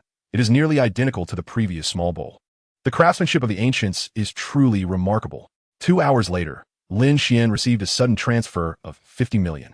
Shortly thereafter, he witnessed Wu Jie exiting the Lu residence. After walking 200 meters from the Lu household, Wu Jie entered Lin Xuan's car. You are impressive. The funds arrived so swiftly. Lin Xuan praised Wu Jie as he drove. Indeed, I, as a monk, never deceive, Wu Jie replied earnestly. Lin Xuan smirked slyly. By the way, I will transfer the money to you shortly. Where shall I take you? He inquired with a smile. Please take me to the antique market. I wish to procure another Xuan furnace. The monk replied earnestly. Lin Xuan was momentarily speechless and then asked, What is the most precious treasure at your Qinyan temple? After a moment's contemplation, Wu Jie responded, The most valuable treasure is the relic left by my master. Would you like it? Oh, what is it? Lin Xuan asked, genuinely curious. My master, Saraira. Wu Jie stated with sincerity. Very well. We shall discuss it when the need for funds arises, he added. Half an hour later, Lin Xuan delivered Wu Jie to the antique market and transferred 10 million to him before departing. Upon returning to his residence, Lin Xuan reviewed his bank account balance, which, combined with the recent earnings of 40 million, amounted to over 55 million. The meager sum of money could only alleviate my immediate needs. I must find a way to earn swiftly, Lin Xuan lamented, reflecting on the considerable resources consumed by his cultivation. Just as Lin Xuan pondered, an unfamiliar call came through. Hello, is this Lin Xuan? A woman's voice inquired from the other end. Yes, this is I. How may I assist you? Lin Xuan responded, perplexed. Good day, Mr. Lin. I am Jiang Shireen, and I wish to purchase the painting titled Pine and Cypress along the mountain path that you possess. She politely stated her intention. Given the current unfavorable public sentiment online, I am not considering it at the moment. Lin Xuan expressed his thoughts, contemplating the possibility of donating the artwork to a museum. I have seen the online discourse, and it is precisely for that reason that we should meet and discuss further, Jiang Shireen continued on the line. Very well. Where shall we meet? I will come to you. Lin Xuan felt a flicker of interest. At the Golden Huang Hotel, 5th floor, Jiang Shireen replied succinctly. All right, I shall be there shortly. With that, Lin Xuan ended the call. The Golden Huang Hotel, the most opulent establishment in Jiang City, boasted daily room rates starting from 100,000, attracting only the elite of society. Lin Xuan acted swiftly, arriving at the hotel in no time. As he approached, two receptionists promptly greeted him and opened the door. Upon entering, Lin Xuan was struck by the grandeur of the lobby, adorned with a massive crystal chandelier and floors of pristine white marble. A young man in uniform approached with a smile, inquiring, "Sir, how may I assist you? I need to go to the 5th floor. Miss Jiang has invited me. Please inform her," Lin Xuan replied courteously. "Of course. Please hold on a moment while I confirm," the attendant said, retrieving a walkie-talkie to report the situation. "Are you Mr. Lin?" the attendant asked after a brief pause. "Indeed, that is I. Right this way, please." The attendant led Lin Xuan to the elevator, pressed the button for the 5th floor, and bowed as he exited. Ding!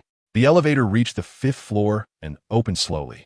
Lin Xuan stepped out to find a middle-aged woman in professional attire, smiling warmly at him. "Are you Lin Xuan, Mr. Lin?"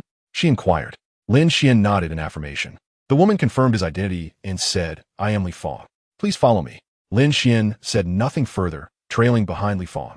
He noticed several young bodyguards, clad in sunglasses and suits, stationed along the corridor, their keen eyes scanning their surroundings with alertness. As Lin Xuan passed by one of the guards, he sensed an impressive aura emanating from him, reminiscent of a seasoned veteran. "What is your lady's background?" Lin Xuan curiously asked Li Fang as they walked. However, he did not pursue the matter further. Li Fang led him into a spacious room, devoid of occupants, furnished only with a table and a few chairs, resembling a conference room. "Mr. Lin, please wait a moment. The lady will arrive shortly," Li Fang said before exiting. Lin Xuan settled into a comfortable chair, awaiting Jiang Shirin's arrival. After half an hour, he nearly drifted into slumber when he heard the door creak open. Lin Xuan turned around to find a bodyguard opening the door. The bodyguard then stepped aside, and a young woman in traditional Han attire entered, her figure graceful and elegant, emanating a delicate fragrance.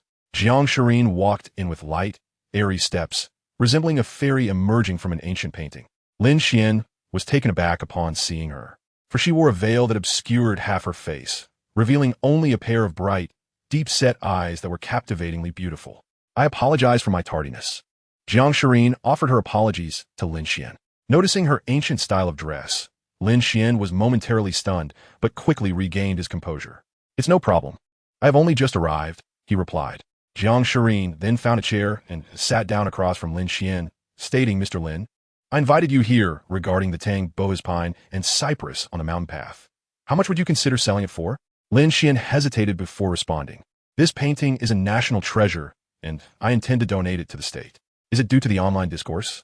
Jiang Shirin inquired further. "Yes. Due to Liu Zhong's instigation, many netizens are urging me to donate this painting to a museum. The pressure is quite significant." Lin Xuan expressed his concerns once more. "Besides this worry, do you have any other issues?" Jiang Shirin asked, gazing at him. Lin Xuan shook his head. "No, I do not." "Then we may discuss the price." Jiang Shirin continued. "Can you assist me with this issue?" Lin Xuan looked at her skeptically. "Certainly. My intention in acquiring this painting is to donate it to a museum." Jiang Shirin clarified. "Donate to a museum?" Lin Xuan was somewhat taken aback by this outcome. "Yes. This painting will be donated to the Shanghai City Museum in my grandfather's name." Jiang Shirin replied with a smile, her words brimming with confidence and determination. Hearing this, Lin Xuan felt reassured and said the pine and cypress on the mountain path at the Beiping Museum was auctioned for 80 million back then, so I will offer you 80 million as well. Jiang Shirin interrupted him, stating directly, "I will give you 80 million. Lin Xuan was about to explain that 80 million was merely a reference price and that it could not be significantly lower, but was taken aback when she immediately quoted the same figure. Hastily, he clarified, "Miss Jiang, actually this painting, 90 million. You must understand, no one else will offer such a high price." Jiang Shirin raised the price again. "All right, it's a deal," Lin Xuan exclaimed. "Actually, I meant to say that this painting could be priced lower." Jiang Shirin was momentarily stunned, her face flushed with embarrassment, as she had assumed Lin Xuan was trying to inflate the price, so she awkwardly laughed. "Well, since I've mentioned it, let us settle on 90 million. Jiang Shirin appeared indifferent, not minding the extra expenditure. "Very well, it is settled then," Lin Xuan said, feeling quite pleased. He then went to inform Elder Jiang about the situation. Elder Jiang deemed it feasible, and thus, Lin Xuan took the Tang Bohu's artwork and drove back to the 5th floor of the Jineng Hotel. This time, Jiang Shirin summoned an elderly gentleman. The elder examined the artwork closely and then smiled. "How is it, Uncle Kong?" Jiang Shirin inquired of the elder. The elder chuckled indeed. It is undoubtedly the genuine work of Tang Bohu. Li Fong, transfer the money to him. Jiang Shirin instructed, addressing Li Fong beside her. Subsequently, Li Fong requested Lin Xian's card number. After noting it down, she assured Lin Xian, please wait a moment. The fund will be transferred shortly. Lin Xian nodded, seated himself opposite Jiang Shirin, and awaited the transaction. Once the elder had finished appraising the artwork, he took his leave. Curiosity piqued, Lin Xian gazed at Jiang Shirin, who concealed her face, further igniting his intrigue. Thus, he employed his perspective ability to scrutinize her, only to find himself utterly astonished. He discerned that the upper half of Jiang Shirin's body, including her chest, bore unfamiliar red spots. Though sparse, they had already spread to her face. Lin Xian then comprehended why she chose to obscure half of her visage. His expression shifted as he noted not only her exquisite figure, but also an anomaly that should not have been present on her. What's the matter? Jiang Shirin, feeling somewhat embarrassed by Lin Xian's gaze, inquired. I sense that you might be afflicted by poison, Lin Xian blurted out. Oh, what have you discovered? Jiang Shirin was momentarily taken aback, her surprise evident. Lin Xian immediately regretted his words, but felt compelled to continue. Well, I noticed something amiss with the complexion of your hands. The color seems off. Do you possess medical knowledge? Jiang Shirin's beautiful eyes revealed a hint of skepticism. I only know a few basics, just a smattering of understanding, Lin Xian clarified. In that case, let me ask you, what symptoms might accompany poisoning? Jiang Shirin casually posed the question, having consulted doctors countless times without any indication of poisoning. If I am correct, your skin might develop rashes. Lin Xian relayed the observations he had made. What? Jiang Shirin stood up, clearly alarmed by Lin Xian's words, which had struck a nerve. She had not anticipated that Lin Xian would articulate her distress. After a brief hesitation, she dismissed everyone and removed her veil, revealing a delicate face. However, several scattered red rashes marred her beauty. Lin Xian, do you know the cause of my ailment? Jiang Shirin's emotions fluctuated, her agitation more pronounced than before. Yes. If you trust me, I can certainly provide a solution, Lin Xian asserted with confidence. Very well. Then I shall rely on you. Jiang Shirin decided to give it a try. Let us proceed to your bedroom, Lin Xian stated. Is it not suitable here? Must we go to the bedroom? Jiang Shirin expressed her confusion. It cannot be done here. We need to remove clothing, Lin Xian replied earnestly. What? You expect me to undress? Jiang Shirin's face flushed with embarrassment, fearing exposure. Realizing her misunderstanding, Lin Xian hastily clarified. Miss Jiang, do not misconstrue my intentions. I merely wish to examine your garments. Oh, I see. In that case, please follow me. Jiang Shirin breathed a sigh of relief, accepting that he only intended to inspect her clothing. At that moment, Li Fong approached and, noticing Lin Xian standing outside Miss Jiang's door, expressed her surprise. Mr. Lin, I have completed the transfer. Do you have any further matters to attend to? Lin Xian smiled and replied, It is not I who has matters, but rather Miss Jiang requires assistance. Upon hearing this, Li Fong ceased further conversation and stood outside Jiang Shirin's door, awaiting her arrival. Soon, Jiang Shirin opened the door, now adorned in a modern and fashionable ensemble. She gestured to Lin Xian, saying, Please come in. After a nod of acknowledgement, Lin Xian entered the room, followed closely by Li Fong. Mr. Lin, that is the hanfu I was wearing earlier. Please examine it. Jiang Shirin indicated towards the neatly folded hanfu on the bed. As Lin Xian approached the bedside, he beheld a splendid hanfu arranged meticulously, complete with an upper garment, lower skirt, sash, and footwear, all in harmonious order. After a cursory glance, he shook his head and remarked, Miss Jiang, this is incomplete. Where are the undergarments? Jiang Shirin's cheeks flushed, and she hesitated. Do the undergarments need to be inspected as well? Indeed, Lin Xian affirmed with a nod. Miss, do not be too trusting of others, Li Fong cautioned Jiang Shirin, sensing Lin Xian's ulterior motives. At this moment, Jiang Shirin found herself wavering. Observing her indecision, Li Fong turned to Lin Xian and asserted, Lin Xian, I advise you not to harbor any ill intentions towards my lady. The Jiang family is not one to be trifled with. Lin Xian was taken aback by Li Fong's stern warning and retorted with a cold snort, If you do not trust me, then I shall take my leave. With that, he turned to depart, feeling it unnecessary to engage further. As Lin Xian made to exit, Jiang Shirin hastily called out, Mr. Lin, please do not go. I believe in you. He halted, his gaze shifting to Li Fong. Li Fong, please step outside. I will speak with Mr. Lin alone, Jiang Shirin instructed. With a sigh, Li Fong shot a fierce glare at Lin Xian, warning, "Do not deceive Miss Jiang, or you shall regret it." After delivering her threat, she exited. Once Li Fong had departed, Jiang Shireen retrieved her recently worn undergarment from the wardrobe and placed them beside the bed. "Yes, they're all here. Please inspect them," she said, her cheeks aglow with embarrassment. The thought of presenting her intimate garments to a man left her feeling flustered. Without hesitation, Lin Xuan approached the bedside and cast a glance at the items. He then picked up the upper undergarment, still warm and fragrant. Examining it closely, he detected a peculiar scent. "You scoundrel, a licentious rogue." Jiang Shireen's expression turned icy as she rebuked Lin Xuan. "You must provide me with an explanation today, or I shall have my bodyguard break your legs," she asserted, attempting to maintain her composure while glaring at him. Lin Xuan quickly clarified, "Miss Jiang, do you frequently wear this undergarment? Must you pose such a question?" Jiang Shireen felt as though she was being teased. "Do not wear this undergarment again." Lin Xuan insisted with gravity. "What is the meaning of this? What kind of look is that?" Jiang Shireen felt a mix of shyness and anger. "I sleep well in this undergarment. It is not as you think. Do not sully my character," she retorted, stamping her foot in frustration. Lin Xuan instinctively touched his face, pondering how someone so handsome could be deemed lewd. Then, he spoke earnestly, "You must not wear this undergarment again. It should be burned." "What? Please elucidate." Jiang Shireen was taken aback by Lin Xuan's declaration. "Since you were so eager to know, I shall tell you.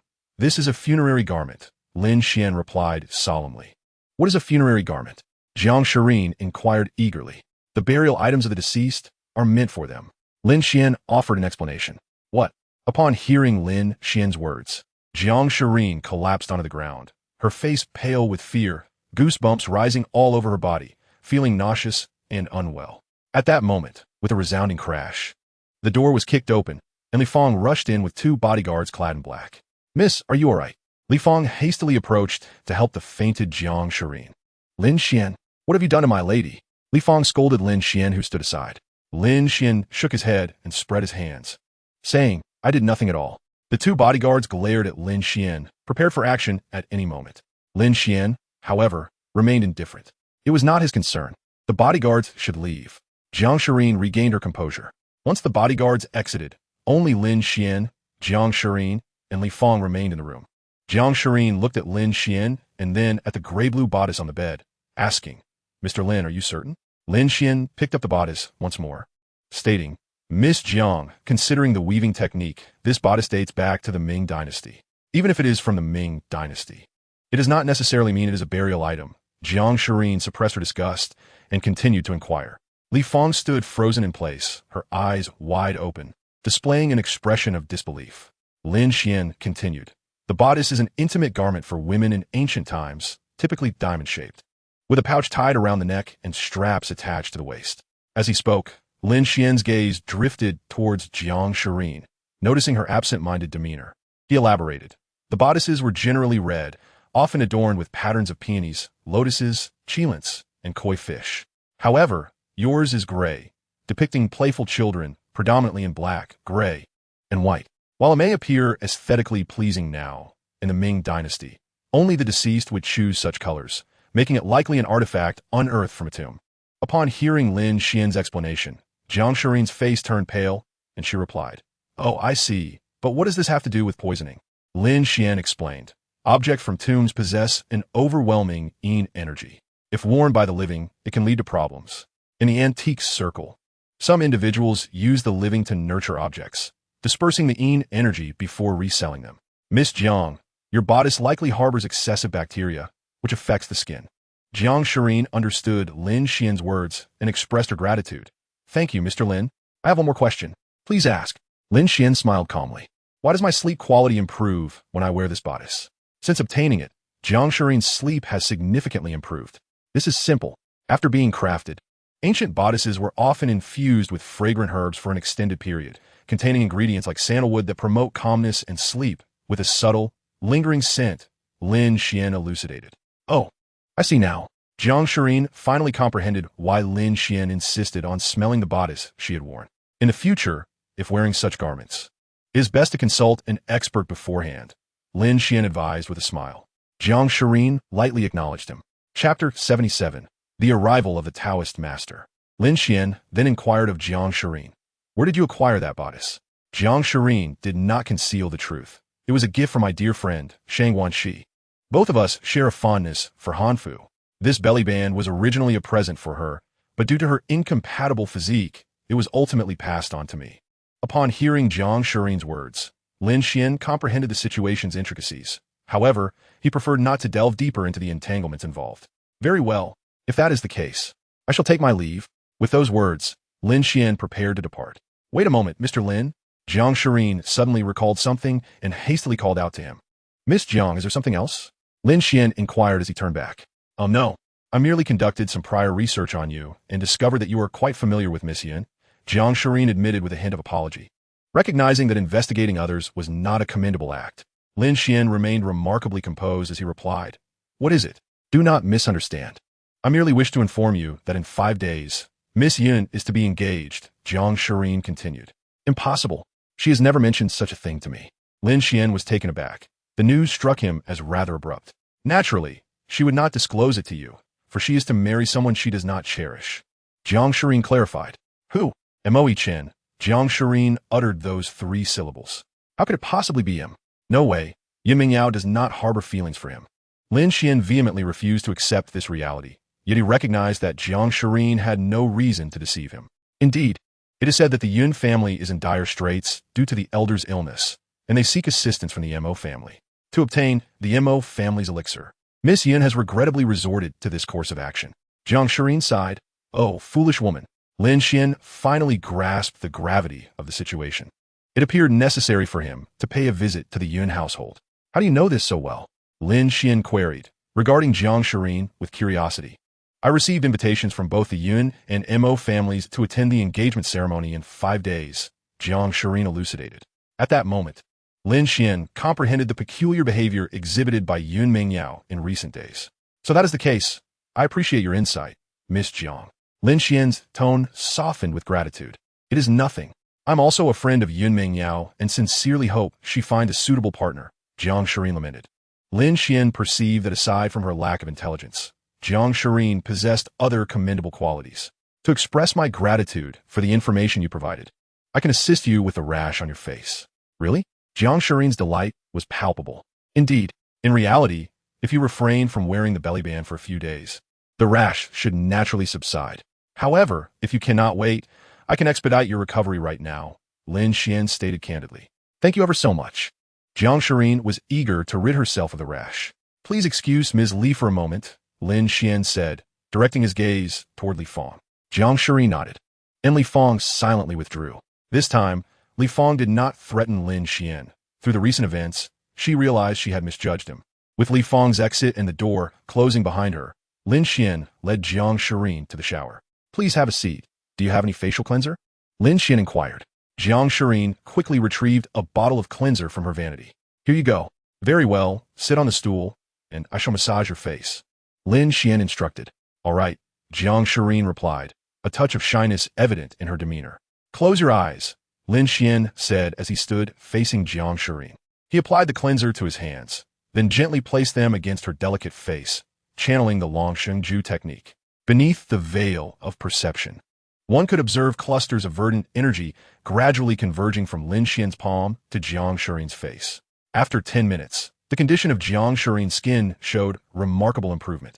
The vitality of her facial cells was significantly enhanced, and the redness of her rashes had dulled considerably. Jiang Shirin hastily washed her face and smiled at her reflection in the mirror, exclaiming, Indeed, it has improved quite a bit.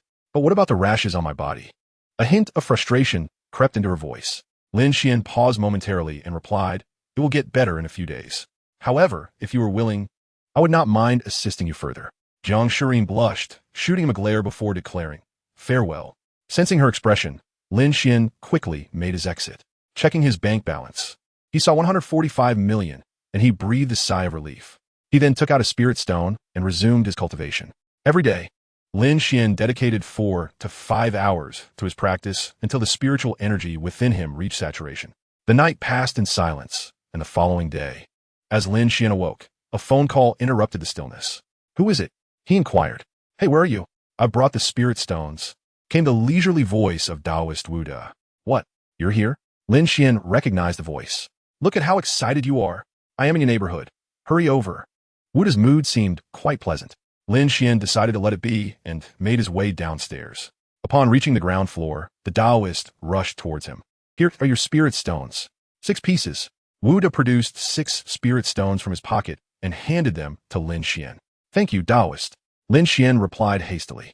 No need for thanks. Just give me the money, whatever amount you desire. Wuda grinned self-satisfactorily. Lin Xuan placed the 6 stones into his ring and turned to leave. Hey, wait, where's my little bowl? The Taoist's expression darkened, halting Lin Xuan in his tracks.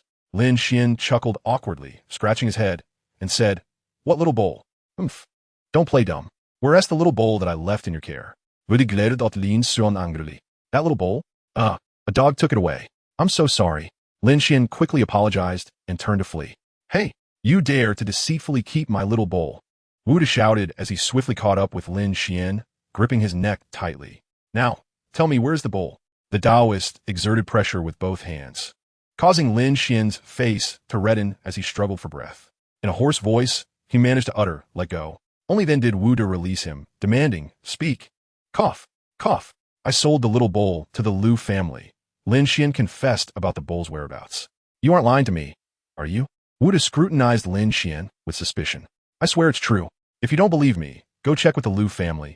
You will surely find it. Lin Xuan insisted earnestly. As long as it can be found, that's good. By the way, you have quite the nerve to toy with Taoist property. Tell me, how much did you sell it for? This goldi Lin Xuan. 10 million, which is rather low, Lin Xuan suggested. Transfer the money to me. Gulde ordiv. Taoist. How about we split it 80-20? I only want 200,000. Lin Xuan proposed. Don't be ridiculous, it's all mine.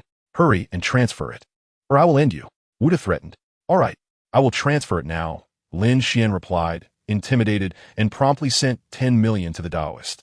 Wuda, the Taoist priest, was blinded by greed and proposed a scheme for wealth to Lin Xuan. Forget it, Lin Xuan replied. The Liu family is not doing well either. We cannot continue to exploit one individual. Wuda, reflecting on Lin Xuan's words, was unaware that Lin Xuan and Wu Jia had already taken advantage of the Liu family twice. Kid, I shall take my leave. Contact me if needed, he said cheerfully as he headed straight for the Liu family. Chapter 78, The Liu Family's Nightmare. As Lin Xuan vachid, Wuji depart. He silently mourned for the Liu family for 10 seconds. Upon returning to his residence, Lin Xuan was no longer troubled about resources for cultivation. The supplies he possessed should suffice for a month of practice.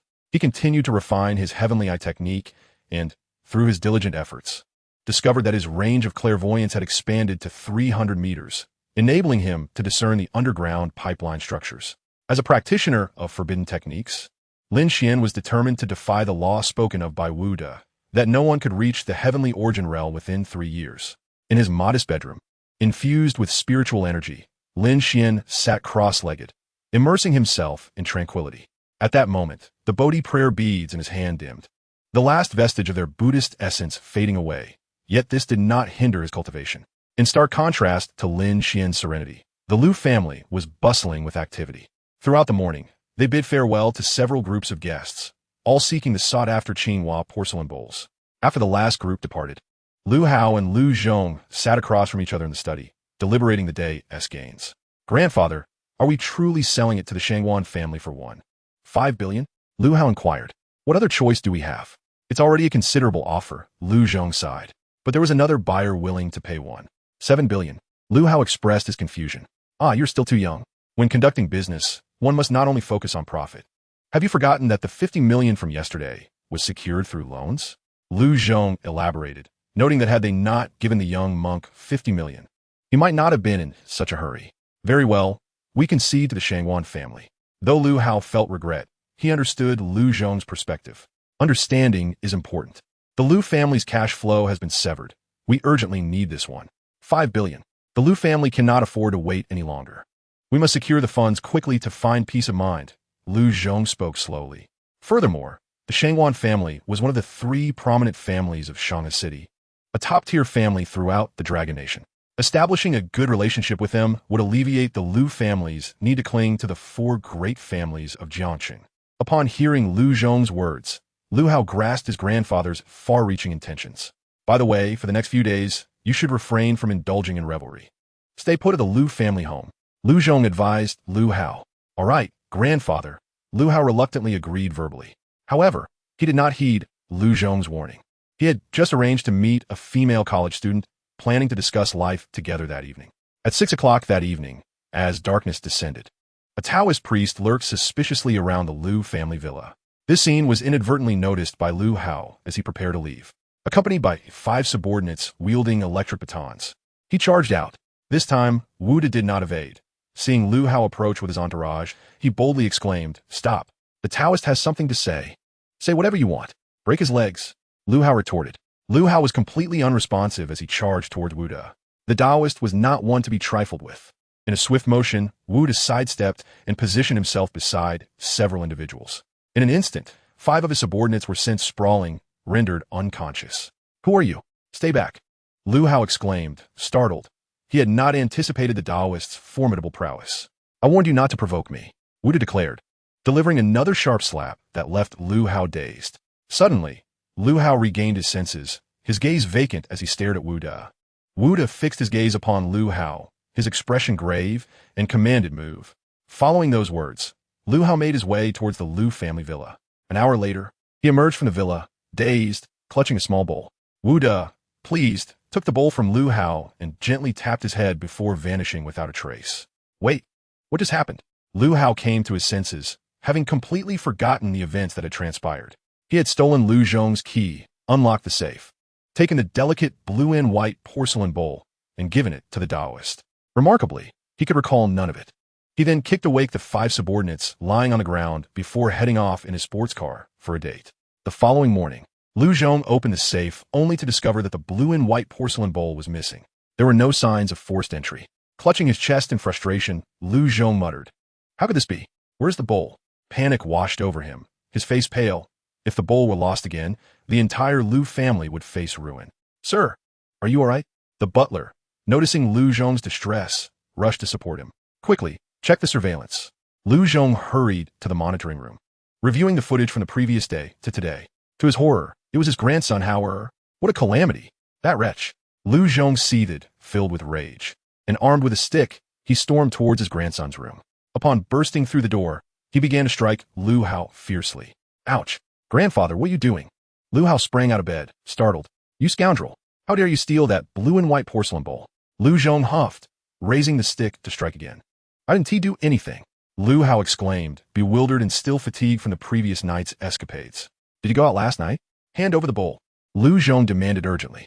"I did go out, but I truly did not take the bowl." Lu Hao insisted earnestly. "The Lu family is finished," Lu Zhong exclaimed, spitting blood and collapsing unconscious. "Grandfather! Grandfather! Call for an ambulance." Lu Hao quickly instructed the butler to dial emergency services. Soon, an ambulance arrived to take Lu Zhong away. At 9 o'clock that morning, Lin Xuan donned the attire that Yun Mengyao had gifted him, intending to visit the Yun family. Previously, during the celebration of the old matriarch's birthday, Lin Xuan had presented a porcelain statue of Guanyin, which captivated the audience and won the matriarch's favor. Consequently, she had invited him to visit the Yun residence at his convenience. Today, he seized the opportunity to pay a visit. Arriving at the Yun family villa, Lin Xuan parked his car across the street and then called Yun Mengyao. "Lin Xuan, is something the matter?" Yun Mengyao's voice came through, tinged with disappointment and unhappiness.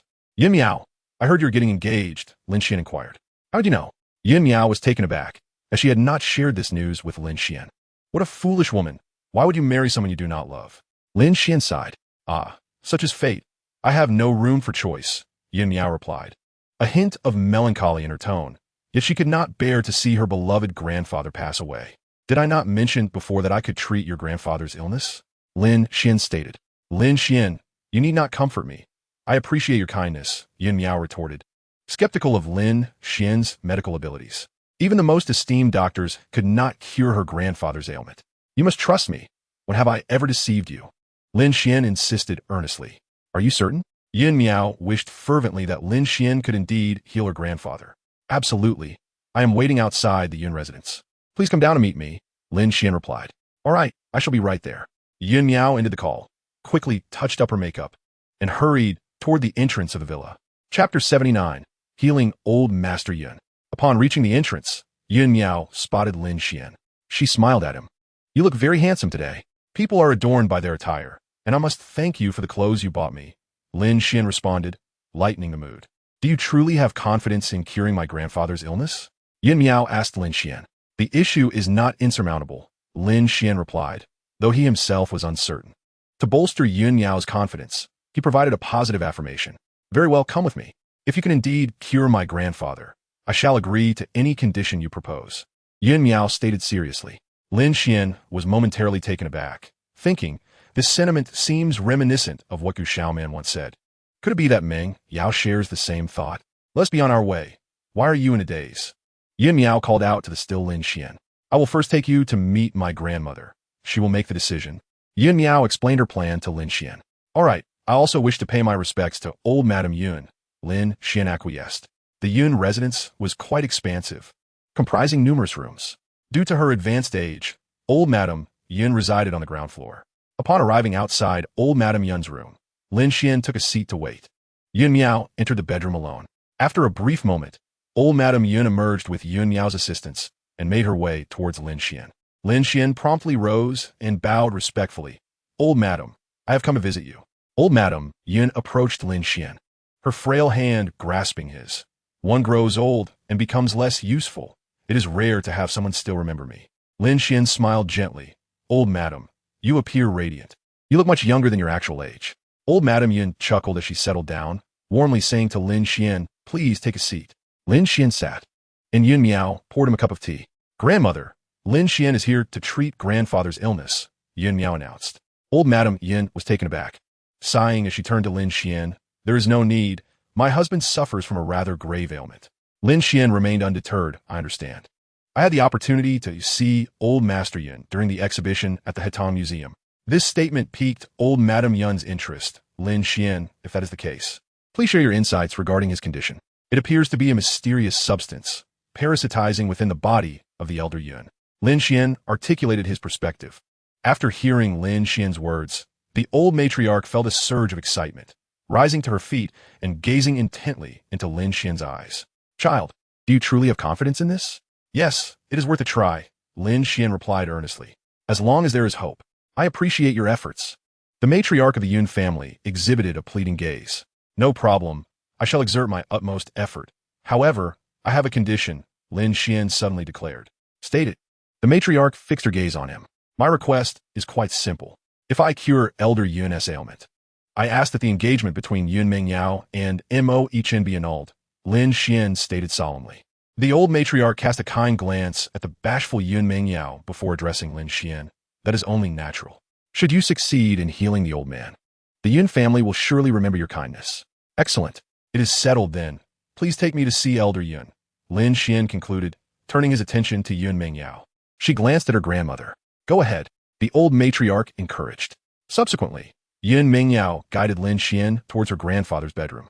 Outside Elder Yun's chamber, numerous members of the Yun family gathered, including Yun Mengyao's brother, father, and uncle, all present in somber anticipation. As Yun Mengyao and Lin Xuan approached, her brother, Yun Tianjiu, inquired, Mengyao, who is this? Brother, he is my friend, Lin Xuan, here to treat grandfather, Yun Mengyao explained. What? Treat him? The family members exchanged bewildered glances. Nonsense. Mengyao, quickly take your friend to the front courtyard for tea. You know your grandfather's condition, their father reprimanded. Father, this is approved by grandmother, Yun Mengyao countered, invoking the authority of the old matriarch. The father and the others were momentarily speechless, for the matriarch's authority within the Yun family was unquestionable. Very well. Since it is Mother's wish, we appreciate your assistance, Mr. Lin, their father conceded, not daring to oppose the matriarch, and offered Lin Xuan a polite smile. Lin Xuan nodded and entered the bedroom with Yun Mengyao. Observing Lin Xuan's entrance, the family members sighed deeply. Let her be, they murmured, feeling hopeless about Lin Xuan's ability to treat Elder Yun. Agreeing to Lin Xuan's request was merely to fulfill the old matriarch's desire. Upon entering Elder Yun's room, Lin Xuan found the elder lying unconscious on the bed, his body reduced to mere skin and bones. What is the situation? Has your grandfather been in a coma all this time? Lin Xuan inquired, his brow furrowed as he looked at Yun Mengyao. His comatose state has been lengthening. He relies on glucose injections to survive each day. Yun Mengyao replied, heartbroken, remembering how her grandfather had always doted on her since childhood. Very well, please step outside. Do not allow anyone in without my permission, Lin Xuan said with gravity. Understood. Yun Mingyao acquiesced, retreating from the room. Lin Xuan locked the door behind her. Activating his vision, he discovered a mass of black death energy within Elder Yun, teeming with energy that relentlessly siphoned away the Elder's vitality. Placing his hand upon Elder Yun's chest, Lin Xuan activated the longevity technique, channeling a continuous flow of green energy into the Elder's body. Yet in the next moment, the green energy was absorbed and assimilated by the black death energy. How could this be? Such domineering energy, Lin Xuan exclaimed, astonished. Thus, Lin Xuan endeavored to activate the Tianmu technique, entering a state of cultivation in hopes of absorbing the ominous black energy. As the technique commenced, he transformed into a vortex, gradually siphoning the malevolent essence from Elder Yun. To his delight, Lin Xuan discovered that the very energy that had tormented Elder Yun served as a restorative for himself, its potency rivaling that of spirit stones. After 2 hours of cultivation, Lin Xuan had managed to eliminate a significant portion of the dark energy from Elder Yun's body. However, he could not continue to absorb the black essence, for his own internal reserves had reached saturation and not all had been assimilated. It seemed that a complete cleansing would not be easily achieved. Such troublesome entities indeed evoked his reflections. Upon stepping outside, Lin Xuan was immediately surrounded by members of the Yun clan. How is grandfather? Yun Mingyao inquired anxiously, her eyes fixed on Lin Xuan, mirrored by the concern of the others. Stretching leisurely, Lin Xuan responded with a smile. He should be feeling much better. We shall know the full effect after another treatment tomorrow. Doubts lingered among the others, prompting them to rush into Elder Yun's room for verification. Grandfather is awake, Yun Tianji exclaimed with excitement. What? The crowd gasped in astonishment. Everyone rushed inside, witnessing Elder Yun with his eyes now open. Although Yun Mingyao invited Lin Xuan to stay for lunch, he politely declined. Ultimately, Lin Xuan drove towards a nearby antique market. Activating his vision, he perused the market until his gaze settled upon a particularly aged tome. Chapter 80, a priceless manuscript. The ancient text was casually placed in a cloth bag at the corner of a vendor's stall. Lin Xuan approached the stall and crouched down. Pointing at the book within the plastic bag, he inquired, "Good sir, what books do you have in that bag?" The vendor, a man in his 30s adorned with a golden chain, rose with a smile upon hearing Lin Xuan's question. "Young brother, you have a discerning eye. The bag contains ancient texts, all treasured volumes I have collected over the years." Ancient texts? What genres do they encompass? Lin Xuan asked, intrigued. Everything you can imagine, medical texts, secret manuals, even erotic illustrations. I assure you, they are genuine artifact from the Ming and Qing dynasties. The vendor boasted, thumping his chest for emphasis. Lin Xuan, now thoroughly interested, probed further, what is the price for these ancient texts? Are you looking to buy them all, or just one? The vendor's interest peaked as he fixated on Lin Xuan. Upon realizing a potential sale, he grabbed the plastic bag containing the texts, counted them, and then declared, "There are 12 volumes here. If you wish to buy them all, it will be 60,000 yuan. If you prefer to purchase them individually, it will be 20,000 yuan per volume." Good sir, the price discrepancy is rather substantial, Lin Xuan remarked, feeling more at ease with the vendor's quote.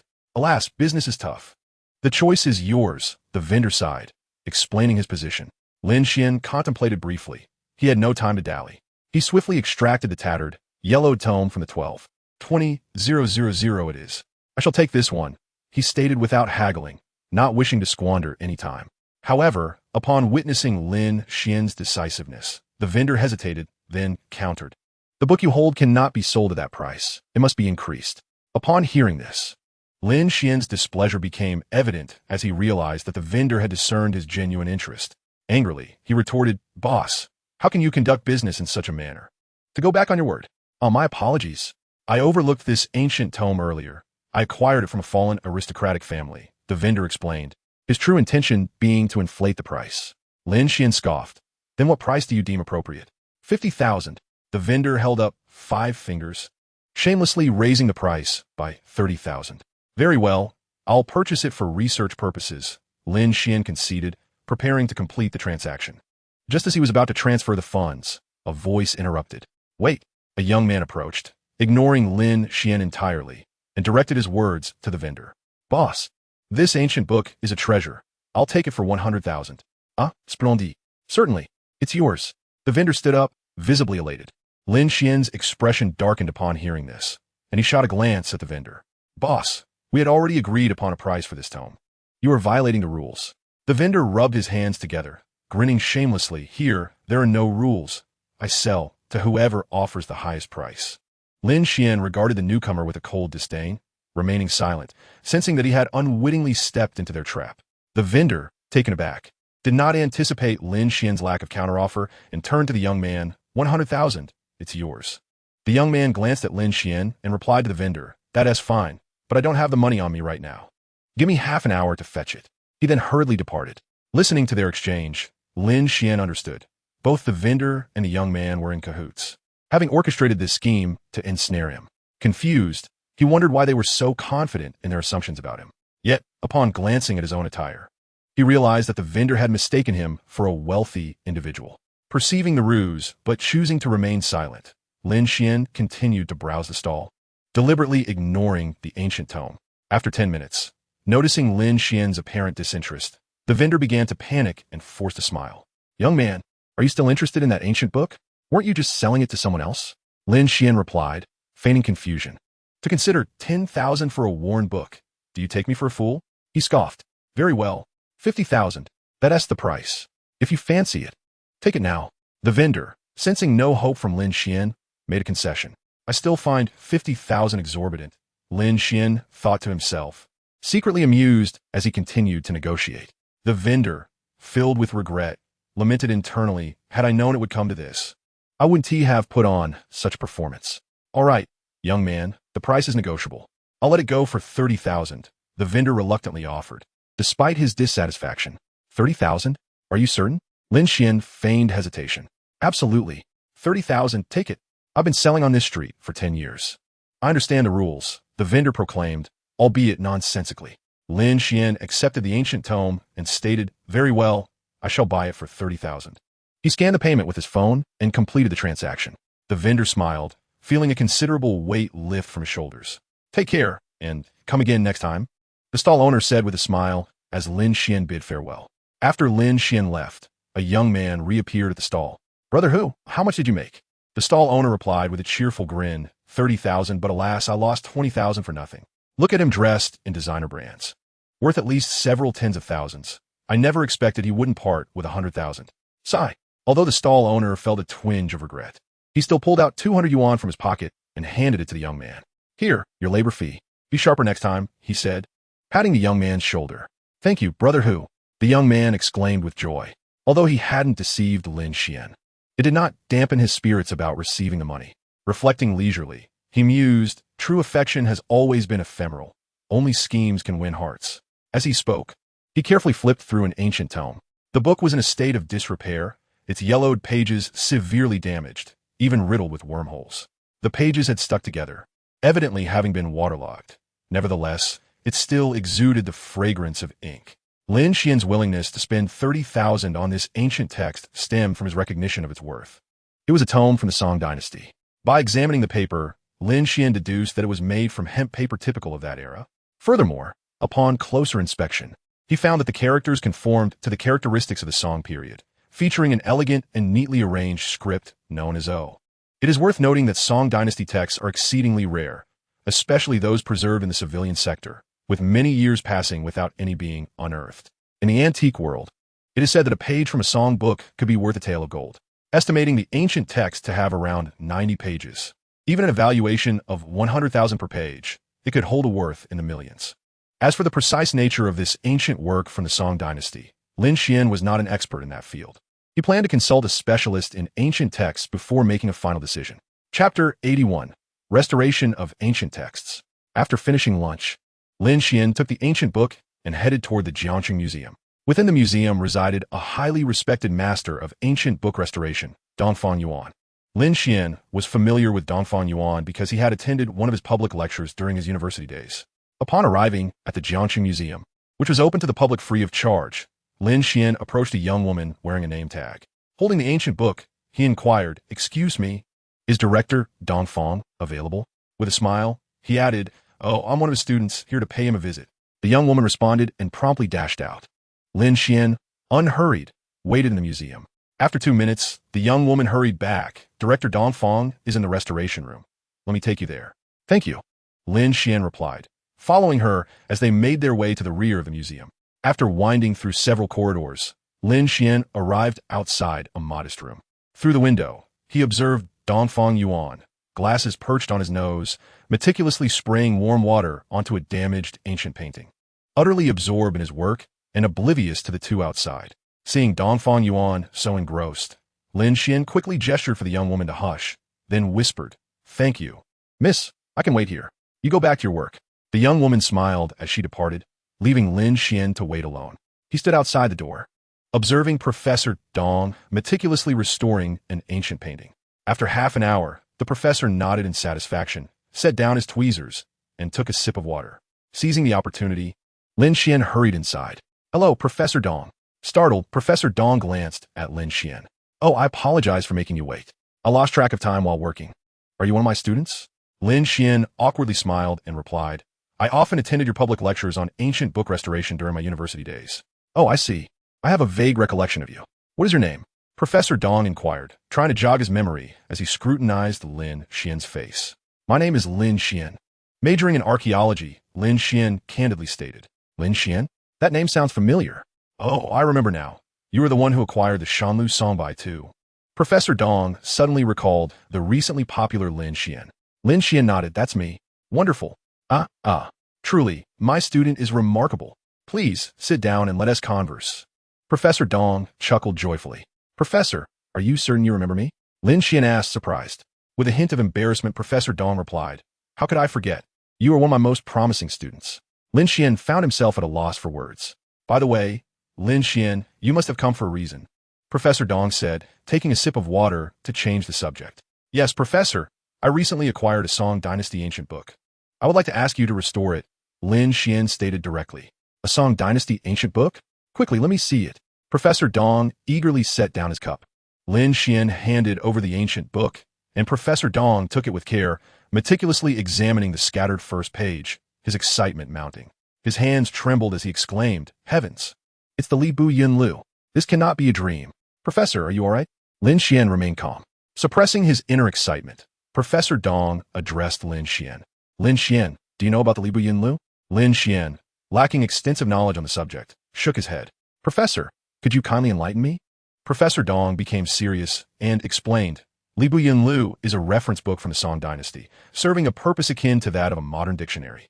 "A reference book?" Lin Xuan began to comprehend its function. "Oh, but why is it called Li Bu Yun Lu?" Lin Xuan inquired with curiosity. "Because during the Song Dynasty, the Ministry of Rites was responsible for the imperial examinations, and this book was the only rhyme book permitted in the examination halls. Thus, it is called Li Bu Yun Lu." "Now I understand, Professor. What is the value of this book?" Lin Xuan asked regarding its worth. "This ancient book is invaluable, possessing both cultural and literary significance. This Li Bu Yun Lu may be the most complete surviving copy to date. It is indeed a rarity." "A unique copy?" Lin Xuan was astonished. "No wonder you were so excited about this ancient book. Can you restore it, Professor?" he inquired. "This is within my capabilities. Even if it has mold, insect damage, or has been washed with water, I can still rejuvenate it," Professor Dong confidently asserted. "May I trouble you, esteemed teacher? What is the cost for the restoration?" Lin Xuan inquired. "The cost is unnecessary. It is indeed an honor for me to restore such a valuable ancient text. Just allow me to make a copy of this book when the work is completed," Professor Dongfang responded with a smile. "That is certainly agreeable. However, I must insist on compensating you for your efforts," Lin Xuan acknowledged, aware that restoring ancient texts is a labor-intensive endeavor. "Once the restoration is complete, I shall provide you with 100,000 yuan, which is approximately 1,000 yuan per page," Professor Dongfang added with a grin. "That sounds reasonable. I greatly appreciate your assistance." Esteemed teacher, Lin Xuan expressed his gratitude towards Professor Dongfang. At that moment, an elderly man entered the room. "What brings you such joy today, old Dongfang?" The elder chuckled, glancing at Lin Xuan by his side. "Ah, Yilao, you have arrived at the perfect time. This is my student Lin Xuan, the one who discovered Tang Bohu's pine and cypress on mountain paths." Professor Dongfang introduced Lin Xuan to Yi Kaishan. Upon hearing the introduction, Yi Kaishan immediately recognized Lin Xuan and hurriedly greeted him. "Greetings, Mr. Lin. It is a pleasure to finally meet you." "Hello, Yilao. Please, just call me Lin Xuan." Lin Xuan replied courteously. "Truly remarkable. I watched your interview on national television. Your skills in appraising treasures are already quite impressive. Yi Kaishan praised Lin Xuan. Lin Xuan smiled modestly in response. This is nothing. Lin Xuan is a student I have nurtured, and today he has once again brought me a delightful surprise. Professor Dongfang remarked to Yi Kaishan. Oh, do share, old Dongfang. Yi Kaishan's interest was piqued. Lin has brought forth a copy of the Ritual Department's verses from the Song Dynasty. Professor Dongfang stated while holding the ancient text towards Yi Kaishan. What? The Ritual Department's verses? Yi Kaishan pondered, suddenly rising to his feet. His eyes ablaze with excitement as he focused on the ancient text in Professor Dongfang's hands. Quickly, let me take a look. Yi Kaishan gently received the ancient book and examined it closely. 10 minutes later, Yi Kaishan was overjoyed, exclaiming, "This is splendid. This truly is the Ritual Department's verses. I never expected it to resurface. Lin Xuan, would you consider selling this Ritual Department's verses to our museum? We would be willing to offer 5 million yuan." Chapter 82. The Transformation of the Yun Family. Yi Kaishan, brimming with excitement, immediately proposed to purchase the ancient text. Upon hearing the offer of 5 million yuan, Lin Xuan felt reluctant and politely declined. "Yi Lao, I am afraid that this ancient text has not yet been restored, and I do not plan to sell it at this time." "Oh, I see. Very well," Yi Kaishan responded, a hint of disappointment in his voice. As the deputy curator of the Jiangqing Museum, he hoped to achieve something noteworthy during his tenure. "Yi Lao, it is rather audacious of you to offer 5 million yuan. Do you have no sense of shame?" Professor Dongfang remarked, having just informed Lin Xuan about the value of the Ritual Department's verses. Yi Kaishan was eager to make a purchase. "Old Dongfang, you know very well that the highest bidding authority at our museum is merely 5 million, Yi Kaishan replied with a wry smile. "Yet, that does not justify taking advantage of my student. Let us not discuss this matter any further," Professor Dongfang said sternly to Yi Kaishan. With a sigh, Yi Kaishan shook his head. Sensing the awkward atmosphere, Lin Xuan sought to change the subject. "Teacher, how long will the restoration of this ancient text take?"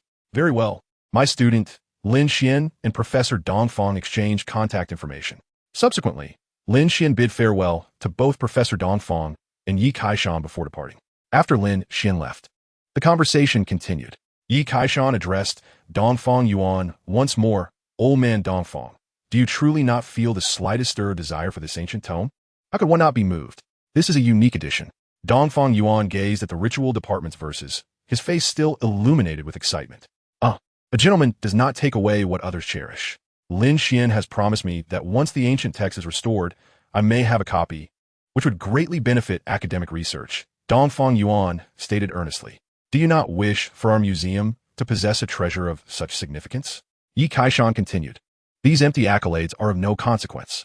Dongfang Yuan was not particularly concerned with such honors. "Empty accolades aside, you must consider the national pride. At present, the nation of Fusang regard the half-damaged Ritual Department's verses as a vital cultural asset of another country. If our museum were to acquire a complete edition, would it not serve to better promote the culture of Longhua?" Yi Kaishan implored Dongfang Yuan with a sense of patriotism. Noticing that Dongfang Yuan was somewhat swayed, he continued, "Would it not be more beneficial for it to reside in our museum? With so many museums in Longhua, why must you choose us? The Imperial Capital Museum would suffice as well." Dongfang Yuan understood Yi Kaishan's intentions. It was merely a desire to enhance personal prestige. "All right, I shall not argue with you. Take your time to contemplate." Yi Kaishan found himself at a loss for words. "Indeed, I should focus on restoring this ancient text," Dongfang Yuan declared, setting aside other tasks and calling upon his assistant to commence the restoration of the Ritual Department's verses. Later that evening, at 6 o'clock, Lin Xuan's phone rang. "Hello," he answered. "Is this Lin, the young lad?" Came the voice of Taoist Wu from the other end. "Yes, what is it, Taoist?" Lin Xuan replied, intrigued, as it was his first time receiving a call from this individual. Do you have a moment? I wish to discuss something with you." Wu's tone seemed somewhat awkward. "What is it?" Lin Xuan inquired with curiosity. "It's something good. Come to my residence. I have a grand opportunity for you," Taoist Wu offered enticingly. "A grand opportunity? How grand?" Lin Xuan was skeptical, feeling increasingly anxious with each word. "What is wrong? Do you not trust my words? I'm the most formidable being in this secular realm," Wu boasted with unabashed pride. Lin Xuan chose not to contest this claim and asked, "Where are you located?" "In Jiangsheng, New North District, Villa 003 of Dihao." The Taoist quickly provided his address. "What? You live in a villa? Is that true?" Lin Xuan was taken aback. "No need for doubt. Will you come or not?" I am offering you a grand opportunity, the Taoist urged, his speech quickening. Lin Xuan hesitated and then asked Taoist, could you clarify? I fear you may lead me to my demise. Ha. Fear not. I shall not bully you. Let me tell you, coming to my villa could expedite your cultivation. Perhaps, within 3 years, you could reach the Tianyuan realm. The Taoist revealed another enticing offer. What? Is that true? Lin Xian's interest was piqued. Come, I await your arrival, Taoist Wu said with a smile. I will ponder for a few days. Lin Xian decided to investigate the Dihao villa first. Suit yourself. This opportunity is only available for 5 days. Miss it, and it shall be lost. The Taoist remarked before hanging up. Has the Taoist truly changed? Is he genuinely offering me an opportunity? Lin Xian murmured to himself, lost in contemplation. He was eager to set off immediately, yet he sensed that the Taoist was not so benevolent.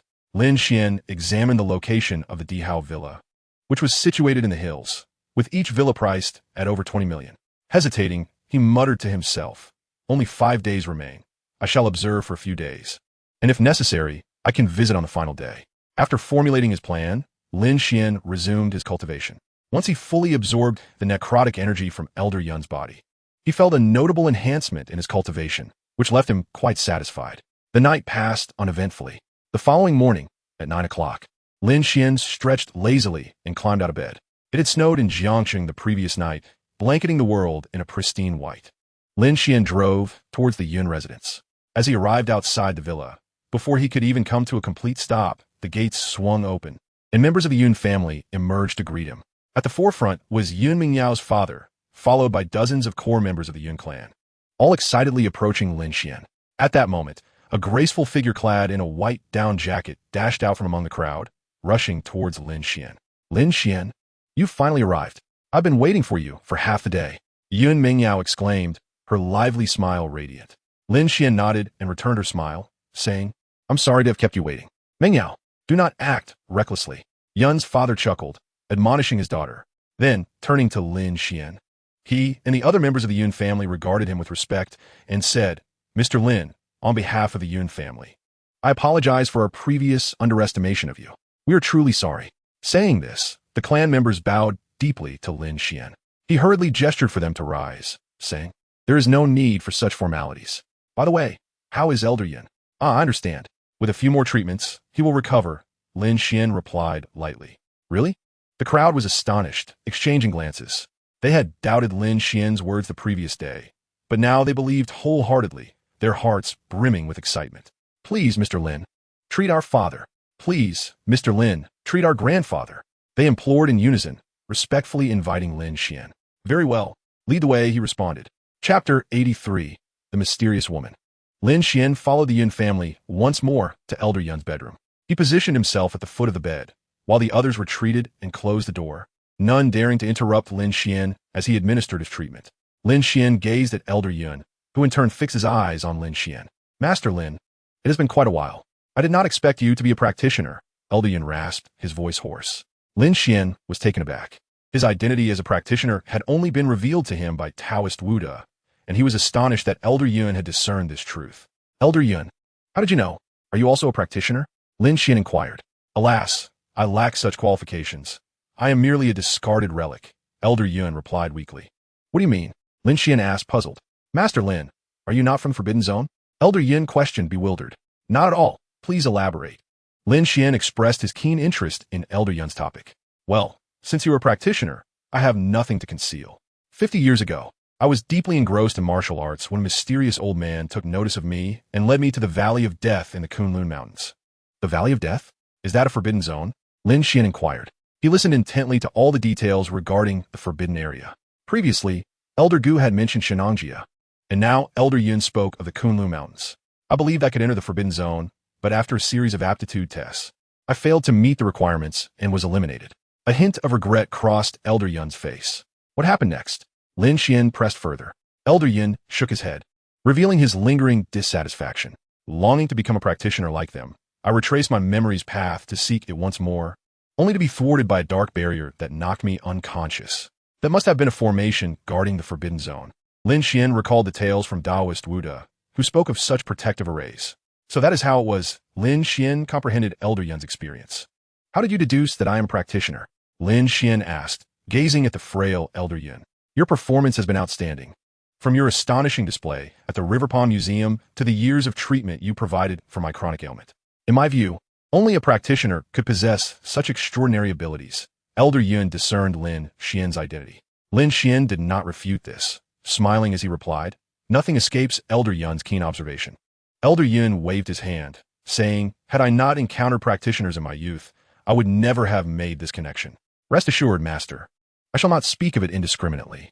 Lin Xuan nodded, stating, then allow me to treat your ailment first. I'm deeply grateful for Master Lin's assistance. Elder Yun exclaimed with excitement. Very well, I shall commence the treatment now. This time, Lin Xuan did not hold back on his method. He placed his hands upon Elder Yun, channeling the Tianmu technique as he gradually absorbed the Black Death energy into his body. Elder Yun felt invigorated, remarking, indeed, my spirit has improved significantly. That is because I have transferred quite a bit of spiritual energy into you, Lin Xuan jested. Ahem, Elder Yun, you misunderstood my intention. Lin Xuan clarified. Understood. Elder Yun smiled at Lin Xuan without further explanation. I shall take my leave now. I will return tomorrow and the day after. Lin Xuan said before departing. The members of the Yun family urged Lin Xuan to stay for a meal, but he politely declined. With their farewells, Lin Xuan drove away. He wished to learn about the Dihao Villa, a matter of great significance concerning his life and cultivation, which he naturally regarded with utmost seriousness. As the vehicle traveled smoothly along the road, suddenly, a figure appeared 10 meters ahead of Lin Xuan's car. What the? Are they seeking death? Lin Xuan slammed on the brakes, cold sweat breaking out. But it was too late. Bang! A woman was struck and sent flying by Lin Xuan's vehicle. Oh no! This is a disaster. Lin Xuan quickly pulled the car to the side and dashed towards the fallen woman. Before he could approach, the woman surprisingly stood up and scathed. Are you all right? Lin Xuan sighed in relief, looking at her with concern. The woman's cold gaze scrutinized Lin Xuan, swiftly drawing a dagger from her waist and pressing it against his throat. Behave yourself, or I shall end your life. Lin Xuan was taken aback, sensing the chilling intent radiating from her. Who are you? He queried, refraining from making any hasty moves. If you wish to live, refrain from asking unnecessary questions. Drive now. You're my chauffeur. Clad in a form-fitting black outfit and masked, the slender woman held the dagger firmly against Lin Xuan's neck. Noticing that she did not seem to target him specifically, he decided to no longer hold back, grasping her wrist tightly to prevent her dagger from advancing even a fraction. Who are you? Release me, you rogue. The woman was astonished by Lin Xuan's unexpected strength, which surpassed her expectations. Lin Xuan deftly disarmed her, pushing the woman aside and coldly stating, step away, or I shall call the authorities. Upon hearing the mention of the police, her brow furrowed, momentarily rendering her immobile. As Lin Xuan entered the vehicle and prepared to drive, she promptly opened the door and took a seat in the passenger seat. Irritated, Lin Xuan asked, what exactly do you intend to do? The woman gazed at him, pleading, brother, I am being pursued. I implore you to drive quickly. What does that have to do with me? Get out. Lin Xuan perceived her as anything but innocent, exuding an aura of lethal intent. I beg you, help me this once, and I shall reward you handsomely. She looked at him with beseeching eyes, a pitiful expression adorning her face. Spare me the theatrics. How substantial is this reward? Lin Xuan inquired. How about 10,000 yuan? She proposed, sensing an opportunity. Do you take me for a beggar? Get out. Lin Xuan's expression darkened. What about 1 million? She countered. Leave the vehicle. I'm not swayed by monetary allure. Who knows whom you have offended? I have no desire to be entangled in this. Lin Xuan replied earnestly. There is no time. They are already upon us. We must flee. The woman's urgency escalated as she noticed 2 white cars approaching from behind. As the white vehicles drew closer, Lin Xuan pressed the accelerator, propelling the car forward with great speed. Chapter 84, Mu Qinghan. Lin Xuan observed the pursuing cars in the rearview mirror and, feeling a surge of compassion, resolved to shake them off. Hold on tight. Fasten your seatbelt. He instructed, maneuvering the car with agility. Lin Xuan zigzagged through the streets, but one of the white cars remained steadfastly on his tail. What now? He pondered, furrowing his brow. Brother, your driving skills are lacking. You can't even lose 1 car. She complained audaciously. Am I to blame? What have you done to attract their attention? Lin Xuan retorted, incredulous. Oh, it's nothing serious. I merely took something of theirs. Is it necessary for them to follow me? She responded nonchalantly. Are you a thief?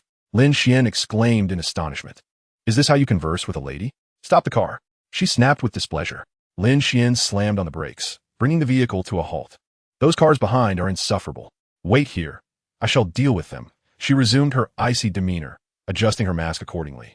Lin Xuan made no attempt to intervene as he watched the woman in black descend from the vehicle. The white car behind, upon seeing Lin Xuan's car come to a halt, also stopped abruptly, from which emerged four robust men clad in black suits. The woman in black, graceful and poised, brandished a dagger and swiftly approached the quartet. Lin Xuan observed the unfolding scene through his rearview mirror. At this moment, the woman found herself encircled by the four men. Hand over the item, and we will let you go, one of the suited men shouted impassively at her. Dream on, the woman retorted icily. Seeing her refusal to comply, the suited man hesitated no longer. Attack together, he commanded, and the four men lunged at the woman simultaneously, with a piercing gaze akin to a sharp sword. The woman evaded their assault with remarkable agility. In the next instant, she leaped into the air, delivering powerful kicks to the chests of the four men, forcing them to stagger backward. Before they could regain their footing, the woman, gripping her dagger, darted toward them with lightning speed, her movements as graceful as a panther, slicing through the air with her blade. A heartbeat later, the four men lay sprawled on the ground, grimacing in pain and convulsing. Standing her ground, the woman breathed heavily. Her voice as cold as ice. Leave. If you follow me, I will kill you. Ignoring the moans of her adversaries, she hurried back to Lin Xuan. As she entered the vehicle, she commanded, drive quickly. Their reinforcements will arrive soon. Lin Xuan, taken aback by the woman's formidable skills, hastily complied, wishing to evade further pursuit. Half an hour later, he parked the car by the roadside. You're no longer being followed, Lin Xuan informed her. The woman glanced at him, surveying their surroundings. Upon confirming their safety, she exhaled in relief and allowed a smile to grace her lips. I need to change clothes, she instructed. Change clothes? What do you intend to do? Lin Xuan inquired, curiosity piqued at the thought of a woman undressing in his vehicle. Turn your head, she snapped, offering no further explanation. Fine, Lin Xuan acquiesced, turning away. He then heard the sound of fabric being torn from the passenger seat. The tearing noise piqued his curiosity, and he glanced toward the window. To his surprise, the woman was slowly peeling off her black bodysuit, revealing an ultra-thin, red-down jacket beneath. As she removed the black outer garment, she noticed Lin Xuan's inquisitive gaze, and her expression shifted, her fist raised threateningly towards him. Hey, why are you hitting me? Lin Xuan exclaimed, turning to face her. Who told you to spy on me? She retorted, having caught him glancing at the rearview mirror. What is there to see? It's just taking off a jacket, Lin Xuan replied innocently, devoid of ulterior motives. Still claiming you didn't look? She shot back, her expression darkening with displeasure. Lin Xuan, opting not to argue, said, You're safe now. You can leave. Do I need you to tell me? I'm leaving right now, she declared, reaching for the car door. Did you lock the door? Open it. I want to get out. The woman, impatient, addressed Lin Xuan. All right, first the money. Lin Xuan, with a stern expression, inquired what money. The woman, displeased, fixed her gaze on him. Who promised to give me 1 million? Lin Xuan reminded her. It was I who said so, but I have no money at the moment. The woman, feeling awkward, softened her tone. What? Have you been deceiving me all along? Lin Xuan feigned anger as he looked at her, intrigued by her identity. I did not deceive you. I merely owe it. We are both kindred spirits. I would never lie to you. The woman gazed at Lin Xuan with sincerity. Kindred spirits? I don't even know your name. Lin Xuan chuckled as he looked at her. I am Mu Qing Han, a disciple of the Tianyi sect. The woman bowed slightly, revealing her name. Is Tianyi sect a thieves' guild? Lin Xuan asked, puzzled. You Mu Qing Han were left speechless in anger. Never mind, explain what the Tianyi sect is, Lin Xuan remarked, noticing her pale face from indignation. Aren't you a martial artist? Why are you stronger than I? Mu Qing Gan questioned, bewildered. No, I'm not a martial artist. Lin Xuan realized there were indeed martial practitioners in Longhua. Then how did you subdue me in one move? Mu Qing Han asked defiantly. Of course. I am invincible beneath the Grandmaster level. Mu Qing Han proudly lifted her chin. And above the Grandmaster? Lin Xuan continued his inquiry. Above the Grandmaster. I can match 1 for 1. Mu Qing Han's face flushed with embarrassment. Oh well, that doesn't help me. How do you intend to repay the 1 million? Lin Xuan, lacking interest in martial arts as he followed a different path of cultivation, shifted the topic. No, did you not steal something from them? What exactly is it? Lin Xuan asked. No way. Don't even think about it. Mu Qing Han's expression turned cold as she firmly refused. All right then, don't blame me for being impolite. Seeing your looks, how about? Haha. Lin Xuan teased Mu Qinghan. Don't come any closer. I will call for help. Mu Qinghan said, revealing a look of fear. Brother, I was just joking. Look at you. You're as thin as a skeleton. Lin Xuan shook his head, returning to his usual demeanor. You're the brother. Your whole family are brothers. Mu Qinghan muttered under her breath, her tone lacking confidence. Her flat chest was a source of insecurity. Since you have no money, then give me something of value, Lin Xuan suggested. After his prompt, Mu Qinghan fished out a silver-white card from her waist, about the size of a bank card, and tossed it to Lin Xuan. This is a VIP card for the Jojo Auction House, valid nationwide. It's yours. The Jojo Auction House is well known throughout Longhua, regularly auctioning exquisite antiques and collectibles, with assured quality, though prices tend to be steep. Lin Xuan accepted the card, examined it, and, finding it genuine, promptly stowed it away. Fine, I'll take a small loss. You may leave. After Lin Xuan unlocked the car door, Mu Qinghan happily exited the vehicle. As she left, she gave Lin Xuan a dismissive gesture through the window before swiftly departing. Chapter 85. The Engagement Farce. The next day upon waking, Lin Xuan once again visited the Yun family to treat Elder Yun. Is that true? Gratitude filled the air as Elder Yun expressed his heartfelt thanks to Master Lin for his life-saving intervention. It is of no consequence. Dream Yao and I are friends, and I would never stand idly by in her time of need, Lin Xuan replied with humility. Reflecting on Yun Mingyao, Elder Yun remarked, rest assured, Master Lin. I have dispatched someone to the Mo family to annul Dream Yao's engagement. Lin Xuan, skeptical that Mo Ichin would relent, inquired, what has been their response?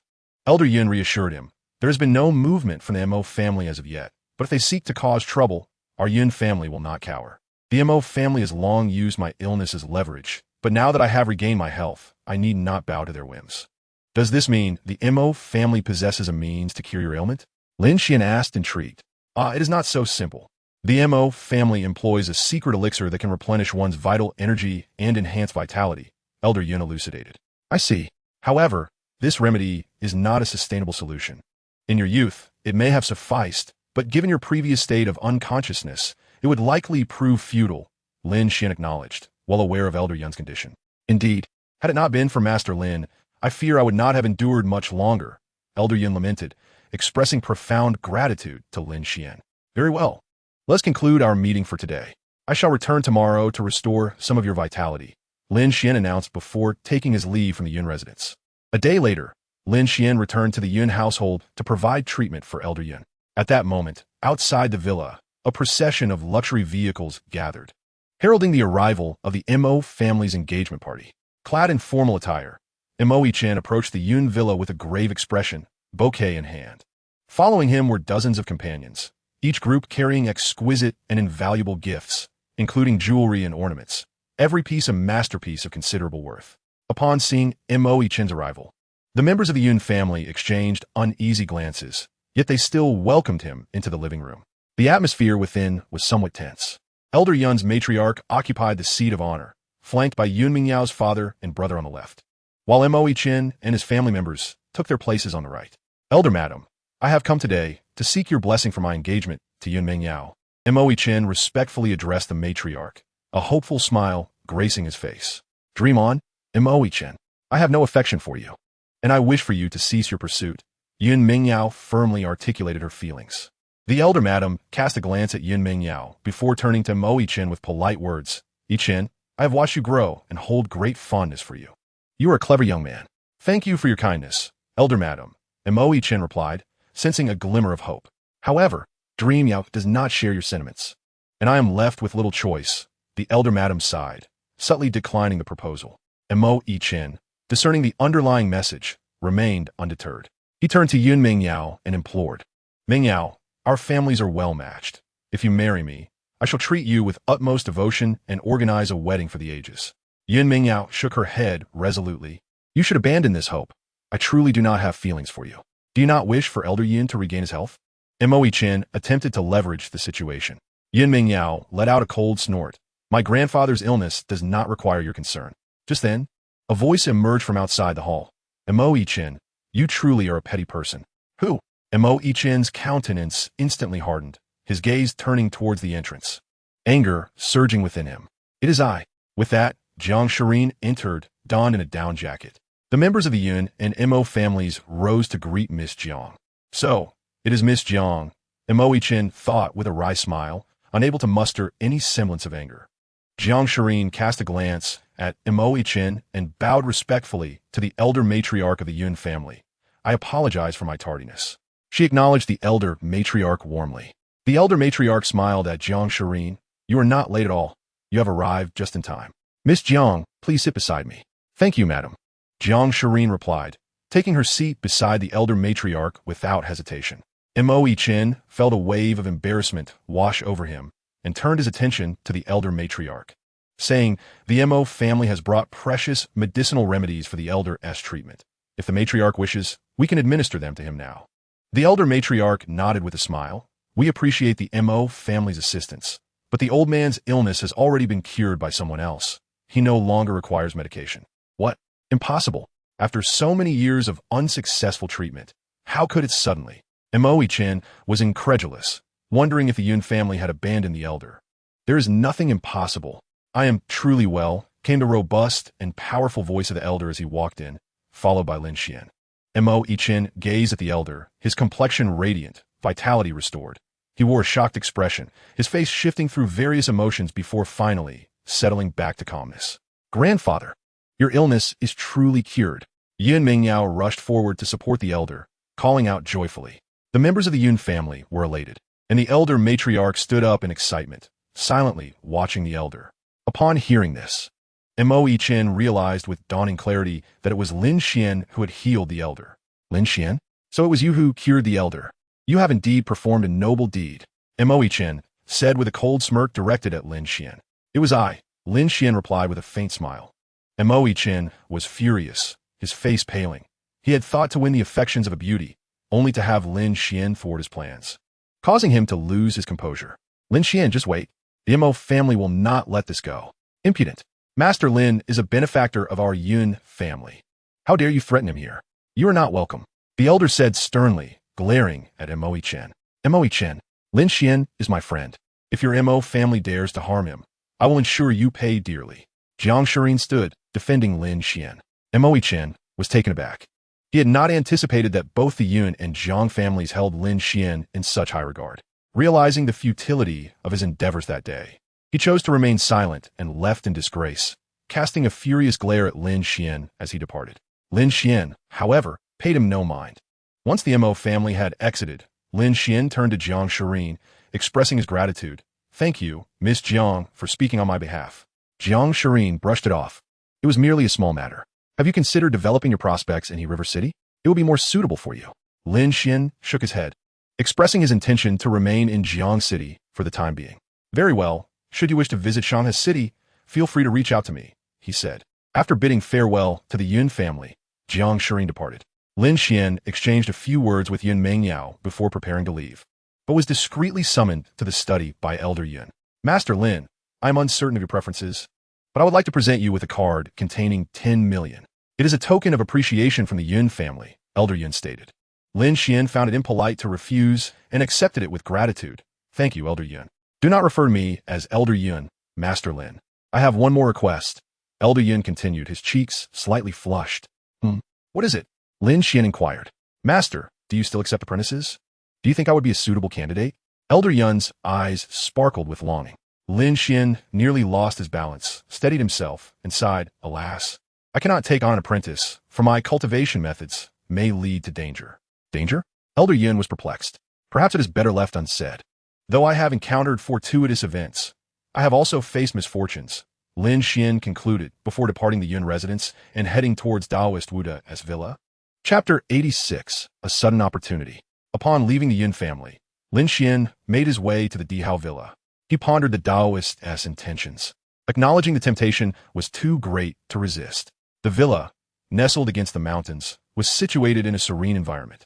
After parking, Lin Xuan approached villa number 003 and rang the doorbell. Shortly, Taoist Wuda emerged from the villa, his face brightening upon recognizing Lin Xuan. He quickly ushered Lin Xuan inside. Taoist, how much did you pay for this villa? Lin Xuan asked. Not much, just 20 million, Taoist Wuda replied casually. 20 million. Could it possibly be for my funds? Lin Xuan questioned skeptically, eyeing the Taoist. Wuda chuckled awkwardly. Surely not. It is all my hard-earned money. Observing the Taoist's demeanor, Lin Xuan suspected he had been considerably swindled. Each spirit stone costing 1,000,000. He wondered how much profit Wuda had pocketed. The Taoist continued with a smile. Indeed, it was a personal gift from Lu Hao. Upon hearing this, Lin Xuan realized that the Lu family was finished, feeling a sense of retribution for them. Come, young Lin, I see potential in you. Today, I will bestow upon you a remarkable opportunity, Taoist Wu stated. Really? Thank you. Taoist. Lin Xuan felt a surge of excitement. Come, let us have tea, Wu said, leading Lin Xuan to the villa's living room, where only the Taoist resided. In the living room, they sat at the tea table. Wu prepared 2 cups of tea, adding several peculiar green leaves. Taoist, what kind of tea is this? I have never seen it before, Lin Xuan remarked, frowning. Wu wore a pained expression. This is exquisite tea, capable of briefly enhancing your understanding of the myriad laws of nature. Really? How much does it cost? I fear I may not be able to afford it. Lin Xuan hesitated, suspecting the Taoist intended to swindle him again. What nonsense! Am I the type to be driven solely by profit? Consider it a bond of goodwill between us, the Taoist replied, offering a cup of tea to Lin Xuan. Lin Xuan accepted the cup, but remained silent, watching as the Taoist leisurely sipped from his own cup. Finally, he relaxed and took a tentative sip. How is it? Did the Taoist deceive you? Wuda, the Taoist priest, gazed at Lin Xuan and observed the subtle transformation within him. Lin Xuan nodded, feeling a significant change in both body and spirit, as his comprehension of the universe had indeed deepened considerably. What kind of tea is this? Lin Xuan inquired. It is the Enlightenment tea, a rare find that can enhance your understanding of cultivation, the Taoist priest replied, savoring the tea with a look of sheer enjoyment. No wonder, Lin Xuan remarked. Could you possibly procure 2 pounds for me? The price is negotiable. Upon hearing Lin Xuan's request, the Taoist priest nearly choked on his tea, taking a moment to recover. Lin Xuan was taken aback by the tea's rarity and felt a surge of gratitude towards the priest for sharing it. Master, may I inquire about your cultivation level? Lin Xuan asked. Tian Yuan realm, the priest stated succinctly. What? Did you not say that no one could reach the Tian Yuan realm? Lin Xuan exclaimed, rising in excitement. I am no ordinary individual. In the entire secular world, only 3 have attained the Tian Yuan realm, the Taoist priest said with a smug smile. Please, master, save me. I am willing to become your disciple, Lin Xuan pleaded, feeling as though he had grasped a lifeline. Young lad, I cannot assist you. You must rely on yourself. Wu replied, finishing his tea and savoring the leaves before setting down the cup. But master, did you not promise to grant me a great opportunity? Lin Xuan expressed his dissatisfaction. There is indeed an opportunity, but it depends on your ability to seize it.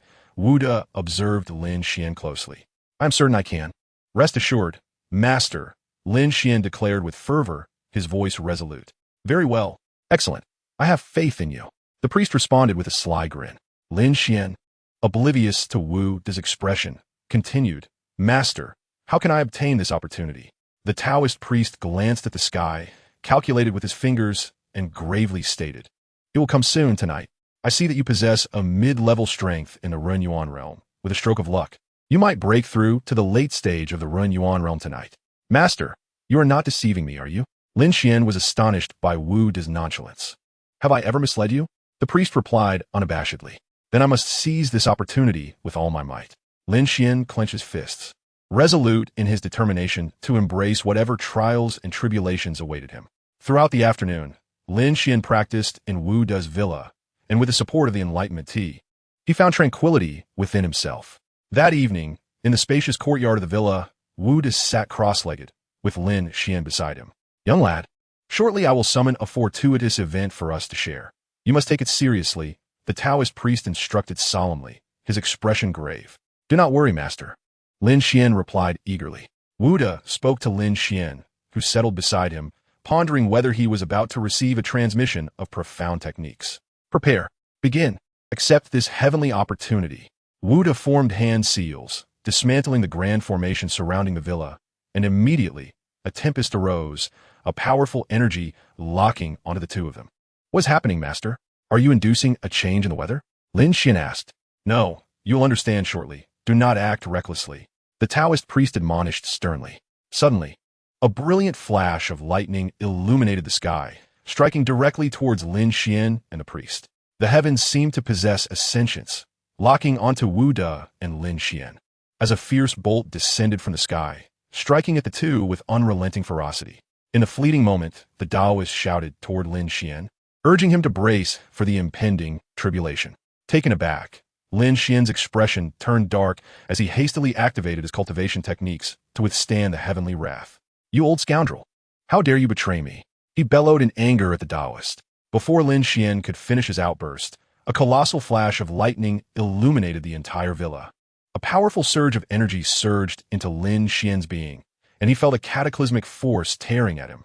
Every cell in his body writhed in agony, chaos erupting within, and he sensed the cold breath of death enveloping him, his form scorched yet tender. Beside him, Wu De appeared somewhat disheveled. Yet his vitality fared better than Lin Xuan's. "Steady your mind, lad. The tribulation embodies the purest energy in existence. If you can absorb it, you shall undoubtedly transcend," Wu De urged, noticing Lin Xuan's waning spirit. Taking a deep breath, Lin Xuan hastily channeled the longevity technique to mend his wounds. "Are there more heavenly strikes? Do you wish to see me perish?" Soon after, another bolt of divine thunder descended upon them. "Brace yourselves. It's coming." Lin Xuan activated the celestial eye technique, preparing to absorb the impending lightning. Boom! The thunder entered his body.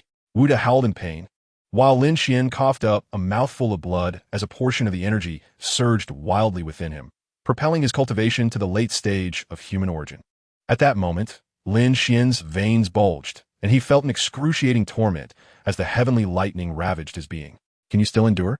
Wu De asked, his concern evident as he observed Lin Xuan's plight. "You brought this upon me," Lin Xuan replied weakly, finding it increasingly difficult to withstand the final strike. Inwardly lamenting, he desperately sought to heal his battered body. At that moment, Wu De hastily reminded Lin Xuan, "Quickly retrieve the snow spirit pearl. Use it to neutralize the lightning energy within you." With a mental command, Lin Xuan extracted the snow spirit pearl from his spatial ring and held it in his palm. Instantly, a frigid aura enveloped him, swiftly suppressing the lightning's might. The chilling essence of the snow spirit pearl gradually consumed the tumultuous energy. Lin Xuan seized a fleeting moment to catch his breath, though the sensation was far from pleasant, causing him to tremble in pain. The destructive force of the lightning was formidable, yet the piercing cold of the snow spirit pearl countered its wrath. Soon, Lin Xuan found himself encased in ice, unable to even vocalize his suffering. "Hold on, just 10 more breaths." Wu De, his face ashen, summoned his profound spiritual energy to resist. Boom! The final bolt of lightning descended, illuminating the night sky as it struck Wu De and Lin Xuan. Wu De's hair singed, smoke rising from his head, while Lin Xuan remained eerily silent. "Taoist, I have finally endured. Thanks to this lad for sharing some of the burden," Wu De exclaimed, his gaze shifting to Lin Xuan as he realized something. Slowly, he reached out to swiftly remove the snow spirit pearl from Lin Xuan's hand. Yet, Lin Xuan remained seated in silence, as if he had succumbed to death itself. Half an hour later, Wu De mustered his strength and stood up. "Cough, cough! You nearly scared the life out of me," he exclaimed. Wu De's attire had been reduced to countless fragments by the lightning, dancing in the wind.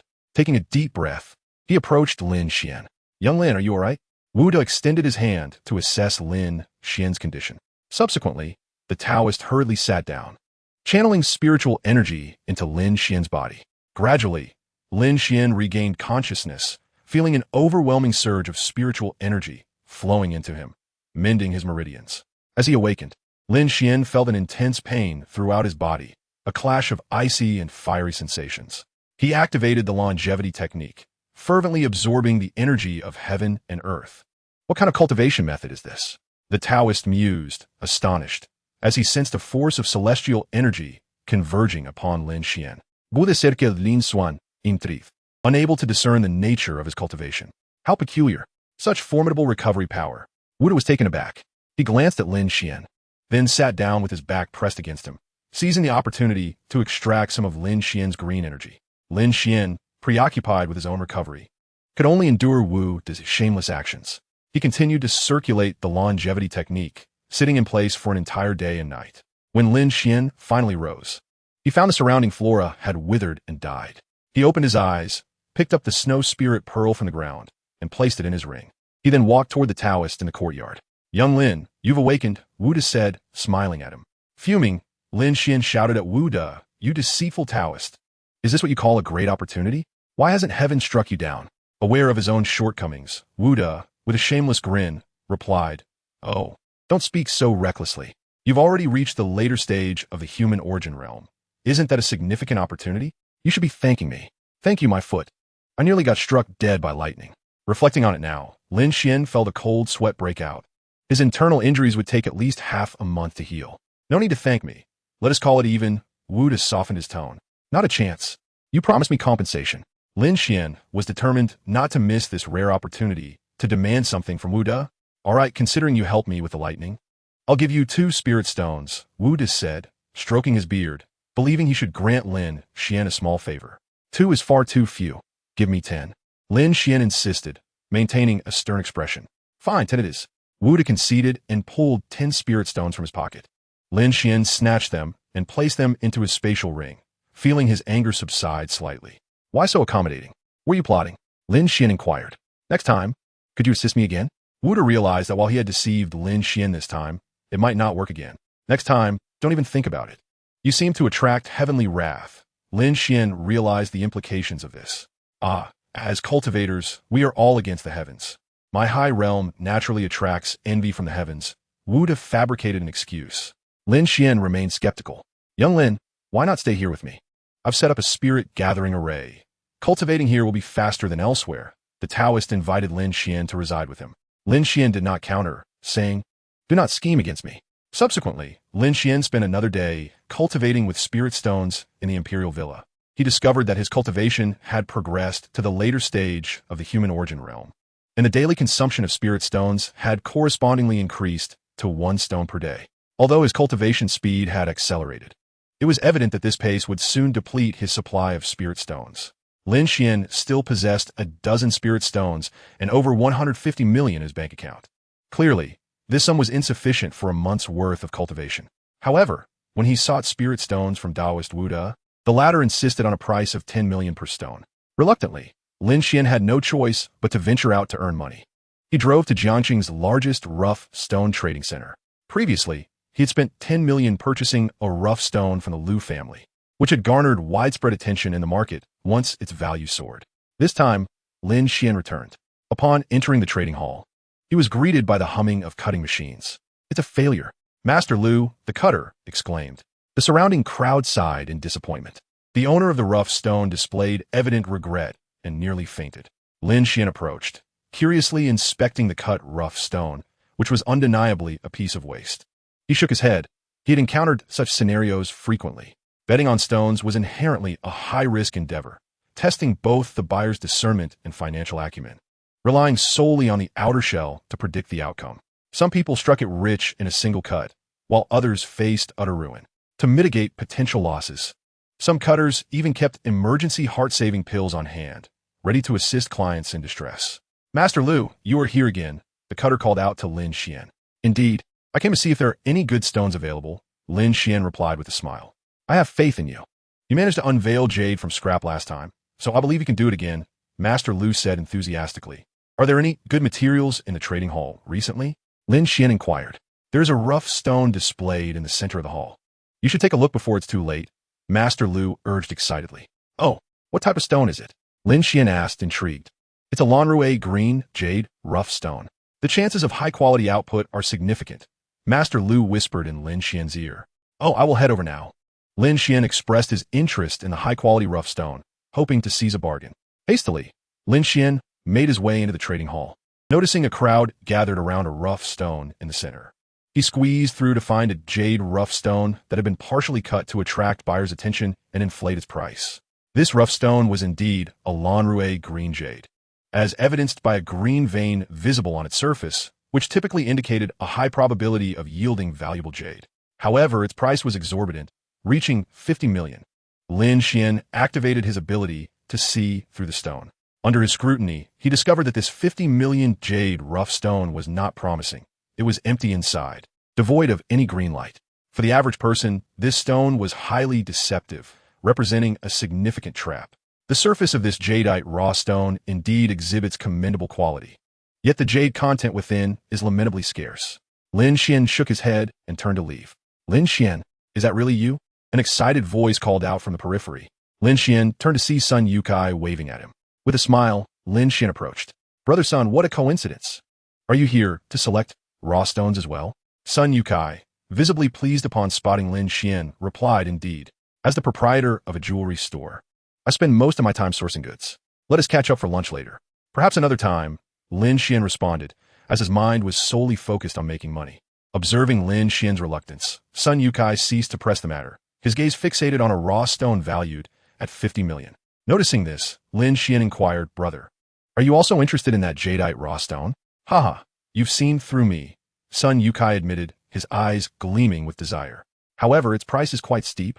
Lin Xuan kindly cautioned. Yes, 50 million. I certainly cannot afford a loan. Though the odds of winning are high, I still fear the potential losses, Sun Yukai sighed.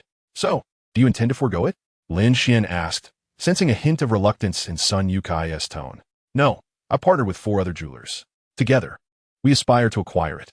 Sun Yukai candidly shared his intentions with Lin Xuan. Upon hearing this, Lin Xuan furrowed his brow, hesitating to articulate his thoughts. Sun Yukai noticed Lin Xuan's expression and asked, what is the matter, Brother Lin? What do you think of this raw stone? Lin Xuan resolved to be forthright, shaking his head and stating, I do not hold a favorable view of this jadeite raw stone. I advise you against purchasing it. Sun Yukai stood there, momentarily stunned, grappling with his disappointment. After a brief pause, he ultimately chose to trust Lin Xuan.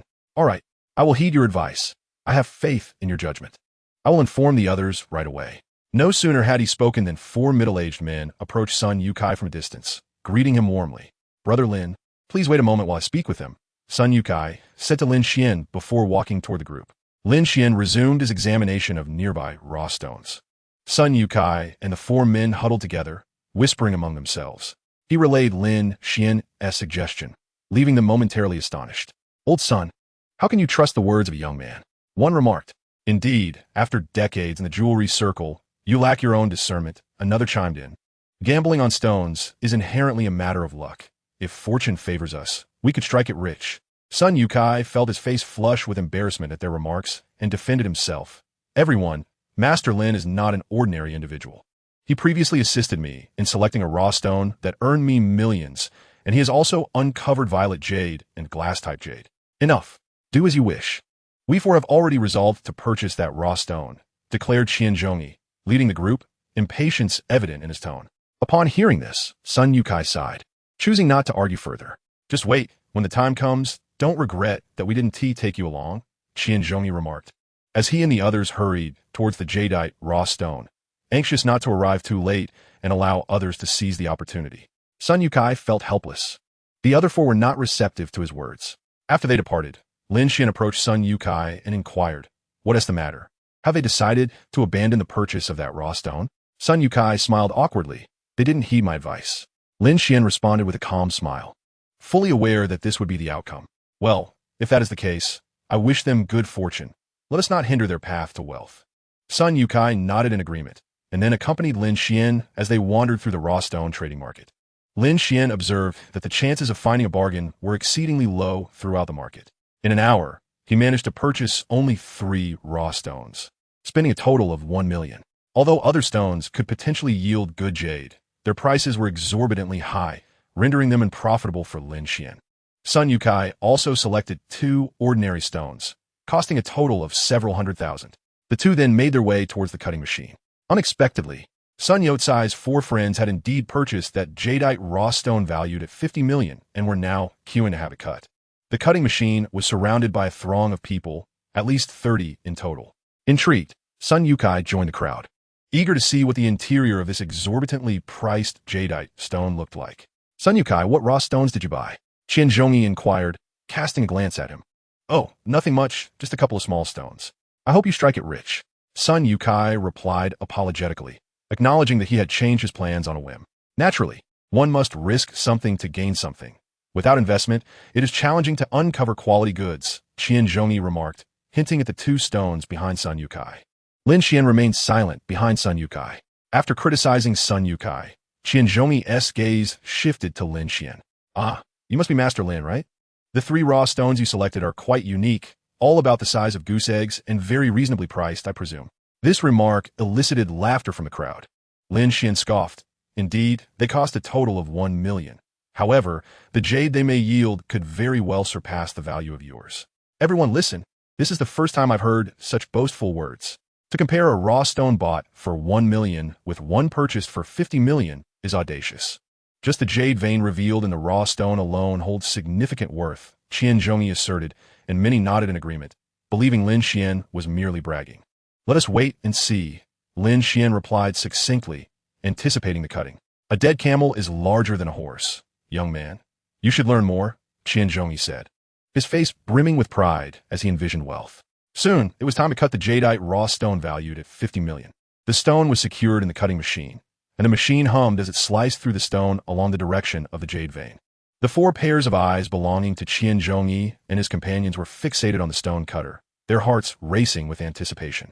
As the machine sliced through the raw stone, splitting it into 2 halves, the cutter remained silent, failing to announce any promising signs even after the machine came to a halt.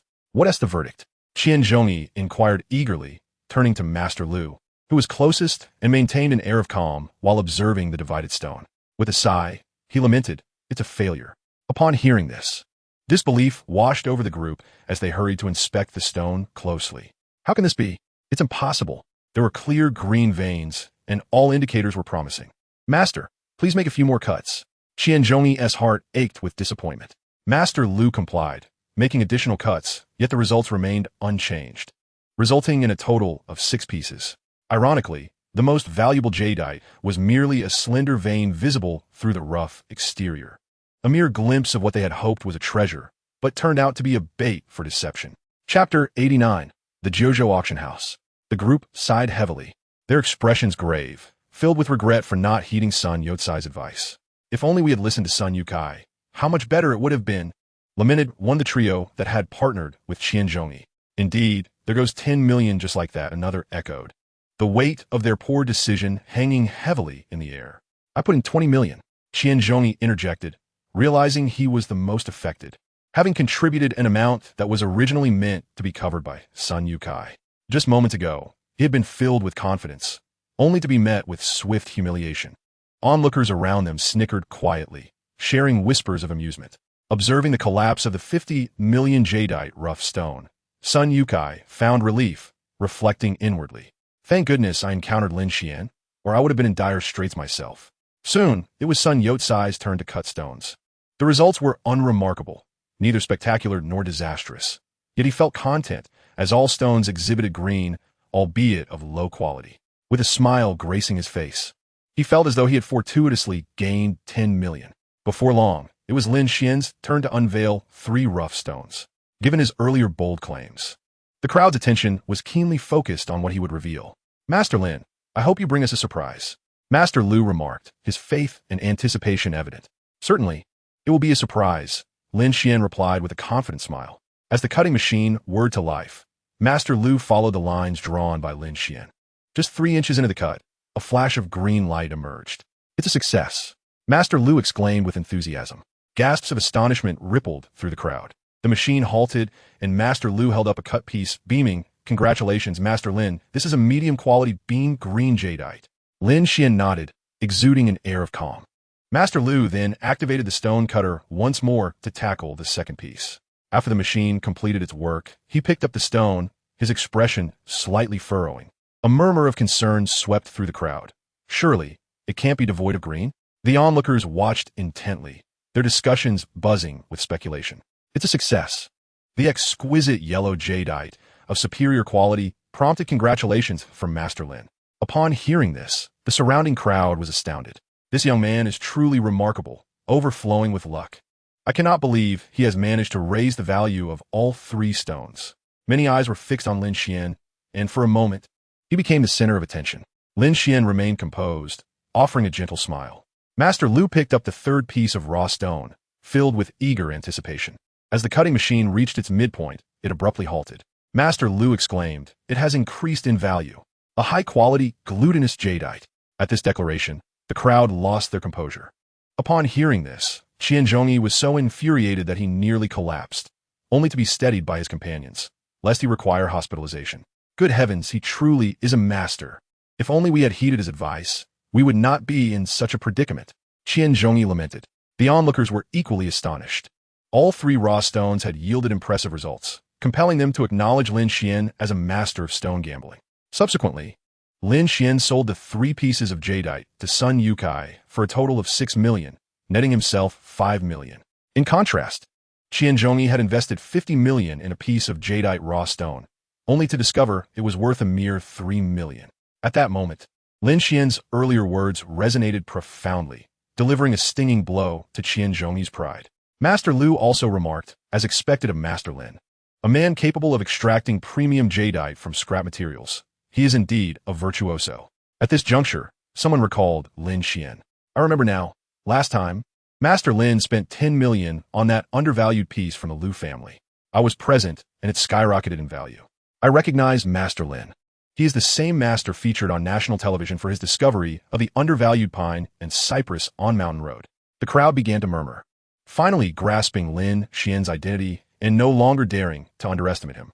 Qian Zhongyi and his companions, upon hearing the discussions, felt an overwhelming urge to confront Sun Yukai. Why hadn't he clarified Master Lin's significance to them? They were filled with resentment. The 4 of them, utterly humiliated, departed in disgrace. Lin Xuan was soon surrounded by admirers eager for photographs and conversation. After some time, he managed to squeeze through the throng and hastily made his exit. Wait for me, Brother Lin, Sun Yukai called out as he placed the raw stone into his vehicle. Sun Yukai began introducing Lin Xuan. Jiuzhou Auction House. Lin Xuan remarked, the name sounding familiar. Mu Qinghan had recently given him a VIP card for the establishment. Indeed, the afternoon auction would feature a wealth of items including antiques, collectibles, jade, and paintings. Shall we go see it together? Sun Yukai proposed. All right, I will go take a look, Lin Xuan acquiesced. At noon, Sun Yukai warmly hosted Lin Xuan. During their meal, Sun Yukai expressed his admiration for Lin Xuan. At 1:30 in the afternoon, Sun Yukai and Lin Xuan drove to the Jiuzhou Auction House. Outside the auction house, a red carpet was laid out to welcome guests. The event attracted a large crowd, likely numbering in the hundreds, with a queue extending 50 meters. Everyone held invitation letters, waiting patiently to enter. Sun Yukai, clutching an invitation, stood with Lin Xuan in the midst of the line. At that moment, a familiar figure came into Lin Xuan's view. Could it be him? Lin Xuan's expression stiffened as he recognized the person before him, Mo Chen from the Mo family. Accompanied by 2 attendants, one on either side, Mo Chen showed no intention of queuing and confidently approached the entrance. Midway, he suddenly turned to Lin Xuan, halting his advance with a smile. Lin Xuan, I didn't expect to see you here, Mo Chen remarked. Lin Xuan replied with a cold smirk. Is there something you need? Not really. I just noticed you don't have an entry ticket. I presume a friend brought you. Mo Chen responded with a grin. Then, with a disdainful look, he added, no worries. I merely wish to assist you. If you ask me, I can easily procure a ticket for you. Your kindness is unnecessary, Lin Xuan retorted, fully aware of Mo Chen's intention to humiliate him. Very well, should you ever require assistance, feel free to seek me out. After all, I must maintain some semblance of face for the Yun family, he replied with a hint of sarcasm. With that, Mo Chen turned and strode toward the venue. One arrogant fellow. Who does he think he is? Sun Yukai sneered, glancing disdainfully at Mo Chen before questioning Lin Xuan. It's no surprise. Relying on his prominent family status, he believes he can bypass the queue. Sun Yukai grumbled, clearly disapproving of Mo Chen's behavior. Let's head inside as well, Lin Xuan said, dismissing Mo Chen from his thoughts. An entry ticket typically allowed 2 individuals to enter, implicitly permitting 1 guest. Thus, Sun Yukai and Lin Xuan swiftly made their way into the venue. Chapter 90. Attending the auction hall was spacious and elegant, with exquisite crystal chandeliers suspended from the lofty ceiling, casting a dreamlike glow throughout the space. Walking upon the plush carpet, Lin Xuan headed toward the central seating area. The seating comprised 30 rows of black leather chairs, arranged with half-meter spacing between them, creating a comfortable and accessible environment for buyers. Adjacent to the hall, a luxurious restroom featured signs for men and women crafted from pure gold. Lin Xuan, my seat is 253. Let us sit at the back, Sun Yukai said to Lin Xuan. Lin Xuan shook his head and replied, you go ahead. I'll visit the restroom first and find a spot to sit afterward. Without further thought, Sun Yukai proceeded to his designated seat. The 5th row of seats, numbered 2630, was unassigned, allowing for free seating. After refreshing himself in the restroom, Lin Xuan made his way to the seating area, only to find that all the rear seats had been occupied upon his return. Faced with this predicament, Lin Xuan had two options: to stand at the back of the auction hall or to take a seat in the front row, where no one had yet claimed a spot. "Lin Xuan, take my seat," Sun Yukai called, waving at him. Lin Xuan shook his head and walked directly to the front row, where he promptly sat down.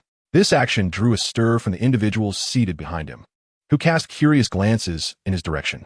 "That person must be a novice. Sitting in the front row is not allowed," one murmured. "Indeed, just wait. Surely the staff will come to escort him away shortly." In the last few rows, the guests were abuzz with chatter, their presence merely a foray into the world of high society, devoid of any intention to bid. Lin Xuan, undeterred by the opinions of others, sat alone in the front row, exuding an air of calm confidence. "Lin Xuan, do you even belong in the front row? A mere country bumpkin," mocked Mo Chen from the second row, deriding Lin Xuan's audacity. "If no one else occupies this space, I would be remiss not to make use of it." Lin Xuan retorted indifferently. "If you have the prowess, then remain seated." Mo Chen scoffed, eager to witness Lin Xuan's impending humiliation before the crowd. Mo Chen was well aware that the front row was reserved exclusively for VIP guests of the Jiuzhou auction house, a privilege granted to no more than 20 individuals nationwide. As the auction was poised to commence, a woman in her 20s, adorned with a name badge and clad in professional attire, a black skirt and polished shoes, approached Lin Xuan. "Sir, I must apologize, but this seating is not designated for ordinary guests. Please select another position," she requested, urging him to vacate. Upon hearing this, Mo Chen smirked and added, "Some individuals, lacking worldly experience, always seek to draw attention to themselves, oblivious to their own worth. Indeed, utterly lacking in discernment, they deserve to be embarrassed," chimed in a sycophant beside Mo Chen, his words laced with disdain for Lin Xuan. Unfazed by the disparaging remarks, Lin Xuan calmly replied to the woman, "I am a VIP guest of the Jiuzhou auction house." The woman, taken aback, responded, "May I kindly request that you present your membership card?" Lin Xuan effortlessly produced the silver VIP card and handed it to her. "Please verify for yourself." Upon receiving the card, the woman's expression transformed into one of respect and admiration. "I apologize for the earlier rudeness, sir," she said, returning the card with both hands. "No harm done," Lin Xuan replied graciously, not wishing to impose any discomfort on her. This exchange was witnessed by all in the back rows, disbelief etched upon their faces. "Impossible. How could he be a VIP?" Mo Chen's countenance darkened, revealing his displeasure. "Young master, perhaps his card is borrowed." One of the Mo family subordinates hastily concocted an excuse. "Certainly, that must be the case. Who knows whose card he might have borrowed? Perhaps Miss Zhang's," Mo Chen reasoned, attempting to save face. The guests standing at the back fell silent, their earlier anticipation of Lin Xuan's folly now replaced by an awkward tension in the atmosphere. The auction hall was now filled to capacity with buyers. All eyes were riveted on the central stage, where an elegant female host approached, microphone in hand. "Good day, everyone. I am your host for today, Song Li. Please take your seats, as our auction is about to commence." Song Li, tall and graceful, resembled a refined model. Her short, slightly curled hair added a touch of fashionable sophistication, while her fair complexion and bright, intelligent eyes exuded confidence. As she finished speaking, the hall fell into a hushed silence. The first auction item was slowly unveiled before the audience. "Dear friends, please feel free to begin bidding," she encouraged, following her introduction of its history and value. The atmosphere ignited with excitement, prompting buyers to eagerly raise their paddles in competition. The price soared from 3 million, and after 5 rounds, it astonishingly reached 10 million. Lin Xuan showed no interest in this item, yet Mo Chen persistently raised his paddle, seemingly determined to acquire it. Ultimately, Mo Chen secured the first auction item for a staggering 16 million. The subsequent auction featured a landscape painting from the Song dynasty, which, despite having endured a millennium, remained remarkably intact. It was eventually claimed by an art enthusiast for 5 million. Throughout the auction of 5 consecutive items, Lin Xuan refrained from bidding. Genuine artifacts offered no opportunities for him to find a bargain, and he mused that the chances of uncovering a treasure at the auction appeared exceedingly slim. "Lin Xuan, what purpose do you serve at this auction? You haven't even made the lowest bid. Are you short on funds?" Mo Chen taunted Lin Xuan. Lin Xuan merely snorted in response. "I simply have yet to encounter anything worthwhile. Keep fabricating." Mo Chen shot Lin Xuan a disdainful glance. As the host concluded her remarks, a yellow kasaya was brought forth and displayed on stage. This Kasaya was believed to have been used by a revered monk, with an opening bid set at 80,000. Friends who are interested may place their bids, announced Song Li, offering little elaboration, deeming the Kasaya less remarkable compared to other treasures. After her announcement, there was a surprising silence, with no bids forthcoming. The host reiterated, "Please, those who are interested may place their bids." 90,000, Lin Xuan declared, raising his paddle upon glancing at the Kasaya. Seeing this, Moe Chen chuckled from the back row. Lin Xuan remained unperturbed, his gaze fixated on the Kasaya, deep in thought. "Sir, should we increase the bid?" A servant whispered to Moe Chen, contemplating mischief. I have no desire for such an item. Purchasing that shabby thing would be beneath my dignity," Moe Chen retorted disdainfully. Chapter 91, The Shroud. The bidding for the Kasaya became rather awkward, as Lin Xuan was the sole bidder present. This was partly due to the Kasaya being a niche collectible with few enthusiasts, and partly because it appeared somewhat worn and lacked visual appeal. "Congratulations to the gentleman in front. The Kasaya is sold for 90,000, the host Song Li congratulated Lin Xuan.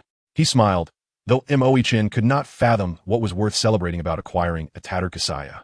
This Kasaya is no ordinary piece. There are only 2 remaining in the world, Lin Xuan explained, feeling rather pleased. "You should say there's only one left, a worn Kasaya for 90,000, which is quite the boast." Moe Chen thought he had overestimated Lin Xuan, deeming him unworthy of rivalry. "How amusing. Your bid is 90,000 while mine is 16 million. Is there any comparison?" Moe Chen felt insulted by the disparity in their valuations. "How about we make a wager?" Moe Chen proposed with a cold smile directed at Lin Xuan. "What sort of wager?" Lin Xuan inquired, intrigued. "Let us have the experts from Jiuzhou Auction House assess whose item holds greater value. If I win, you must leave Jiangcheng and cease all contact with the Yunmeng Yao clan," Moe Chen declared with a grin. "And if you lose?" Lin Xuan countered. "I shall not lose. Just tell me what are your terms." Moe Chen could never have imagined that he would lose. "You have lost. Hand over the Wang Guinyan chapter to me." Lin Xuan intended to profit 16 million from Moe Chen. "Very well. It is settled." Without hesitation, Moe Chen immediately consented. "No worries. There is no chance of losing. Do you think the Jiuzhou Auction House would misprice?" Victory is assured. At that moment, Moe Chen was brimming with confidence, unable to fathom any possibility of defeat. 2 hours later, the auction concluded. Lin Xuan, too, was elated to have acquired the robe. As the crowd began to disperse, Moe Chen seized the microphone, declaring, "Wait a moment, everyone. I wish for you to witness a splendid performance." The departing crowd paused, turning their attention to Moe Chen, intrigued by his words. "Surely, the 16 million is of greater value. Is there any doubt?" someone remarked, while another dismissed it as lacking in interest. Lin Xuan perceived Moe Chen's trepidation, fearing he might not acknowledge his loss. This statement baffled the crowd. Lin Xuan, seated in the VIP section, was clearly no fool, yet his words sparked confusion. Was the robe truly a flaw? Unthinkable. Could the Jiuzhou Auction House have erred? Observing Lin Xuan's unwavering confidence, curiosity enveloped the crowd. The auction house, too, noted the contest between Lin Xuan and Moe Chen, bewildered, for the values had been clearly marked and the auction house would not have made a mistake. At that moment, a woman clad in an elegant professional outfit approached Lin Xuan. "Hello, Mr. Lin. I am Moe Yu, the manager here. Are you truly requesting a re-evaluation of this robe?" Moe Yu inquired, her expression one of perplexity. "Yes, I believe the robe I purchased is invaluable, and I would like to have your experts reassess it." Lin Xuan replied earnestly. "Very well. I shall summon the experts at once," Moe Yu stated, prioritizing the opinions of VIP clients without hesitation. Unnecessary, Moe Chen thought, harboring no concern. Soon, Moe Yu returned with 3 appraisal experts, their expressions grim and tinged with displeasure. "Sir, these 3 experts are Li Jiping, Lu Hongtao, and Zhang Tianyu. I have requested them to conduct a re-evaluation." Moe Yu introduced them to Lin Xuan.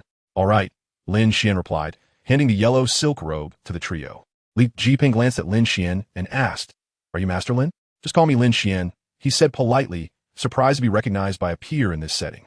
"It truly is Master Lin," Li Jiping exclaimed, his heart racing with admiration as he gazed at the younger Lin Xuan, momentarily forgetting the task at hand. The other 2 experts exchanged bewildered looks. Noting their confusion, Li Jiping quietly prompted, "The Lin Xuan of the pine and cypress on mountain path." Upon hearing this, the other 2 experts instantly comprehended Lin Xuan's identity and clasped their hands in respect. Mo Ichin, witnessing the deference shown by the three experts towards Lin Xuan, could not help but interject. You three experts must not speak falsely or deceive the crowd. Upon hearing this, the trio regained their composure and adopted a serious demeanor. Li Jiping proclaimed, "Rest assured, I guarantee with my integrity that we will take responsibility for the appraisal results and will not speak falsely against our conscience." Especially with so many buyers present. The other two nodded in agreement. The three of them meticulously examined the yellow silk robe that Lin Xuan had handed over. Their conclusion remained consistent with previous assessments. It was an old robe from the Qing dynasty. Upon hearing the experts' opinions, the crowd was not surprised. "Lin Xuan, do you have anything else to say? If you have lost, accept it and leave Jiangsheng," Mo Ichin demanded. Observing that the experts had found no discrepancies, Lin Xuan spoke up. "Actually, this robe is not as simple as it appears. Master Lin, please enlighten us." Li Jiping humbly requested Lin Xuan's insights. Ordinary robes are stitched together from pieces of fabric, yet this one is made from a single piece of yellow satin. "Do you not find that peculiar?" Lin Xuan remarked, gazing at the three appraisers. "Is there any significance to this?" The three exchanged glances, not perceiving any issue. "Have you noticed the exquisite patterns on the surface of this robe?" Lin Xuan prompted once more. "Indeed, I saw them, but I found it merely strange and did not realize it held any particular significance," Li Jiping admitted, still not understanding Lin Xuan's intention. "Bring me a pair of scissors." Lin Xuan called out to the staff. The staff quickly fetched the scissors. Lin Xuan seized the scissors and cut a long slit at the bottom of the robe. What is he doing? All eyes turned to Lin Xuan and the scissors. From the opening, Lin Xuan extracted a bright yellow quilt covered with dense writing. How could there be a quilt inside the robe? Li Jiping questioned, puzzled. Could this robe be a burial shroud? Suddenly, an idea struck Li Jiping, and he exclaimed, "Indeed, you are correct." Lin Xuan affirmed Li Jiping's assertion. "What? A burial shroud? What value does this hold?"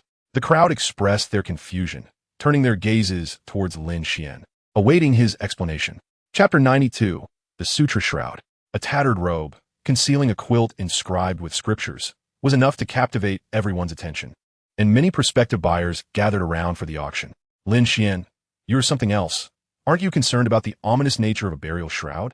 I expected to find gold hidden inside the robe. You startled me."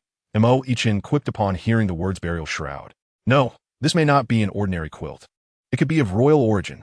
Li Jiping's gaze fixated on the quilt in Lin Xuan's hands. This statement reignited the curiosity of the crowd. Anything associated with royalty is typically of substantial value. "Master Lin, may we examine it?" Li Jiping inquired.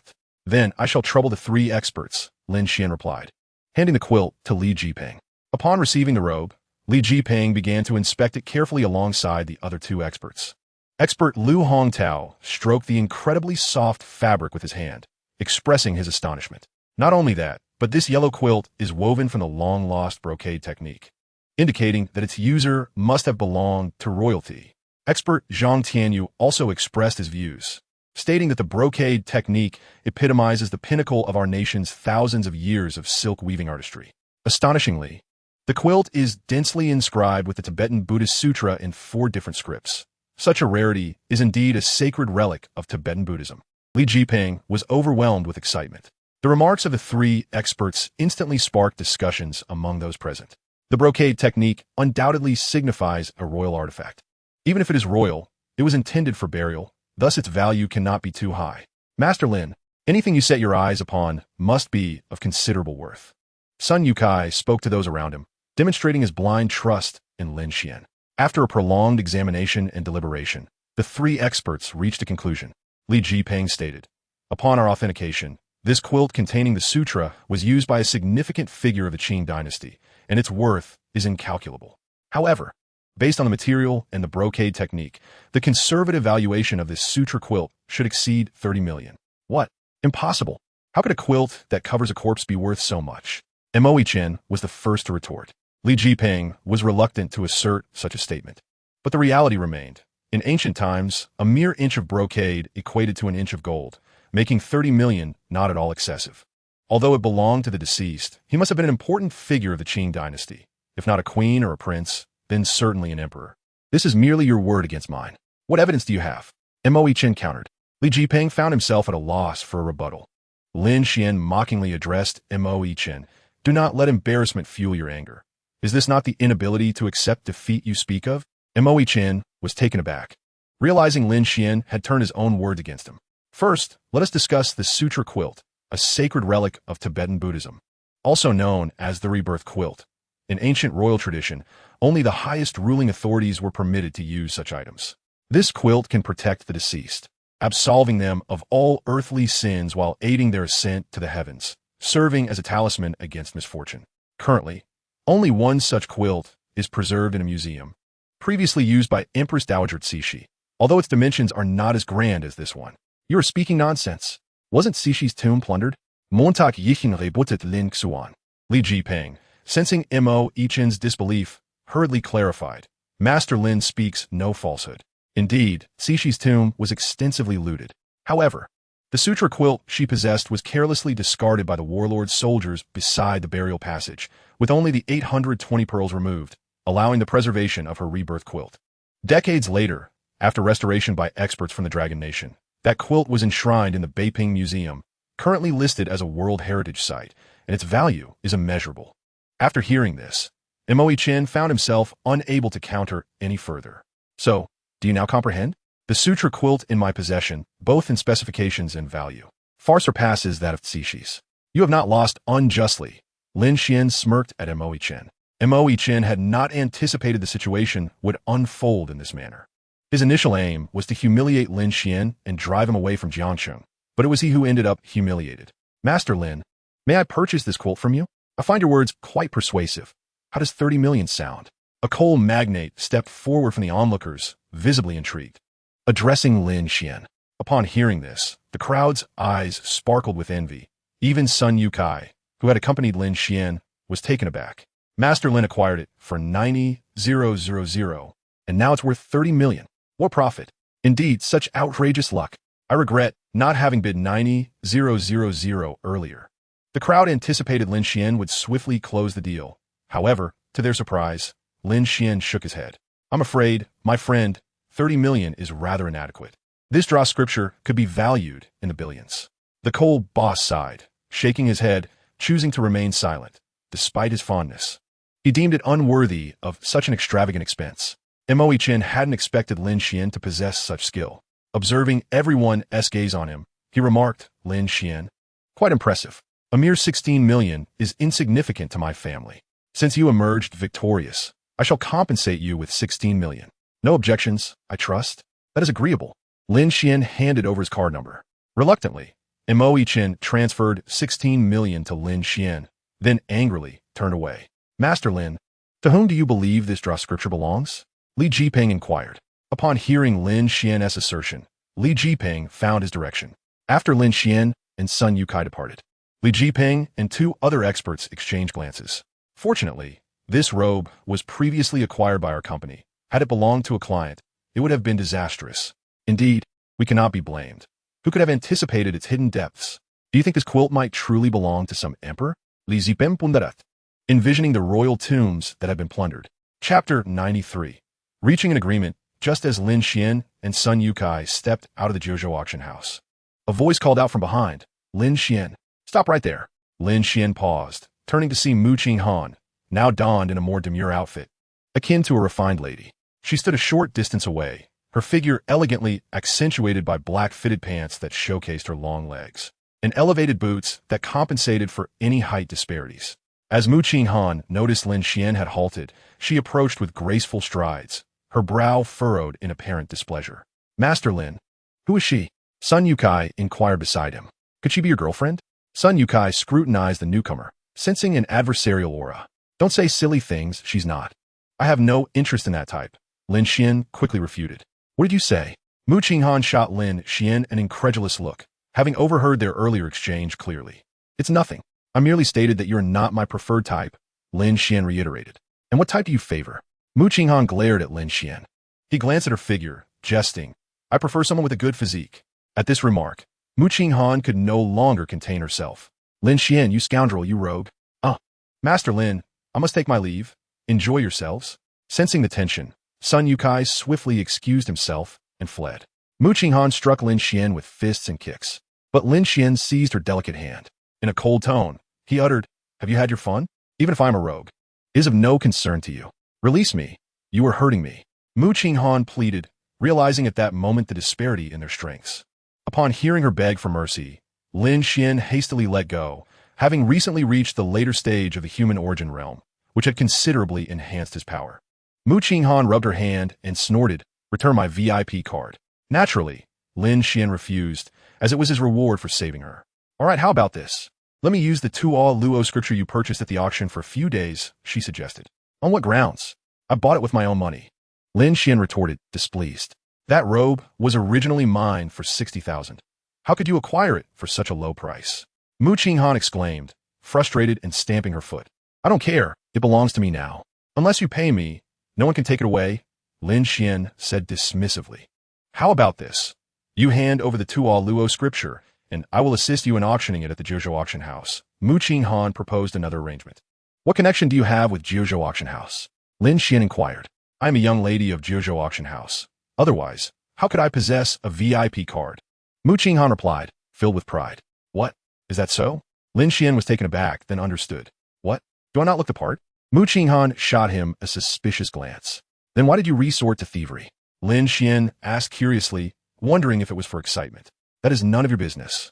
Do not slander me outside," Mu Qinghan warned him. "Rest assured, I will not speak out of turn." "I must take my leave now," Lin Xuan replied, puzzled. "Wait. I implore you to lend me the Tuo Luo scripture for a few days. It is rightfully mine, and I need to present some results to my family. I will return it to you in a few days," Mu Qinghan explained, tugging at Lin Xuan's clothing. "And what if you do not return it? How will I find you?" Lin Xuan expressed his concern about her possibly absconding. "How about this? I will provide you with a treasure as collateral," Mu Qinghan said, resolutely removing a delicate diamond necklace from around her neck. "Here, will this diamond necklace suffice as a pledge?" she offered, extending the necklace towards him. Lin Xuan accepted the necklace and examined it closely. The chain was crafted from platinum, exhibiting a brilliant luster, with a simple design devoid of excessive embellishments. The centerpiece was an enormous heart-shaped blue diamond, radiating a deep azure glow akin to the brightest star in the night sky, dazzling and enigmatic. "This diamond is substantial. How many carats does it weigh?" Lin Xuan inquired with a smile. "What? Carats? Do you think it's cabbage weighed by the pound?" "It's 20 carats. Enough to cover the Tuo Luo scripture," Mu Qinghan replied, exasperated. "What benefit can you offer me?"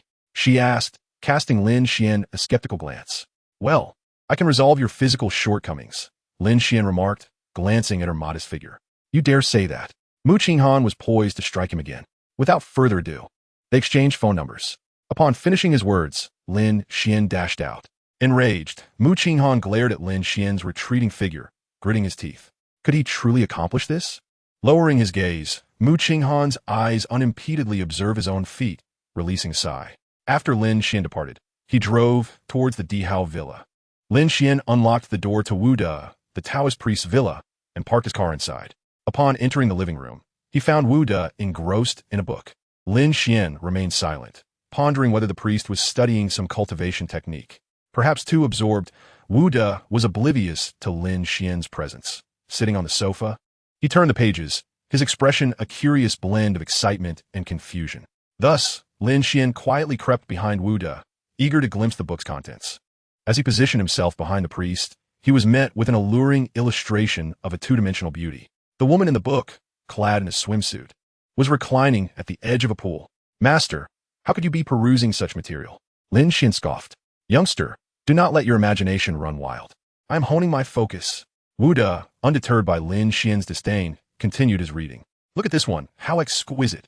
The proportions are remarkable," Wu De remarked shamelessly to Lin Xuan. "Ah, continue your practice. What is there to admire in an image? It's not even animation," Lin Xuan lamented, reflecting that he hadn't entertained such trifles in a decade. "Animation? Do you have any resources?" the Taoist inquired, closing the book with a smile directed at Lin Xuan. "Don't ask me for any. I am a respectable person. You must be over 50. Is this appropriate for you? Take care of your health," Lin Xuan cautioned Wu De. At a loss for words, Lin Xuan ultimately chose to relent and found a Sailor Moon episode to distract Wu De. Chapter 94. The News Spreads. The next day, a sensational piece of news rapidly circulated across the internet. Various media outlets clamored to report, with headlines such as, "Master Lin's 90,000 find of the Tathagatagarbha Sutra, true value exceeding $1 billion. Auction reveals a grand surprise. Young man triumphs. A tattered robe conceals a burial shroud. Whose emperor was it meant for? The Dragon Nation unveils the Tathagatagarbha Sutra, surpassing the quality of Tshishis. Each headline was striking, yet the content remained unchanged. The news featured a video documenting Lin Xuan's successful bid for the robe, followed by the moment he used scissors to cut it open, revealing the burial shroud, culminating in the astonished expressions of the onlookers. Beneath the written report, several high-definition images of the burial shroud were inserted. Sourced from the Jojo auction house. The announcement sent shockwaves through the internet. Ordinary netizens envied Lin Xuan's fortune, marveling at his seemingly extraordinary luck. With comments reaching an astounding 100,000, media representatives expressed curiosity about Master Lin's whereabouts, eager for first-hand information. In no time, the entire populace's attention was fixated on this enigmatic Tathagatagarbha Sutra. Whose shroud could it be? Was it truly that of an emperor? Numerous netizens awaited expert analysis and subsequent reports. In the morning, Lin Xuan awoke and glanced at his phone, taken aback. He had received 10 missed calls. There were calls from the esteemed Elder Jiang, the chubby fellow, and the enchanting reporter Yi Qian from the television station. "Hello, Elder Jiang," Lin Xuan said, perking up. "Congratulations. Young Lin, you have remarkably acquired the Tuoluo Sutra blanket," Elder Jiang exclaimed with excitement. "Ah, merely a stroke of luck," Lin Xuan replied. "How did you come to know?" he asked, puzzled, as he had not disclosed this to anyone. "Your video is widely circulated online. Even someone as old as I am has stumbled upon it," Elder Jiang explained. "Oh, I see," Lin Xuan mused, astonished at the speed of information dissemination, suspecting that the chubby fellow and Yi Qian had also contributed to this matter. "By the way, could you bring the Tuoluo Sutra blanket to the association? I have a friend in Beijing who is well-versed in imperial artifacts," Elder Jiang suggested. "Unfortunately, I cannot at the moment. I entrusted it to the Jojo auction house yesterday, and it is not in my possession," Lin Xuan clarified. Understood. I shall have him contact the Jojo auction house directly," Elder Jiang responded. "Very well." Lin Xuan expressed his regret. "Young Lin, do you know whose Tuoluo Sutra blanket this is?" Elder Jiang inquired with a smile. Lin Xuan pondered briefly before replying. "It should belong to the emperor of the Qing dynasty, though I have yet to ascertain which one." "You are quite close. My friend in Beijing asserts that it belonged to Emperor Qianlong," Elder Jiang disclosed without hesitation. "Emperor Qianlong's?" Lin Xuan exclaimed, exhilarated, realizing that there truly are individuals of great insight who can discern what he could not. "Excellent. I wish to learn more," Lin Xuan humbly remarked. Subsequently, Lin Xuan dialed the chubby fellow. "Hey, are you not resting this weekend?" Lin Xuan yawned, expressing his complaints. "Brother Xuan, you have struck gold. Why did you not take me with you to the auction?" The chubby fellow lamented. "I was brought in by someone else. How could I bring you along?" Lin Xuan replied candidly. "Do not deceive me. I saw the video. You were seated alone in the front row VIP seat at the Jojo auction house." The chubby fellow countered. Lin Xuan, at a loss for words, replied, "It truly was not as you imagine. Brother Xuan, you've changed. Are you going to abandon me?" "We agreed to stick together," the chubby fellow protested, feeling aggrieved. "Enough with the dramatics. By the way, have you been gambling again?" Lin Xuan inquired. "All right, hurry up," the chubby fellow said before Lin Xuan ended the call. Just as the call ended, Yi Qian's call came through. "Hello, is this Lin Xuan?" A clear female voice emanated from the receiver. "It is I. You must be Yi Qian," Lin Xuan replied calmly. "Yes. We at Jiangxing Television wish to conduct an exclusive interview with you. Do you have time?" Yi Qian asked. "I am available. Feel free to come over." Lin Xuan readily agreed. "Great. Where are you located?" Yi Qian was pleasantly surprised by the smoothness of the arrangement. "At Dihao Villa, number 003, Lin Xuan provided the address. "Thank you. The television station's convoy will arrive in an hour," Yi Qian said before hanging up. Lin Xuan quickly got up, freshened up, donned formal attire, and awaited the arrival of the Jiangxing television convoy. "Lin, dressed so appropriately today, are you off to a date?" Wuda unexpectedly appeared behind Lin Xuan. "Taoist, please be mindful of your appearance. The television crew will arrive shortly for an interview," Lin Xuan kindly reminded the Taoist Wuda. "What does the television station want to interview you about?" "Guling Guayir Basiv. I bid on a robe at yesterday's auction, which contains a burial shroud of Emperor Qianlong," Lin Xuan casually replied. Wuda was taken aback, disbelief flickering in his eyes as he stared at Lin Xuan. "Is it truly from Emperor Qianlong? Hurry, show it to me." Lin Xuan shook his head, saying, "I've sent it to the auction house. You can find images online." Thus Wuda, holding his phone, scrolled through a certain app and indeed found Lin Xuan's figure. Then, gazing at the photo of the sutra robe, Wuda remarked, "Not bad. It could very well be Qianlong's. You have an eye for antiques. How did you know there was a shroud inside the robe?" Wu scrutinized Lin Xuan, a look of confusion crossing his face.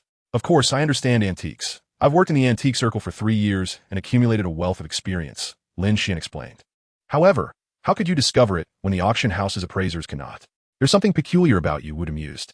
Suddenly, the Taoist's eyes lit up as he looked at Lin Xuan. You don't possess some form of X-ray vision, do you? That technique you practice, the Tianmu art, can it see through everything? Lin Xuan's heart skipped a beat. This secret was known only to him, and he could never admit it. It's not as you imagine. The Tianmu art enhances spiritual power and absorbs the energy of raw stones. Are you certain you're not deceiving me? I swear, Lin Xuan affirmed. Very well, then tell me the color of my underwear. The Taoist decided to test Lin Xuan one last time. The Taoist was left frozen in place. Lin, well done. You truly discovered that. This is fantastic. I'm going to be prosperous, Wu exclaimed excitedly. No way, this Taoist really isn't wearing underwear, Lin Xuan thought, speechless, and hurried to explain. Chapter 95, The Television Interview. Lin Xuan spent considerable time explaining to Wu, who finally set aside his doubts and accepted Lin Xuan's fantastical claims. In the morning, Lin Xuan ordered 2 breakfast takeouts, soybean milk, fried dough sticks, and eggs.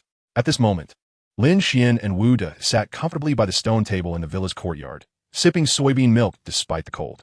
Taoist, what piqued your interest in Qianlong? Lin Xuan asked while munching on a fried dough stick. How old are you, Taoist? Lin Xuan was curious, from the tone of his voice. Could he have lived for 300 years? I can't recall, Wu replied nonchalantly. At that moment, a business van arrived, and Yi Qian opened the door, stepping out and waving at Lin Xuan in the courtyard. Lin Xuan set down his bowl and quickly went to open the gate. Yi Qian looked at Lin Xuan, joyfully exclaiming, Lin Xuan, I can't believe you live here. This is the most luxurious villa in Jiangxin. Lin Xuan offered a brief explanation. This villa belongs to the Taoist. I am temporarily residing here. Come on in. Lin Xuan gestured for Yi Qian, the photographer, and the driver to enter. He led the 3 of them into the villa. Master Wu held a delicate blue and white porcelain bowl in his hands, sipping soy milk with a squint and a smile, his gaze fixated dreamily on Yi Qian's bosom. Who is this elderly gentleman, Lin Xuan? Yi Qian inquired, glancing at Wu. Upon hearing this, Lin Xuan's expression darkened, revealing his displeasure. Yi Qian courteously greeted Wu. Good morning. Sir, I hope I'm not disturbing you. Not at all, not at all. Do come by often, Wu replied with a smile. Lin Xuan noticed the lascivious glint in Wu's eyes, reminiscent of a comic book enthusiast, and hurriedly ushered Yi Qian and the others into the house, closing the door firmly behind them while casting a stern glare at Wu. The implication was clear. Master, please maintain your dignity. As your request to Lin Xuan for animated content had utterly shocked him. Inside the villa, Yi Qian articulated the purpose of their visit. Lin Xuan, our Jiangxing television station would like to conduct an exclusive interview with you, taking up just an hour of your time. Would that be acceptable? Certainly. I shall take you to my study, Lin Xuan responded, leading Yi Qian and the cameraman to a study room. In the study, Lin Xuan, impeccably dressed in a suit, sat composedly. Shall we begin? Yi Qian inquired, microphone in hand, as the camera operator prepared to record. Lin Xuan nodded affirmatively. Yi Qian then took a seat beside Lin Xuan, initiating the interview with a brief introduction about him before posing her first question. Mr. Lin, do you know how many fortunate finds you have made this year? She asked with a smile. Well, I believe it must be around 3 or 4 times. Lin Xuan conservatively estimated, though in reality, he had made over 10 discoveries. It must be more than that. I know of several instances, Yi Qian remarked earnestly. Lin Xuan merely smiled in response, offering no contradiction. Yi Qian sought Lin Xuan's permission to summarize, to which he politely acquiesced. The first instance I am aware of was when I saw you purchase a clay Buddha from an antique shop, only to later discover that it concealed a porcelain statue of a Buddha from the He dynasty. Would that count as one? Lin Xuan nodded in affirmation, yes. That would indeed count. Curious, Yi Qian asked, why would someone hide a porcelain statue within a clay Buddha? Lin Xuan pondered briefly before responding. In Buddhism, all that is seen is a manifestation of the Buddha. For those who believe, both the clay and porcelain representations hold equal significance. I speculate this was done to mislead potential detractors and to safeguard the porcelain Guanyin statue. Yi Qian contemplated his words thoughtfully before continuing. The second instance was your discovery of Tang Bohu's pine and cypress on a mountain path, which was also featured in an interview with the national television. Would you consider this a significant find? That too counts, he acknowledged. I have a rather pointed question for you. Recently, Many netizens have urged you to donate pine and cypress on a mountain path to a museum. What are your thoughts on this? I have already sold pine and cypress on a mountain path to a mysterious buyer who intends to donate the piece to a museum. Further details will be revealed in subsequent reports. Lin Xuan replied, withholding the buyer's identity. This clarification would likely quell any criticism from netizens. That is splendid, Yi Qian remarked. Yi Qian was taken aback to learn that Lin Xuan had already sold the painting, which would ultimately find its place in a museum. Her eyes sparkled with admiration as she gazed at Lin Xuan. This is the third fortunate discovery, and this seemingly ordinary kasaya obtained from the auction house conceals a thanka inside. I've heard it is worth over 100 million. Is that true? Indeed. It could be considered a fortunate find, Lin Xuan replied calmly. Do you know who used this thanka? Is it truly meant for the burial of a Qing dynasty emperor? Lin Inuited. Yes, this thanka surpasses the one owned by Empress Dowager Cixi in terms of specifications. Currently, there are only 2 known in our country. Based on my conjecture, this thanka was intended for Emperor Qianlong, Lin Xuan asserted, harboring hopes that this artifact would fetch a good price. Wow, it really belonged to Emperor Qianlong? What evidence do you have? Yevin Pidesit, Lin Xuan briefly reasoned. Historical records confirm that Emperor Qianlong was indeed buried with a thanka. A century ago, his tomb was looted and many treasures were lost, yet the thanka remains unaccounted for. I suspect this is it. However, verification will require expert assessment. Yi Qian listened intently, finding Lin Xuan's explanation plausible. Subsequently, she posed several more questions, and an hour later, the interview concluded. Lin Xuan, thank you for allowing me this interview, Yi Qian said with a smile. They haven't been waiting for you? Lin Xuan asked, puzzled. Oh, I see. Do you have other matters to attend to? He signaled the end of their conversation, wishing to resume his training to heal his hidden injuries. Lin Xuan, I would like to treat you to a meal as a token of gratitude for your previous assistance. Yi Qian invited him warmly. Go ahead, grandson. Grandpa can take care of himself, Lin Xuan retorted, slightly annoyed, having once again been teased by Taoist Wuda. In my heyday, countless people queued to call me grandson, but I never acknowledged them. Alas, I'm growing old. It seems I'm not as good as a dog, Taoist Wuda lamented, a hint of sadness in his tone. Come on, Lin Xuan, I know a nearby restaurant that serves exquisite dishes, Yi Qian urged. Very well. Will we need to drive? Lin Xuan inquired. No need. It's just a 5-minute walk, Yi Qian exclaimed joyfully, leaping with enthusiasm. But it's only 10:30, and I am not hungry, Lin Xuan replied. That's all right. Just accompany me for a stroll, Yi Qian said with a smile. Lin Xuan was taken aback. Shopping? What a calamity. Lin kid, remember to pack me a meal. Taoist Wuda called out as he watched the two depart. Chapter 96, The Shield. Under Yi Qian's enthusiastic persuasion, Lin Xuan reluctantly followed behind. Yi Qian was quite familiar with her surroundings, and together they strolled toward a nearby shopping center. Lin Xuan, how old are you this year? Yi Qian asked as they walked. 25, Lin Xuan replied without hesitation. Do you have a girlfriend? Yi Qian pressed further. I had one before, but we have since broken up, Lin Xuan stated, wishing to avoid the gravity of the topic. Unaware of Lin Xuan's somber expression, Yi Qian continued questioning. What was the reason for the breakup? Lin Xuan sighed. She found me lacking in wealth and unable to provide the lifestyle she desired. What? She found you poor? Yi Qian was rendered speechless. She contemplated numerous reasons, yet the true cause of their breakup was unexpectedly financial. Sigh. There is no need to dwell on it. I was indeed impoverished, earning merely around 6,000 a month. Lin Xuan had no desire to continue discussing Su Waner. Well, you are exceptional, and I am certain you will find someone more suitable, Yi Qian encouraged Lin Xuan. Lin Xuan offered a bitter smile. The question of whether he could survive the next 3 years loomed larger than romantic entanglements. The two conversed casually, quickly arriving at the shopping plaza. Sudendi, Ye Wien halted. Turning to face Lin Xuan. Have we arrived? Why are you turning around? Lin Xuan inquired. At that moment, a voice called out from behind. Yi Qian, I see you. A young man, brimming with joy, sprinted towards Yi Qian. With glasses perched on his nose, the man approached her, noticing Lin Xuan, and instantly his expression soured. He glowered at Lin Xuan and demanded, Who are you? Understanding the misunderstanding, Lin Xuan replied in a low tone, I am Miss Ye's friend. This is none of your concern.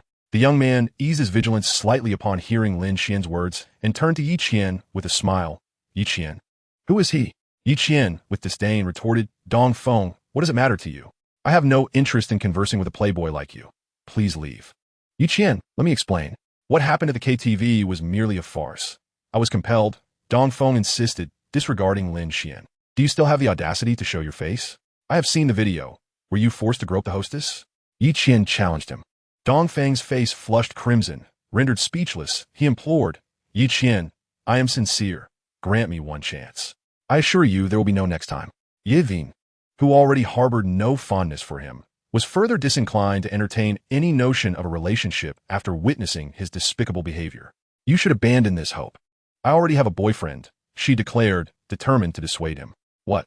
Who is he? Dongfeng glared at Lin Xuan with ire. He is right before you, Yi Qian said, suddenly entwining her arm with Lin Xuan's, portraying an intimate couple. Lin Xuan was momentarily taken aback. He had become a shield, and though reluctant, he refrained from clarifying, as he too held no affection for the bespectacled man. No, you must be deceiving me, right? Dongfeng accused, suspecting Yi Qian of trickery. Unanticipatedly, Yi Qian realized that Dongfeng had seen through a ruse. Feeling anxious, she concocted a new plan, leaping forward to plant a kiss on Lin Xuan's cheek. He was startled, touching his face, which still bore the faint trace of her delicate fragrance. Is there still any doubt? After the kiss, Yi Qian nestled against Lin Xuan, feigning an air of innocence. Witnessing their close interaction, Dongfeng's complexion shifted from red to pale with anger, and he warned Yi Qian, just wait. You will come to regret this. Yi Qian ignored him, grasping Lin Xuan's sturdy hand as they proceeded toward the shopping plaza. Dongfeng, watching their retreating figures, muttered darkly, I once thought you were a pure journalist, but it seems you're nothing more than a promiscuous woman. Damn it, that brat got ahead of me. Just wait and see. A sinister grin spread across Dongfeng's face as he plotted his revenge. Unbeknownst to him, his earlier remarks had been overheard by Lin Xuan, who stood 100 meters away. Upon hearing Dongfeng's comments, Lin Xuan hesitated, contemplating whether to admonish him, but upon noticing that Dongfeng had already departed, he dismissed the thought.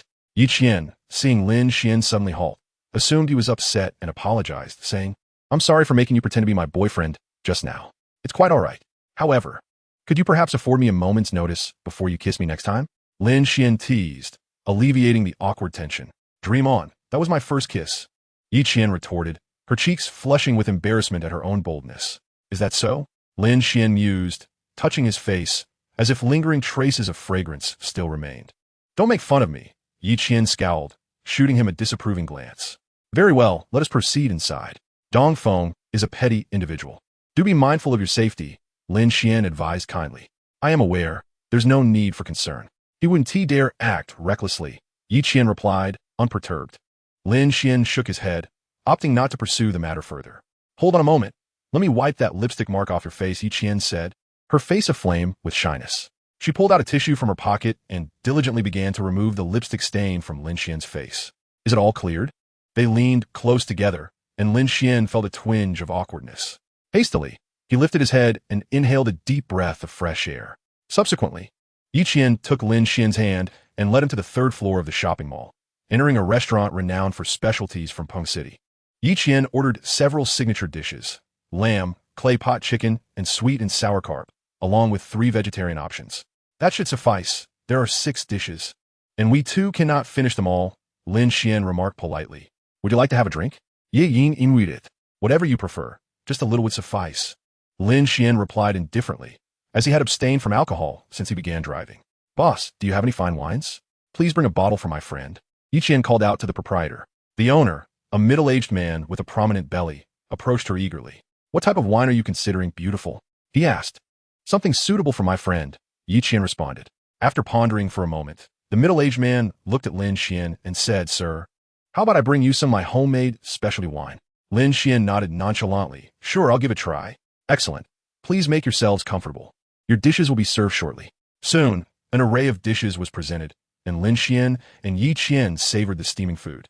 So how is it? The flavors are satisfactory, I hope? Yi Qian inquired with a smile.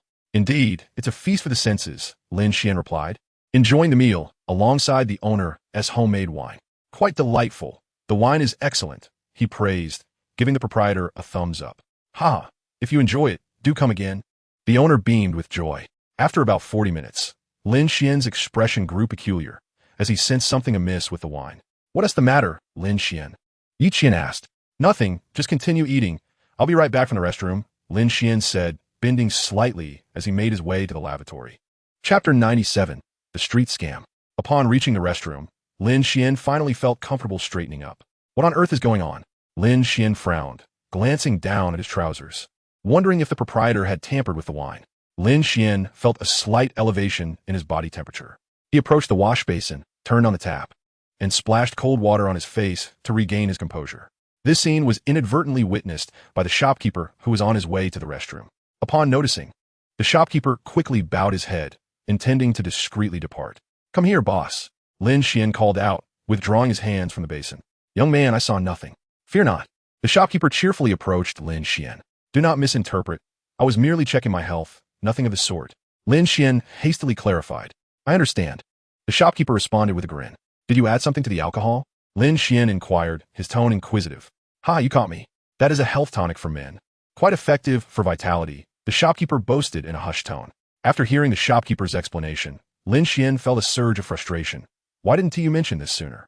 Did I need such a thing? Besides, I have no girlfriend. What purpose does this serve?" "Huh? So, she's not your girlfriend? I assumed you two were a couple." "Never mind. A little drink one tea hurt. I indulge daily without issue." The shopkeeper patted his chest confidently. "Never mind.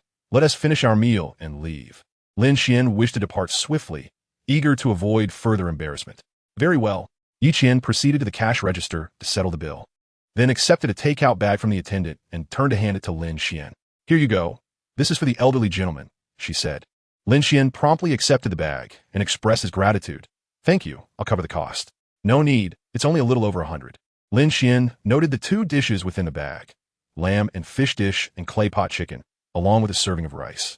"By the way, where's the alcohol?" Lin Xuan asked. The shopkeeper, beaming with delight, hurriedly found an empty bottle and filled it generously, quickly offering it to Lin Xuan. A pound for 50 yuan. Invigorating and restorative. Lin Xuan feigned indifference, completed the payment, and swiftly departed with Yi Qian. At that moment, a middle-aged man dressed like a laborer, wearing a hard hat, intercepted Lin Xuan and Yi Qian. The man, with a furtive demeanor, glanced around before quietly asking, "Young sir, is there an antique shop nearby?" He attempted to pull Yi Qian away. Curious about his suspicious behavior, Yi Qian queried, "What do you need an antique shop for?" Seeing that Lin Xuan was not engaging, the man shifted his attention to Yi Qian, stammering, "Oh, it's nothing. I just unearthed a few antiques at the construction site and wish to sell them." "Antiques? Were they? Show me." Yi Qian's interest was piqued. Lin Xuan, standing silently beside her, recognized the familiar ruse, having encountered such schemes before. The man, ensuring no one was watching, produced a small, muddy bowl from his pocket. "This little jade bowl is what we just dug up." Lin Xuan merely glanced at it. Without waiting for Yi Qian to respond, he took her by the arm and walked away. "Lin Xuan, what's wrong? That item seems dubious," Yi Qian asked uncertainly. Lin Xuan leaned close to her ear and whispered, "That person is a fraud. He didn't find it at any construction site. It's merely bait to deceive the elderly." "Oh, I see now." Yi Qian grasped the situation. "Let us go. It's best we disregard this matter." Lin Xuan had become immune to such occurrences. This narrative unfolded daily. "Wait, look, he is deceiving the elderly again." Yi Qian gazed towards a distant migrant worker. Lin Xuan noticed as well. The worker was showcasing something to an elderly man. With a sense of resignation, Lin Xuan followed suit. As a journalist, Yi Qian had no tolerance for fraudsters. Approaching the elder, she directly exposed the migrant worker's scheme, saying, "Sir, please do not be deceived. The antiques he is selling are all counterfeit." The elderly man, in his 60s, paused momentarily, bewildered. "What do you mean, young lady? He is a fraud. We must leave at once," Yi Qian reiterated. Upon hearing her words, the man's displeasure was evident as he retorted, "Sir, do not listen to her nonsense. I truly excavated this from the construction site. Whether you buy it is your choice, but if you miss this opportunity, you may regret it." The elder hesitated. At that moment, a man in a suit appeared from an unknown direction, approached, and examined the jade bowl in the worker's hands, stating, "This is quite remarkable. It clearly appears to be old. How much?" "I shall purchase it. 1,250 yuan. "Very well, I will take it." As he spoke, the suited man produced 13 100 yuan bills and handed them to the migrant worker. "That item is counterfeit. Do not buy it," Yi Qian cautioned the man in the suit. "What do you know? This is undoubtedly genuine. Your concern is unnecessary," the suited man scolded Yi Qian. She stood in bewilderment while Lin Xuan smirked, and the elderly man's confusion deepened. The migrant worker gleefully accepted the money, then returned 50 yuan to the suited man. "Is there anything else?" The man in the suit asked, still holding the jade bowl. There is also a jade turtle. This one is 2,500 yuan. The migrant worker cautiously retrieved a turtle encrusted with yellow mud from his pocket. This one is also good. I will take it. Can I pay via mobile? The suited man inquired. No, my phone is at the construction site, the migrant worker explained. I see. I will go fetch some cash. Do not sell it to anyone else. Wait for me. With that, the suited man hurried away. Observing the opportunity, the elderly man quickly grasped the migrant worker's hand, saying, Sell this to me for 2,500 yuan. I will take it. The migrant worker hesitated briefly, but reluctantly agreed. Fine, I do not know if you will return. So I will sell you the jade turtle. Yi Qian, unable to intervene, stomped her feet in frustration. Chapter 98. The Joy of Helping Others. The elderly man, now entranced, excitedly produced 2,500 yuan, handing it to the migrant worker who was masquerading as a scammer. The con artist, elated, quickly accepted the money and offered the jade turtle to the elder, intending to leave. Lin Xuan could not permit the fraudster to escape. He had already discreetly alerted the authorities, awaiting their arrival to apprehend the crook. Hey, what are you doing? The scammer demanded, glaring at Lin Xuan, who stood in his path. Remaining utterly composed, Lin Xuan replied, You must be aware that with hands and feet, you could work honestly, yet you choose to deceive instead. Does this money bring you comfort? Upon hearing this, the scammer's eyes flickered, betraying his guilt as he retorted, Who are you? Do not speak out of turn. Step aside. He then lunged forward to push Lin Xuan. Without hesitation, Lin Xuan swiftly subdued the man, pinning him to the ground with a single hand. Release me, or I shall alert the authorities, the young man declared. The scammer, taken aback by Lin Xian's formidable demeanor, found himself unable to stand. Feel free to call the police. I await your summons, Lin Xuan replied with a smile, unperturbed by the threat. Despite the scammer's verbal insistence on contacting law enforcement, he hesitated to take action. At that moment, a man in a suit, clutching cash, rushed back. Upon seeing his partner cowering on the ground, he glared at Lin Xuan and demanded, What are you doing? Lin Xuan met the suited man's gaze. You are in cahoots. Are you not? The suited man, refusing to acknowledge his true identity, retorted, I do not comprehend your words. I am merely here to purchase antiques. Meanwhile, the elderly man who had just completed his transaction cradled a jade turtle with great affection. Seeing the suited man approach with cash only reinforced his belief that he had acquired a genuine artifact. He concealed the jade turtle within his clothing and urged Lin Xuan. Young man, you are mistaken. Release this labor at once. Indeed, what skill is it to bully a laborer? The suited man scoffed, glaring at Lin Xuan. Many onlookers began to notice the unfolding situation and gathered to witness the spectacle. Without discerning the truth, they leveled accusations at Lin Xuan. Yi Qian attempted to clarify the matter, but her voice was drowned out by the crowd. Fortunately, this tumultuous scene lasted only a brief moment before two police officers approached. What is going on? Who called the police? One officer inquired. I did, Lin Xuan responded. The suited man, sensing the predicament, attempted to flee but was swiftly apprehended by Lin Xuan. The officers requested Lin Xuan to recount the events. He narrated the incident in detail. The police, upon hearing his account, turned to the laborer and asked, Are you certain it was excavated from the construction site? The scammer, appearing as a laborer, hastily defended himself. Officer, of course not. I am selling art. I would never engage in illegal activities. I possess the supplier's address. Feel free to investigate. Upon hearing this, the onlookers began to realize that Lin Xuan was indeed a good Samaritan. The elderly man, incensed, retrieved the jade turtle from his clothing and shouted at the scammer, Scoundrel, return my money. That is my retirement fund. The scammer quickly produced the cash and returned it to the elderly man. The police, feeling a sense of futility, acknowledged that such scams were routinely exposed, yet the elderly often remained oblivious. The officer's gaze shifted to the suited man. Speak. Are you not his accomplice? The suited man, sensing the officer's stern scrutiny, feebly protested. Yes, but I was merely a temporary actor. I was unaware of the authenticity of the item. The police expressed their gratitude to Lin Xuan and Yi Qian before departing in their patrol car. Afterward, Lin Xuan and Yi Qian went their separate ways near the Dihao villa. Taoist, allow me to prepare a meal for you, along with some wine. Savor it at your leisure, Lin Xuan offered.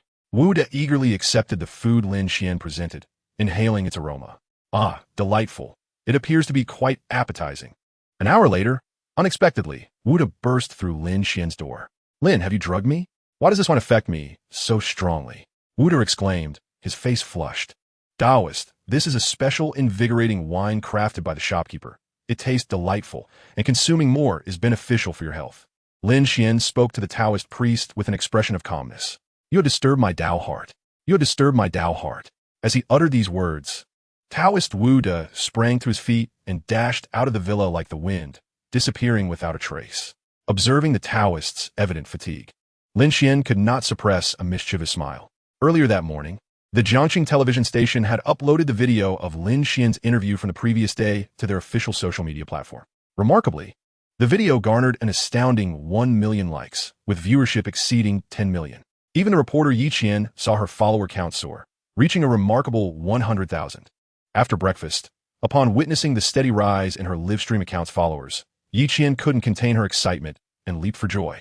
Upon investigating the cause, she discovered that the surge in followers stemmed from the virality of her interview with Lin Xuan, with many fans drawn in through the station's official account. At that moment, Lin Xian's phone rang. Hello, it's me, Yi Qian. The video of our interview has gone viral.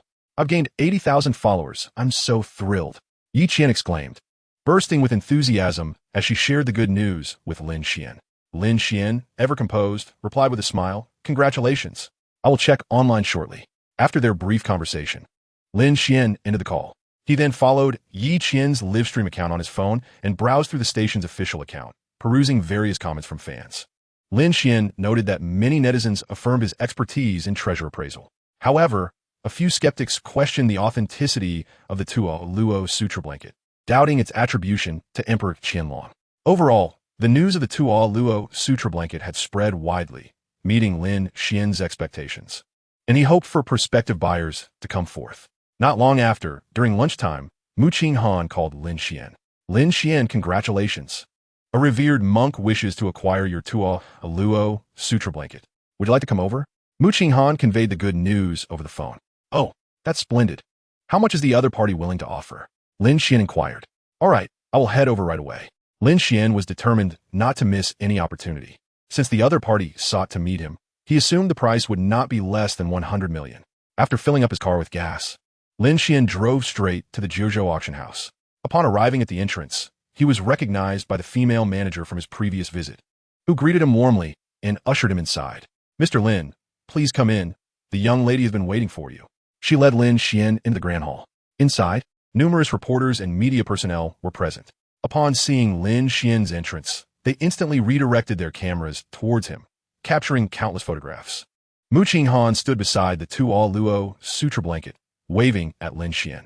He noticed that beside Mu Qinghan was an elderly monk, whose benevolent demeanor and appearance were indicative of a high-ranking spiritual figure. Lin Xuan hurried towards the pair. Master Daoxin, this is Lin Xuan. Mu Qinghan introduced Lin Xuan to the elderly monk. The monk glanced at Lin Xuan, his expression revealing a mixture of surprise and concern. Amiba, benefactor Lin, you are destined to encounter tribulation soon.